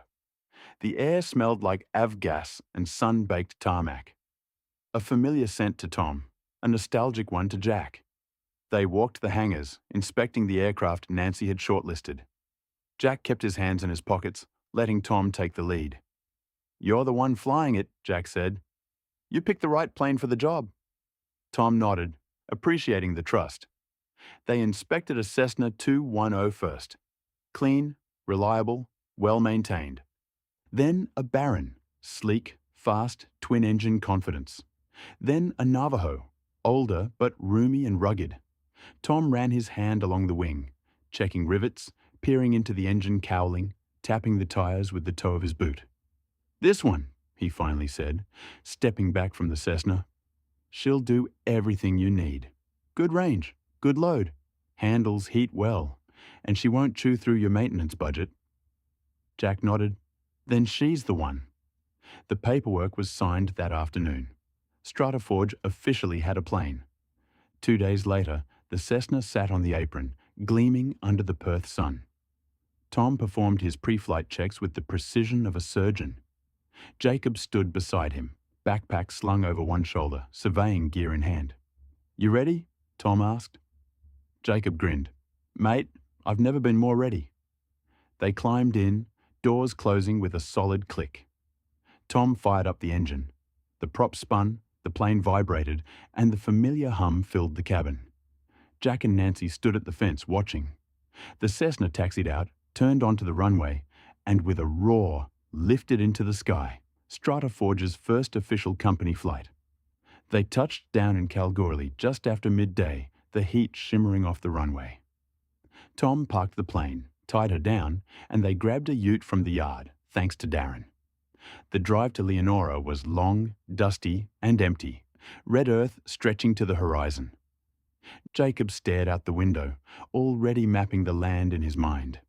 Tom pointed ahead. "Your tenement's just past that ridge." Jacob nodded. "Perfect spot for a runway." They reached the site late afternoon. The land was untouched, scrub, spinifex, scattered trees, and a wide, flat stretch that caught Jacob's eye immediately. He hopped out of the ute, pulling out his gear. Tom followed, hands on his hips, scanning the terrain like a hawk. Jacob paced out distances, marking bearings, checking wind direction, soil firmness, drainage lines. Tom walked the length of the proposed strip, boots crunching over dry earth. After a long silence, he nodded. "This'll work," he said. "We clear it, grade it, compact it. You'll have a runway that'll last decades." Jacob grinned. "Jack's going to love this." Tom smirked. "Then let's get it right." As the sun dipped low over the Leonora horizon, the two men stood on the future runway, a strip of land that would soon connect StrataForge's operations across the state. StrataForge wasn't just growing, it was taking off. The Leonora site buzzed with machinery within days. The bulldozers pushed aside scrub and spinifex while the graders carved the first clean lines into the red earth. Water carts dampened the dust, and the rollers compacted the soil into a smooth, solid surface. Tom visited twice during construction, walking the strip each time, boots crunching over freshly compacted ground. "Good base," he said, kneeling to check the soil. "She'll hold." Jacob marked the final boundaries with survey stakes, measuring, adjusting, and double-checking every angle. Jack and Nancy watched from the ute, the sun beating down on the bonnet. "This is happening fast," Jack murmured. Nancy smirked. "You said you wanted momentum." Jack laughed. "Yeah, but this is ridiculous." Nancy nudged him. "Welcome to running a real company." 2 weeks later, the runway was finished. A clean, straight, compacted strip of red earth stretching across the tenement, ready for its first landing once Tom gave the all clear. Jacob stood at one end, hands on his hips, admiring their work. Tom walked the entire length again, slow and methodical. When he reached the end, he gave a single nod. "She's good." Jacob grinned. "Jack's going to lose it." Back in Perth, Jack and Nancy were in the office when the message came through. "Graham and James have landed." Jack exhaled, a mix of excitement and nerves. "They're here," he said. Nancy closed her laptop. "And the runway's ready." Jack smiled, a slow, proud smile. Perfect timing.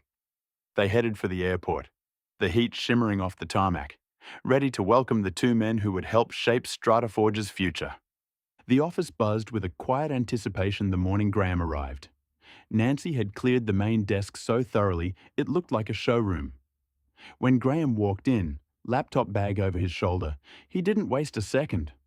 "Right," he said, rolling up his sleeves. "Let's build this properly." Jack and Nancy exchanged a look, the kind that said, "This is about to be good." Graham moved through the office with the confidence of someone who'd done this 100 times. He connected the new server unit. He synced the tablets and configured the cloud environment. Cables were everywhere, then the screens flickered to life. The office slowly transformed from a dusty regional hub into a digital operations center. Jack leaned against the wall, arms folded, watching the transformation with a quiet pride. Nancy hovered nearby, taking notes, asking sharp questions, absorbing every detail. After an hour, Graham stepped back. "All right," he said. "Command center is live." He pulled up the main screen, a clean, modern interface with StrataForge's logo in the corner. "This," Graham said, "is your operations dashboard." Jack and Nancy stepped closer. Graham pointed to the first panel. Here's your crew overview. Who's on shift? Who's in the field? Who's travelling? Next panel. Job tracker. Every active job, colour-coded by status. You can click any of these to see the full report. Nancy's eyes widened. This is incredible, Graham smirked. Wait until you see the field view. He tapped a button.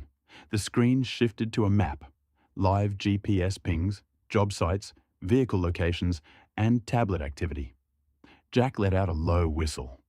Bloody hell, Graham continued. You can view this from a laptop, tablet, or your phone. Real-time updates, offline caching for remote areas, automatic sync when the boys hit signal. Nancy nodded slowly, impressed. This is exactly what we needed. Graham switched to another screen. Now, this is what your crew sees. The interface simplified instantly. Big buttons, clear prompts, minimal text, job checklists. Nancy, who had been pretending not to hover, stepped closer. That's perfect, she said. Even Mick can use that. Jack snorted. Barely. Graham laughed. It's designed for field conditions. Dust, gloves, glare, fatigue. Simple is best. Nancy leaned in, studying the layout. This is going to change everything. Graham nodded. That's the idea.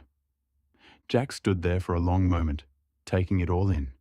The screens, the maps, the clean interface, the future of StrataForge glowing on the monitors.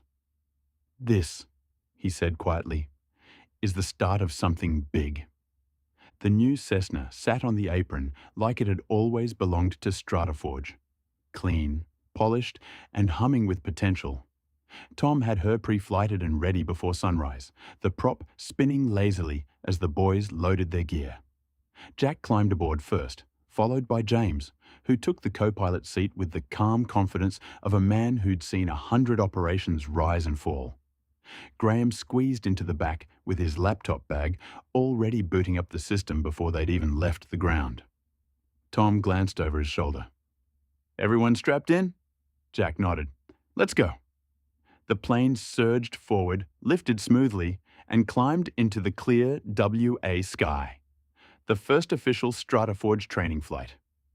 The heat hit them the moment they stepped onto the tarmac.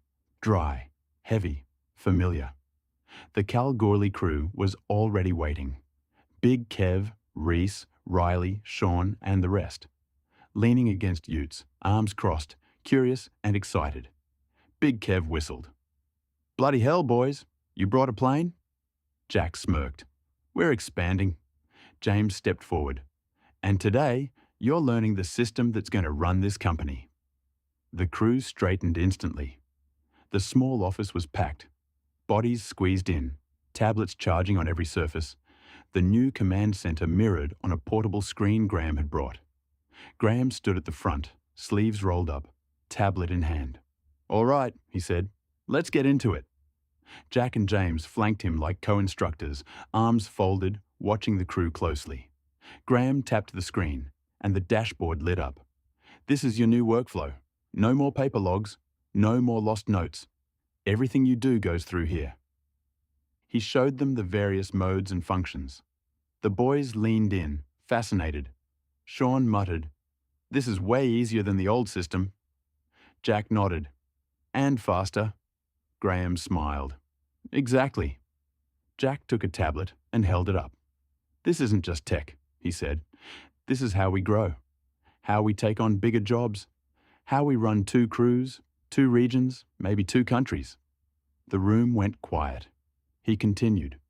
"You lot are the first to use it. You're the benchmark. What you do here sets the standard for everyone who comes after." The crew straightened with pride. James adds his weight. As James stepped forward, voice steady and authoritative. "I've seen a lot of systems in my time. Most of them are rubbish. This one isn't. This one works. And it works because it's built for you, not for some office in the city." He pointed at the tablets. "Use it properly. Give feedback. Make it better.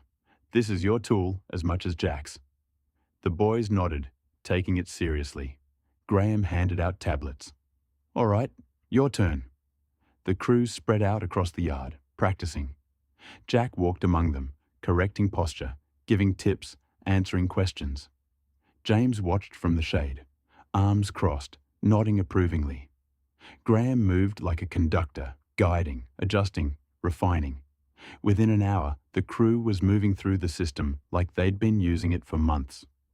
When they regrouped, sweaty and dusty, Graham pulled up the command center view on his laptop.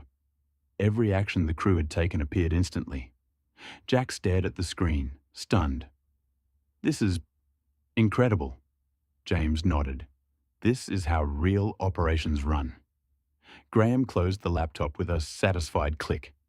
"And now StrataForge does too." As the sun dipped low over Kalgoorlie, the crew gathered around the plane, tired but buzzing. Sean slapped the wing. "So this is ours now?" Jack grinned. "Yep." Reese laughed. "We're bloody unstoppable." James looked at Jack, eyes sharp. "You've built something good here." Jack nodded, feeling the weight and the promise of the moment. "We're just getting started."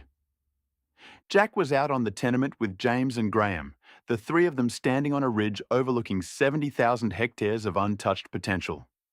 The land stretched out in every direction. Red earth, low scrub, scattered trees, and the faint shimmer of heat rising off the ground.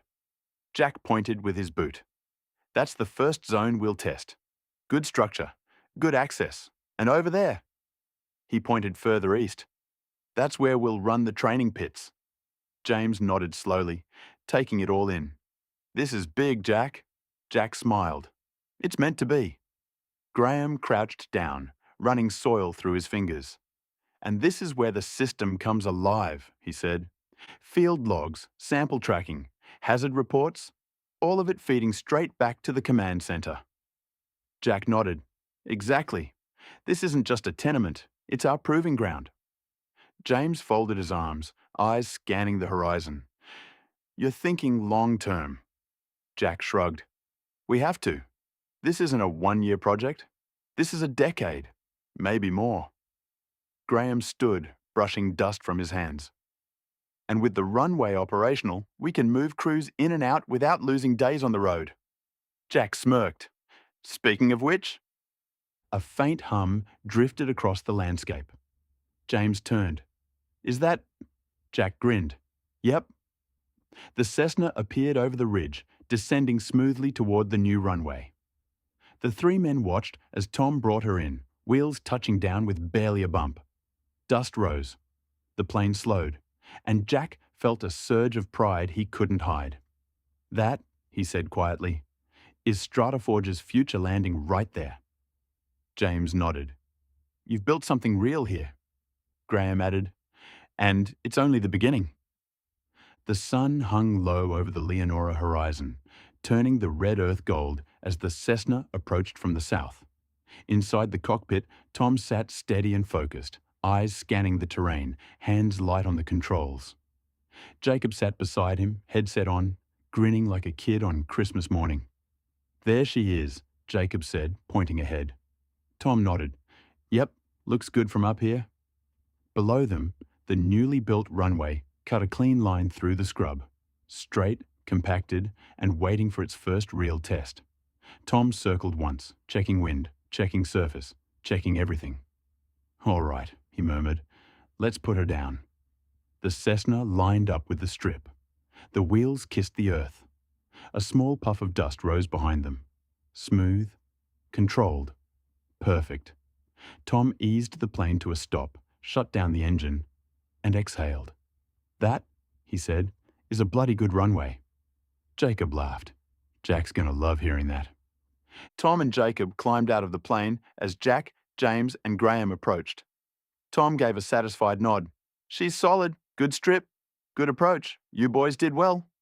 Jacob added, "We can start marking out the apron and fuel storage next."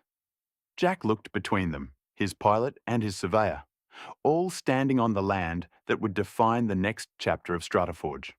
"This," Jack said, "is where it all starts." The late afternoon sun stretched long shadows across the brand new runway, the red earth glowing like embers. The Cessna sat cooling behind them, its metal ticking softly in the heat.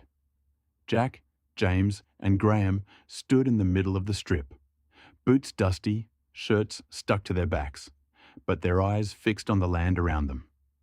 Jack took a slow breath, letting the silence settle before he spoke. "This," he said, sweeping his arm across the horizon, "is where we build it." James nodded, hands in his pockets, studying the vast expanse of untouched country. Graham adjusted his cap, already imagining data towers, solar arrays, and digital infrastructure rising from the dirt. Jack continued, voice steady, confident. "We're going off-grid out here. Full solar, battery banks, satellite link, a proper command center, not a shed with a laptop, a real hub, something that can run crews, flights, sampling, everything." James gave a small, approving grunt. "Ambitious, but it'll work." Jack smirked. "It has to." He pointed toward a flat rise just beyond the runway. "That's where the command center goes, elevated. Good line of sight, enough room for expansion." Graham nodded. "We can run the entire system from here. Field tablets, job tracking, GPS logs, all of it feeding straight back to Perth and Thunder Bay." Jack turned to James. "And with Canada investing, we're not just building a site, we're building a joint operation, a long-term one." James gave a slow, satisfied nod. "We're in. This is the kind of project we back." Jack smiled, a rare, proud smile. "Good. Because we're not stopping at solar and a command center." He pointed toward the far end of the runway. "I'll get Sean to drop off an RC rig and a water cart out here. We'll start drilling test lines, build training pits, get the boys rotating through." Graham raised an eyebrow. "You're moving fast." Jack shrugged. "We have to. And once the rig's here, we'll add water tanks, fuel storage, and a proper apron for the plane." James stepped forward, boots crunching on the compacted earth. "You're building a full-scale remote base." Jack nodded. "Exactly." The three men stood there for a moment, the wind carrying the scent of hot dust and eucalyptus across the strip. A runway behind them, a tenement before them, a partnership spanning continents, a plan worth millions, a future worth decades. James finally broke the silence. "You know, Jack, most people talk big, but you actually build it." Jack looked out over the land, his project, his future. "We're just getting started." They'd just finished outlining the long-term plan when James shifted his weight, hands in his pockets, expression tightening. Jack noticed immediately. "What's up?" he asked. James hesitated. Rare for him. "There's something I need to tell you," he said quietly. "I wasn't sure when to bring it up." Jack straightened. "All right, hit me." James exhaled, eyes fixed on the horizon. "The city of Whitehorse in the Yukon. They want to build more sites. Planning came through recently." Jack blinked.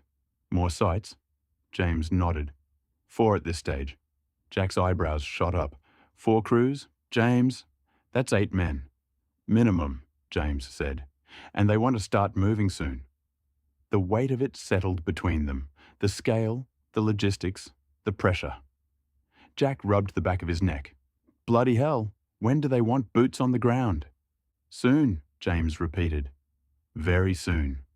Jack paced a few steps, thinking fast. "All right, I'll see if Darren can hire more guys. We'll expand the roster. And your Canadians who came here, they can train from your end. Share the workload." James nodded, relief flickering across his face. "That's exactly what I was hoping you'd say." Graham folded his arms. "This partnership just doubled in size." Jack smirked. "Good. We're built for it." James turned to Jacob, who was still inspecting the runway markers. "Jacob," he called, tossing him a set of keys. "Can you take the ute back to Kalgoorlie? We're heading back to Perth on the plane." Jacob caught the keys mid-air. "Yeah, no worries." He looked at the runway, then at the plane, then at Jack. "You boys fly safe." Jack clapped him on the shoulder. "We will. And good work today." Jacob grinned, hopped into the ute, and drove off, dust trailing behind him. Tom was already doing his walk-around, checking the plane for the return trip. Jack, James and Graham climbed aboard, the cabin warm from the day's heat. As the engine roared to life and the Cessna rolled down the brand-new runway for the first time with passengers, Jack looked out the window at the vast tenement below. James leaned over, voice low but steady. "This is going to be big, Jack." Jack nodded, eyes still on the land. "It already is." And as the plane lifted off the red earth and climbed into the evening sky, the future rose with it. Jack was barely through his first coffee when he hit Darren's number. The sun was already baking the Perth office windows, and the weight of yesterday's conversation with James was still sitting heavy on his shoulders. Darren answered on the second ring. "Morning, mate," he said, sounding half awake. Jack didn't waste time. "Darren, do you have any more guys who want jobs? International travel, good pay, long-term work." There was a pause, the kind where Darren was clearly sitting up straighter. "Yeah, sure," he said. "I'll ring them. How many you need?" Jack took a breath. 16, with passports." Silence. Then, 16. What the fuck? Are you serious?" Jack leaned back in his chair, rubbing his forehead. "Yes, 16. And they need passports ready to go." Darren let out a long, stunned exhale. "Mate, that's a whole bloody army." Jack chuckled. "Feels like it." Darren recovered quickly. He always did. "All right, I'll start calling. Some of the new boys were sniffing around for more hours anyway, and if you're offering international travel, they'll jump." Jack nodded, even though Darren couldn't see it. "Good. And listen, James has 4 new sites starting in Whitehorse. 4 crews. That's 8 men minimum. We need to share the load." Darren whistled. "Canada's going big, huh?" "Bigger than we expected," Jack said. "Their guys who came here can train from their end. We'll train ours. We split the pressure." "All right," Darren said. "I'll get on it." 16. Bloody hell. Jack laughed. "Welcome to StrataForge International." Chapter 15. It keeps growing. Graham was returning to Thunder Bay. His work was complete and now fully operational. The Perth office felt different that morning. Sharper, more focused, almost humming with the weight of what was coming. Leaving behind a fully operational command centre and a team buzzing with new capability. Now it was time for the next step. Jack, James and Nancy gathered in the boardroom, the big screen already connected to the Canadian office. The StrataForge logo glowed softly on the wall, a symbol now shared across 2 continents. James adjusted his collar. "All right, let's get this started." Nancy tapped the screen, and the call connected. On the other side, 2 Canadian supervisors, a planning officer from Whitehorse, and a logistics coordinator Jack hadn't met yet. Everyone looked ready. Jack leaned forward, hands clasped. "Morning, everyone. Or evening, depending where you are. Let's talk about the expansion." David nodded. "We're ready on our end." James took over, voice steady. "Whitehorse has approved 4 new sites. That means 4 crews, 8 men minimum, possibly more." Nancy added, "Australia will supply half the manpower. Canada supplies the other half. Training will be shared." The Canadians nodded in agreement. Jack stood and walked to the whiteboard, drawing a quick map of the Yukon sites. "Here's how we'll run it," he said. Jack mentioning the responsibilities from the Australian and Canadian sites. David added, "The system is mirrored on both ends. Anything your crews log in Australia, ours can see in real time, and vice versa." Jack nodded. "That's the backbone of this partnership." James leaned forward, tone serious. "Canada is fully invested in this, financially and operationally. We're not just supporting the project, we're part of it." Nancy smiled. "Good, because the scale is only going to grow." Jack added, "Leonora is our training ground. Yukon is your expansion. Together, we build something neither of us could do alone." The Canadians nodded, visibly energized. Jack clicked to the next slide, a shared operations timeline. David whistled softly. "This is ambitious." Jack smirked. So are we, James added, and we've already proven we can deliver. Nancy closed her folder with a decisive snap. Then let's get to work. As the call disconnected, the room fell quiet for a moment. Jack exhaled slowly. This is big. James nodded. Bigger than either of us expected. Nancy smiled. And we're ready for it. Jack looked at both of them, his partner in Australia, his partner in Canada, and felt the weight of the moment settle in. Jack was in the Perth office with Nancy, sorting through the White Horse planning documents, when his phone buzzed. Darren. Jack answered immediately. Talk to me. On the other end, Darren sounded breathless, like he'd been running around the Kalgoorlie yard all morning. Jack. Mate, you're not going to believe this. Jack leaned back in his chair. Try me. I've got the first batch. Jack straightened. How many? 8, Darren said. 8 blokes ready to go, all with passports, all keen for international travel. I told them Canada and they nearly tackled me. Jack grinned. Good start. Start, Darren repeated. Jack, that's half a bloody platoon. Jack chuckled. We need 16. Darren groaned loudly. Don't remind me. Nancy looked up from her laptop, mouthing, 8 already? Jack nodded. Darren continued, still half shocked. I rang a few of the new drillers, the truckies, even one of the surveyors. Word spread fast.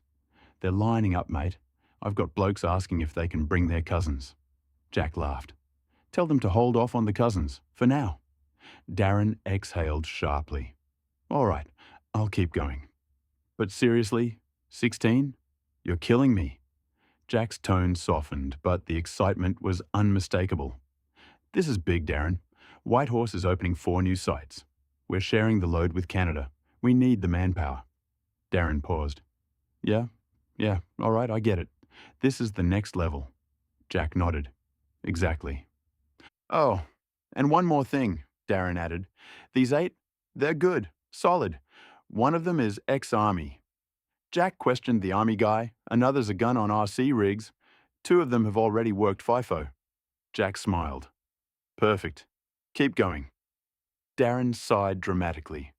Fine, but if I end up hiring half of Kalgoorlie, you're buying me a beer. Jack smirked. I'll buy you a carton. Done, Darren said, and hung up. Jack lowered the phone, shaking his head with a grin. Nancy raised an eyebrow. 8 already?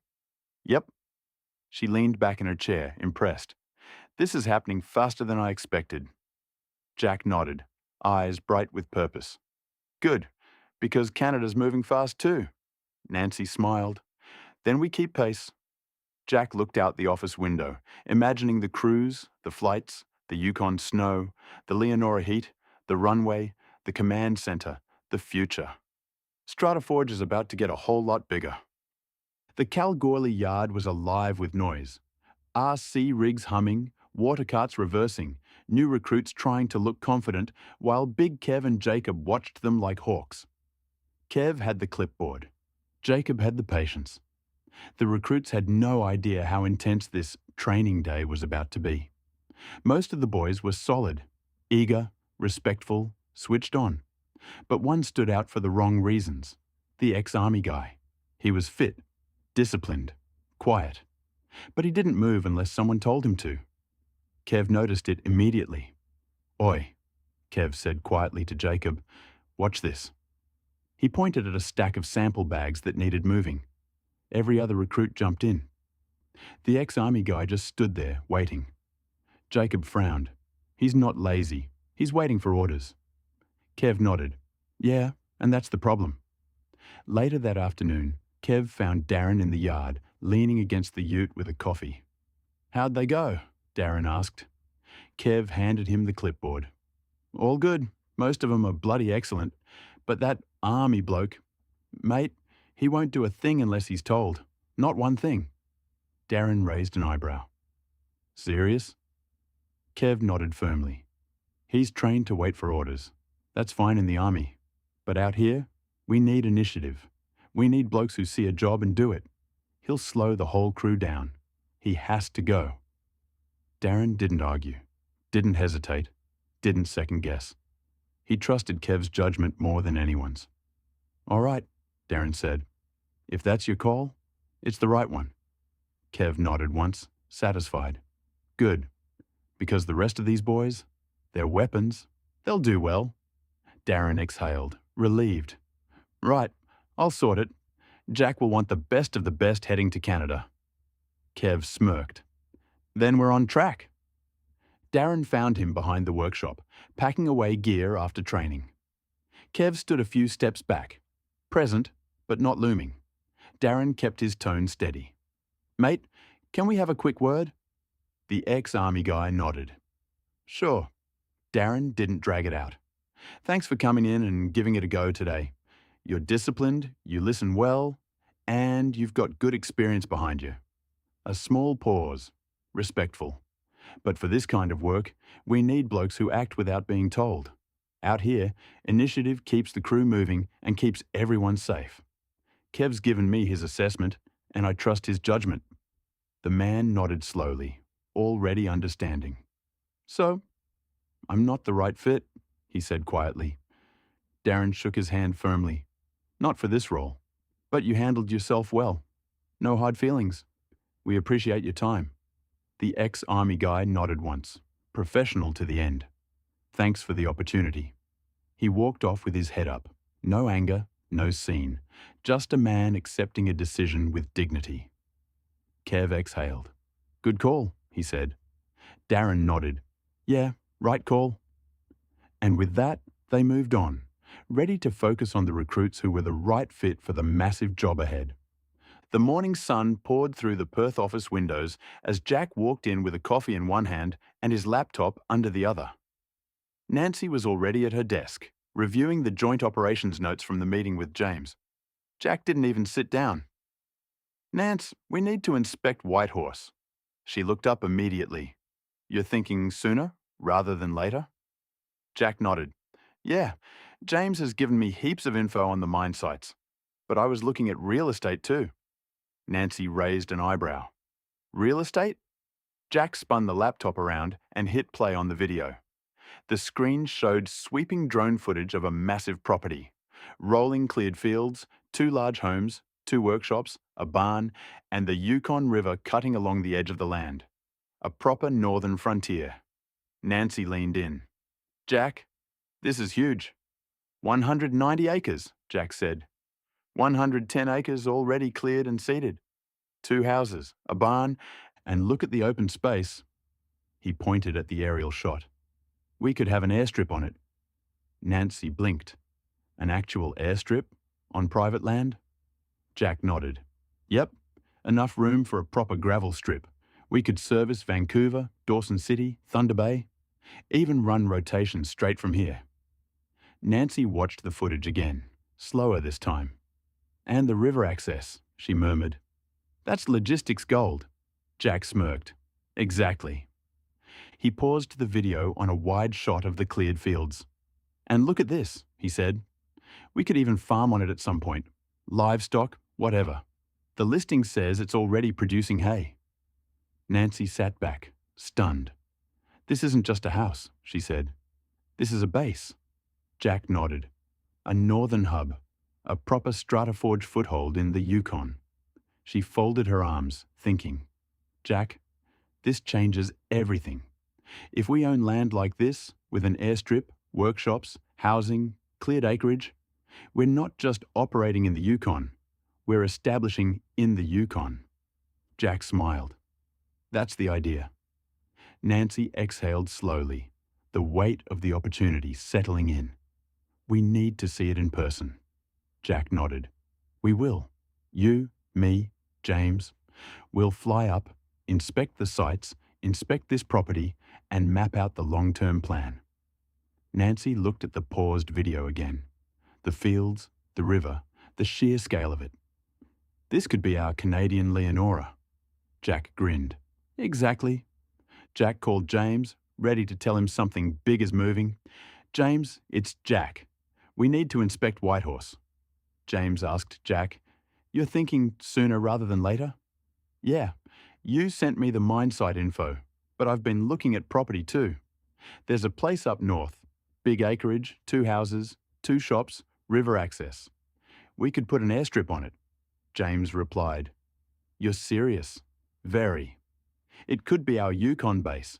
Vancouver, Dawson, Thunder Bay, all serviceable. A brief pause on James's end. All right, if you want to look at it, I'll line up the access. When do you want to fly over? Jack thought for a second. Soon, me and Nancy. We need eyes on the ground. James said, Done, I'll organise it. Jack nodded to himself. Good. This could be big for both sides. Agreed. Thanks, Jack.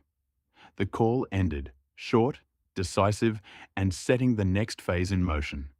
Back in Thunder Bay, James was already on the phone before he'd even taken off his jacket. Yeah, it's James. I need access arranged for the White Horse mine sites. All 4 of them. He listened, nodding. Yes, full access. Jack and Nancy are flying in. And I need clearance for a property inspection too. 348 Dusty Trail. Another pause. Correct. The big acreage. 2 houses and the river frontage. Yes, that one. He scribbled notes on a pad. Good. Line up the site supervisors. I want everything ready when they land. He hung up, exhaled, and muttered to himself. This is going to be big. Meanwhile, in the Perth office, Nancy had already opened 3 tabs. She typed quickly, eyes sharp. Jack, we'll need at least a week over there, she said without looking up. 2 days for the mine sites, 1 for the property, 1 for meetings and travel buffer. Jack nodded. Book it. Nancy kept going. I'll organise winter gear too. Whitehorse isn't exactly Perth weather. Jack smirked. Good call. She added more notes. And we'll need rental vehicles, satellite comms, and a local guide. I'll coordinate with James's office. Jack leaned on the desk, watching her work with that familiar mix of admiration and relief. Nance, you're a machine. She didn't look up. Someone has to keep you alive. Jack stepped out onto the balcony outside the Perth office, phone pressed to his ear as the evening breeze rolled in. Charlotte picked up almost instantly. Hey, love, she said. Everything all right? Jack exhaled. Yeah, just big news. Charlotte smiled through the phone. Canada again? Yeah, Jack said. We need to fly over, inspect Whitehorse. James has given me a heap of info on the mine sites, and I've been looking at property too. Things are moving fast. Charlotte laughed softly. Not surprised, just amused. I'm pleased it's all falling into place, she said. I just didn't expect it to happen this quick. Jack leaned on the railing, watching the city lights. Yeah, neither did I. He hesitated. Hey, what's our profit float looking like? Charlotte actually giggled.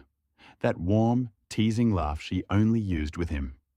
Jack, she said, you have $100 million company. There is no issue. Jack blinked. Really? 100 million? Yes, she said, still smiling. You built it? You just forget how big it's gotten. Jack rubbed his forehead, half stunned, half proud. Bloody hell. Charlotte softened. Go to Canada. Do what you need to do. We're fine here. Jack nodded, feeling steadier. Thanks, love. Always, she said. And just like that, the weight of the expansion felt a little lighter. Because Charlotte had his back, as always. The flights never seemed to get any quicker. Time zones bending, meals arriving at odd hours, and that strange half-dream state you fall into somewhere over the Pacific. But first class was something else.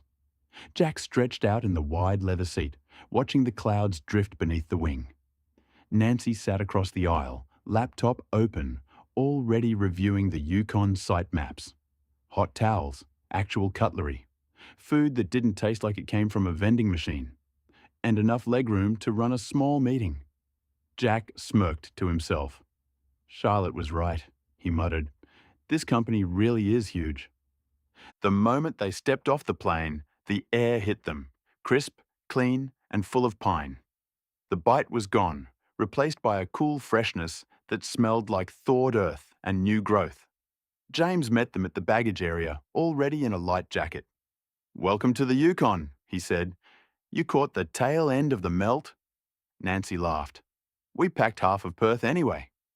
They grabbed their bags, headed outside, and climbed into a rented SUV. Big, sturdy, built for northern roads. Jack took the passenger seat. James drove. Nancy sat in the back, camera ready. Whitehorse rolled past the windows. A mix of small-town charm, rugged wilderness, and that unmistakable northern character. Snow was gone from the roads, replaced by damp gravel and patches of wildflowers. The roofs were clear, the trees alive with green. Jack watched it all, absorbing every detail. "How far is the property?" he asked. "About 20 minutes, James said. "Easy drive, good roads." Nancy leaned forward. "And the mine sites?" "They start from about 40 minutes north," James replied. "We'll hit them tomorrow." Jack nodded, eyes fixed on the landscape. The town faded behind them, replaced by open stretches of forest, thawed lakes, and long winding roads that seemed to lead straight into the wild. The Yukon River appeared beside them, wide, powerful, and flowing freely now, no longer frozen. It shimmered in the spring light, cutting through the valley like a living artery. Jack stared at it. "That's the river the property backs onto?" James nodded. "Yep, you'll see." Nancy snapped photos. "This is unreal." Jack agreed silently. It felt like driving into a frontier. Untouched, raw, full of possibility. James slowed the SUV and turned onto a long private road lined with tall spruce trees. The snow was gone, replaced by soft earth and new grass. The tires crunched over gravel. "All right," he said. "This is it." The trees opened up, revealing the property. Massive, sprawling, and almost surreal in scale. 2 houses, a barn, acres and acres of cleared land stretching toward the river, and enough open space for a runway that could handle anything Tom wanted to fly. Jack stepped out of the SUV, boots pressing into damp soil. He turned slowly, taking it all in. "Bloody hell," he whispered. Nancy stood beside him, wide-eyed. "Jack, this is enormous." James folded his arms, satisfied. "Told you." Jack nodded, already seeing it.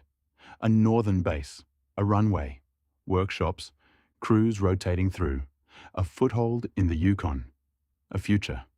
"This," Jack said quietly, "is the one."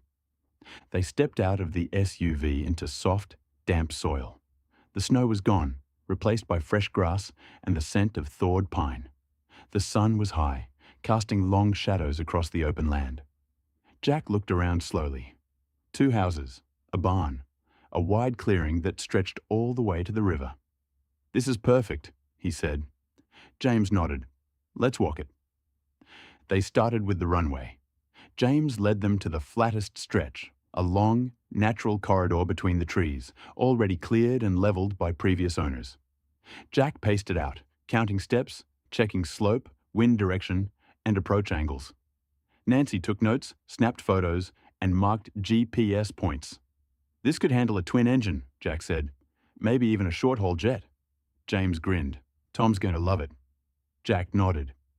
"We'll need gravel, drainage, and a winterized apron, but it's doable."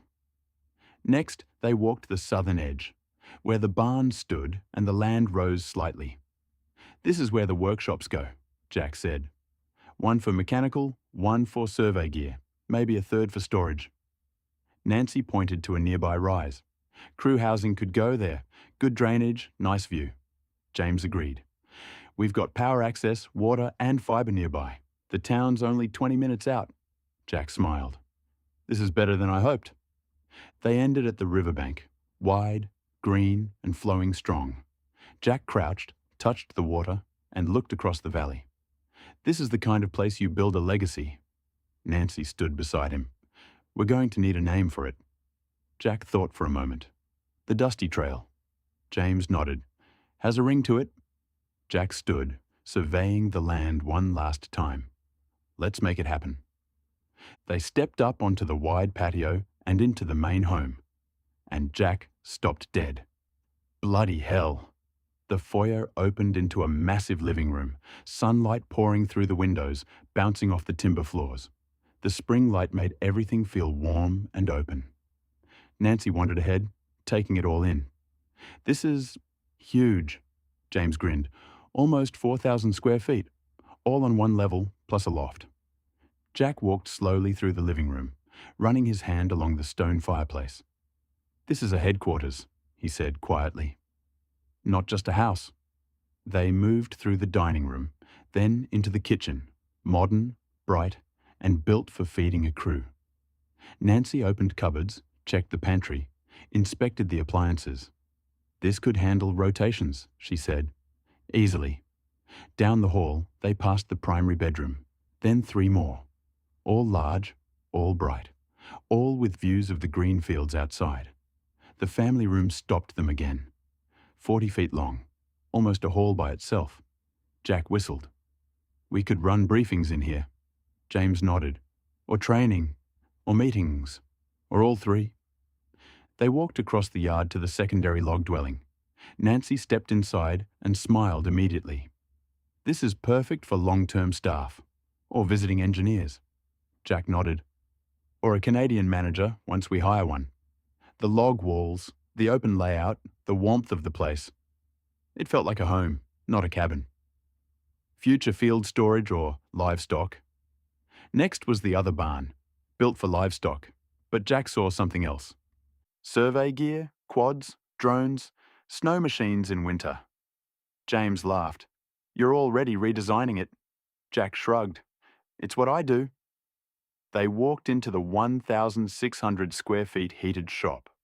Tall ceilings, concrete floors, wide doors. Jack turned in a slow circle. "This is the workshop," he said. "Mechanical, fabrication, repairs, everything." Nancy pointed to the far wall. "We can put the charging station for the drones here." James added, "And the digital command setup along that wall." Jack nodded. "This is perfect."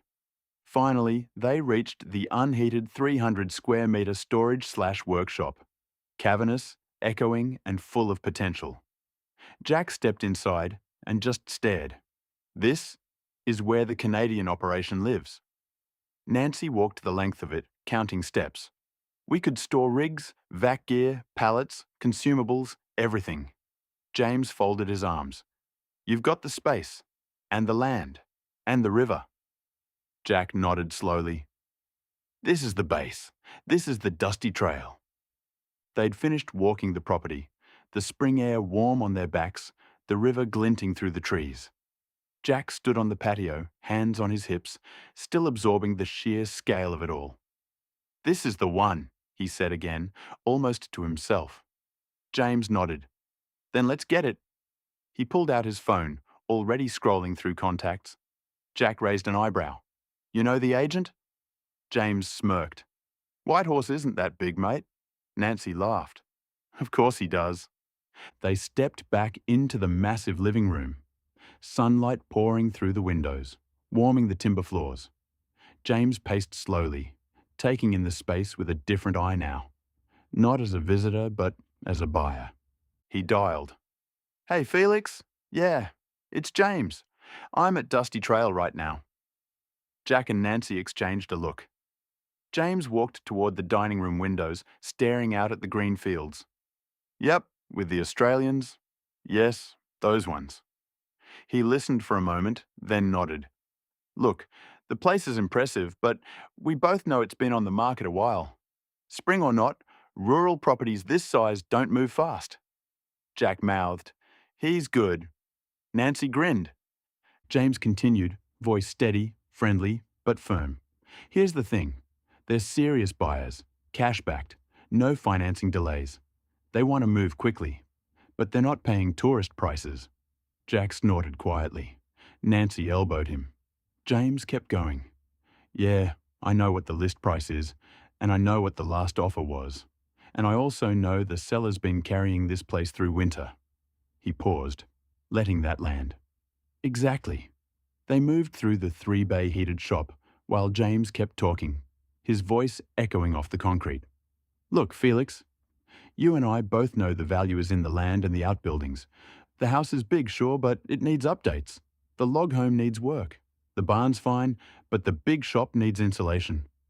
Nancy whispered, "He hasn't even looked at the insulation." Jack whispered back, "Doesn't matter, he's right." James stepped outside into the sunlight, pacing slowly toward the big workshop. "Here's my number. It's fair, it's clean, and it closes fast." He listened. "No, mate, that's the number." Another pause. "Good. Call me back." He hung up. Jack folded his arms. "Well?" James shrugged. "He'll take it." Nancy blinked. "Just like that?" James smiled. "He'll call back in 10 minutes pretending he had to talk to the seller. But he'll take it." Jack shook his head, impressed. "You just saved us a fortune." James clapped him on the shoulder. "Welcome to the Yukon, mate. You don't pay brochure prices here." The phone rang. James answered casually. "Yep, right, good choice." He hung up and turned to them. "Congratulations. You just bought a base of operations." Jack exhaled, a slow grin spreading across his face. Nancy beamed. "The dusty trail." James nodded toward the river. "And this is where it begins." They were on the road by 6:30 a.m., coffee in hand, the spring sun already lighting up the mountains. The air was cool but gentle now, carrying the smell of wet earth and spruce. The SUV hummed north along the highway, the Yukon River flashing beside them like a strip of silver. "4 sites today," James said. "Quick hits, enough to get a feel for the problems." Jack nodded. "Let's see what we're dealing with." Nancy had her camera ready, tablet synced, GPS logging every turn. The first site sat on a rise overlooking a valley, the access road still soft from the melt. The drill pad itself was a mess, not catastrophic, but definitely neglected. Jack crouched, pressing his boot into the ground. "Too soft," he said. "They drilled too early last season." Nancy took photos of the slumped edges. "Drainage is wrong. Water's pooling on the north side." James pointed to the tree line. "They cleared too tight. No windbreak." Jack stood. "Easy fix, but they need a proper seasonal plan." They were back in the SUV within 15 minutes. The second site was deeper in the bush, reached by a winding track that had clearly been ignored for months. Spring growth had already begun reclaiming it. "Bloody hell," Jack muttered as branches scraped the SUV. When they reached the clearing, the pad itself was fine, but the road was the real issue. Nancy walked ahead, marking washouts and soft spots. "This road won't survive summer storms," she said. Jack agreed. "Needs crowning, gravel, and proper culverts. They're losing money every time a truck gets stuck." James nodded. "This is why they called us." 10 minutes later, they were moving again. The third site was the worst. Even in spring, with the snow gone, the ground was still wet. Too wet. A shallow pool sat where the pad should have been dry. Jack didn't even step onto it. "Nope," he said. "This is a sponge." Nancy zoomed in with her camera. "The whole pad's sinking." James kicked at the edge of the access track. "They didn't bench it properly. Water's got nowhere to go."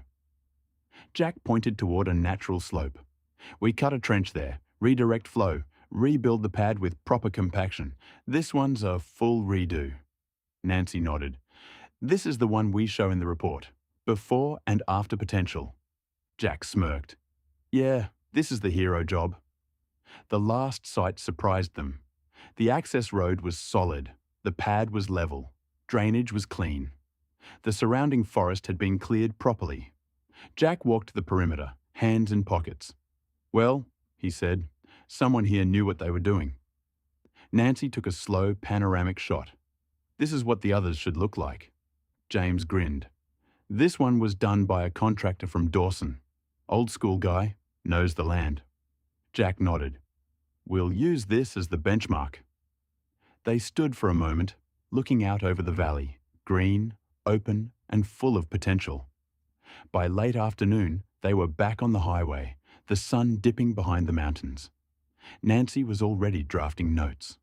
James was quiet, thinking. Jack stared out the window, watching the Yukon roll by. 4 sights, he said finally. 4 stories. James nodded. And a lot of work. Jack smiled. Good, that's why we're here. They rolled back into Whitehorse mid in the afternoon, the sun still high, thanks to the long northern spring days. The SUV hummed down the familiar streets, past the river, past the little cafes and timber storefronts, until they reached the house. Jack stepped inside first. It already felt different, like a place that belonged to them now. Nancy dropped her bag on the kitchen island. I still can't believe how big this place is. James chuckled.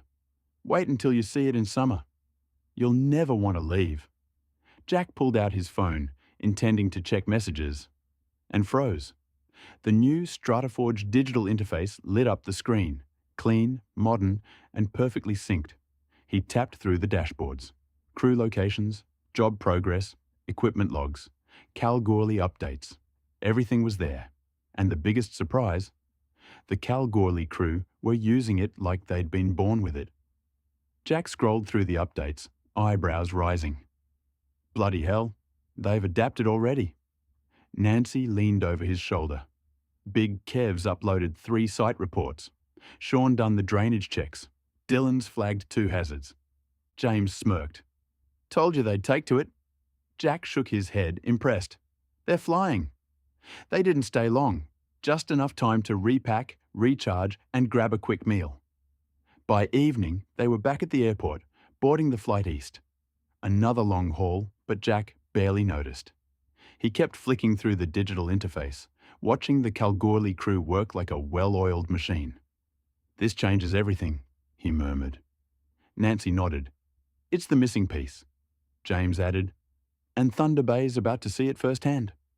It was late afternoon when they pulled into the driveway of the Thunder Bay house, the one that had become their Canadian base before the Yukon expansion. Lights were off, cars were gone, the crew was still at work. Jack unlocked the door, stepped inside, and exhaled. Feels like coming home.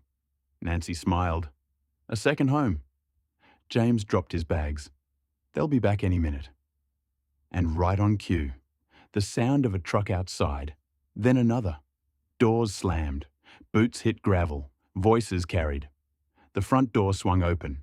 Mick walked in first and froze. Ethan nearly ran into him. Nathan stopped mid-sentence. Chloe gasped. No way. Jack grinned. G'day, fellas. Nancy waved. Surprise.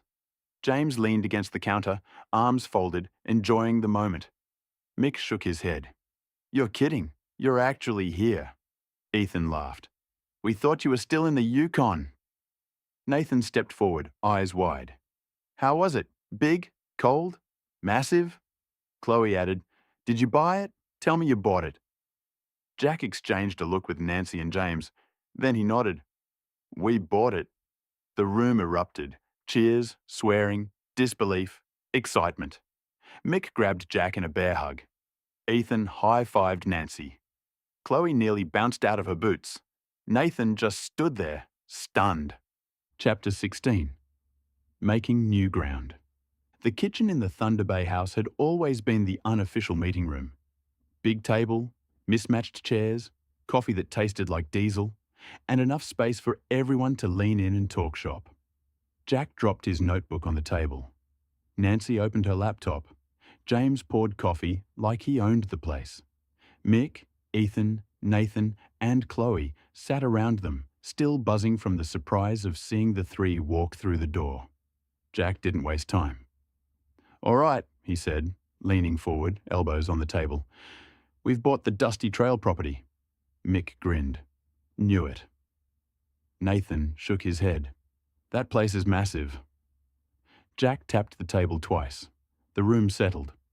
All right, he said, looking around at the faces he trusted most. We've got a lot to do before the Yukon crew arrives. He turned to Ethan. And you, mate, I've got a job for you. Ethan straightened, suddenly alert. Jack leaned forward, elbows on the table. I'll need you out at Dusty Trail in 2 weeks once settlement is done. Nancy and I will have the house furnished and ready for onboarding the Whitehorse crew. Ethan nodded. already bracing for whatever came next. Jack continued, voice steady, deliberate. I want you to survey the land for an airstrip. We'll organise the machinery to build it, but I need you to manage it. The drainage, the grading, the winterization consultant, all of it. Ethan blinked. Me? Jack smiled. Yes, you. You've got the eye for it. And the discipline. Nancy added, You're the only one who documents everything properly. This needs that. Ethan swallowed, a mix of pride and nerves. I won't let you down. Jack wasn't finished. We've got a standalone shed out there, big one. We either use it as a hangar or we build a new hangar. I'll leave that up to you, my good man. Ethan stared at him. You're giving me the call on that? Jack nodded. You're running the airstrip project. You make the call. Mick let out a low whistle. Nathan grinned. Chloe nudged Ethan under the table. Look at you, she whispered. Big boss. Ethan tried not to smile, but failed. Mick leaned back in his chair. Mate, that's huge. Nathan added, You'll smash it. Chloe raised her eyebrows at Nancy. You two are going to have fun with this, aren't you? Nancy laughed. Oh, absolutely. Jack stood, already pulling out his phone. All right, you lot keep planning. I've got runway people to call.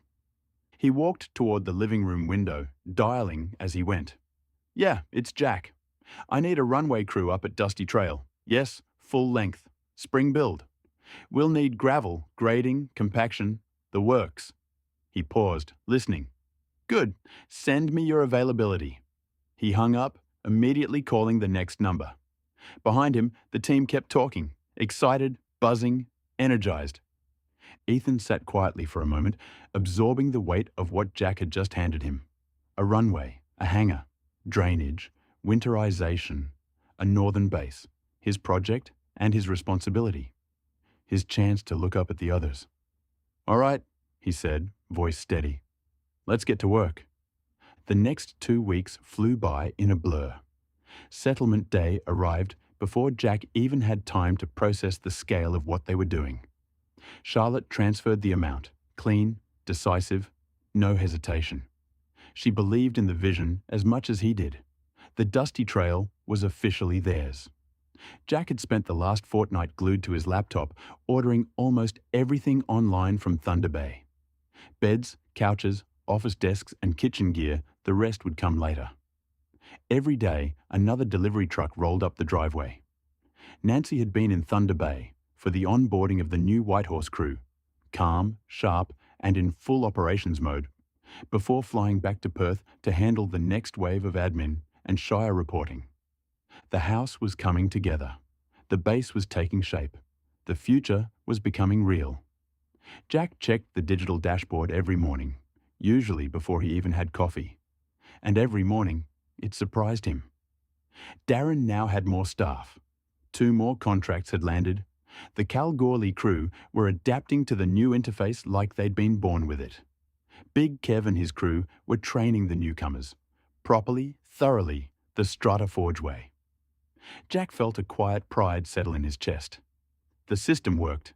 The workforce was growing. And now, the Yukon would grow too.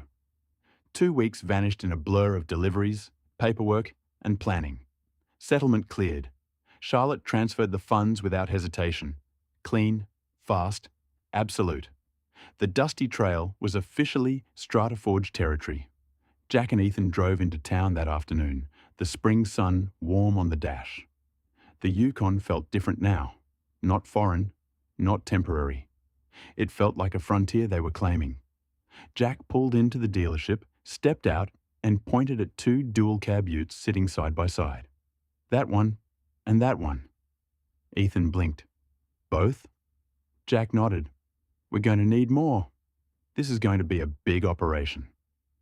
The salesman barely had time to introduce himself before Jack had the paperwork in hand. Ethan watched, half amused, half impressed. You don't muck around, he said. Jack smirked. Not when we're building something this big. They drove back to Dusty Trail in convoy. Jack in the lead ute, Ethan behind him, both vehicles kicking up dust as they rolled down the long private road. Jack's world narrowed to one thing. With Nancy back in Perth and the Australian operations humming along, Darren hiring more staff, 2 new contracts landing, Big Kev training the rookies the right way, Jack's focus sharpened to a single point: the Dusty Trail project. Everything else was running itself. Everything else had people he trusted. But this was the foundation of StrataForge North. The digital dashboard showed the next wave of arrivals. Travis and Riley, the drillers, Dylan and Jacob, the surveyors. They'd be in Canada in 1 week. The Canadians were spotting the other 4, setting them up with their own property nearby. A second base, a sister site, a support hub. 2 countries, 2 crews, 1 operation. Dusty Trail would be the heart for the Aussies. And Ethan was about to build the runway that tied it all together.